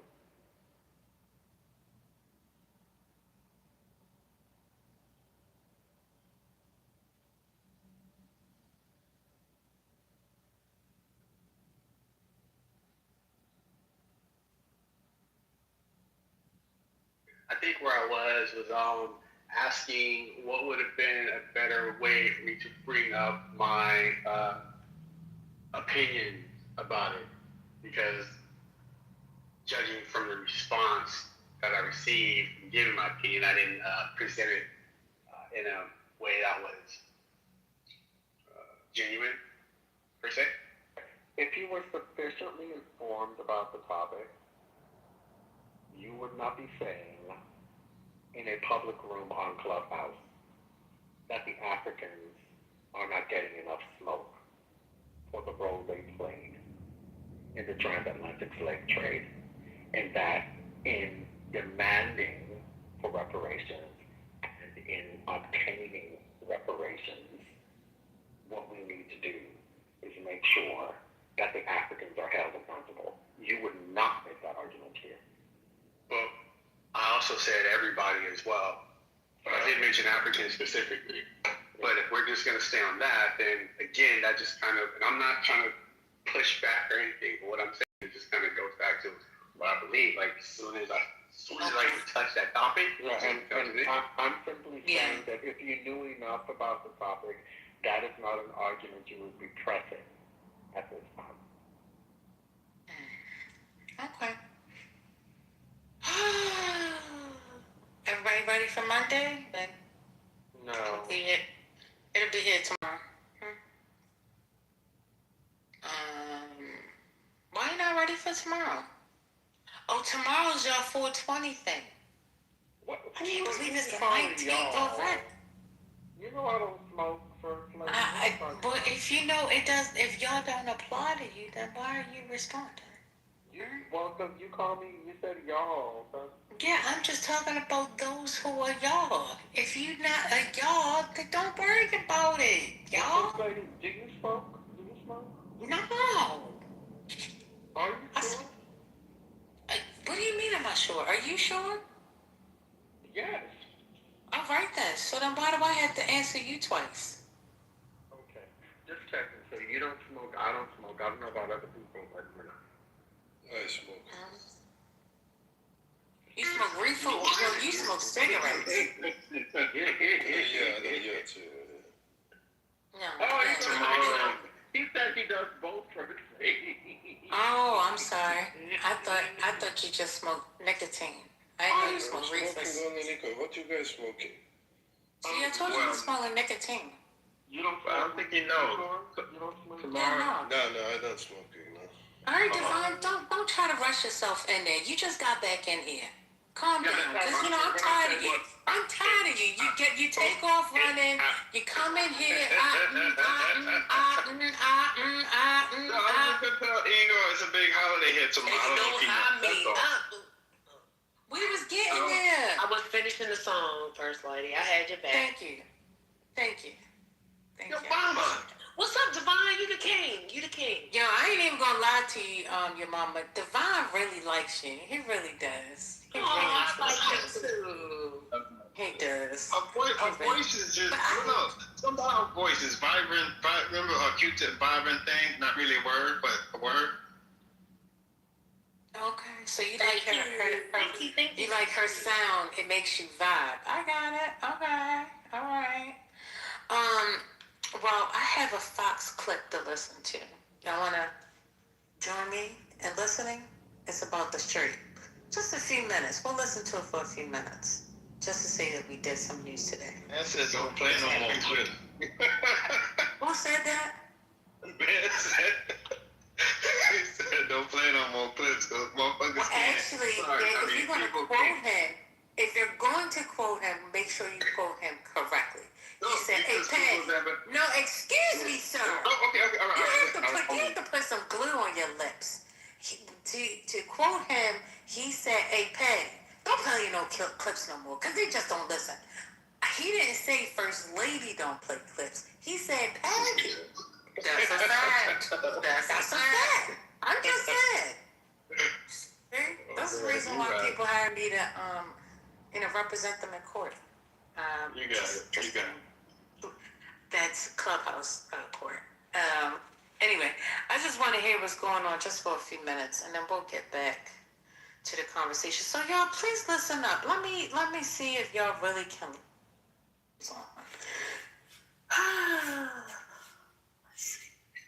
Intercepted that sanctioned Iranian cargo trying to get through the U.S. blockade in the Gulf of Oman, just east of the Strait of Hormuz. He says that vessel is now in marine custody with a hole blown in its engine room. Damn. Meanwhile, Tehran reportedly is refusing to negotiate with the U.S. in Pakistan. Senior Foreign Affairs correspondent Greg Palpott is live from Tel Aviv with the latest. Greg. John, there are new questions of those planned upcoming talks between the United States and Iran as the U.S. and Iran face off in the Gulf. The U.S. Navy is enforcing a blockade around the Strait of Hormuz. President Trump just recently has said a naval ship intercepted an Iranian vessel that tried to get past the quarantine, refused to stop, forcing the U.S. to target this ship. And for the first time during this operation, U.S. service members went on board. He said in a post, in part, our Navy ship stopped them right in their tracks by blowing a hole in the engine room. Right now, U.S. Marines have to be of the vessel. That's very crucial. U.S. service on an Iranian ship. All this comes as talks are planned for Islamabad starting Tuesday between the U.S. and Iran, just ahead of the current ceasefire running out midweek. Now we're hearing from Iran as well, referencing the U.S. naval blockade and the rhetoric coming from the White House, indicating they might not even take part in the talks, or at least they still haven't decided. One state news agency blaming, I'm quoting here, Washington's excessive demands, unrealistic expectations, constant shifts in stance, repeated contradictions, and the ongoing naval blockade, which it considers a breach of the ceasefire. John, we are waiting on a final move from both sides to see if this is just a last-minute posturing and some skirmishing or a real breakdown in the diplomatic path. We will see in the coming hours and days. Back to you.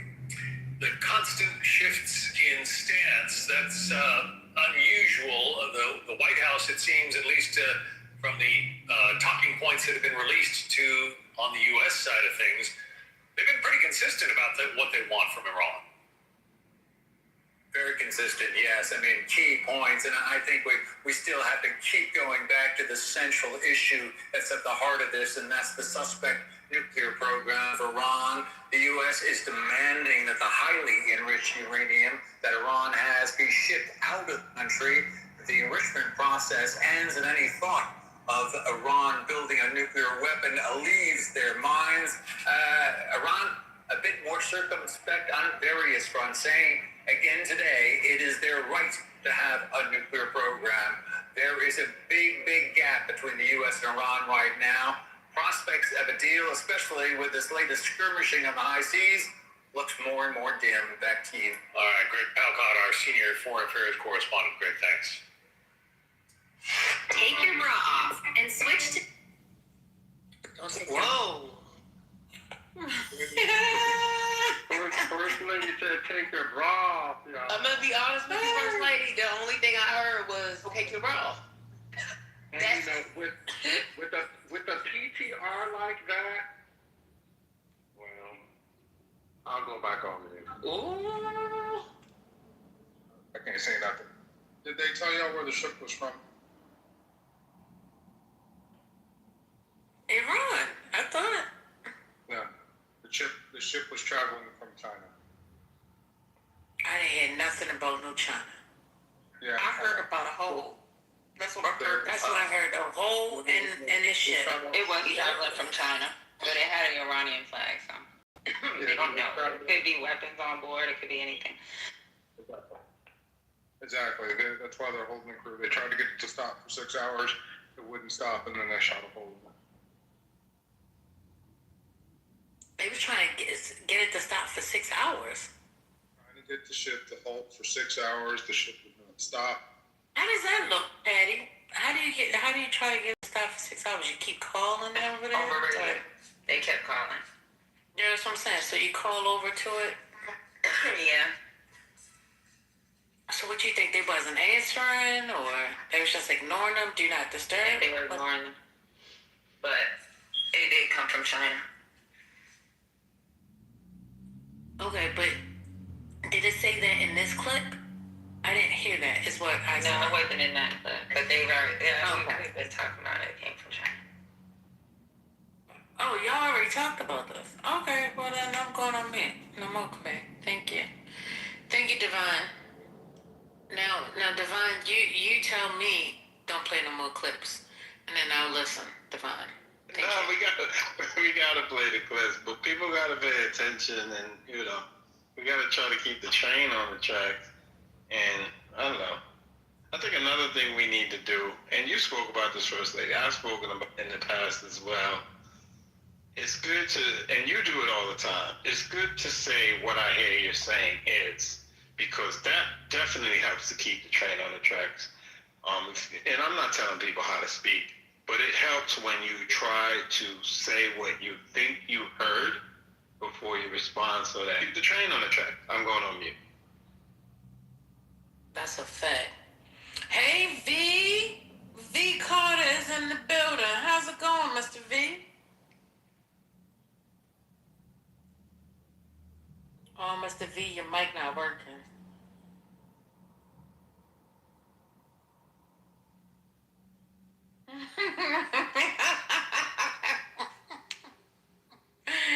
Hello?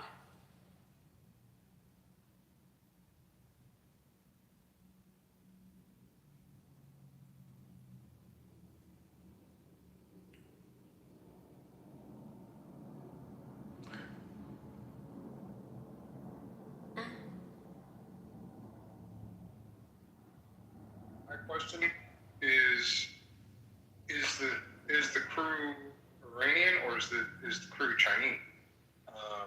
They're Iranian. Yeah, I think it's Iran. And did it have dual use materials, like you're saying, weapons on the ship? They haven't released whether there's weapons on the ship. They were inspecting the boat. I recognize that. So there's a lot. There's a lot here, but there's just a lot here. Tomorrow's going to be a very interesting day.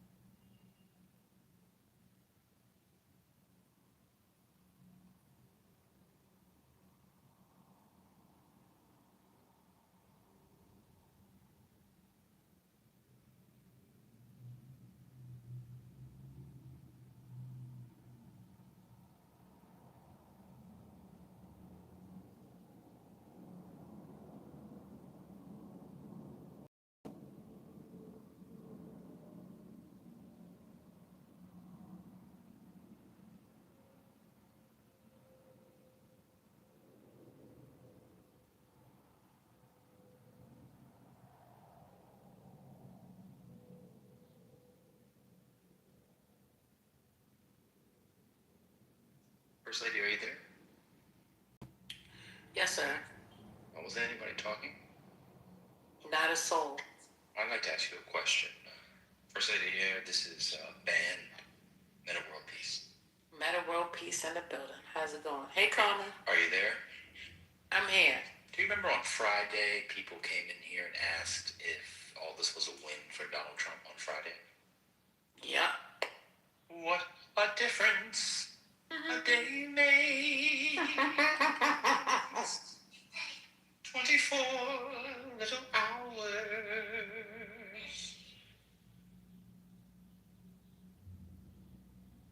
Everybody audacity to ask if this could change the midterms.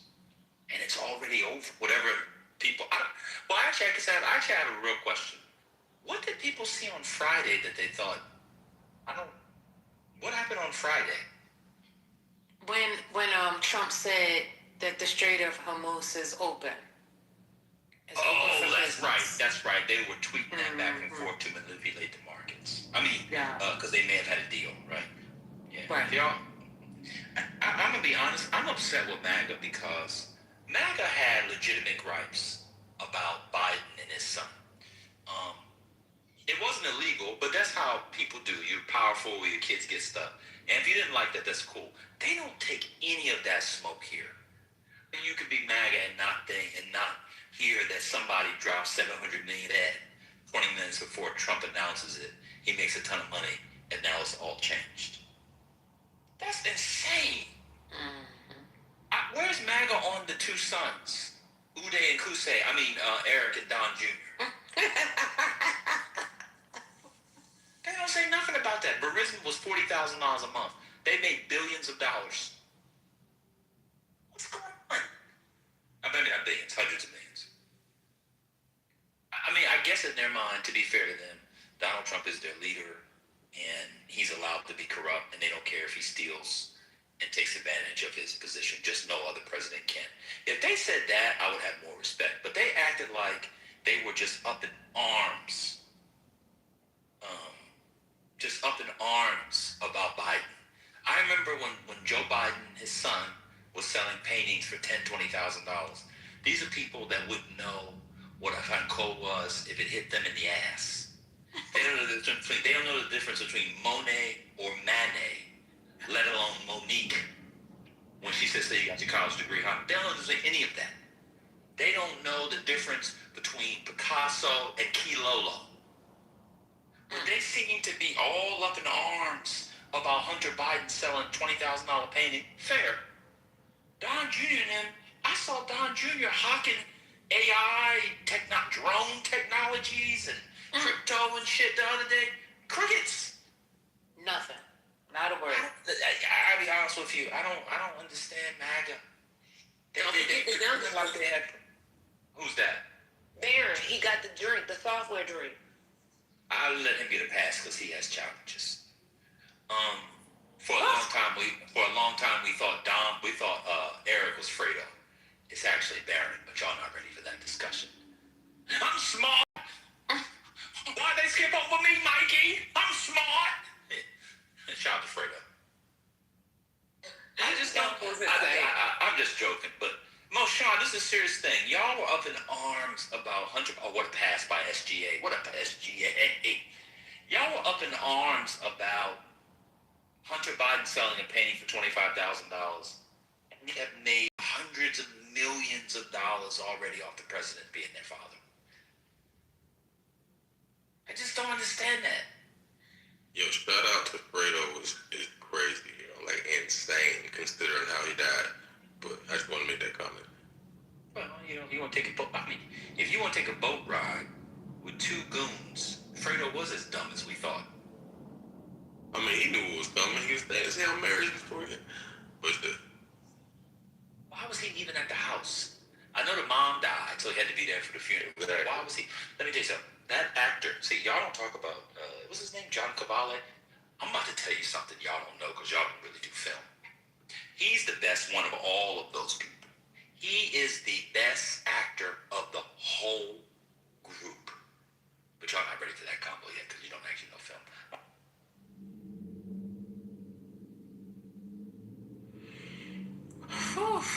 I mean, it's just amazing. It is amazing to me.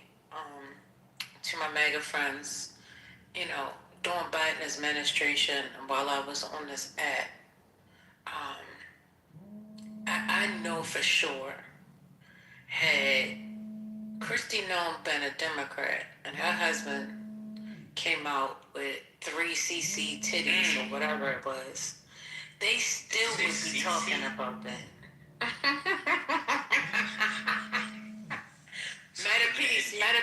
Meta peace. The man was having titty wars. His titties were so big that if you threw them up in the air, they turned to the Goodwill blimp. What? His titties were so big that if you threw them up in the air, they caused a lunar eclipse. His titties were so big, even Jax would like them. Shout out to the Valley, for those of you still watching. That's for Brit, huh? Look at this guy. Sean, what is your problem? MAGA don't do nothing to you. What are you talking about? You just need to... They don't do anything. You need to just go. We're communists, fascists, we're enemy of the people, enemy within. The President of the United States is called the other political party, the enemy within. Exactly. In any other time, that would have caused such a stir, but we have to let it go because it's Donald Trump. Exactly. Sean one of us who's so MAGA that at this point, he's so dug in. And it's not principled that he has to stay dug in. Because once you come out a little bit, you see how ugly she really is and you only got on top of her because you were drunk. You just got to keep going. Once you're already in there, you just got to keep going to the end. Once you come out just a little bit, you see, oh, that was 4 bourbons. That's why. Oh, Jesus. Now, I tell a joke like that, that'll make me creepy. Oh, you weren't here. Cece was also claiming that I was trying to get with her. And that's why I crashed on her. Oh, that was insane. That was insane. 8 pounds. And her hair looks like that of the Cowardly Lion before. That didn't. To the wonderful Wizard of Oz. That's how we love the day of May in the merry old land of Oz. You know, when you get them curls, what her weave look like? People think because you joke with them and online flirt with them and stuff, they want you. I am not flying to England for somebody who looks like a beanpole. I don't know that girl's name. Get over yourself. Oh, you're mad because I didn't want you. You're not eating your libidinous. You're not eating your libidinous. and you think that I want you. Shit, I'll work through all the men that want me first. So I get a free watch in a car before I come to you. Like people like you do little flirty little jokes with them back in the back of the thing. They think you want. I have never touched a woman on this app. I believe you all have herpes simplex and gonorrhea. This is nasty work. Y'all, the reason why y'all mad at me is because you're in there trying to hit me up in the DMs. First of all, these aren't DMs. It's a back channel. That's how I'm nice. If that offended, you should have said something. It's big of a deal. And because it's not because you're black, it's because you are a married man. I do not like that. It's going to be man. You shouldn't have barked up her tree. You shouldn't have barked up her tree. That's what you did. She crazy. I remember back when people were nice and they would catch it. I sent a man $100 worth of books I thought he should read. I guess I wanted to go skiing with him. Cross country on the dick.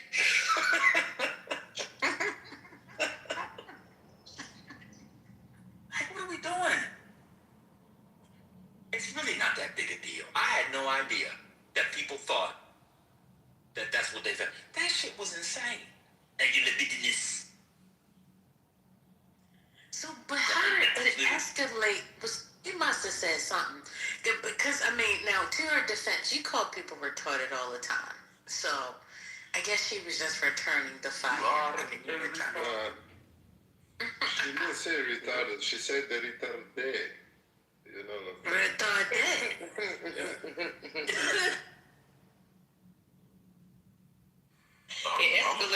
Now, why was you trying to do a French accent? What's going on, England? Yeah, I know French. What's he talking about? I'm like cosmopolitan. Come on. Listen, he was definitely broken.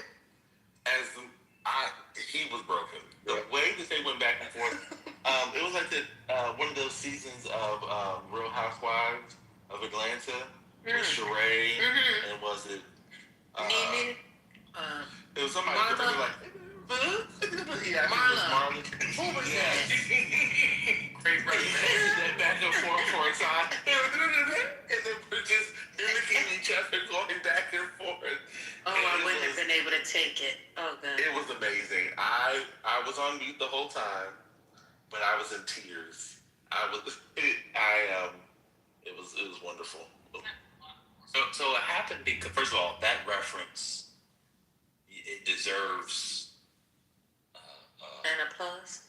No, it deserves a Kirkland's gift card.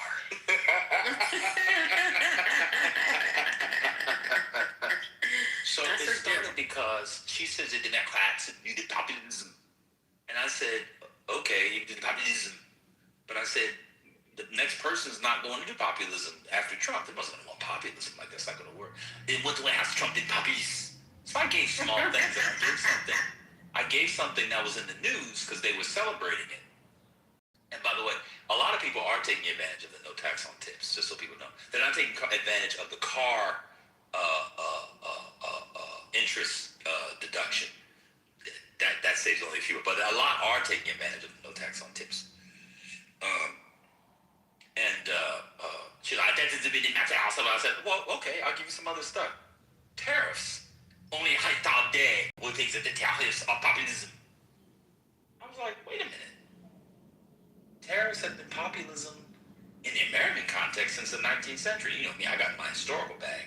I gave a William Jennings Bryan, shout out to on that Cross of Gold, and Eugene V. Debs. I'm gonna run for president and get some votes while in prison. See, that's what people think. I don't know why I guess people think, I think some people think when I speak, I'm still Googling. I used to get accused of that all the time. Oh, you're just Googling while you speak. No, I'm beating off. My hands are not free. Anyway. And she got, I guess, triggered. She got upset. And then she was like, well, you have to have an industrial base for them to work. We weren't arguing whether or not they worked. And she called me a retardé because I said that tariffs were populism. And then she got embarrassed because she was wrong because she Googled it. and found out it was and then tried to change it. Don't do that. You just say, "Bah, pourquoi?" I don't understand it. And then she just crashed out over Bernie Sanders. She tried to make the claim that even though Bernie Sanders could not win the Democratic nomination, he could be president on a platform of Medicare for all. That he could get the right in the center because the left will just vote for him. That's what she said. All of it, first of all, you missed it. Started with a lie when she said that, I said, well, I was joking with her. That's the other thing. You gotta joke with people and they hear it back a couple days later and they get annoyed because they not really annoyed at you, but they're annoyed at how dumb they sounded. You know what I'm saying? She said that Tucker Carlson. She said Tucker Carlson could sell socialism to white people and become president. We all read it in the chat. I called it out. She came on stage saying she didn't say that. Then everybody in the chat said that she said it. She changed and said what I said was if he repackaged it, what happened was the same as the girl. You never said anything about repackaging a thing. She said what she said. So now somebody on the right.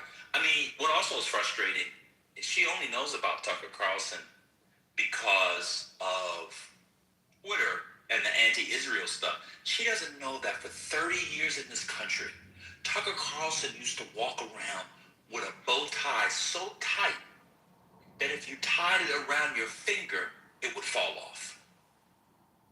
He was the face of anti-socialism, of far right-wing, paleo-conservatism, free market solutions. The idea, as Sherry Biden would say, the very idea that he could repackage socialism in America is insane.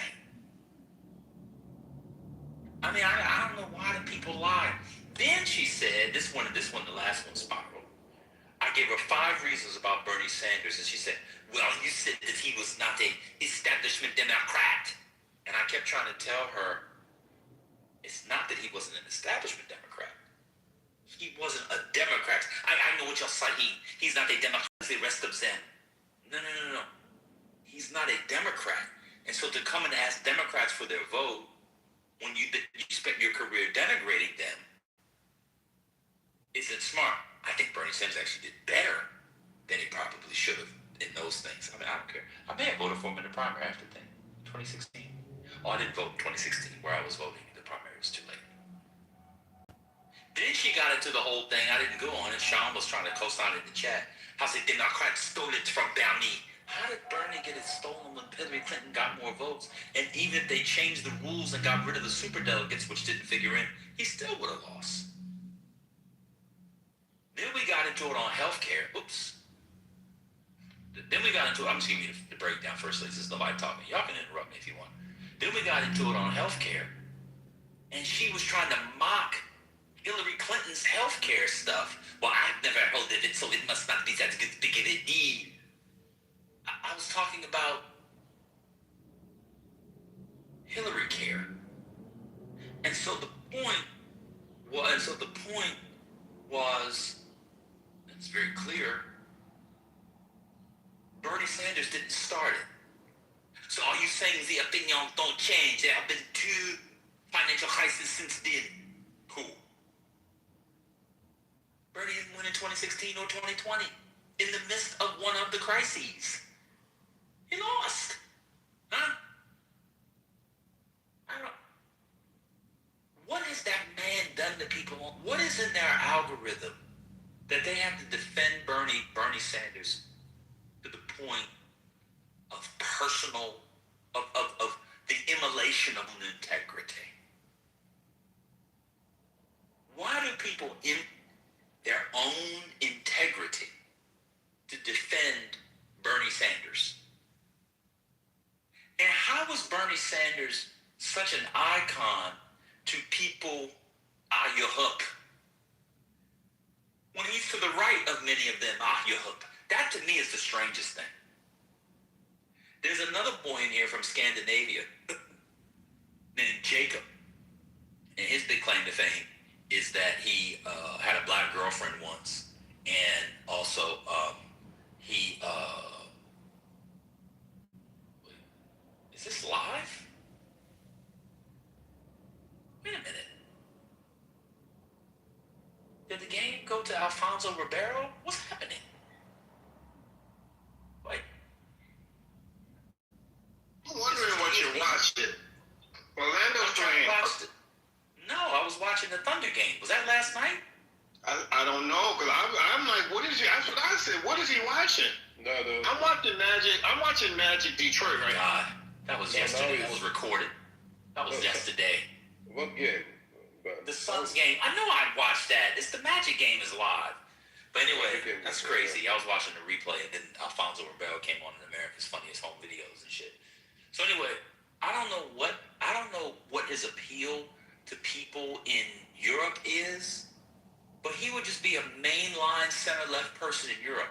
What is it about Bernie Sanders these people like so much? Okay, do you want me to try to answer? Yes, please. Because the most of the leftists in Europe, they think that Bernie Sanders is only one who can bring something left, even he is a center in Europe, like you said.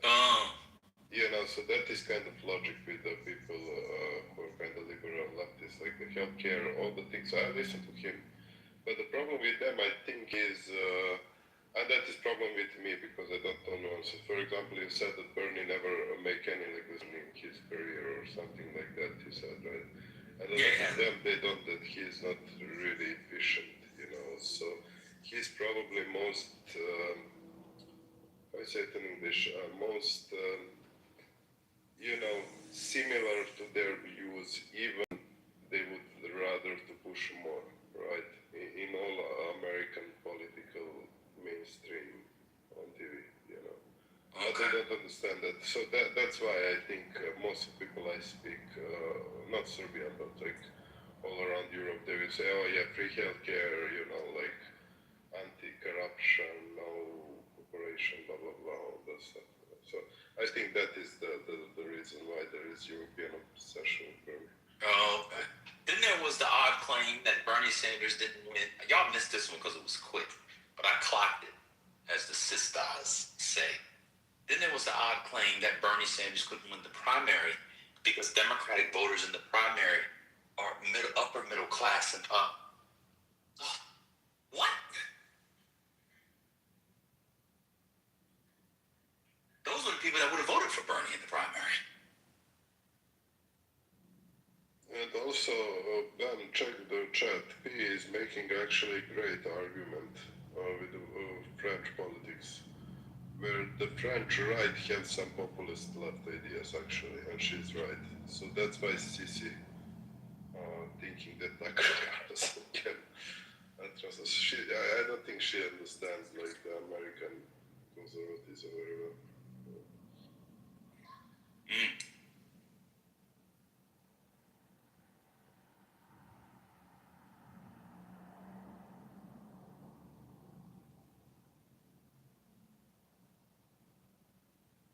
Because the right in Europe, like there is like a few fractions, but a lot of them have like something that would be considered communist or socialist in American Republican lines. Even they are right in Europe on some social programs. They are like, for example, free healthcare or some type of free. It's like for all parties in Europe or most of them. Yeah, no, exactly. I just find it peculiar and obvious, and obviously someone's got to write about this because it's going on as we speak. The liberal left and center left embrace of the likes of Tucker Carlson because of Israel and his anti-Semitism is utterly insane to me. Ilhan Omar, also Rokana, said the other day we need to embrace these people. Ilhan Omar wants to embrace a xenophobic, Islamophobic, bigoted man who had an entire shockated to the denigration of you and your people and put you and your family in physical danger. But because he's criticized Israel, you want to. Like, there are people who aren't dirtbags who also share that criticism. Why do we have to embrace Marjorie Taylor Greene? What the fuck is she gonna help? Marjorie Taylor Greene, the Jewish space laser lady? Like, what's going on with these people? It's so bizarre. I know, like, maybe in their mind, I mean, I don't know, maybe this is their version of the Liz Cheney thing. Who knows? But it's weird listening to people like Cece, who calls herself a leftist, who believes in justice, agreeing with Tucker Carlson. There are people you can agree with and not have to use Tucker Carlson. What is that? This people's insane.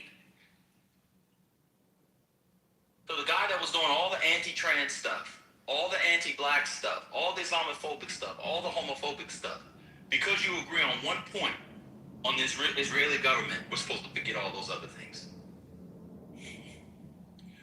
Not to mention that Marjorie Taylor Greene is still continuously posting conspiracy theories about vaccines causing autism and COVID vaccine killing 17 million people. So, again, that's a nut job with literally no business, espousing an opinion just because you got one thing right.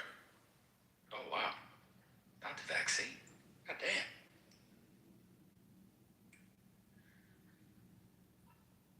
It's I don't know what's going on. Does she not know, the people that are new to the people that are in Tucker Carlson, do they not know the Tucker Carlson of Crossfire days, the Tucker Carlson of MSNBC days, the Tucker Carlson when he had the #1 rated cable news show of all time and just spent it denigrating black people, gay people, women, etc. every night? Do we not know about that? No, she probably doesn't. I guess not. Yeah. Of course not. As long as you're when I tell y'all, anti-Semitism is the glue that holds all things. It is the glue. Tell you. I told you. Norm can get on your nerves and you not like Norm, his policies and the way he lies and shit, and still not like Tucker Carlson. We can do both things at once. Wait, who's embracing what problematic person? Sorry, I just got back. All the left and leftists are like trying to find a way to like embrace Marjorie Taylor Greene and the like of what's his name? Tucker Carlson. They really wanted to do Joe Rogan a couple of weeks ago, but Rogan showed up at the White House with that Kool-Aid smile behind Trump, so that one didn't work out. I don't know if y'all saw that. Joe Rogan should be ashamed of himself. That is so awful. Joe Rogan. Are you okay? Do you need a fucking Ricola? Are these black people who Hold on a second, Hurricane. First Lady, do you need a Ricola? Huh? I didn't know it was off me. In my goddamn ear. Sounded like you never seen a Luden's cough drop in your life. What's wrong with you? She was clear hard. God! Oh, let me guess. You hung out with Elder Terah earlier, and what he got, he passed it on to you. You was hanging out with him? Was it tongue first? Ew! Tongue kissing him? You was tongue kissing him? Is that what happened? God damn. The last time I heard somebody clear their throat like that, it was my grandmother when she took her last breath. She said, "I'm going to Jesus," and died. That's what you sound like. Oh, you sound like my grandmother dying. That was too long. Bring it back a little bit. She did sound like she was struggling, but that's not right. That's not right. I didn't know I was off mic. She sounds just like my grandma. First lady. Oh. But it's all out now. It's all out. But that is just like my grandmother's soul was all out. At least he didn't hop though. If he'd have hopped, that would have been. Yeah, you would have to take that lady out your name. I'm glad she did not. That's the sound my granny made when she gave up the ghost. Shut up. Oh my God. Get back to what you said. Stop saying that because I can hear myself saying that. I can't be saying that. Stop. Saying what? That was insane. I've never heard a human being make that You sound. just said your grandma did. Now go ahead. No, and live after is what I'm saying. the shortest. You know the shortest. The shortest verse of the Bible. John Does that have backup? 11:35. What is that? Jesus Christ. First Lady clear. I was not gonna say that because I knew he was gonna come off that mic. Oh, good. When he said Ricola, though, brother, I went into Well, back to what you were saying. I'm sorry. I did not mean to. He doesn't know.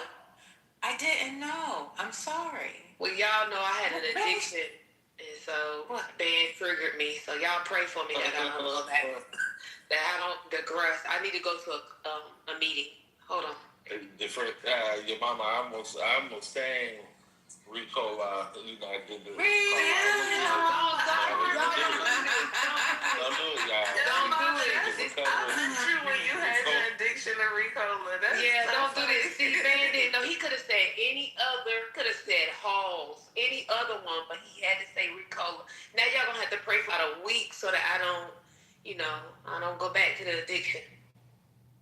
Oh, you got an addiction of what? I had one. I flew to France. Yeah, I flew to France and came back with so many of them little boxes. Really? 50 of them. Yeah, it was bad. Wow. Ricola.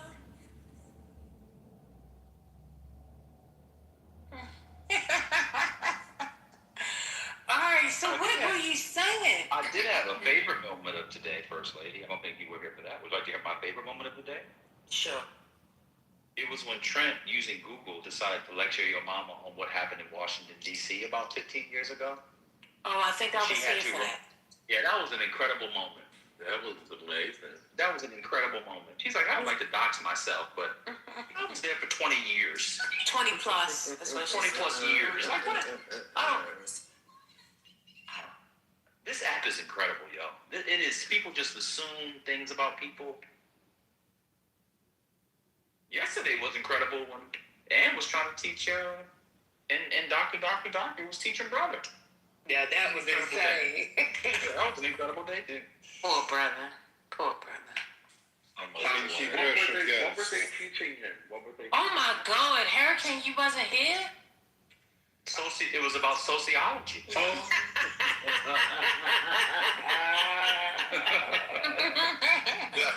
like the laugh. That was amazing. Hurricane. Oh, I'm glad you missed it. I'm glad you missed it. Joby or Ann? Both. Both. It was a whole clue. It was a whole slew. Well, you tried to get in there too, to be fair. Does Ann? Monica was here. Why she came on the stage screaming? She came out of nowhere, didn't she? She did. It was like they was waiting in the hallway, and Ann came on the stage and she pinged them, and they just swarmed in the room. It was crazy. I think Ann had the GED. I think that's what she got. No, I'm serious. I don't know if she went to college. Well, they were talking about the nuclear family. But then I didn't understand. I mean, honest to God, but y'all, this is what took me out yesterday about that conversation. Our dear brother, Sweet, that we all know, we all heard him over the years. But why was he taking up for the word? Against me. Yeah. Oh, yeah, well. He wants me to take him to the Crenshaw swap meet.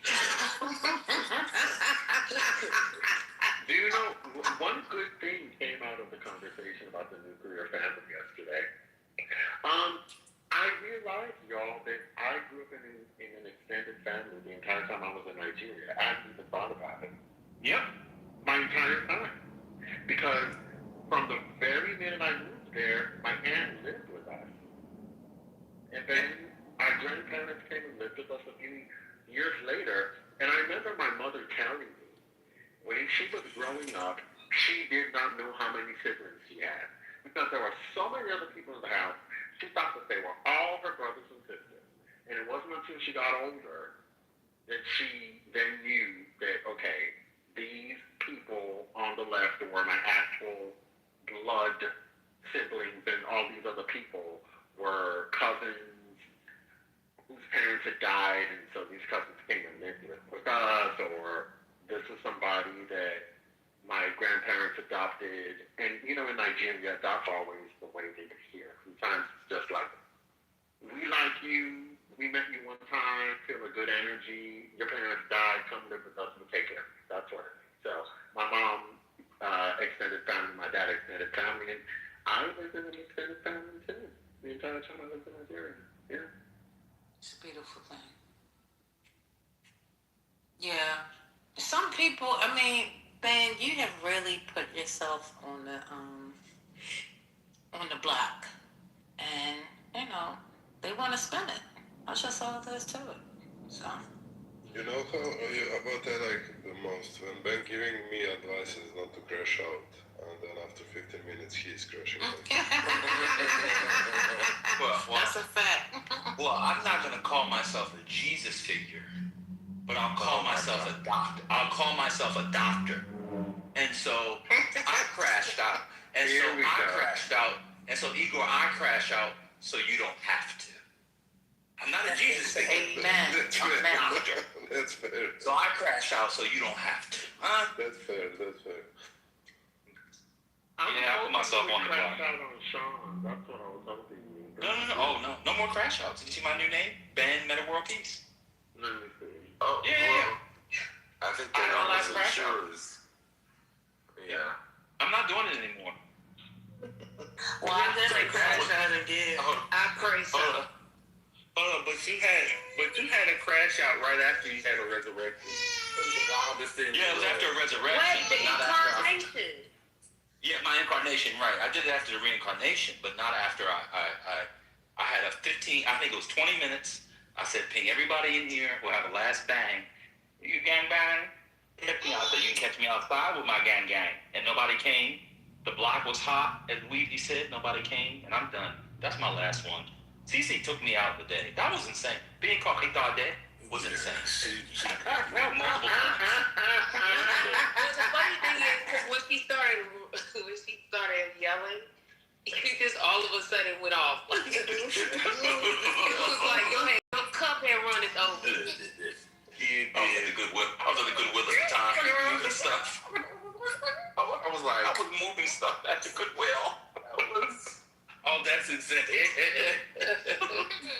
Oh, God. That was wild. When you started you were like, oh, I can, all right, you want to go there? I can start making fun of accents. I think the AI baby needs a meta bottle.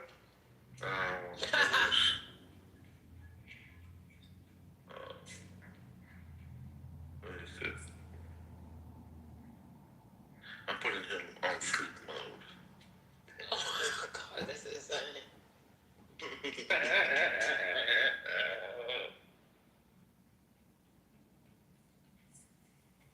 It was a weird thing.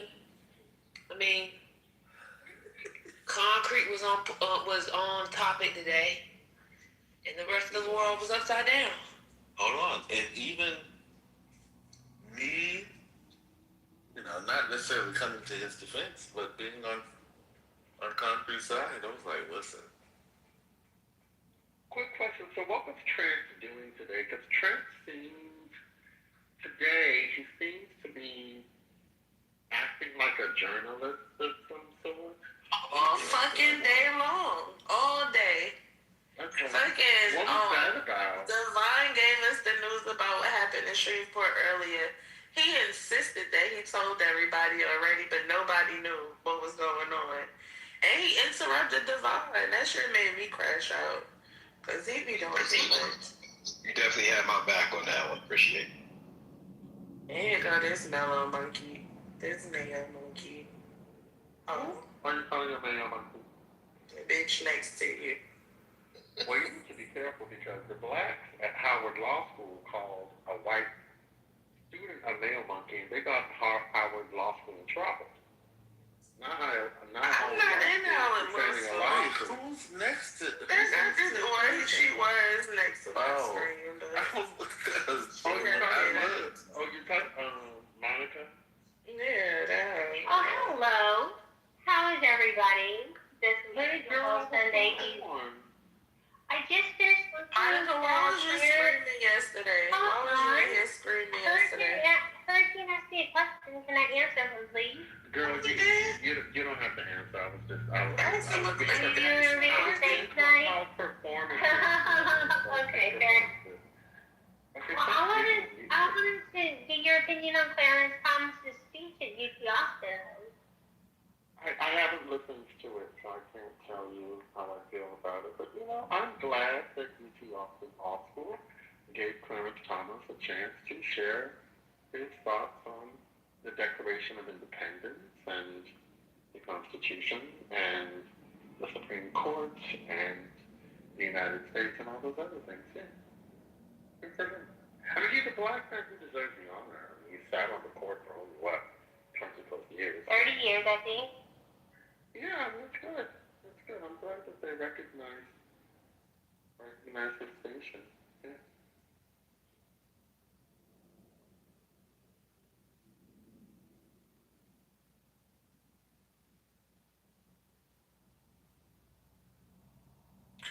Well, that was fun. Eventful.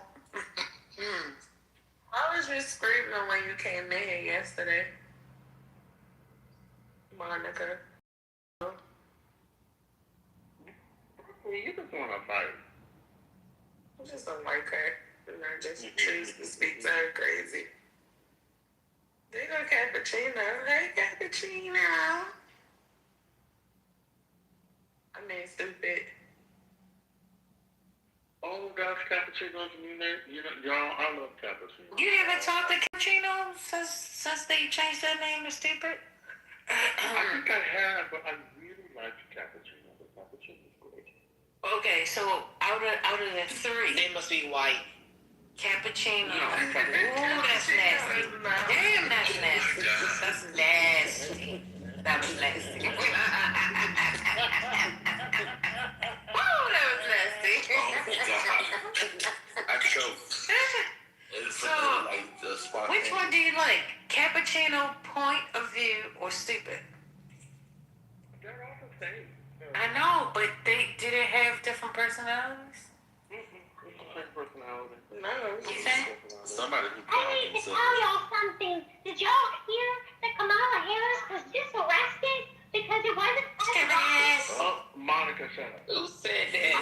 They always leave when Cappuccino get here. That's crazy. I mean, Cappuccino is the best troll on Clubhouse. Can't nobody troll like Cappuccino. I don't know about that. Oh, girl, please. Bitch, you can't troll at all. You can't troll at all. Like, Cappuccino's troll back are hilarious. They're entertaining. She's great. They're great, I should say, because I don't even know what Cappuccino's gender is. Yeah, I know they're the same people, guys, but sometimes when people change their voice, they have different personalities. So I was just asking. we all call Super Cappuccino because that's the first name Cappuccino had. So Exactly. Cappuccino can have about 10 names. But I felt like Cappuccino was less political. Cappuccino did more of the relationship kind of troll stuff. Remember, that's where Cappuccino came up with the song. Exactly.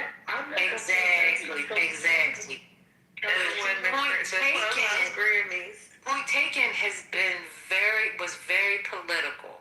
Was in the political fight, calling in from Tel Aviv, calling in from all kinds of different places, So yeah, I felt like that was a different personality. And now stupid Bozo has been, still showing out a little bit in the chat, but not as much as Point. Out of the three, I think Point had the stronger personality. Just mine. Point crashed like really bad. Exactly. Yeah. No, when Point and fucking Ashton got that was nasty work. That was the funniest shit ever, yo. That shit was hilarious. Point also taught us stocks what's it called? I forgot. But yeah, it took like an hour and a half with us. Gave us a presentation. It was nice. I mean, I haven't paid as close attention to the nuances as you have, but I will just say that I appreciated all iterations of cappuccino. I think that cappuccino at any time is great. I don't think on cappuccino's bad side either, because cappuccino can drag too.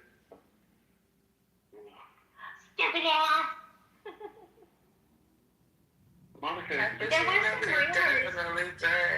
There was some rumors, Hurricane, that you actually were cappuccino, and I'm like, no. And then they said it was John Kitover, and I'm like, no. And there was, in the early days of the app, I think they had discovered who cappuccino was. But that's lost in season 1 or season 2. Nobody knows who cappuccino is. I heard rumors Monica was a man too. Nobody knows for real. Oh my. We covered up with shit.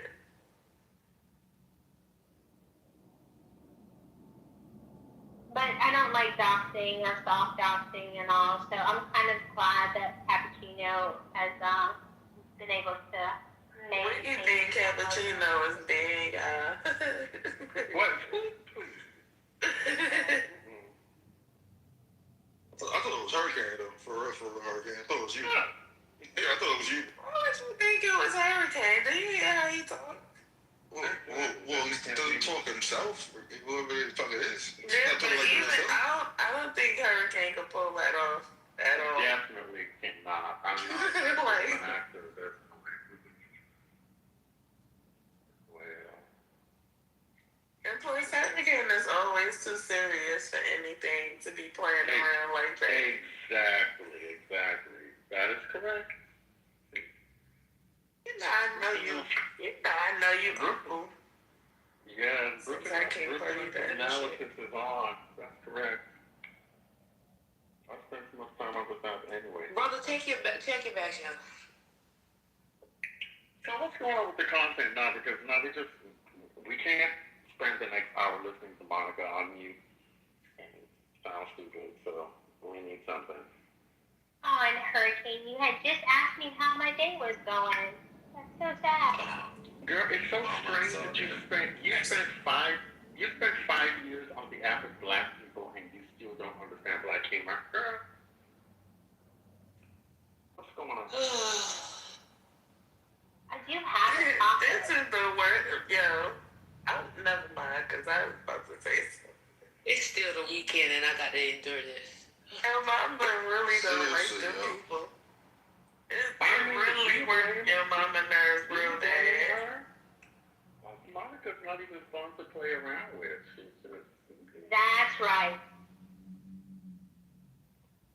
Girl, you don't have the seasoning, girl. That's the problem. She spoiled me. Sour, some vanilla on that chicken. No. You don't have the seasoning, girl. You've been in Chillivan? You've hung around some kind of black You've been in Chillivan. Hurricane Otis, you've been in Chillivan? What you doing? Oh my God, please stop. You've been in Chillivan too. Why you dragging Chillivan? Please take care of it, Brooklyn, please. What you want me to do to this house? Because there ain't nothing I could do. I ain't got no much. That phone be on the goddamn streets. That's what I would do. It should be on that bitch. So y'all didn't want to hear my topic. Okay. No, nobody want to talk to you. I could be stranded on the earth for myself. I want to hear your voice. I mean, y'all should follow your mama.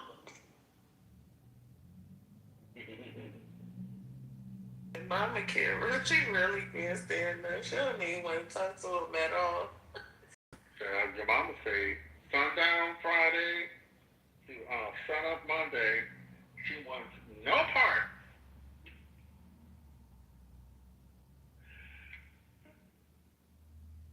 I think your mama's biggest from black up, that's all. I'm not getting no lie. I mean, have you read Black Reconstruction? Oh multiple Blood times? times. Okay, well, that then. Enough your mama talk. Enough of it. Giving you your flowers, your mama. Oh hell, concrete is here. Concrete is here. Concrete been here. Brother. He's been very tamed. I mean, I don't know. He must have took his rabies medicine. He was over there in IGB at I'm just playing concrete. best behavior over Please don't. IGB. Please don't be mad at me, concrete. I was just joking. How you feel about that MLM Great shit? medicine is right. Concrete, how did you feel about that MLM shit it was talking about? I thought she was a very open, honest one. And she fielded those questions pretty well. I think there were some ladies that were hating on her. Negro persuasion, negresses, if you will.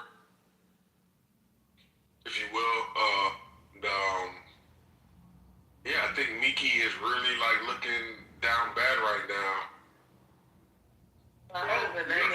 He's in IGB now?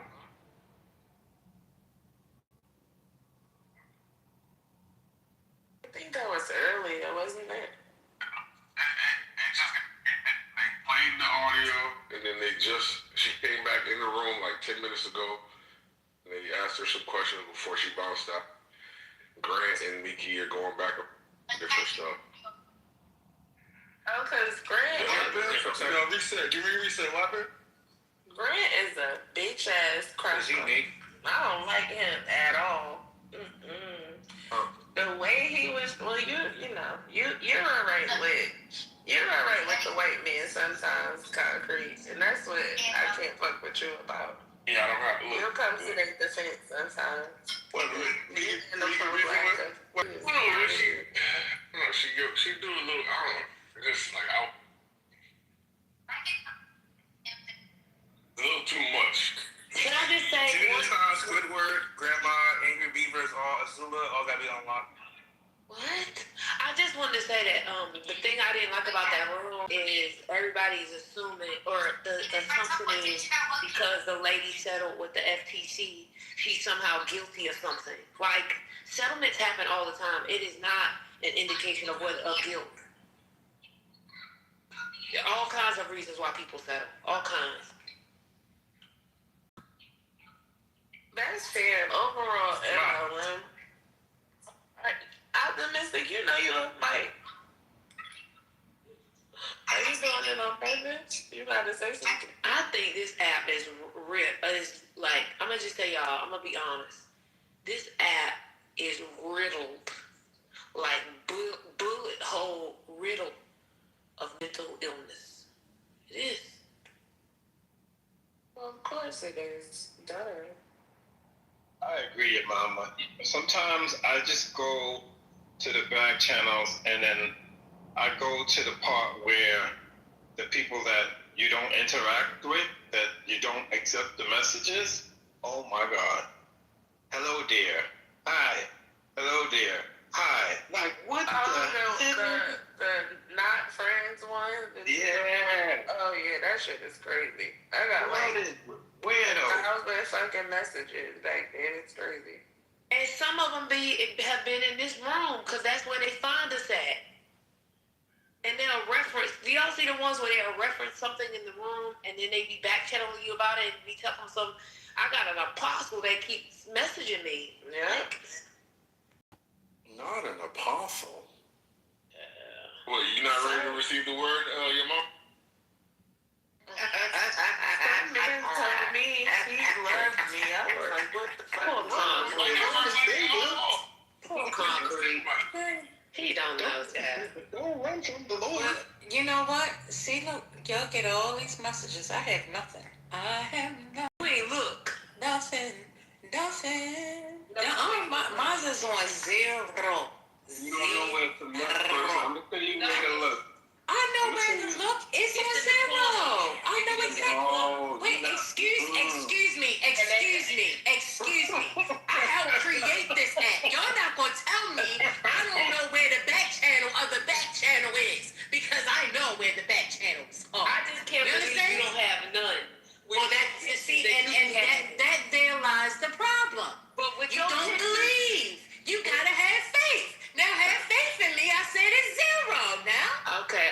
360. Okay. There you go. First lady, when I had that picture of Coretta Scott King / Felicia Rashad as an Amazigh woman, I was getting all kinds of back channels. I cannot imagine your pictures and you not getting a whole bunch. Exactly. Ye of little face. She also clears her shit immediately. Exactly. Okay, got you. Exactly. She was gonna say it, but okay. Because I was getting ready to say that is absolutely it. How is that even possible? These men, they are dirty-minded, First Lady. They're dirty-minded. No, your mom, maybe what she's saying is that she does not acknowledge the trash in her back channels. Because ain't no First Lady, if you're saying that your back channels are completely empty, I don't believe you. I'm just letting you know right now. I told you it's what not it true. was. She deletes them. She delete them. Okay. I don't know that you can delete. I've tried to delete, but you can't. Oh wait, if you try to delete, that means that there were messages for you to delete. No, you actually have to look at the message and then block them. Right. Not replies and shit. Exactly. It's no delete. Trust. I keep trying to tell you, I help these people create this app. They need to delete for that though, for that section, because that shit is ridiculous. Exactly. Add that. So First Lady, why is it all of a sudden though that it's all of this trash? Why is it all of a sudden? I don't know. Maybe you never paid attention to it before, and maybe you just got to it. Okay. But it's ever since that was created, because I'm a type person. If I see those numbers at the bottom, I get really disturbed. Me too. I have to have everything clear. It has to be. Yeah. So when it first happened, I was like, "Where is it? Where is it?" And then finally, I saw the numbers on the side, and I said, "Oh, let me go here." I was like, "Oh, okay." So now, if I'm paying attention to the screen, that's the one notification that does come up for me. All my other notifications are ding dong, except for the coins. But it'll say somebody sent you a message, and I'll go right in and just come right on out, and then that way it's not even a number. So that's how it's you keep your inbox pristine, crystal clear. Absolutely. Text messages. Absolutely. Accounted for. Yep. Don't respond to any of them, but yes, they're clear. I don't like it. And especially at work, if I have like 5 unread emails, I get to sweating. I'm like, oh my God. If I go back and it's 10, I'm about to have a panic attack. Oh my God, I got 10 of them I gotta read. Because I'm a type person, I like to go in order. But then it kind of gets messed up if the person responded after that, because I'm going in order. So, yeah, I just try to stay up on top of my stuff. Anyway. You gotta woosah. Yeah. I delete text messages. Like, if you text message me, I might respond, and then it's deleted. I have all my text messages and emails from 19. So you don't have no thread? No threads on your text messages? No, I don't keep them. And then let me tell you, there's somebody I used to date. They like to bring up old text messages that I've sent. Something I said, 3 months ago. It's not there no more. It's gone. So what you bringing it up for? It's gone. It's gone. Yeah, I delete them all. Your mama, I have text threads that go back to 2010. Oh my God. Yeah, I bet Hurricane, he got about 140 unread emails. First Lady. And his phone is on 2%.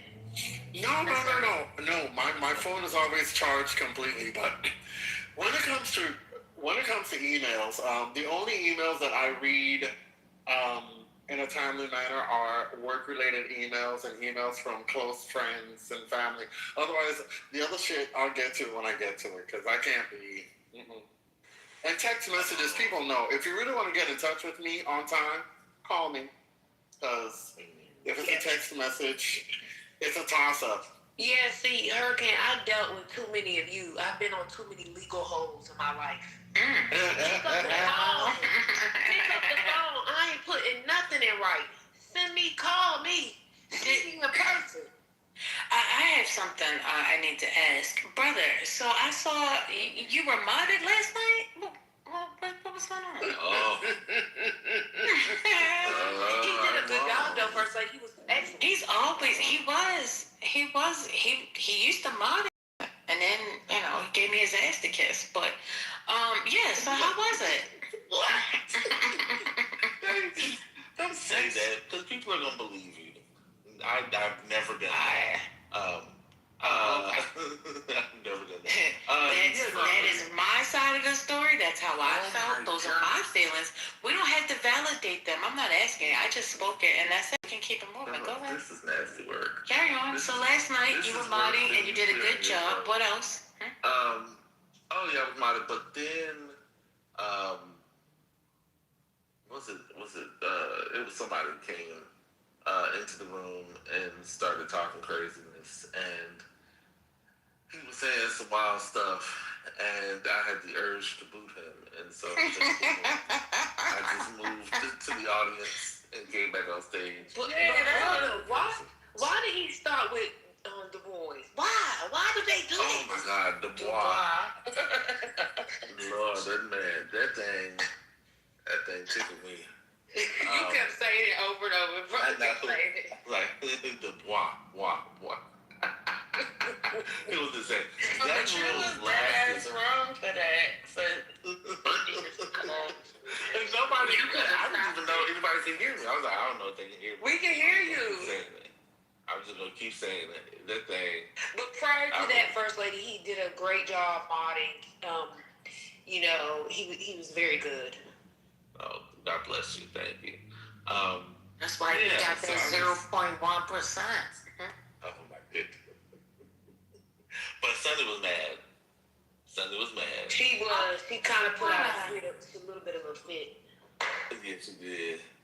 you was very wrong for leaving, first of all, going in the audience, because you could have stopped all of it.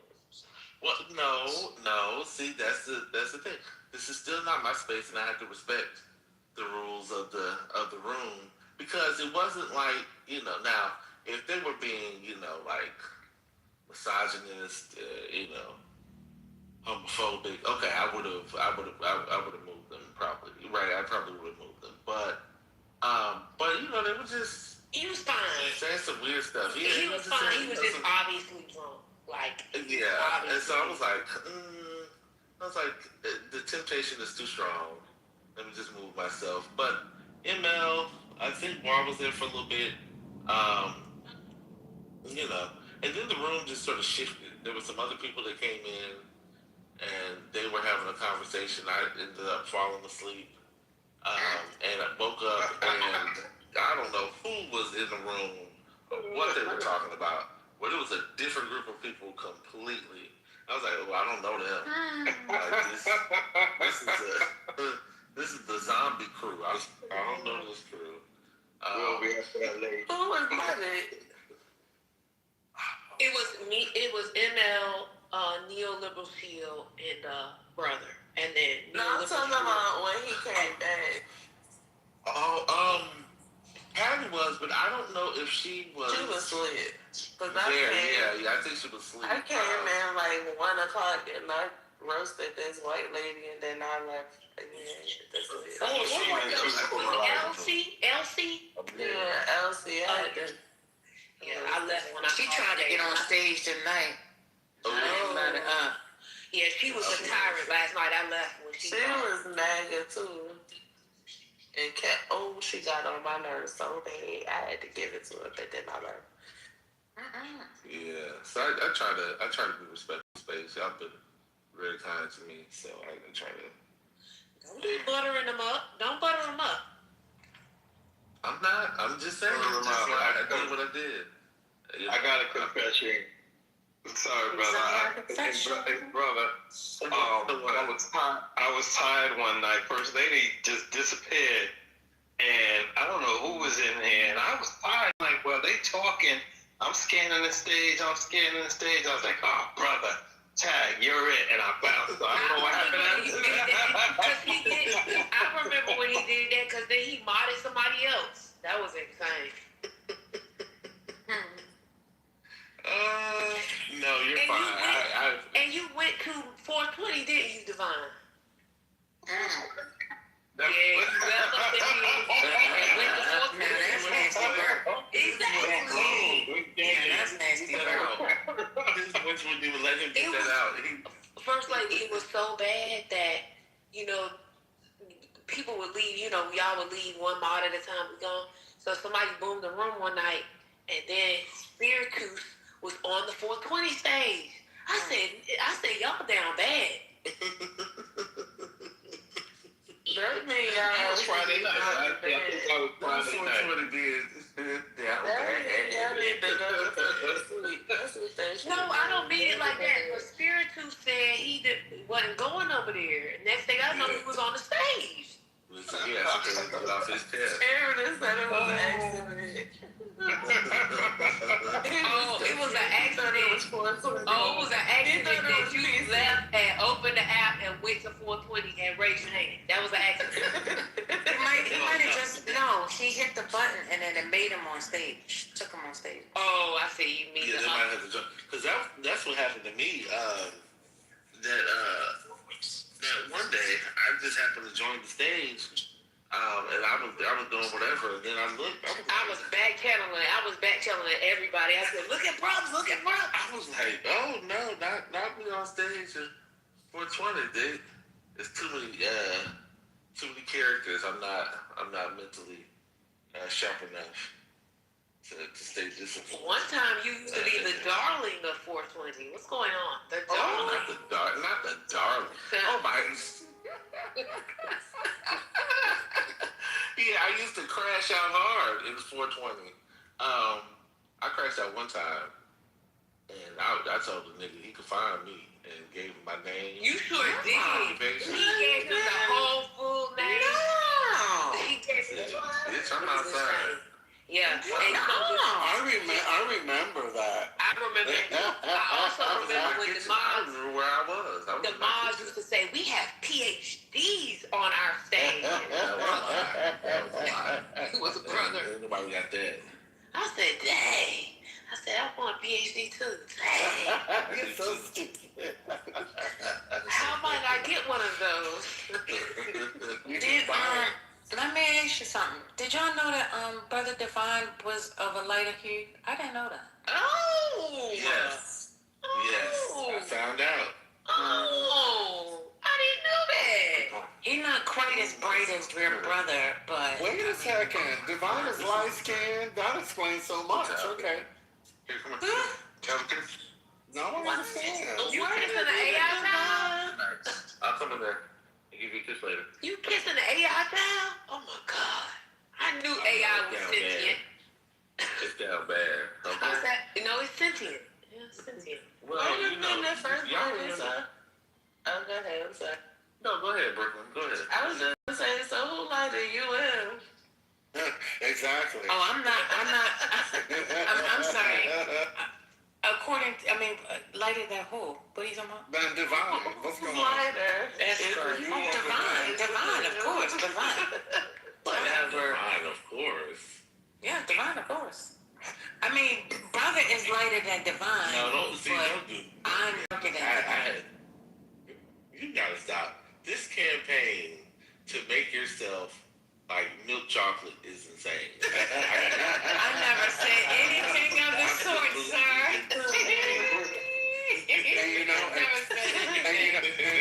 Messy, it's a failed campaign because First Lady will never be milk chocolate. I don't care how many prayers she prays. I don't care what cream she put on. Well, it depends on what type of milk chocolate you're talking First Lady, about. we know what milk chocolate is, and you are not. Milk chocolate has a tendency to be a little ashy sometimes. Oh my God! And in the summer, in the summer, I do get a little ashy, like. Oh no! I can't. No, My sister can be whatever my sister wants to be. That's a fact. Don't do that. Oh, Britt said, please. Okay, Britt. But I imagine describe, 'cause I can't see good, that first lady is a latte. Somebody call her Tom. Oh no, she's definitely a latte for sure. No, I'm like a crumpet. I'm a crumpet. We don't know what that is. You never had a crumpet before? It's like the See, it's like that cake. that's how you know she likes skin. Oh yeah, she's like, Oh my. You never had a crumpet before? Are you serious? No, I'm like, what is she talking? Oh my.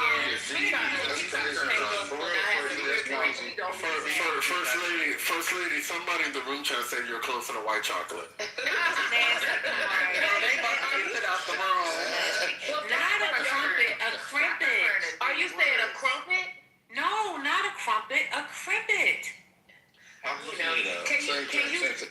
PTR a picture? I mean, can you share? Oh my God, this is not, ma'am.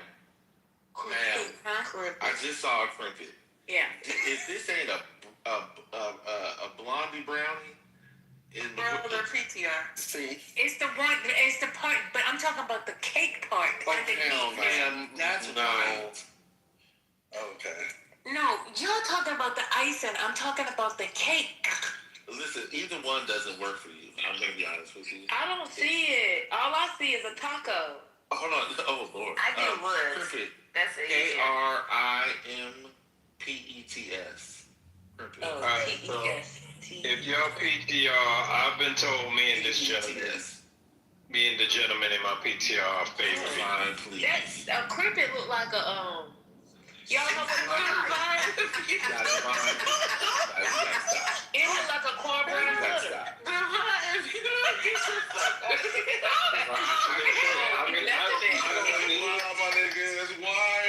I don't see it. Devon said he look like Method Man on y'all. He looks like me, not I look like him. Y'all, wait, he looks like me. I'm the official. Y'all. I will say this: we have the same complexion, so I don't know if y'all want to say that. Devon looks like Method Man. I don't know why y'all hate. No, hold on. Okay, no. He said the skin color, the tone, and the features a little bit. 3 of 4, sir. Picture 3 of 4 in your PTR. Is that you? 3? Yes. You posted up on Biggie's. Yeah, that's me. Yeah, sir. You are a light-skinned man. In the winter. I don't care what it is.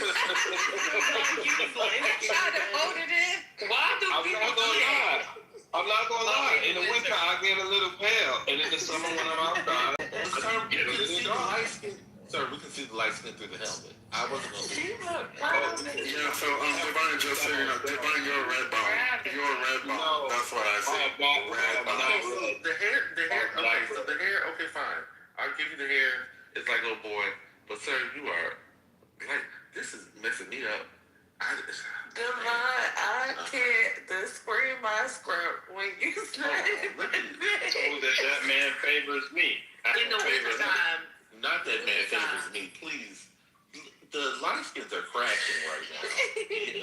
Y'all gotta stop. Y'all call everybody light skinned. oh my God, I am because really in real life on the spectrum, it's only 2 shades. You either light skin or dark skin. This brown CSB just started. But you even one or the other. Hold on. So Yeah, a lot let of me y'all just say, is just the other. let me just say, the first lady basically called her.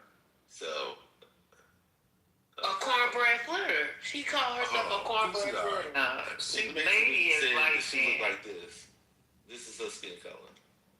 And she gonna try and call it hazelnut brown. That's insane. Exactly. She said she was milk chocolate, and we know that's a lie. That is not a crimpet, brother. She tried A to say crimpet that look like a cornbread flitter. Oh, listen, a crimpet That's yellow, isn't it? is not brown.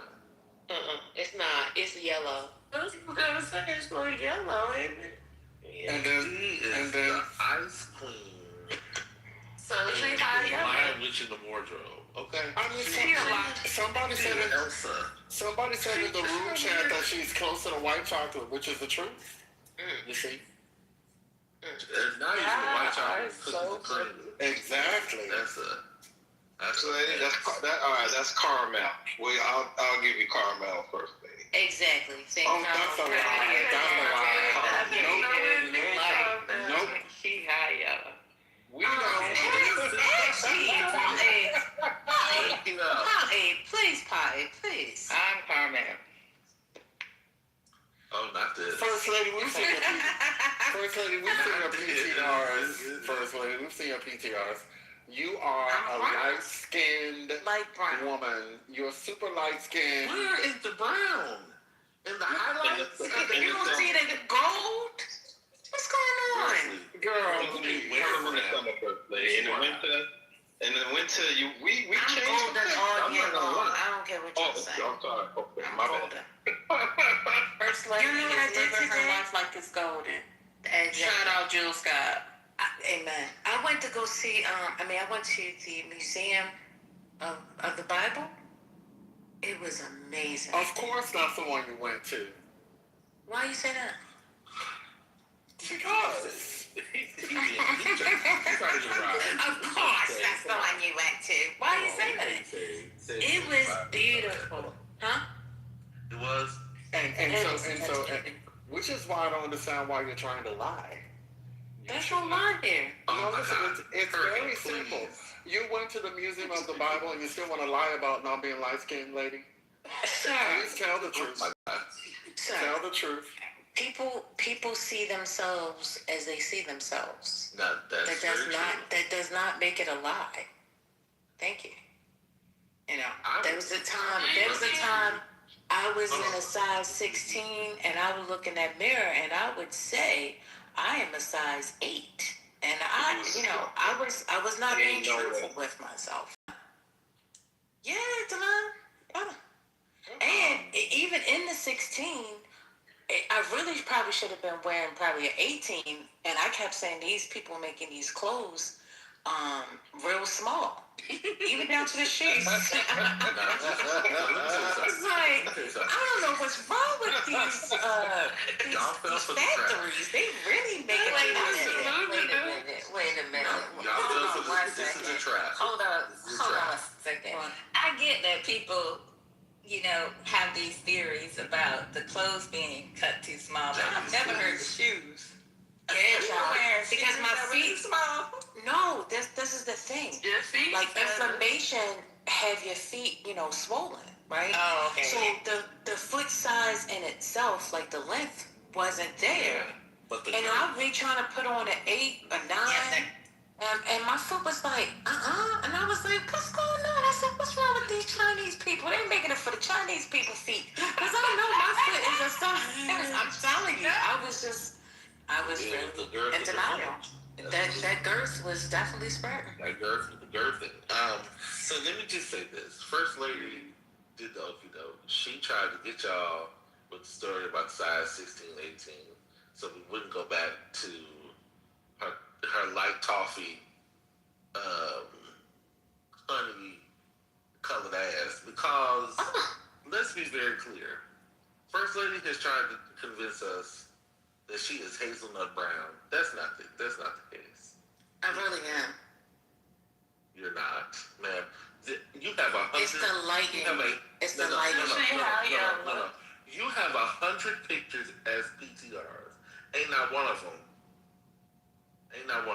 Michael, stop. What's wrong with you, Michael? What's going on? You can't even get AI to make you brown skin. Okay? AI was like, actually, I don't even know what this is. I'm a boom it. I'm just going to boom it. Well, you're going to have to boom it. Because you over there never great. Shut up. light skin. All right. So what's going on? What's next? What's next? I'm leaving this PTR up. This is actually the skin color of First Lady. Yeah, frosted white. That's nasty. Icing white. Okay. No, see, you gotta get to the cake part. That's the color. Oh, hold on. I got that one too. Wait, hold on. It's the cake. Got you. It's a brown cake. Hold on. No.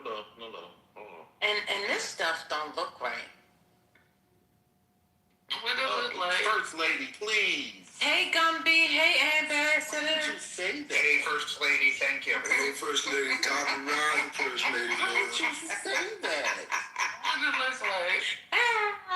Nasty word. Now you gotta That's what change she's it. saying. I didn't say anything. No, I'm not saying shit. She did that on purpose. I don't know what you're talking She about. thought I was gonna change it because she's gonna make the Yeah, that comparison. cake is disturbing. It's disturbing. It is very. It is very.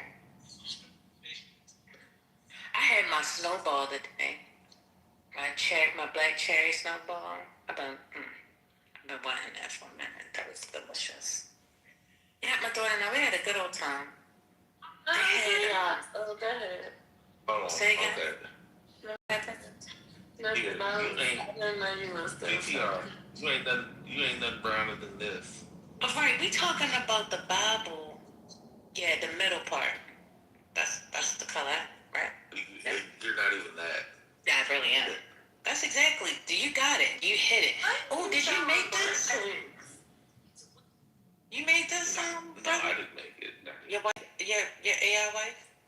Yes. That looked good. That looked delicious. It was. It's absolutely. With a good cup of milk on the side. My. Like the First Lady, you had your black cherry. I had me some black cherry lemonade over the weekend. I still ain't got over some. You said them cherries that drove me black cherry crazy. lemonade. Oh, that sounds good. Black cherry. Man, I swear for God, and I don't think I ever had it. Ooh, I'm still saving the flavor right here. Yeah, I know that's right. Oh, my. So, Patty, you were up late last night. They said that you was up here, modded. Did you see Brother modded? Brother was modded. Y'all had a sleepover last night. She wasn't modded no more. He had left. But he went back in the audience. Man, I didn't even know I was on here until 6 o'clock in the morning, and I opened my phone. I was like, what the fuck? It was like 100 and something people in here. Yeah, that was. Patty, that room was wild. There was all kinds of conversations. It was just you modded, Patty? Yeah, it was just me. You was holding the tent open. They were talking. Oh, that's funny. Yeah, I woke up in the middle of last night as well, and I forgot what they were talking about. It was wild, but I didn't recognize anybody on stage. I just on stage. No. You know who was up here? I saw Patty on stage. Amici was up here. Amici. Oh, that's who it was, Amici. Yeah, Amici was modded. And I don't think I've ever interacted with him. But yeah, I did recognize that name. Yeah. I was like, damn, I was all like, these people Patty, in here. Now I don't even know what they talking about. Now I ain't know none of the people on stage, so I just boomed the room. That's appropriate. That's appropriate.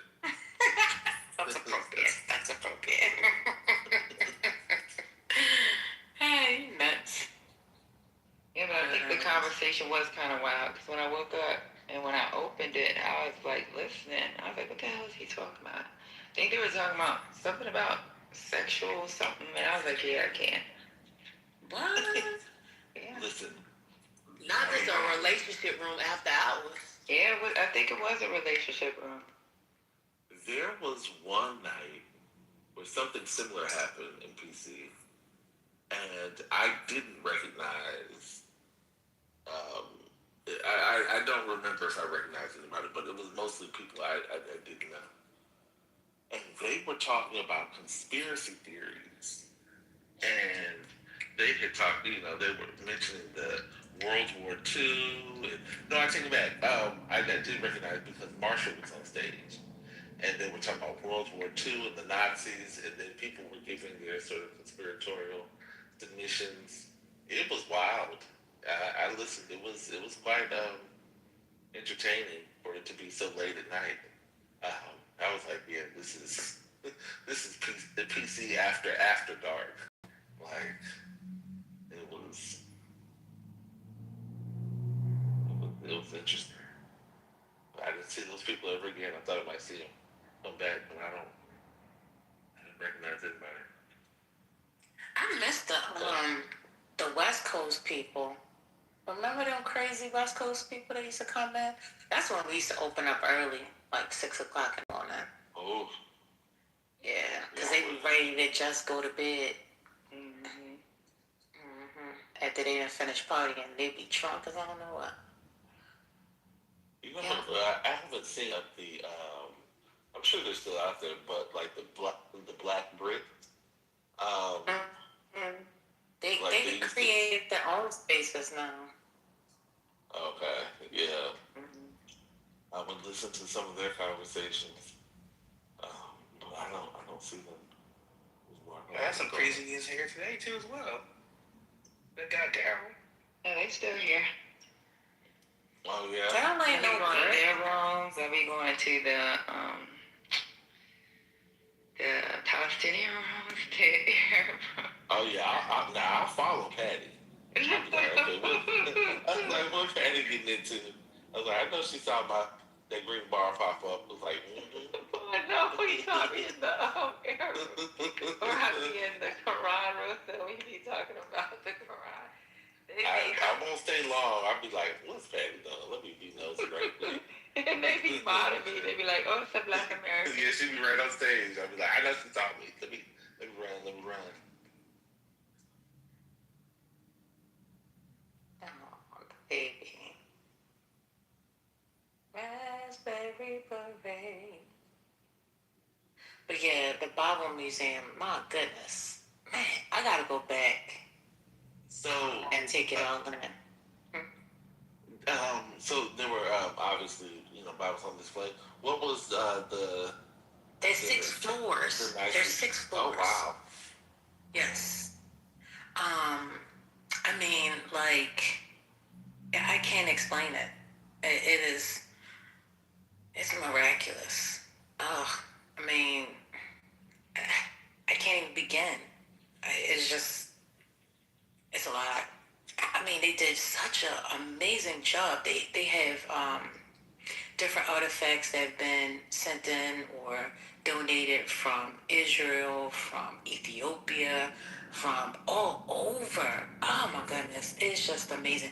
And then like you can go into special things, like pay for special additional little features. So we went to, it said praise and worship. And I thought it was going to be a choir in there or something. It was like, you could participate. Child. It was this big space of like these psychedelic lights and this voice talking to you. And I was like, okay, what in the world? But it was nice. It was beautiful. I mean, just like how they put all the colors together. And that was nice. They did have a song at the end. Yes, I did start singing with them. But then what else was there? We did something else. We did the scavenger hunt. We didn't do too well. Let's see. Jesus of Nazareth. They had like this whole like special unit and talking about when Jesus was alive and his different works and the things that he did. They had some of the people dressed up like as if they were there, and you could take pictures with them. They had this beautiful theater where it just told constant stories of Jesus' works. It was so much. You have to go back. I had to go back and just go one floor by floor because it was really nice. Then we got on. It's like a little ride, and it was showing how many places in Washington D.C. that have Bible verses on it and all these different things about the Bible. But it's like a virtual kind of thing. You know how you put that thing on your eyes? What's it called? The VR thing. Well, where you kind of get in this stand-up position and it moves you around and it's like 3D. It felt like it was real, okay? And you're just flying through the sky of DC. And then they even had like this little mist that came out like it was raining. I was like, oh my God, this is so nice. So it was really, really, really, really fun. It was nice. First Lady, are you referring to the Museum of the Bible? Yeah. Mm-hmm. That's a great place. It is, and it's so clean. That was the other part. I don't know. I didn't look to see when it was built, but I like the area. It wasn't. Um, a lot of walking, parking was close by. I did see some National Guards down there. Yeah, First Lady, are you aware that the murder rate in D.C. is down 80% since last? What? People in this room don't like to talk about it, but it's down 80%. They're liars. I'm done. Succinct. And he left.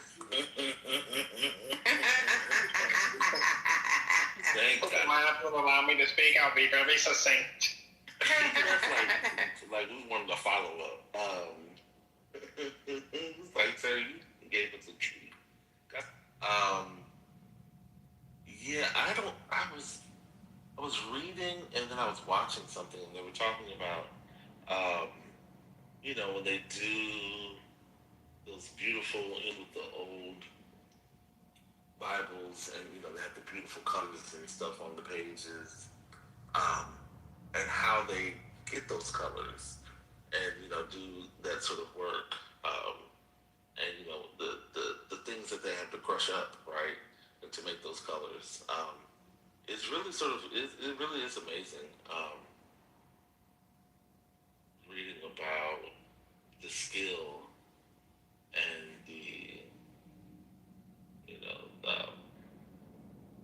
just how they went about it.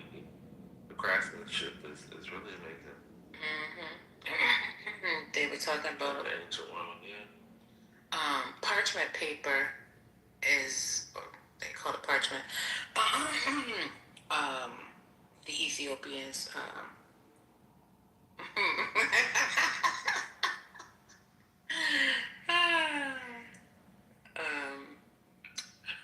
Used, to create theirs. Then they had the Torah. They even had some of the little things that you put it in. I don't know how whatever. It's just breathtaking. I would like to go on a field trip and have somebody walk me through like all the different ones. I was on the floor of the deep sea scrolls, but I didn't pay for that one. So next time I go back, I'll probably add that to it. Mm-hmm. That sounds really cool.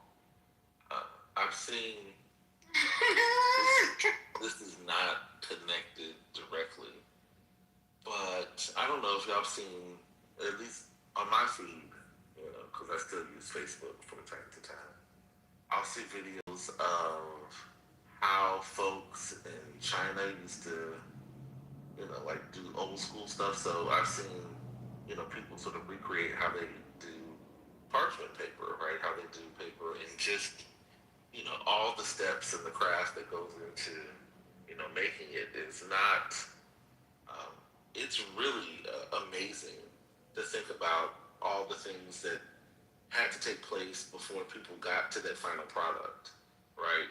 They got the paper, and all the years of, like discovering things along the way to get to that point is really sort of amazing and humbling when you think about inventions and technology. Yep, 100%.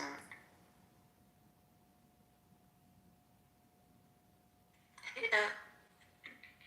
Hey, it's nice to see you guys. I feel like I see you even though I don't see you. It's nice to hear you guys. Yeah, I was going to say that there are like 1,600 rescued Torahs from the Holocaust that are out on loan to, every major city around the world that has a synagogue or a temple has a rescued Torah. So when we have a bar bat mitzvah, the ritual coming of age ceremony for 13-year-old kids, they carry the rescued Torah during the ceremony. And it's really very, very moving. And I found out about that this was actually so old. Almost all of them were rescued from Czechoslovakia after the Holocaust, and then somehow it was negotiated back so that they could be given to the synagogue.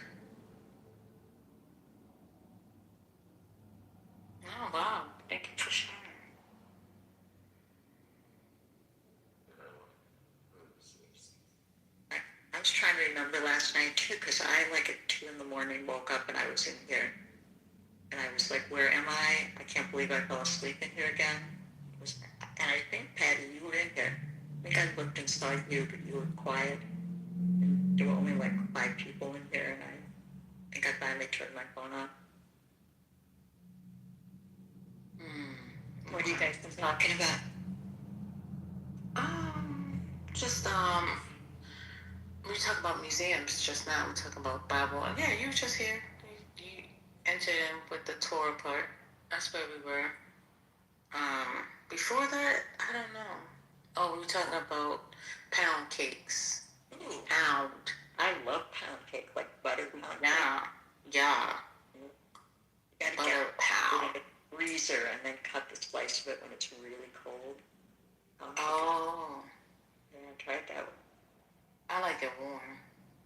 Oh, okay. Do you put ice cream on it? You know, you can put a little ice cream on the side, but I like the pound to be warm. Mm-hmm.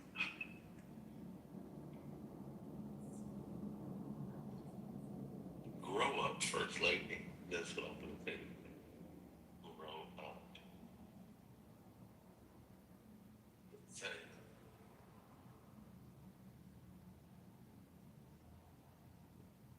Is that a pie in your picture, Brother Nessie?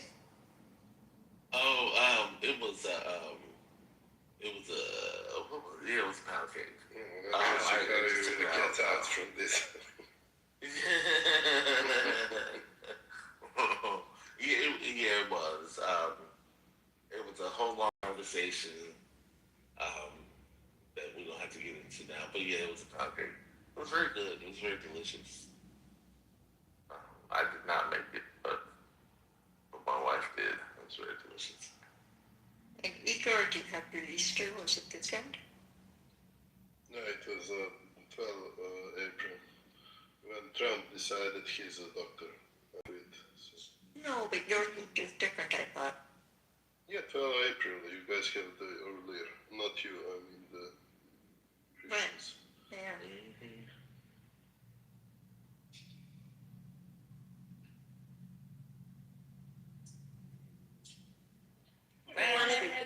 Sorry. Go ahead, Al. Oh, I was going to say, Easter, I buy the little candies, the pink and yellow ducks. They're called Peeps. So, Oh, the Peeps, yeah. Oh, yeah. I can be totally addicted to Peeps. And it was like, oh my God, it's Easter. They're going to have the Peeps. And went down to CVS and got me this, like, full sugar. It's like IV sugar. Anyway, that's it. Oh, did you see there was, I think it was Coca-Cola? Or was it Pepsi? One of them had a Peeps flavored soda No. that came out. Really? Yeah, it was. Wow. I guess it came out around, Easter, but I feel like it came out a little bit before. Mm-hmm. And I've seen Peeps flavored stuff a lot more. I think I've seen Oreo. They've been sort of collabing with a few other brands, I think, more recently. Yeah, I didn't know that. Well, it's Laura. I wanted to share something with you about, how are you? Okay. Good. I wanted to share with you. I'm going to be donating. I live in the Phoenix area, and they are opening a new Jewish museum here, and they're opening it in fall of 2027. I had someone reach out to me online. I have a 1940s, I'm a reseller, I sell everything vintage. I have a 1940s wedding dress that was made out of a parachuter's parachute. So I bought it out from a estate sale in Palm Springs, and the woman's family was rescued. Excuse me. The woman who wore the wedding dress, her husband helped save a bunch of Jewish lives during the war. So I'm donating this dress to the museum, and it's going on display. So I thought you might find that interesting. Oh, I think that's amazing. And it's amazing that it was at her dress when they got married. What's so cool, this parachute was killed. Really cool. parachute. Yeah, his parachute was silk, so she had it made into her wedding dress. I can see if I can change my PTR so I can show you what it looks like if you're interested. Yeah, just take a screenshot, change it, and change it back. Yeah, I'll show you. Hold on one second.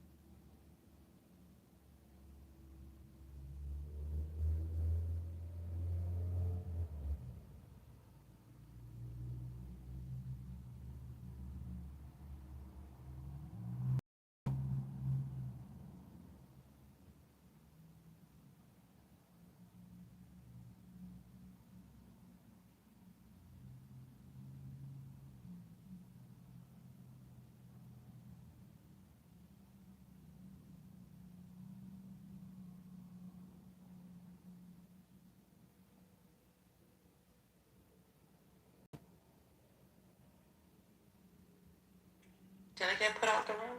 What's going on? Whew.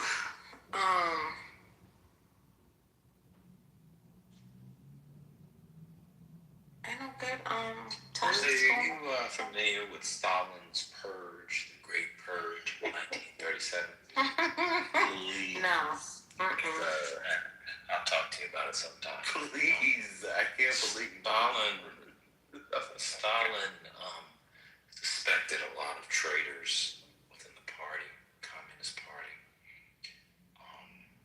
In Ukraine alone, or what we now call Ukraine, he killed over 100,000 people. Most notably, a man named Pavel Postyev, who was the first secretary there, but essentially the Iron Hand suspected him of being at the center. He was a Bolshevik, I believe. Stalin was going after the Bolsheviks. You know, you have to show trials, etc. And it was one way for Stalin to consolidate. One second, sir, because I've got you on the trial list. And so, oh my God. So it was one way for Stalin to consolidate his power. I would like to ask you, Patty and Miki, if this is still her house, could we, I was wondering if you guys were interested in a great purge of some of the people that seem to be with us, but they need to be taken out, much like Postyev was imprisoned and shot. Would you be interested in the Great Purge of Politically Correct? I would have to understand what that looks like. So. Well, we could use Stalin's as a model. Just if people are interested in that, I mean, that'd be fantastic. The Great Purge, we could do that. Would anybody be interested? I'm always for a purge ban, you know me. I know you. I am for, diplomacy, and in such moments, I am not like Trump. I don't like to have those type of things publicly. But yeah, maybe we should have a start from conversation. First Lady ban, like Stalin did. You know what? I agree. I will be the first. Sacrifice remind me of Kirov. Don't worry about it. I won't be here tomorrow. Don't worry You about kind it. of remind me of Kirov. I'm not going to lie. Although Kirov died in 34, not 37. But, Stalin had to get rid of a lot of people, a lot of his secretaries he had to get rid of. People in the Orgoboro. Yeah, First Lady, you should probably watch your back. Oh my God. What is wrong with you?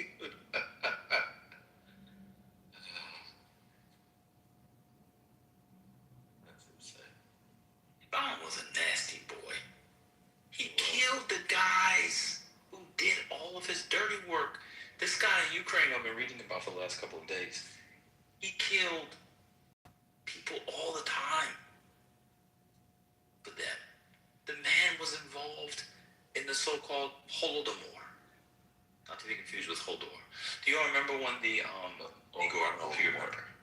I don't know, not to be used as Voldemort. Igor, I don't know if you remember this, but when in 2022 on the app, when Russia invaded Ukraine, everybody ran around like they were experts of Ukraine history. Anybody remember that? Mm-hmm. Oh, yep.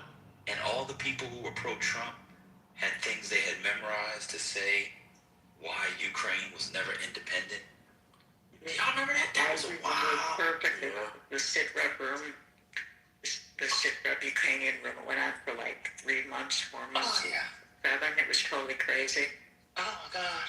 And Vicky was running the room, like, had like a nervous breakdown in the middle of it one night at like 2 in the morning. And they had like 10 mods in there, and they were all fighting with each other. Yes. It was just, when I came on the app, I landed in that space, and because I knew nothing about Clubhouse, I thought everything on Clubhouse was 24/7. So I was like in there like all day and all night and all day and all night for like a month, and then suddenly one night it happened. It was like all of a sudden it just got boomed, and nobody like had anybody's back, Like now I have phone numbers for pretty much everybody I wanted to be able to have if the app crashed for good. But it was, people were like looking for each other like refugees because we've been hanging out for these months. And now I haven't heard anybody talking about Ukraine, which is really Isn't that something? But people were talking about Peter the Great. They were talking about Odessa.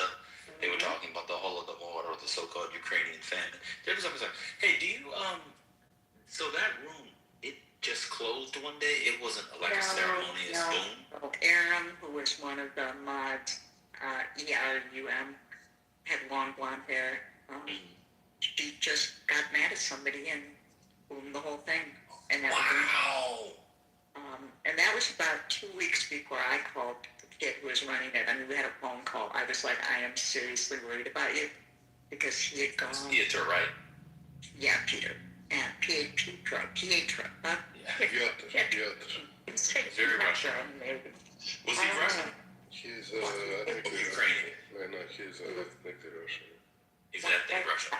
I think one parent was Russian and one parent was something else. But he had big issues about his parents not, being impressed enough with him or something. And so he'd gone to visit them, and he also clearly was drinking a lot and feeling a bit overwhelmed by this room that he was trying to manage.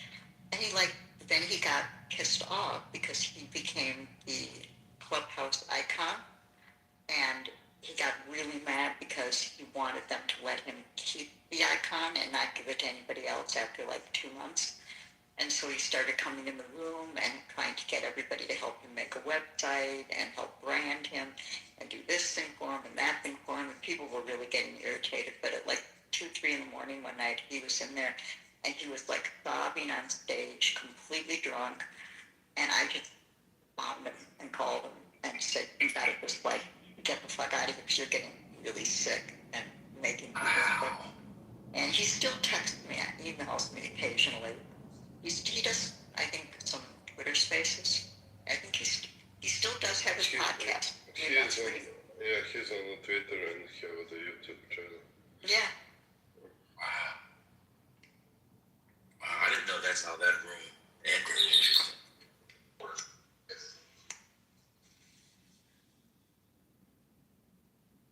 Ben, if you want to read Stalin, read the Stephen Kotkin books. That man is brilliant.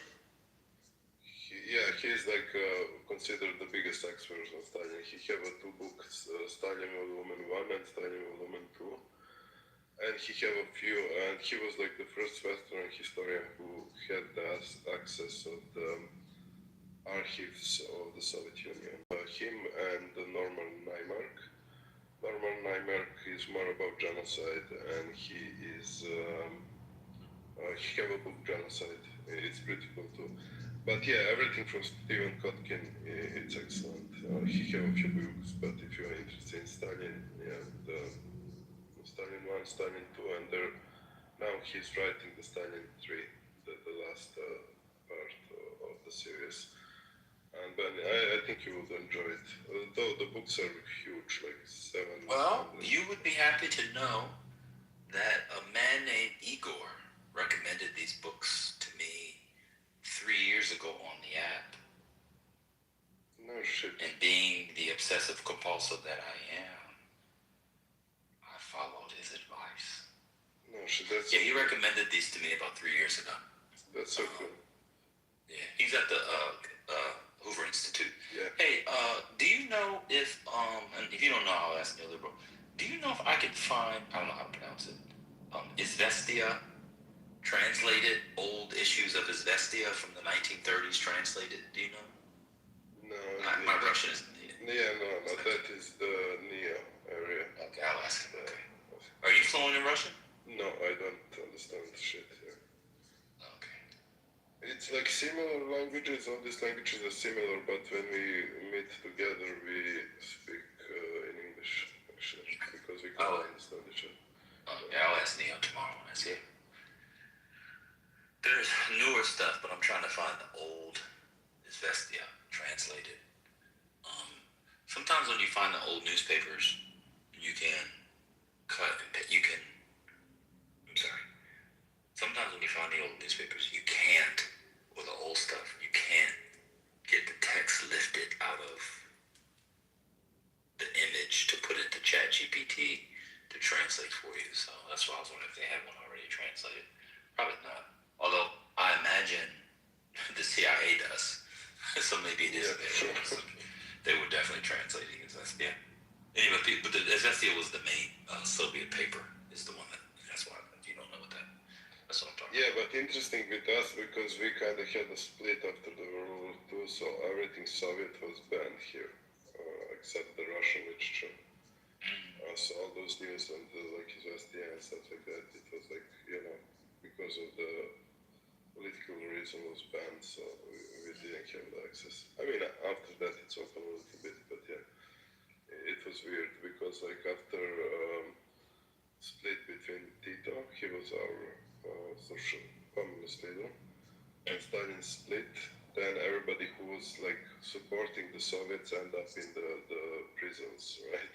So we turned back to America, so it was, so we were communists, but not really, so it was totally different than the Eastern Bloc and shit like that. We had the jeans and all that, Coca-Cola, shit like that, yeah. Have you ever been to the Caucasus regions of Russia before? No, but I'm planning. Yeah. There's one I'd like to go to called, it's a spa town called, I don't know how to pronounce it, it's Volfodolsk. It's in the North Caucasus. It's an old spa town where they have mineral water baths. It's very nice. A lot of Russia is very nice. Russia is beautiful. I mean, it's huge country. So. I really want to go to Western Russia and Sakhalin. I'm less interested in Siberia than those places. I never will, but there we are. I would like to visit Kamchatka. I watched the documentary and the nature is like insane. It's like Avatar type of thing. But yeah, I will probably never go there. It's too far. So. Growing up, it's kind of funny. Brother, your mama, First Lady TT, I think you're old enough. Maybe Brooklyn too. Johnny's for sure. Talk about age. Many of us came of age in the Cold War. I never really put that together until I started doing this stuff on the Soviet Union I have to do in the 1930s.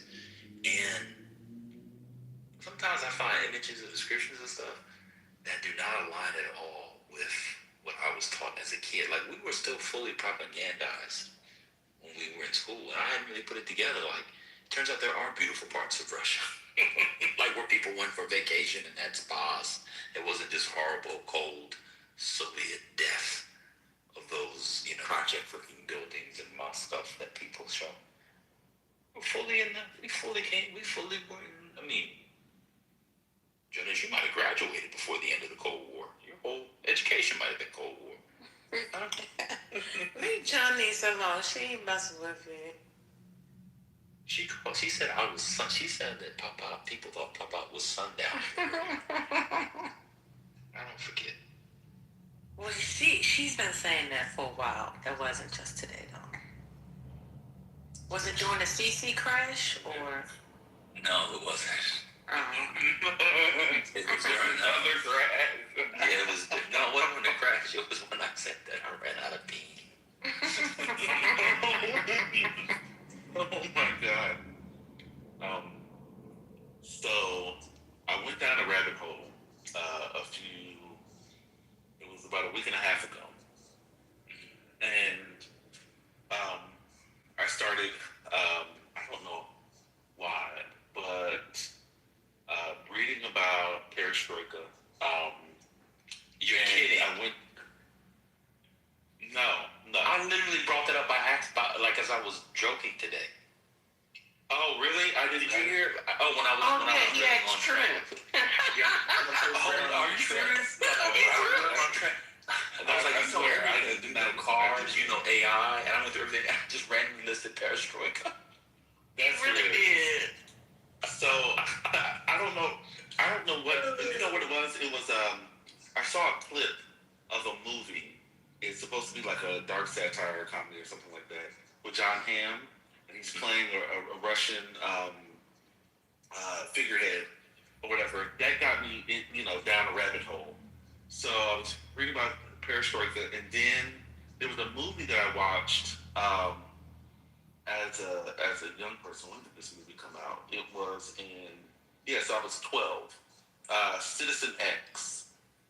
And it was the HBO story about serial killers. Now, y'all don't know this about me, but I really do like reading about serial killers. And so I was reading more about that case and that particular person that they were looking for. That got me down another rabbit hole. Talking about, I read about Peoria. He was he was working with Stalin. Yes. And reading about him and just how he was a monster. Insane.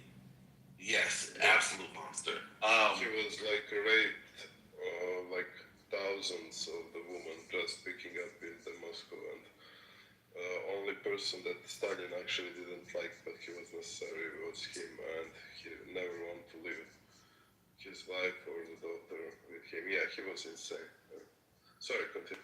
I get excited when I'm talking about communism. Sorry. Yeah. No, but it was just sort of connecting. I was like, I've had a thing for reading about sort of Soviet life and things that were happening back then. I just went down this rabbit hole. I think it was last week. It was like a week and a half ago. And so I was reading all about him, and I may or may not have some books coming because my rabbit hole became an obsession.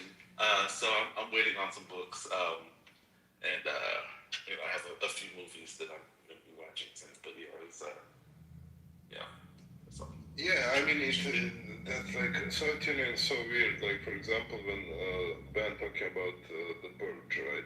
So Stalin, I forgot their names. So his allies of Stalin, I forgot their name. There's so many. Kirov. You talking about Kirov? No, I totally forgot this two name. But the point I'm making is that Stalin killed their wives. Can you imagine that? Because he thought they are like, traitor or whatever. And they still stay loyal to him until he's dead. And they died in 80s. Like, such a devotion, and that Stalin was insane. Yeah. They were afraid. I don't even understand they are afraid. Like, if somebody kill my wife, like, I will kill you or you kill me, right? But they still stay loyal to him, working with him until he was alive, and they died in 80s. Like, such a, brain, like, I don't know how to explain this stuff. These people who was around Stalin and that period. And after that, you have Khrushchev and that's different, but like in that early years of Soviet Union, that was like pure madness. Like they lost the brain. Incredible. And when you start reading those shit, I start to wonder like what is wrong with those people. Who drew the continent lines? Which British person drew the continent lines? Because part of this reading I've been doing, I've been very interested in, I guess it's called Eurasia, and it just seems so random. So Georgia is Europe and Asia? What is Georgia? Hold on, let me see. I would say they are all Asians because geographically speaking, but I mean they consider they are part of Europe, playing like European Cups and stuff like that. But if you think like Turkey is the Asia, right? So no, Turkey's half and half. No, only the what is that? The west part of Istanbul. Istanbul, yeah. And then the other one is Asia. So I don't know how they put in Armenia, Georgia, and all those. Oh. Wait, just the part where Istanbul and west, that's the only part of Turkey that's Europe? Yeah, I mean, yeah, the continent. Yeah, the Dardanelles is cutting the Istanbul, right? So one part is Asia, one is Europe. So the very small part of Turkey is Istanbul, actually. So Georgia, it's Europe. So Georgia is half and half, but Azerbaijan and Armenia is all Egypt. I mean, is Iran? I mean, I hope y'all. Well, I don't know where the man is. I'm assuming I know where he is. But if y'all don't hear from neoliberal and you hear that Iran kirked out, yeah, he got. It's right there. It's right there. Like Iran is right there. I have some chances, but he's done. Yeah. I also didn't realize until because I was doing this stuff from Southwest Russia and Eurasia and up through Ukraine, basically from Finland down to like Azerbaijan, including Russia, that part I've been working on last week or two. I didn't realize how close Russia was to Iran either. Oh yeah, there was like you can Google that Sim Peacock. I mean, maybe you probably know that British and Russians are actually in the World War I agreed to split Iran. Yeah, I didn't realize it was that close. So what do they do? The oil goes north up through is it the Caspian Sea or the Black Sea? I don't know what that waterway. Caspian Sea. Caspian Sea is for Iran. Yeah. I also didn't realize how big Kazakhstan was. Kazakhstan is very big. It's huge, yeah. Why doesn't he just take over Kazakhstan? He doesn't want it. I don't think he wanted, and he doesn't have like a lot of Russians there, so you know how. Okay. That, yeah. And I think there is like some power struggle on Kazakhstan between China and Russia, who have like more influence actually. Kazakhstan is bigger than every other country except in the region, except China and China and Russia. Obviously, Russia is absolutely massive. I always lose track of because it's also concentrated in the West, but Russia goes on forever, man. Oh my God, like Russia goes past Japan. Well, I guess we know that because it touches the U.S. Yeah, I guess everybody knows that. I'm not saying anything profound. But most of the Russia is Asia, actually, like 80% or something. But most of the people live in Europe. The European side, right? Yeah. I was reading accounts in the 19th century. It was very moving that people used to have to walk to their prisons in Siberia. Huh? Yeah. You would get sentenced and stuff and you had to walk to the prison and stuff. What the fuck? That's crazy. And they're usually they like run away. And I'm talking about like the Imperial Russia because there wasn't control, so they walk there and then just leave. You know? Yeah. That's good. I was listening the new book. Nia hooked me up on that podcast, and there is a book. The guy wrote a book about first.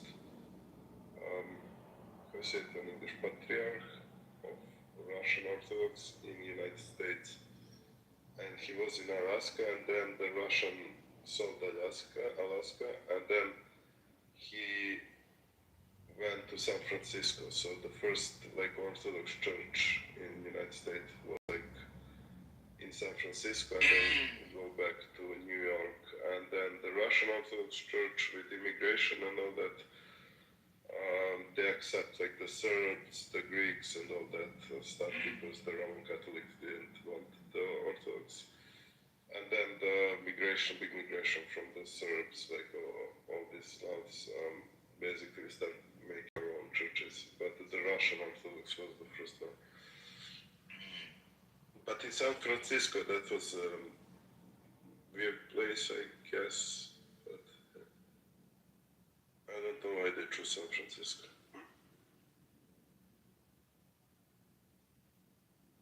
And actually, in Alaska, you have like the still the Russian Orthodox Church.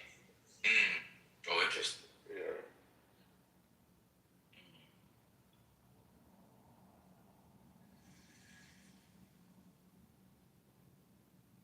I could get into this area of Asia and Europe.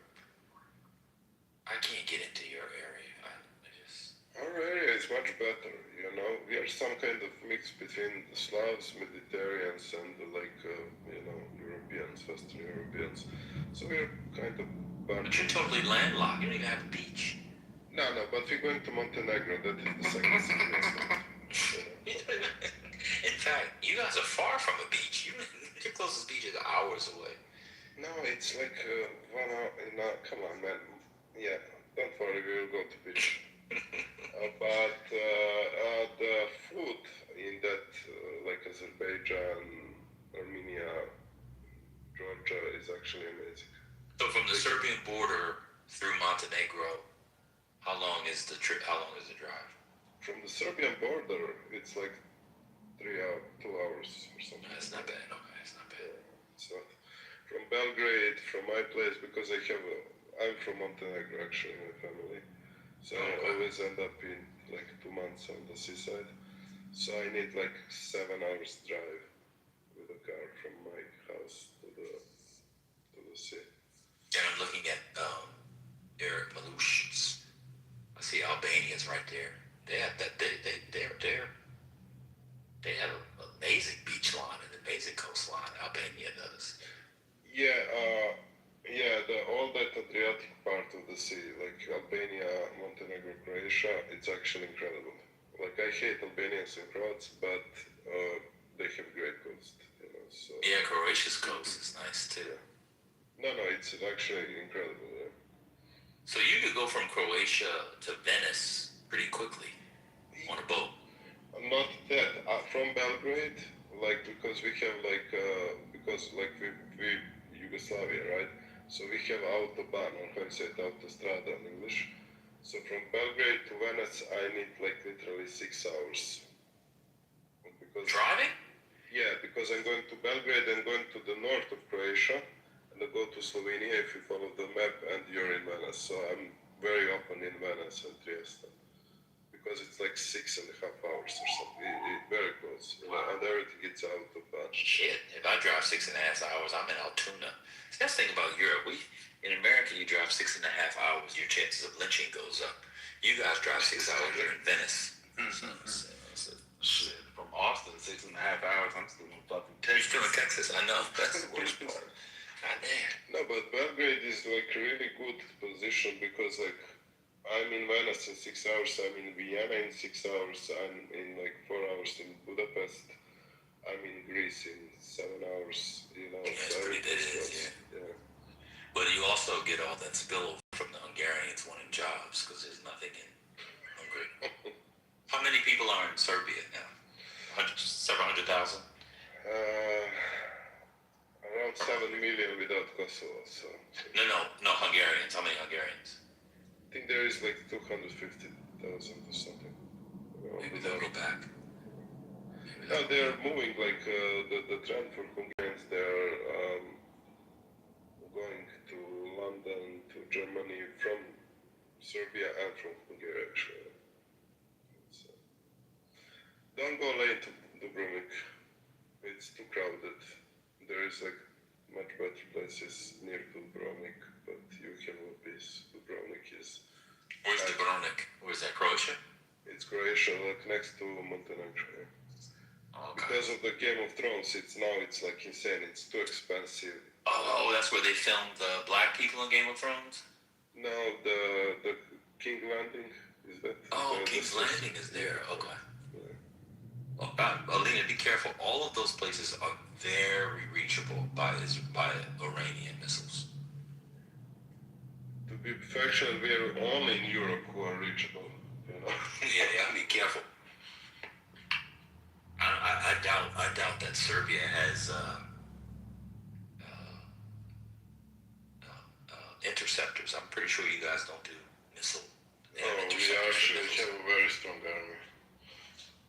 Do you have interceptors? Yeah, we have, yeah. Oh, okay. My country needs. Then maybe you could loan some to the U.S. No, you know what happened?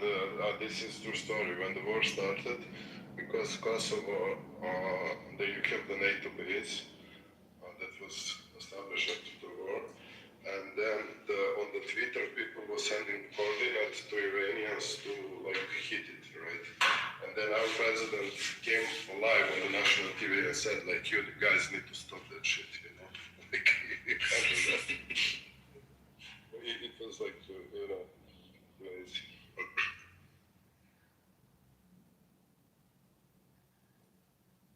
No, Ben, when you come here, we're going to games, so we can go to the basketball game. Oh yeah, I definitely want to see basketball over there. Yeah, and then we're going to the Nikola Tesla Museum. And then we're going to Society to drink Yeah, that area of the world seems interesting. I'm interested in there, and history is good. Serbia have the most emperors who born outside of Italy was born in Serbia, so we have tons of these Roman places that was Constantine the Great was born in today's Serbia. So we have big city for him and stuff like that. It's like historical food. It's a pretty cool place.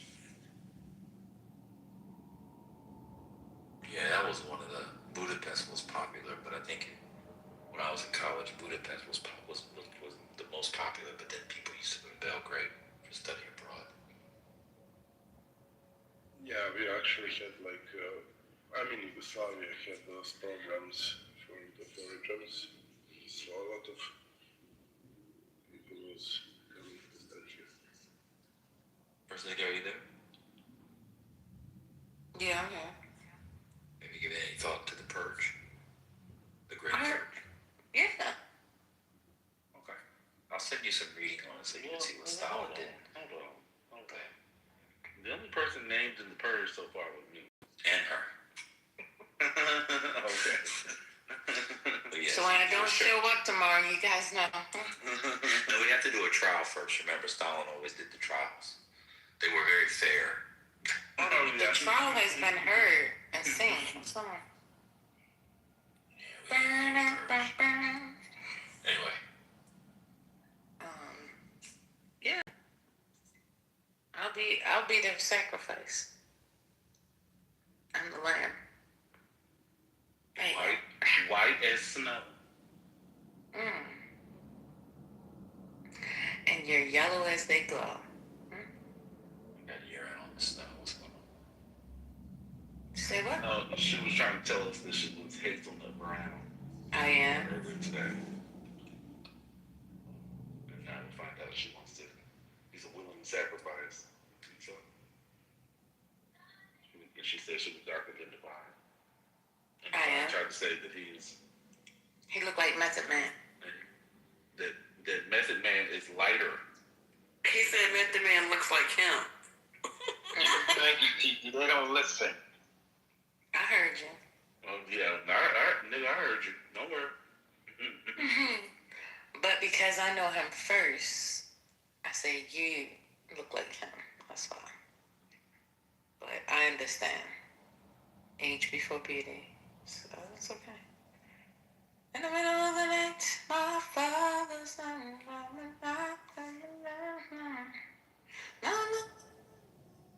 I've been told that we favorite you. I didn't say that.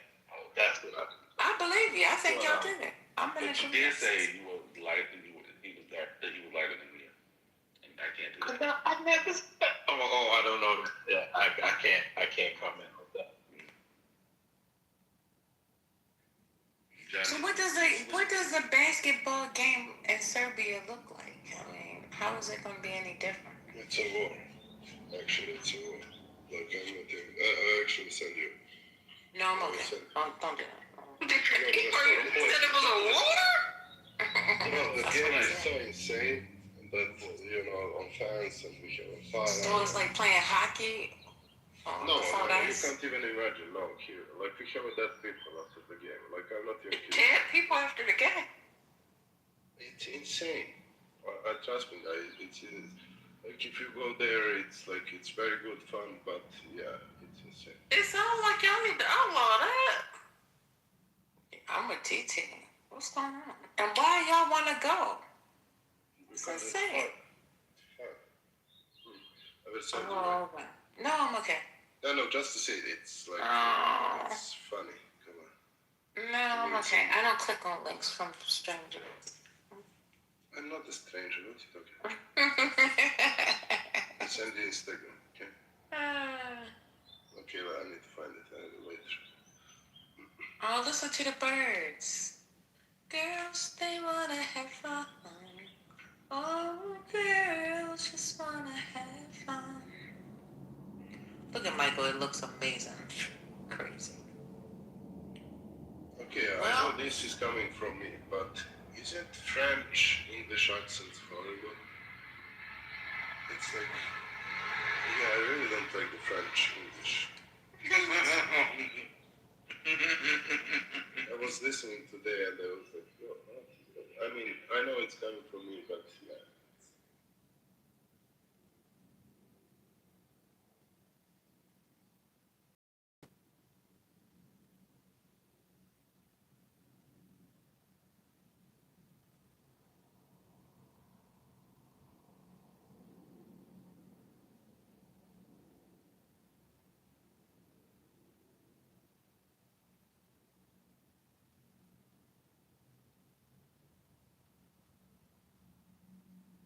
Oh, the new account. I don't have this one. Mickey Mouse. Yeah, who's Mickey? Or Mickey with a little sass. Go ahead, Mickey. Panari. Oh, Panari, what? Oh, Trump is posting a bunch of stuff on Truth Social. I believe it, child.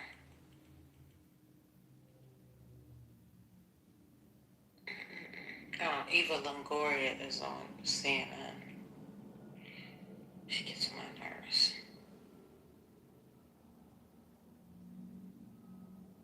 Sunday Night in America with Trey Gowdy, whatever his name is. I am, on mute.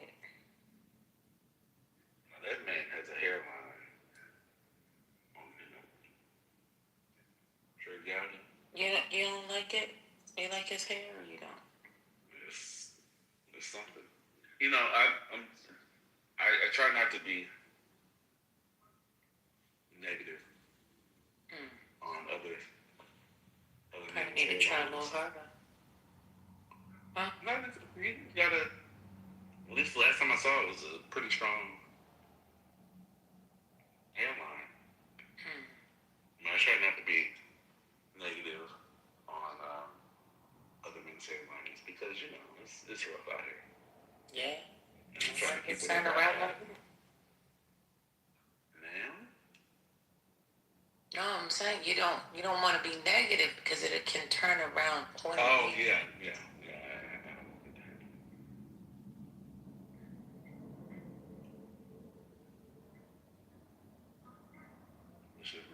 Every man bald headed or to at least look good bald headed. I can't.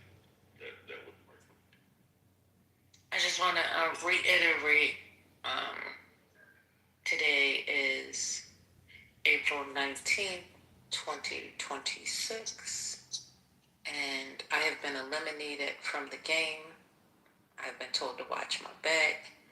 I don't know what any of that stuff means, but I take heed. So, disappearing act on its way.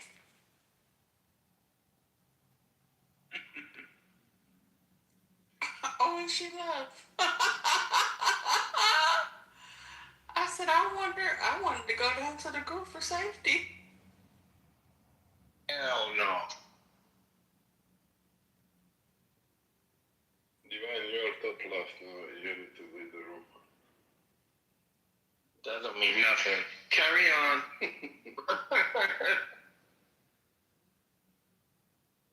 Oh, Britt, you are right. The purge is going to be a thing.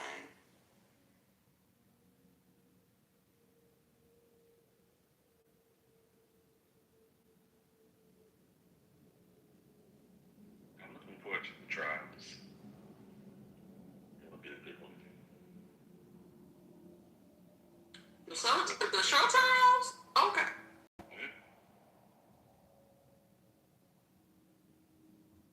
Yesterday was crazy, brother, with the Anne.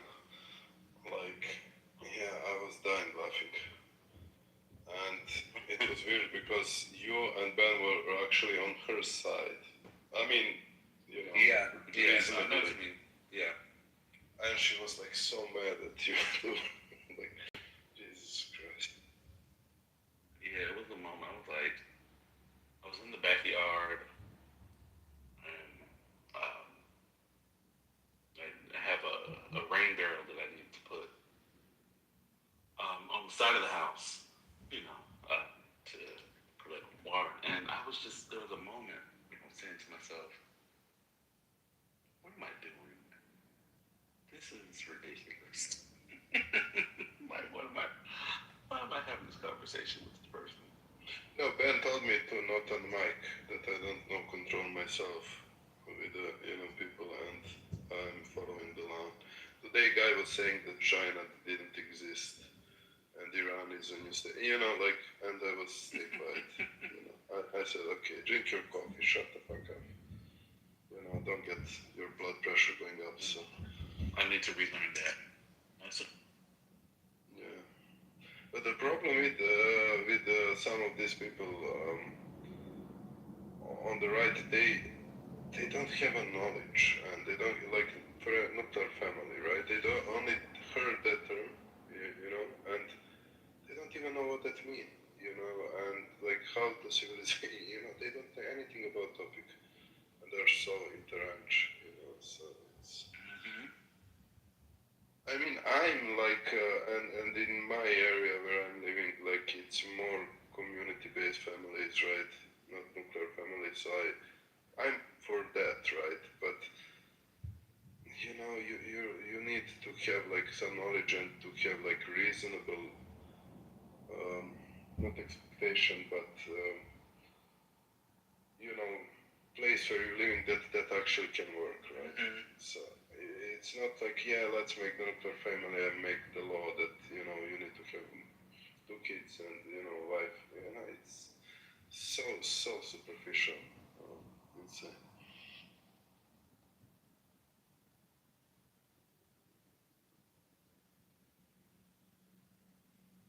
It's insane. Absolutely.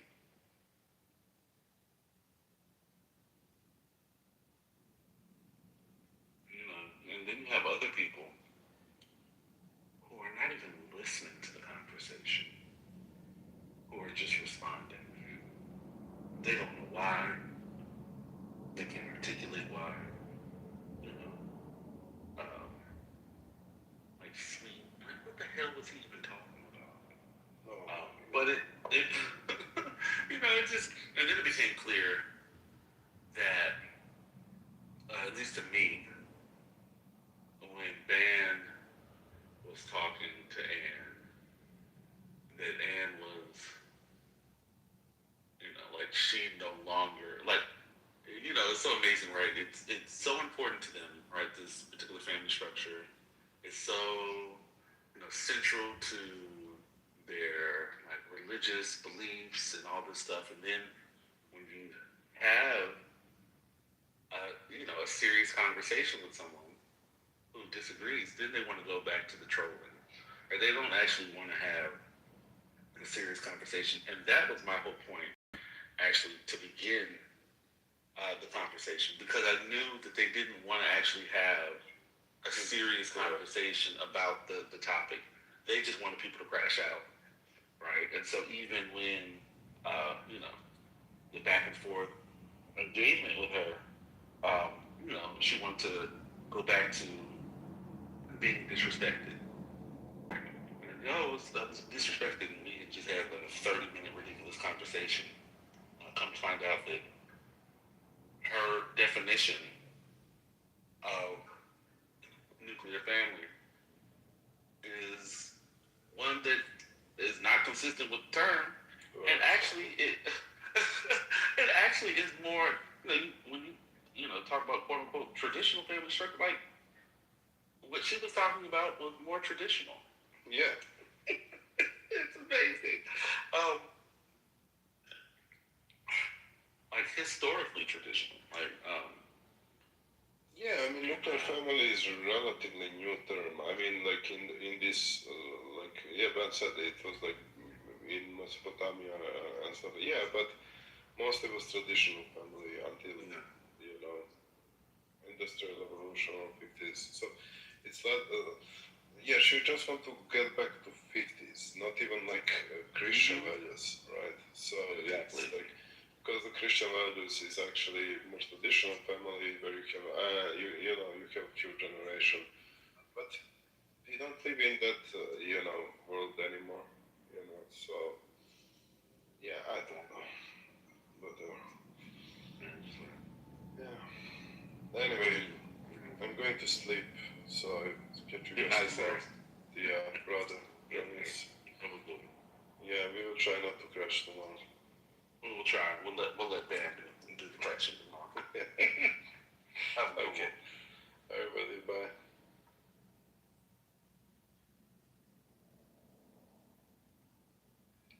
And then there was 3.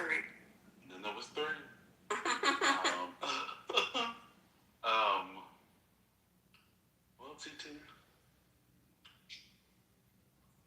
I appreciate you holding it down today. There's some testy moments today, but I appreciate you. We had a whole funeral service. Insane. I had a funeral service.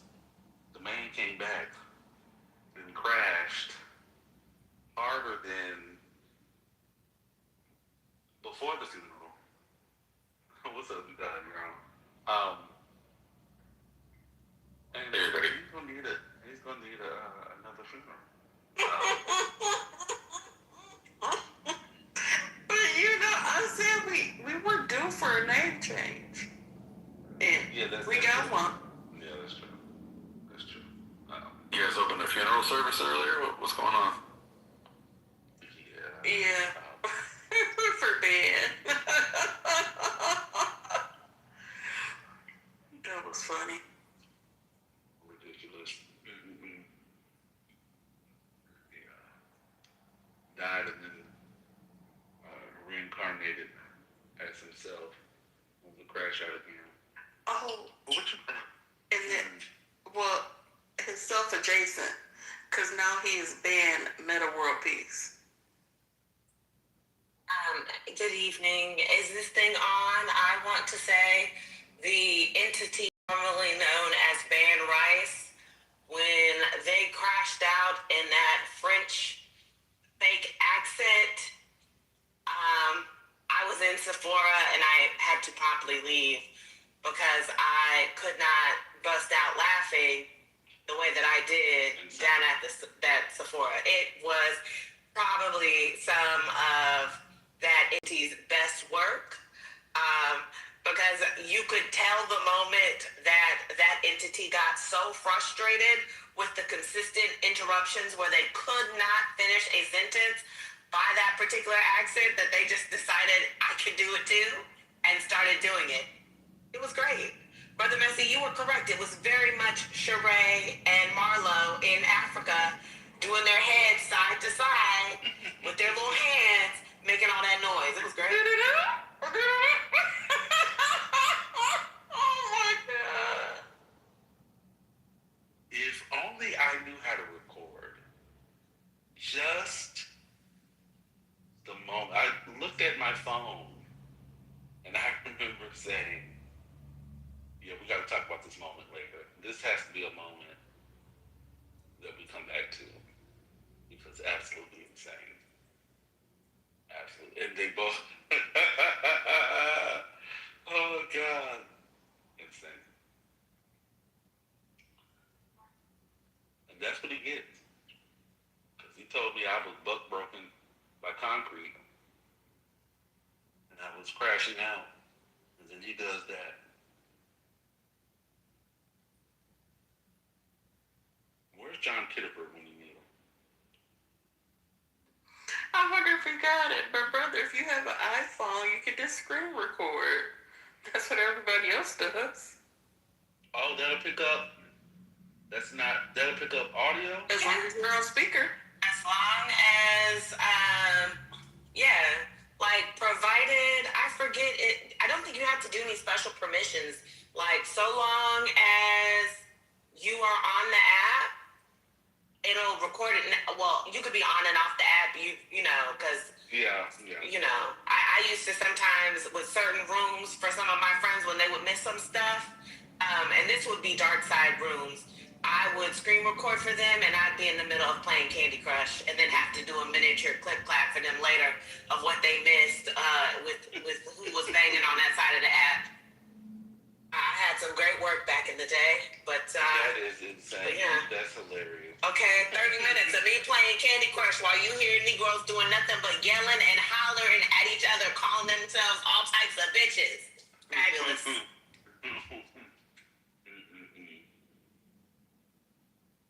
That's funny.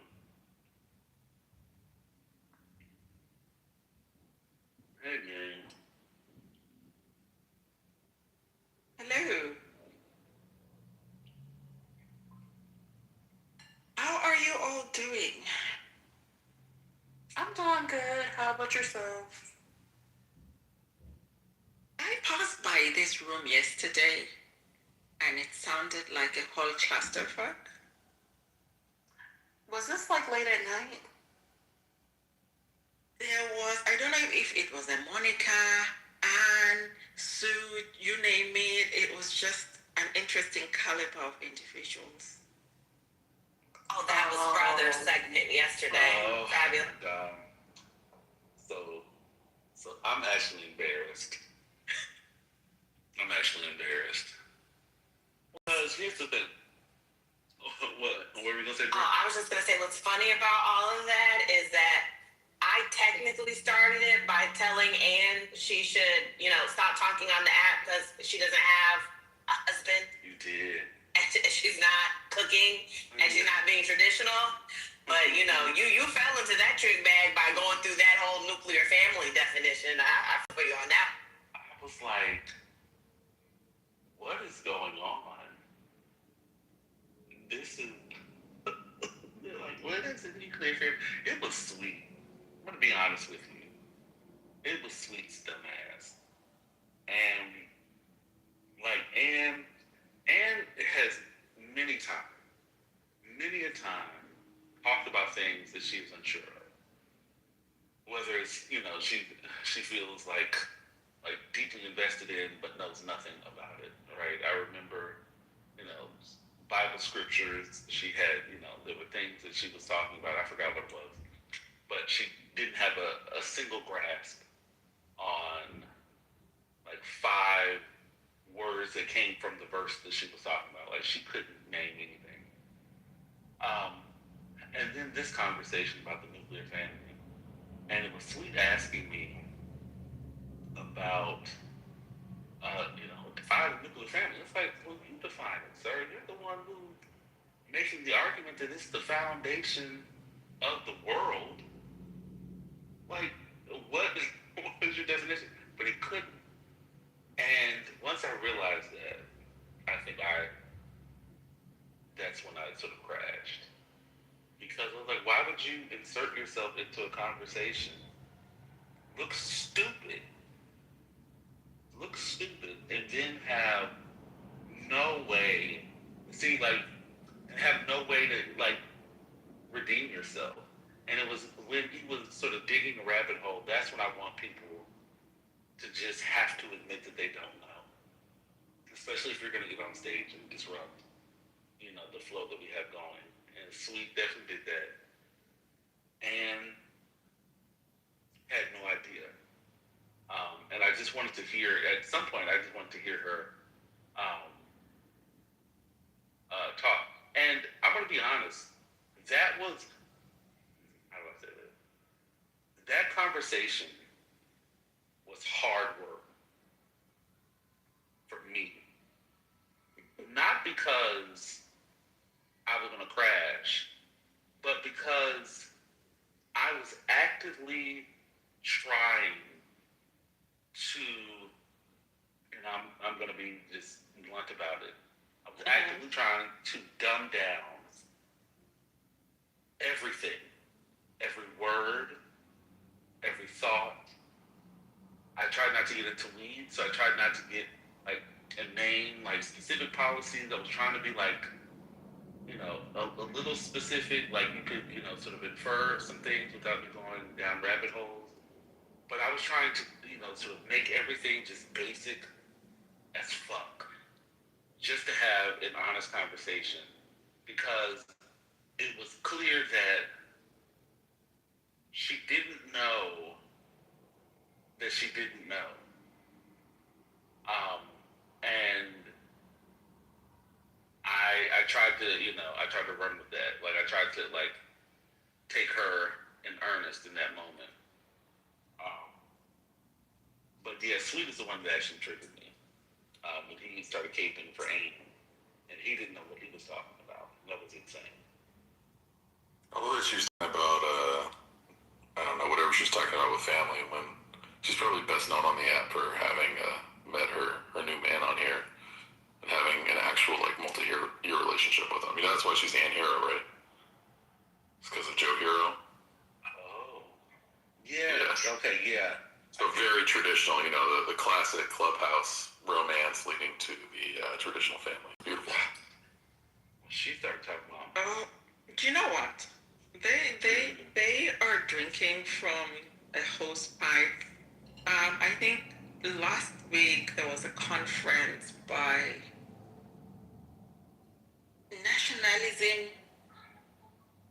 Republican nationalism or something.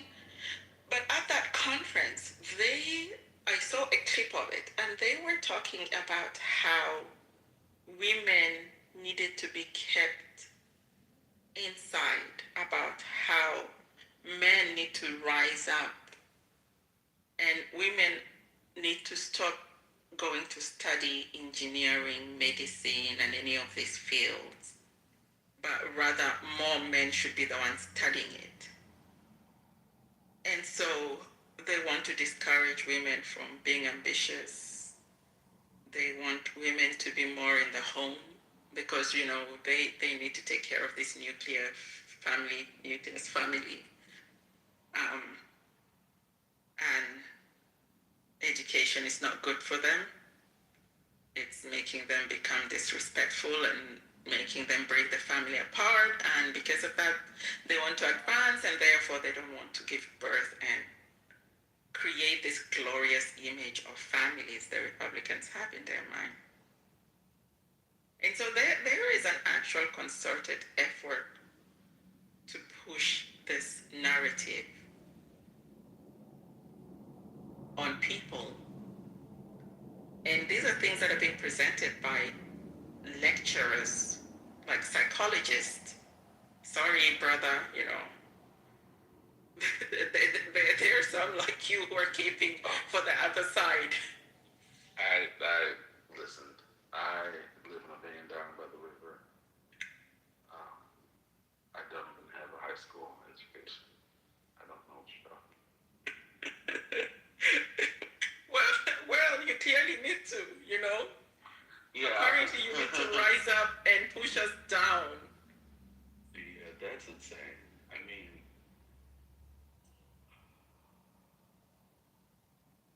it's really insane. Yeah, so when you hear them talking about all of this and protecting the nucleus family and all of these things in defense of it, there is a whole pipeline on this.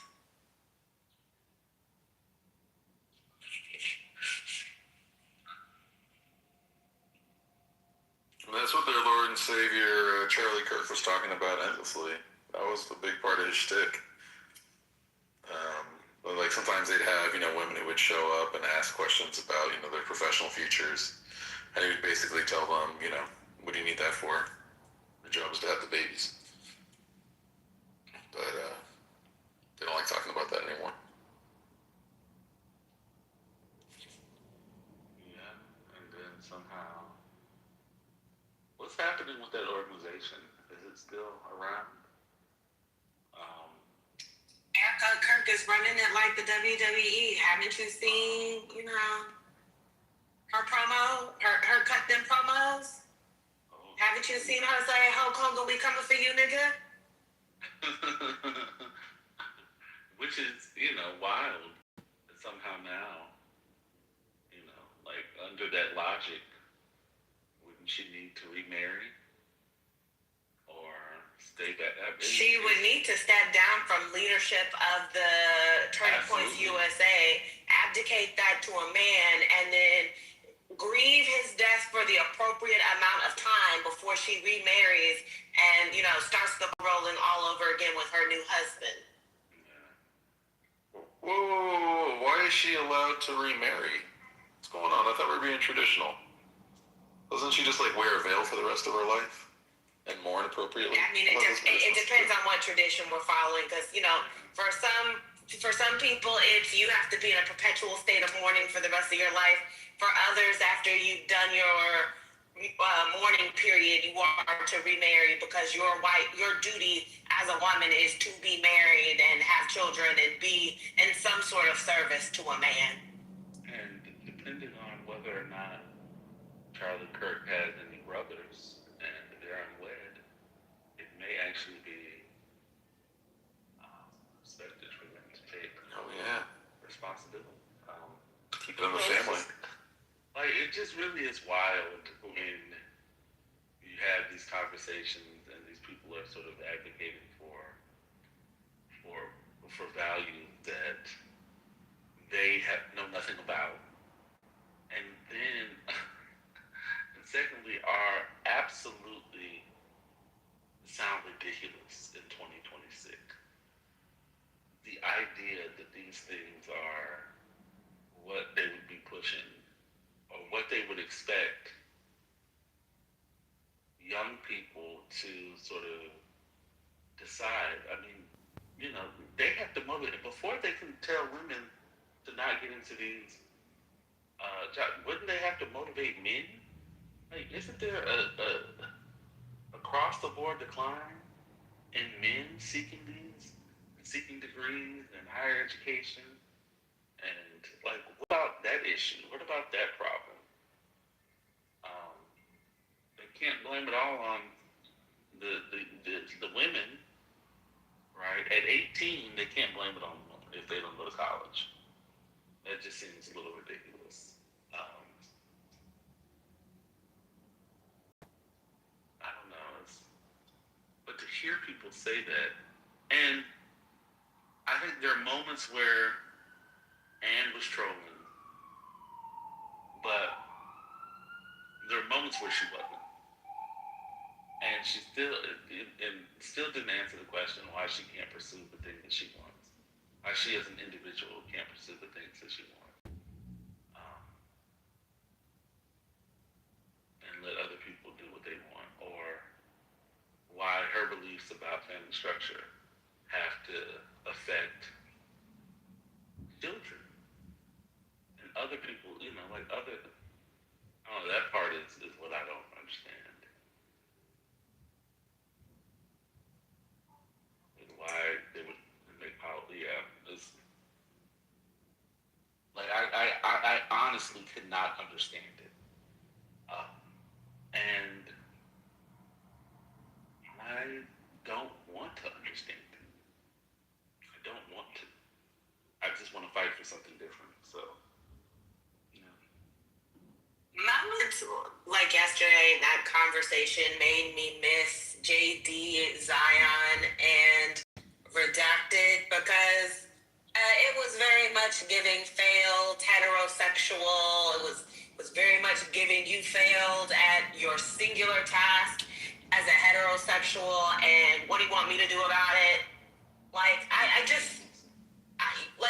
no shit. And I say this with respect, but like, the men in the room were kind, because if you as a woman are sitting over here in a room full of mixed company saying you want to revert back to traditionalism, then some of these men should have been ignoring you. They should not have been giving you any time of day. They should not have been validating your questions or your thoughts by even trying to formulate a response. They should have just said, oh, you like traditionalism, so I'm going to ignore you. So anyways, everything that you say, and minimize everything you say, and, little girl you for the rest of the conversation, because obviously, you have nothing of importance to say in a room full of stranger men you don't know, who you're not family to. Like, acting like the country is now godless, and that's what's taking away from the nuclear family and traditional family structures, acting as though the blue-haired feminists have any hand in this, and it's just like, sister, you're a failed heterosexual. The lack of God has nothing to do with this, because atheists are getting married and are having nuclear families, in quotations, every day. People who are not Christian but are religious and have their own religions are doing it every day. Like, your singular religion it does not move things, does not shake things, and people leaving your religion isn't moving or shaking things either. So, like, the feminists aren't doing much. In fact, like, because of the feminists, you're able to get up on this app and whine about the feminists and whine about how you want traditionalism. Because if you had it your way, you'd be in somebody's room closet like Harry Potter, barefoot and pregnant, and, sorting out fingers and making sure there are no wire hangers in the damn closet. Like, to your point, Brother Messi, she could never answer what's keeping her from it, because nothing's truly keeping her from it except for the nigga. I mean, the man. Yes. Whatever man, it's the man that's keeping you from that. He's not marrying you. And instead of her going upside that man's head and knocking his head between the force, she be traditional. It's not our fault that man is not marrying you. It's not my fault. Yes. It's not the blue-haired feminist fault. It's not the non-believer's fault. Like, we have no hand in that man not giving you that here damn ring. And there we have it. And that was really, and I decided I was not, because I don't really, most of the people that I engage with on this app in really confrontational ways are men. And, who have, said things, that are really ridiculous, and are, sort of generally, nasty or unpleasant, socially in the spaces. But that's what it was. It was definitely feeling like, I want this, but he doesn't. And so I can't. So rather than, moving on, I'm stuck here in this place that I don't want to be. And, tough shit. Because at the end of the day, like, you're voting for people who are making it miserable, making other people's lives miserable, with policies that don't actually support, families, including yours, the way that they're presently constructed. And so people got to suffer. And rather than just saying, listen, I may want this thing, but this other person, because that's real. Like, if you want a nuclear family, then the other person also has to buy into that system and do the thing. But you can't force other people. I don't know. It was really enlightening. And it was sad, to be honest with you. It was sad. Not in a way like, oh, I feel bad for her. Not that type of sad, but it was just sad. And I still I'll shut up after this. I still have no idea what the fuck Sweet was doing. I don't know what motivated him. What was the catalyst for him to engage? I think he heard the Bible. Because I asked her to like give a family or a verse or scripture that centered the nuclear family as the sort of the foundation of of the Bible, right? Because she was like, it's a biblical principle, turning away from God, the nuclear family, and all that. I was like, where's the Bible verse for that? She couldn't find one, and I think Sweet, because he had been triggered with, generally having to, basically admit that he doesn't know the Bible the way he thinks he does. I think that triggered him, and I think that's why he started speaking, and he still couldn't name it. When you crashed out on him talking about the swallowing of enchantments, and then he rebutted with swallowing rods, I was like, oh my God, how big? Let me tell you something. There are people who speak and they say compromising shit every single time. Like they don't even, and I don't even think it's, I'm not trying to say, closeted or anything. I'm not going there. But just just the things that you say, you don't know how that comes off to other people, how awkward that shit is. And Sweet is someone who phrases things very awkwardly. And at times, he gets you off guard. And I don't think he really listens to the things that he says. Like, he's not actually hearing conversations, especially when he's arguing. He's not hearing a conversation. But I think he thinks he is. And there's some people who aren't listening, right there. Like, they hear you talking.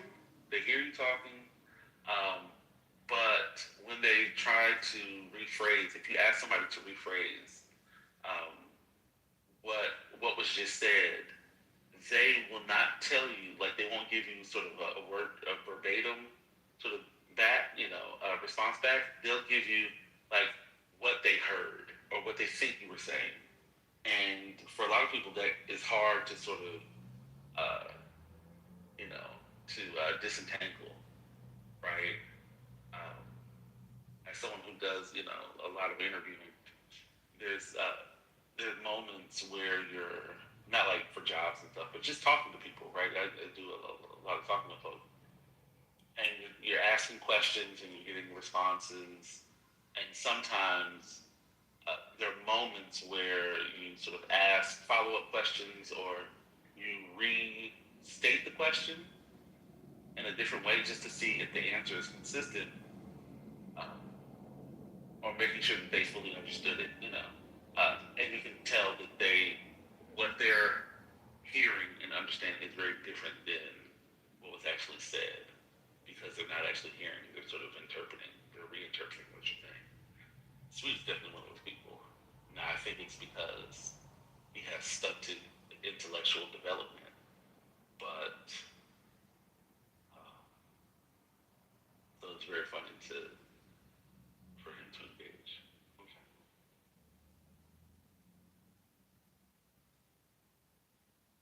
Yeah. Competitive hermeneutics. Yeah,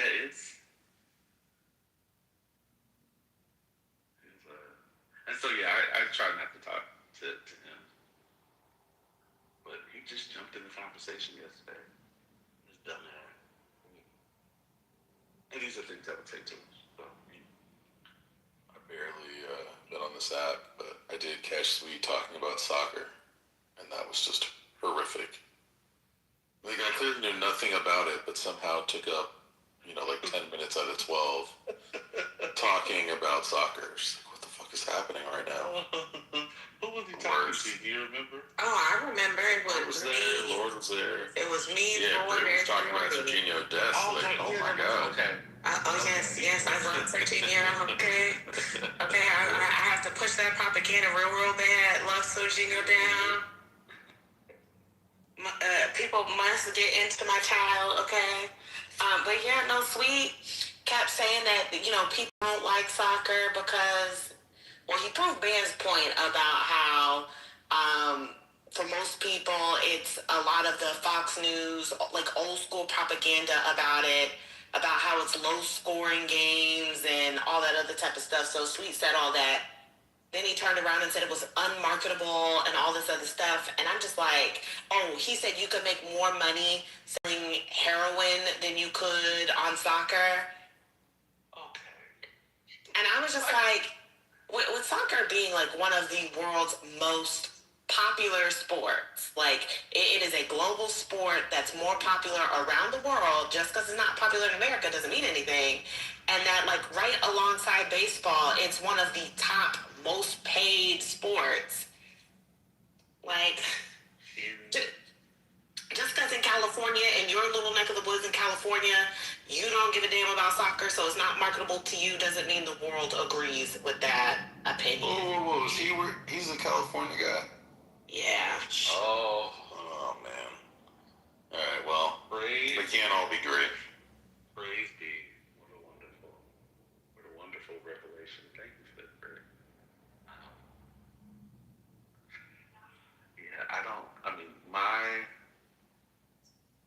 My knowledge of soccer begins and ends with the TV show Ted Lasso. I have respect for the sport, I don't hate on it. I'll watch it if it's on, like if other people are watching it. I go to my granddad's house and they'll have a soccer game on, and it's on mute. And, sit down and, talk and watch. But to compare it to selling heroin is interesting. Well, see, somebody else had it. I forgot how the drug part of the conversation came out. Somebody else was talking about something, and they were talking about heroin, and this was in the middle of the soccer conversation. And so when his brain put together, because he was trying to, like, throw a zinger out there, because you know how he likes to do. He likes to throw them weird little zingers when he feels like he doesn't get a chance to speak. And so, as soon as he heard that, he was like, oh, well, you'd make more money selling heroin than you could on soccer. Okay. Then he tried to make it at one point in time like another singer. Oh, Britt's more interested in talking about Tallarico than soccer. And I was like, no, we don't want to hear you speak on soccer. Like, we just had Omari blame black women for why people are not interested in soccer because soccer players are short and black women like tall men. And so in middle school, all of the boys feel like soccer's not cool anymore, and then they're not getting girls because they're short. So then they move on to play other sports, which Ben aptly pointed out that, like, that doesn't mean you'll get taller if you move to the other sport. You'll just be short in the other sport. Yeah. I came. Is that Omari? With the reason for that. I didn't. No, it wasn't Omar. It was Omar. Omar, that's right. Yeah, because then later on he showed us that PTR of him in Colombia with the Barbie arms. Oh my God. I'm gonna be honest with you. There was only a slight bend to the arm. Those are short arms. I mean, well, listen, that bend, it was very much Barbie. I know what Barbies look like because I had plenty growing up. I thought, oh my God, why are your arms positioned like that? Come on, Barbie, put them down. That's as a person who might have worn a shirt too tight and too small, when you don't have either money to buy up, or when you are in denial about the proper size image where you can get Barbie arms because you're trying to hold the shirt down that wants to come up. And Omar definitely needed an extra size finger for that shirt. Or he just need to put his hands down. Like, and just, you know, don't wear the shirt. But yeah, him wanting to show you that picture was very, he really wanted you to see that picture. Brit PTR. And then as soon as I PTR'd, I had to, listen, don't continue to ask me to do something, because now I'm going to have questions. Why do you look like that? Why are your arms like that? Why are you so tense? What's going on in this picture? Your mama said it was me, but hell, don't ask me no damn question. Don't demand I do something and not expect questions. That was interesting. Shit.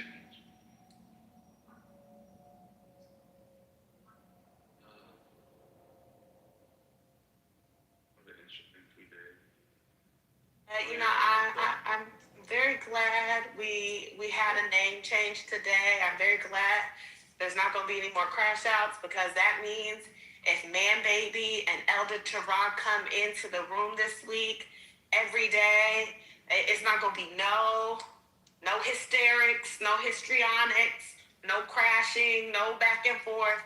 It's just going to be peaceful, and I can't wait. Well, maybe from his side, we'll see how long that lasts. But Elder Tara definitely, he's definitely not healed. He is definitely still hurt.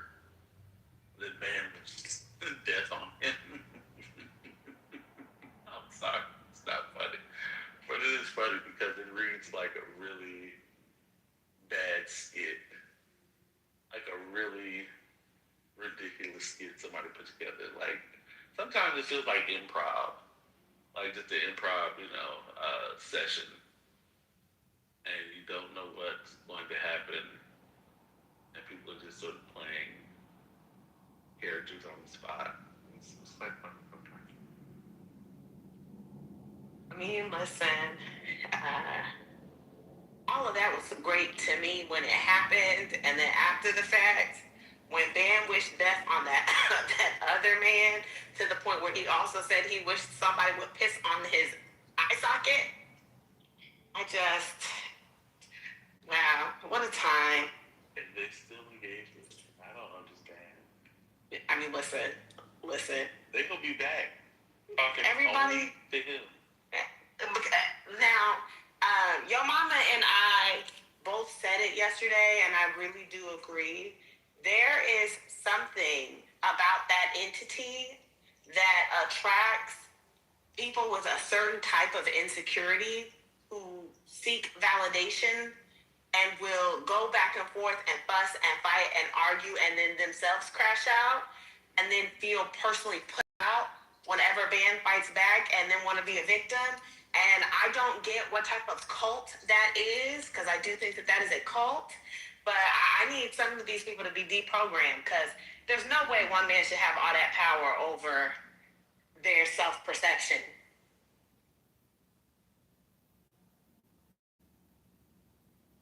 Yes, it's too much.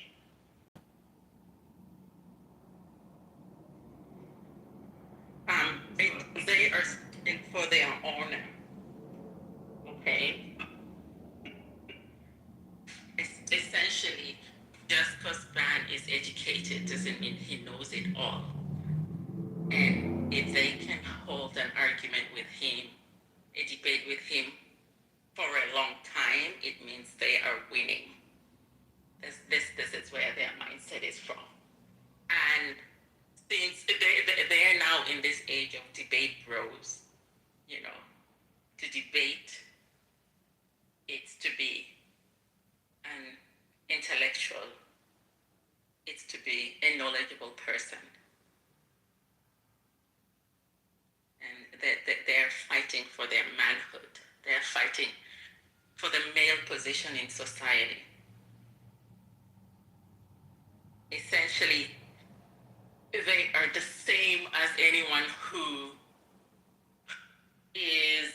educated, PhD, engineer, you name it. This is where they are. That what is the difference between you who went and spent 10 years acquiring this knowledge versus me who dropped out and did one of a few things. I got here, I got my house, I got my this and that. I got my $300,000 house, okay? Remember, someone once told us that was the epitome. It meant they were wealthy. They were living, I don't know if they were in Alabama or Mississippi.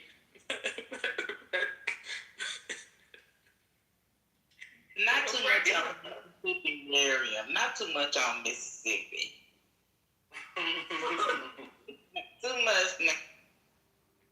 Who was saying that about the 300,000? You're not gonna get me in trouble, Miriam. You're not gonna get me in trouble. Anyway. I know the conversations you're talking about. Yeah, so essentially, like, who says that is better than them?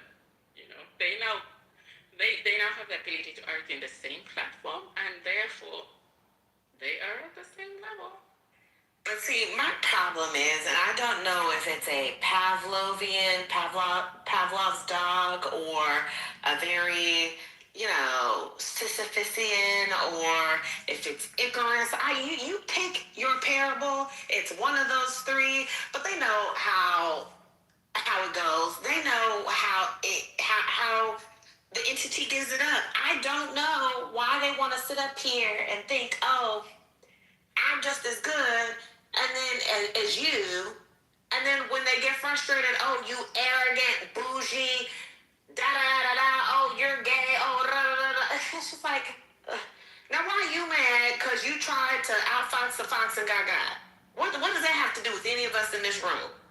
You wanted to pretend like you were just as smart. Everybody's laughing at you. Now you're upset, and now you're trying to fight the whole room for your honor back and your pride back because you feel hurt. Cry on that lady's couch about that, but don't come up in here trying to tear up furniture because you couldn't handle it. That's what I don't like.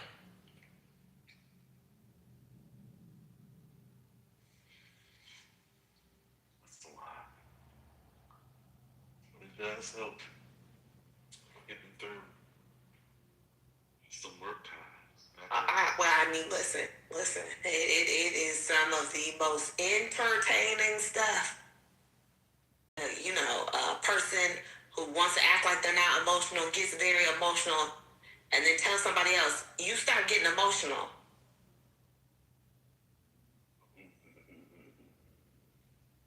The Spider-Man point mean time is my favorite time in this room. Favorite. Yeah, that's a good one. That's a good one.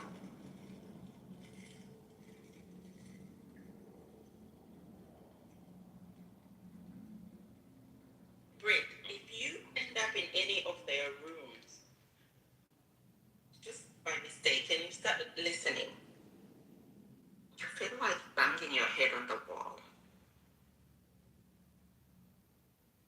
They are cheering each other, and I once ended in a room. They were cheering each other, and they were complaining about one of their people who spoke and was trying to bring the Black perspective, okay, the Black people perspective, and they were like, no, why do you need to delineate this?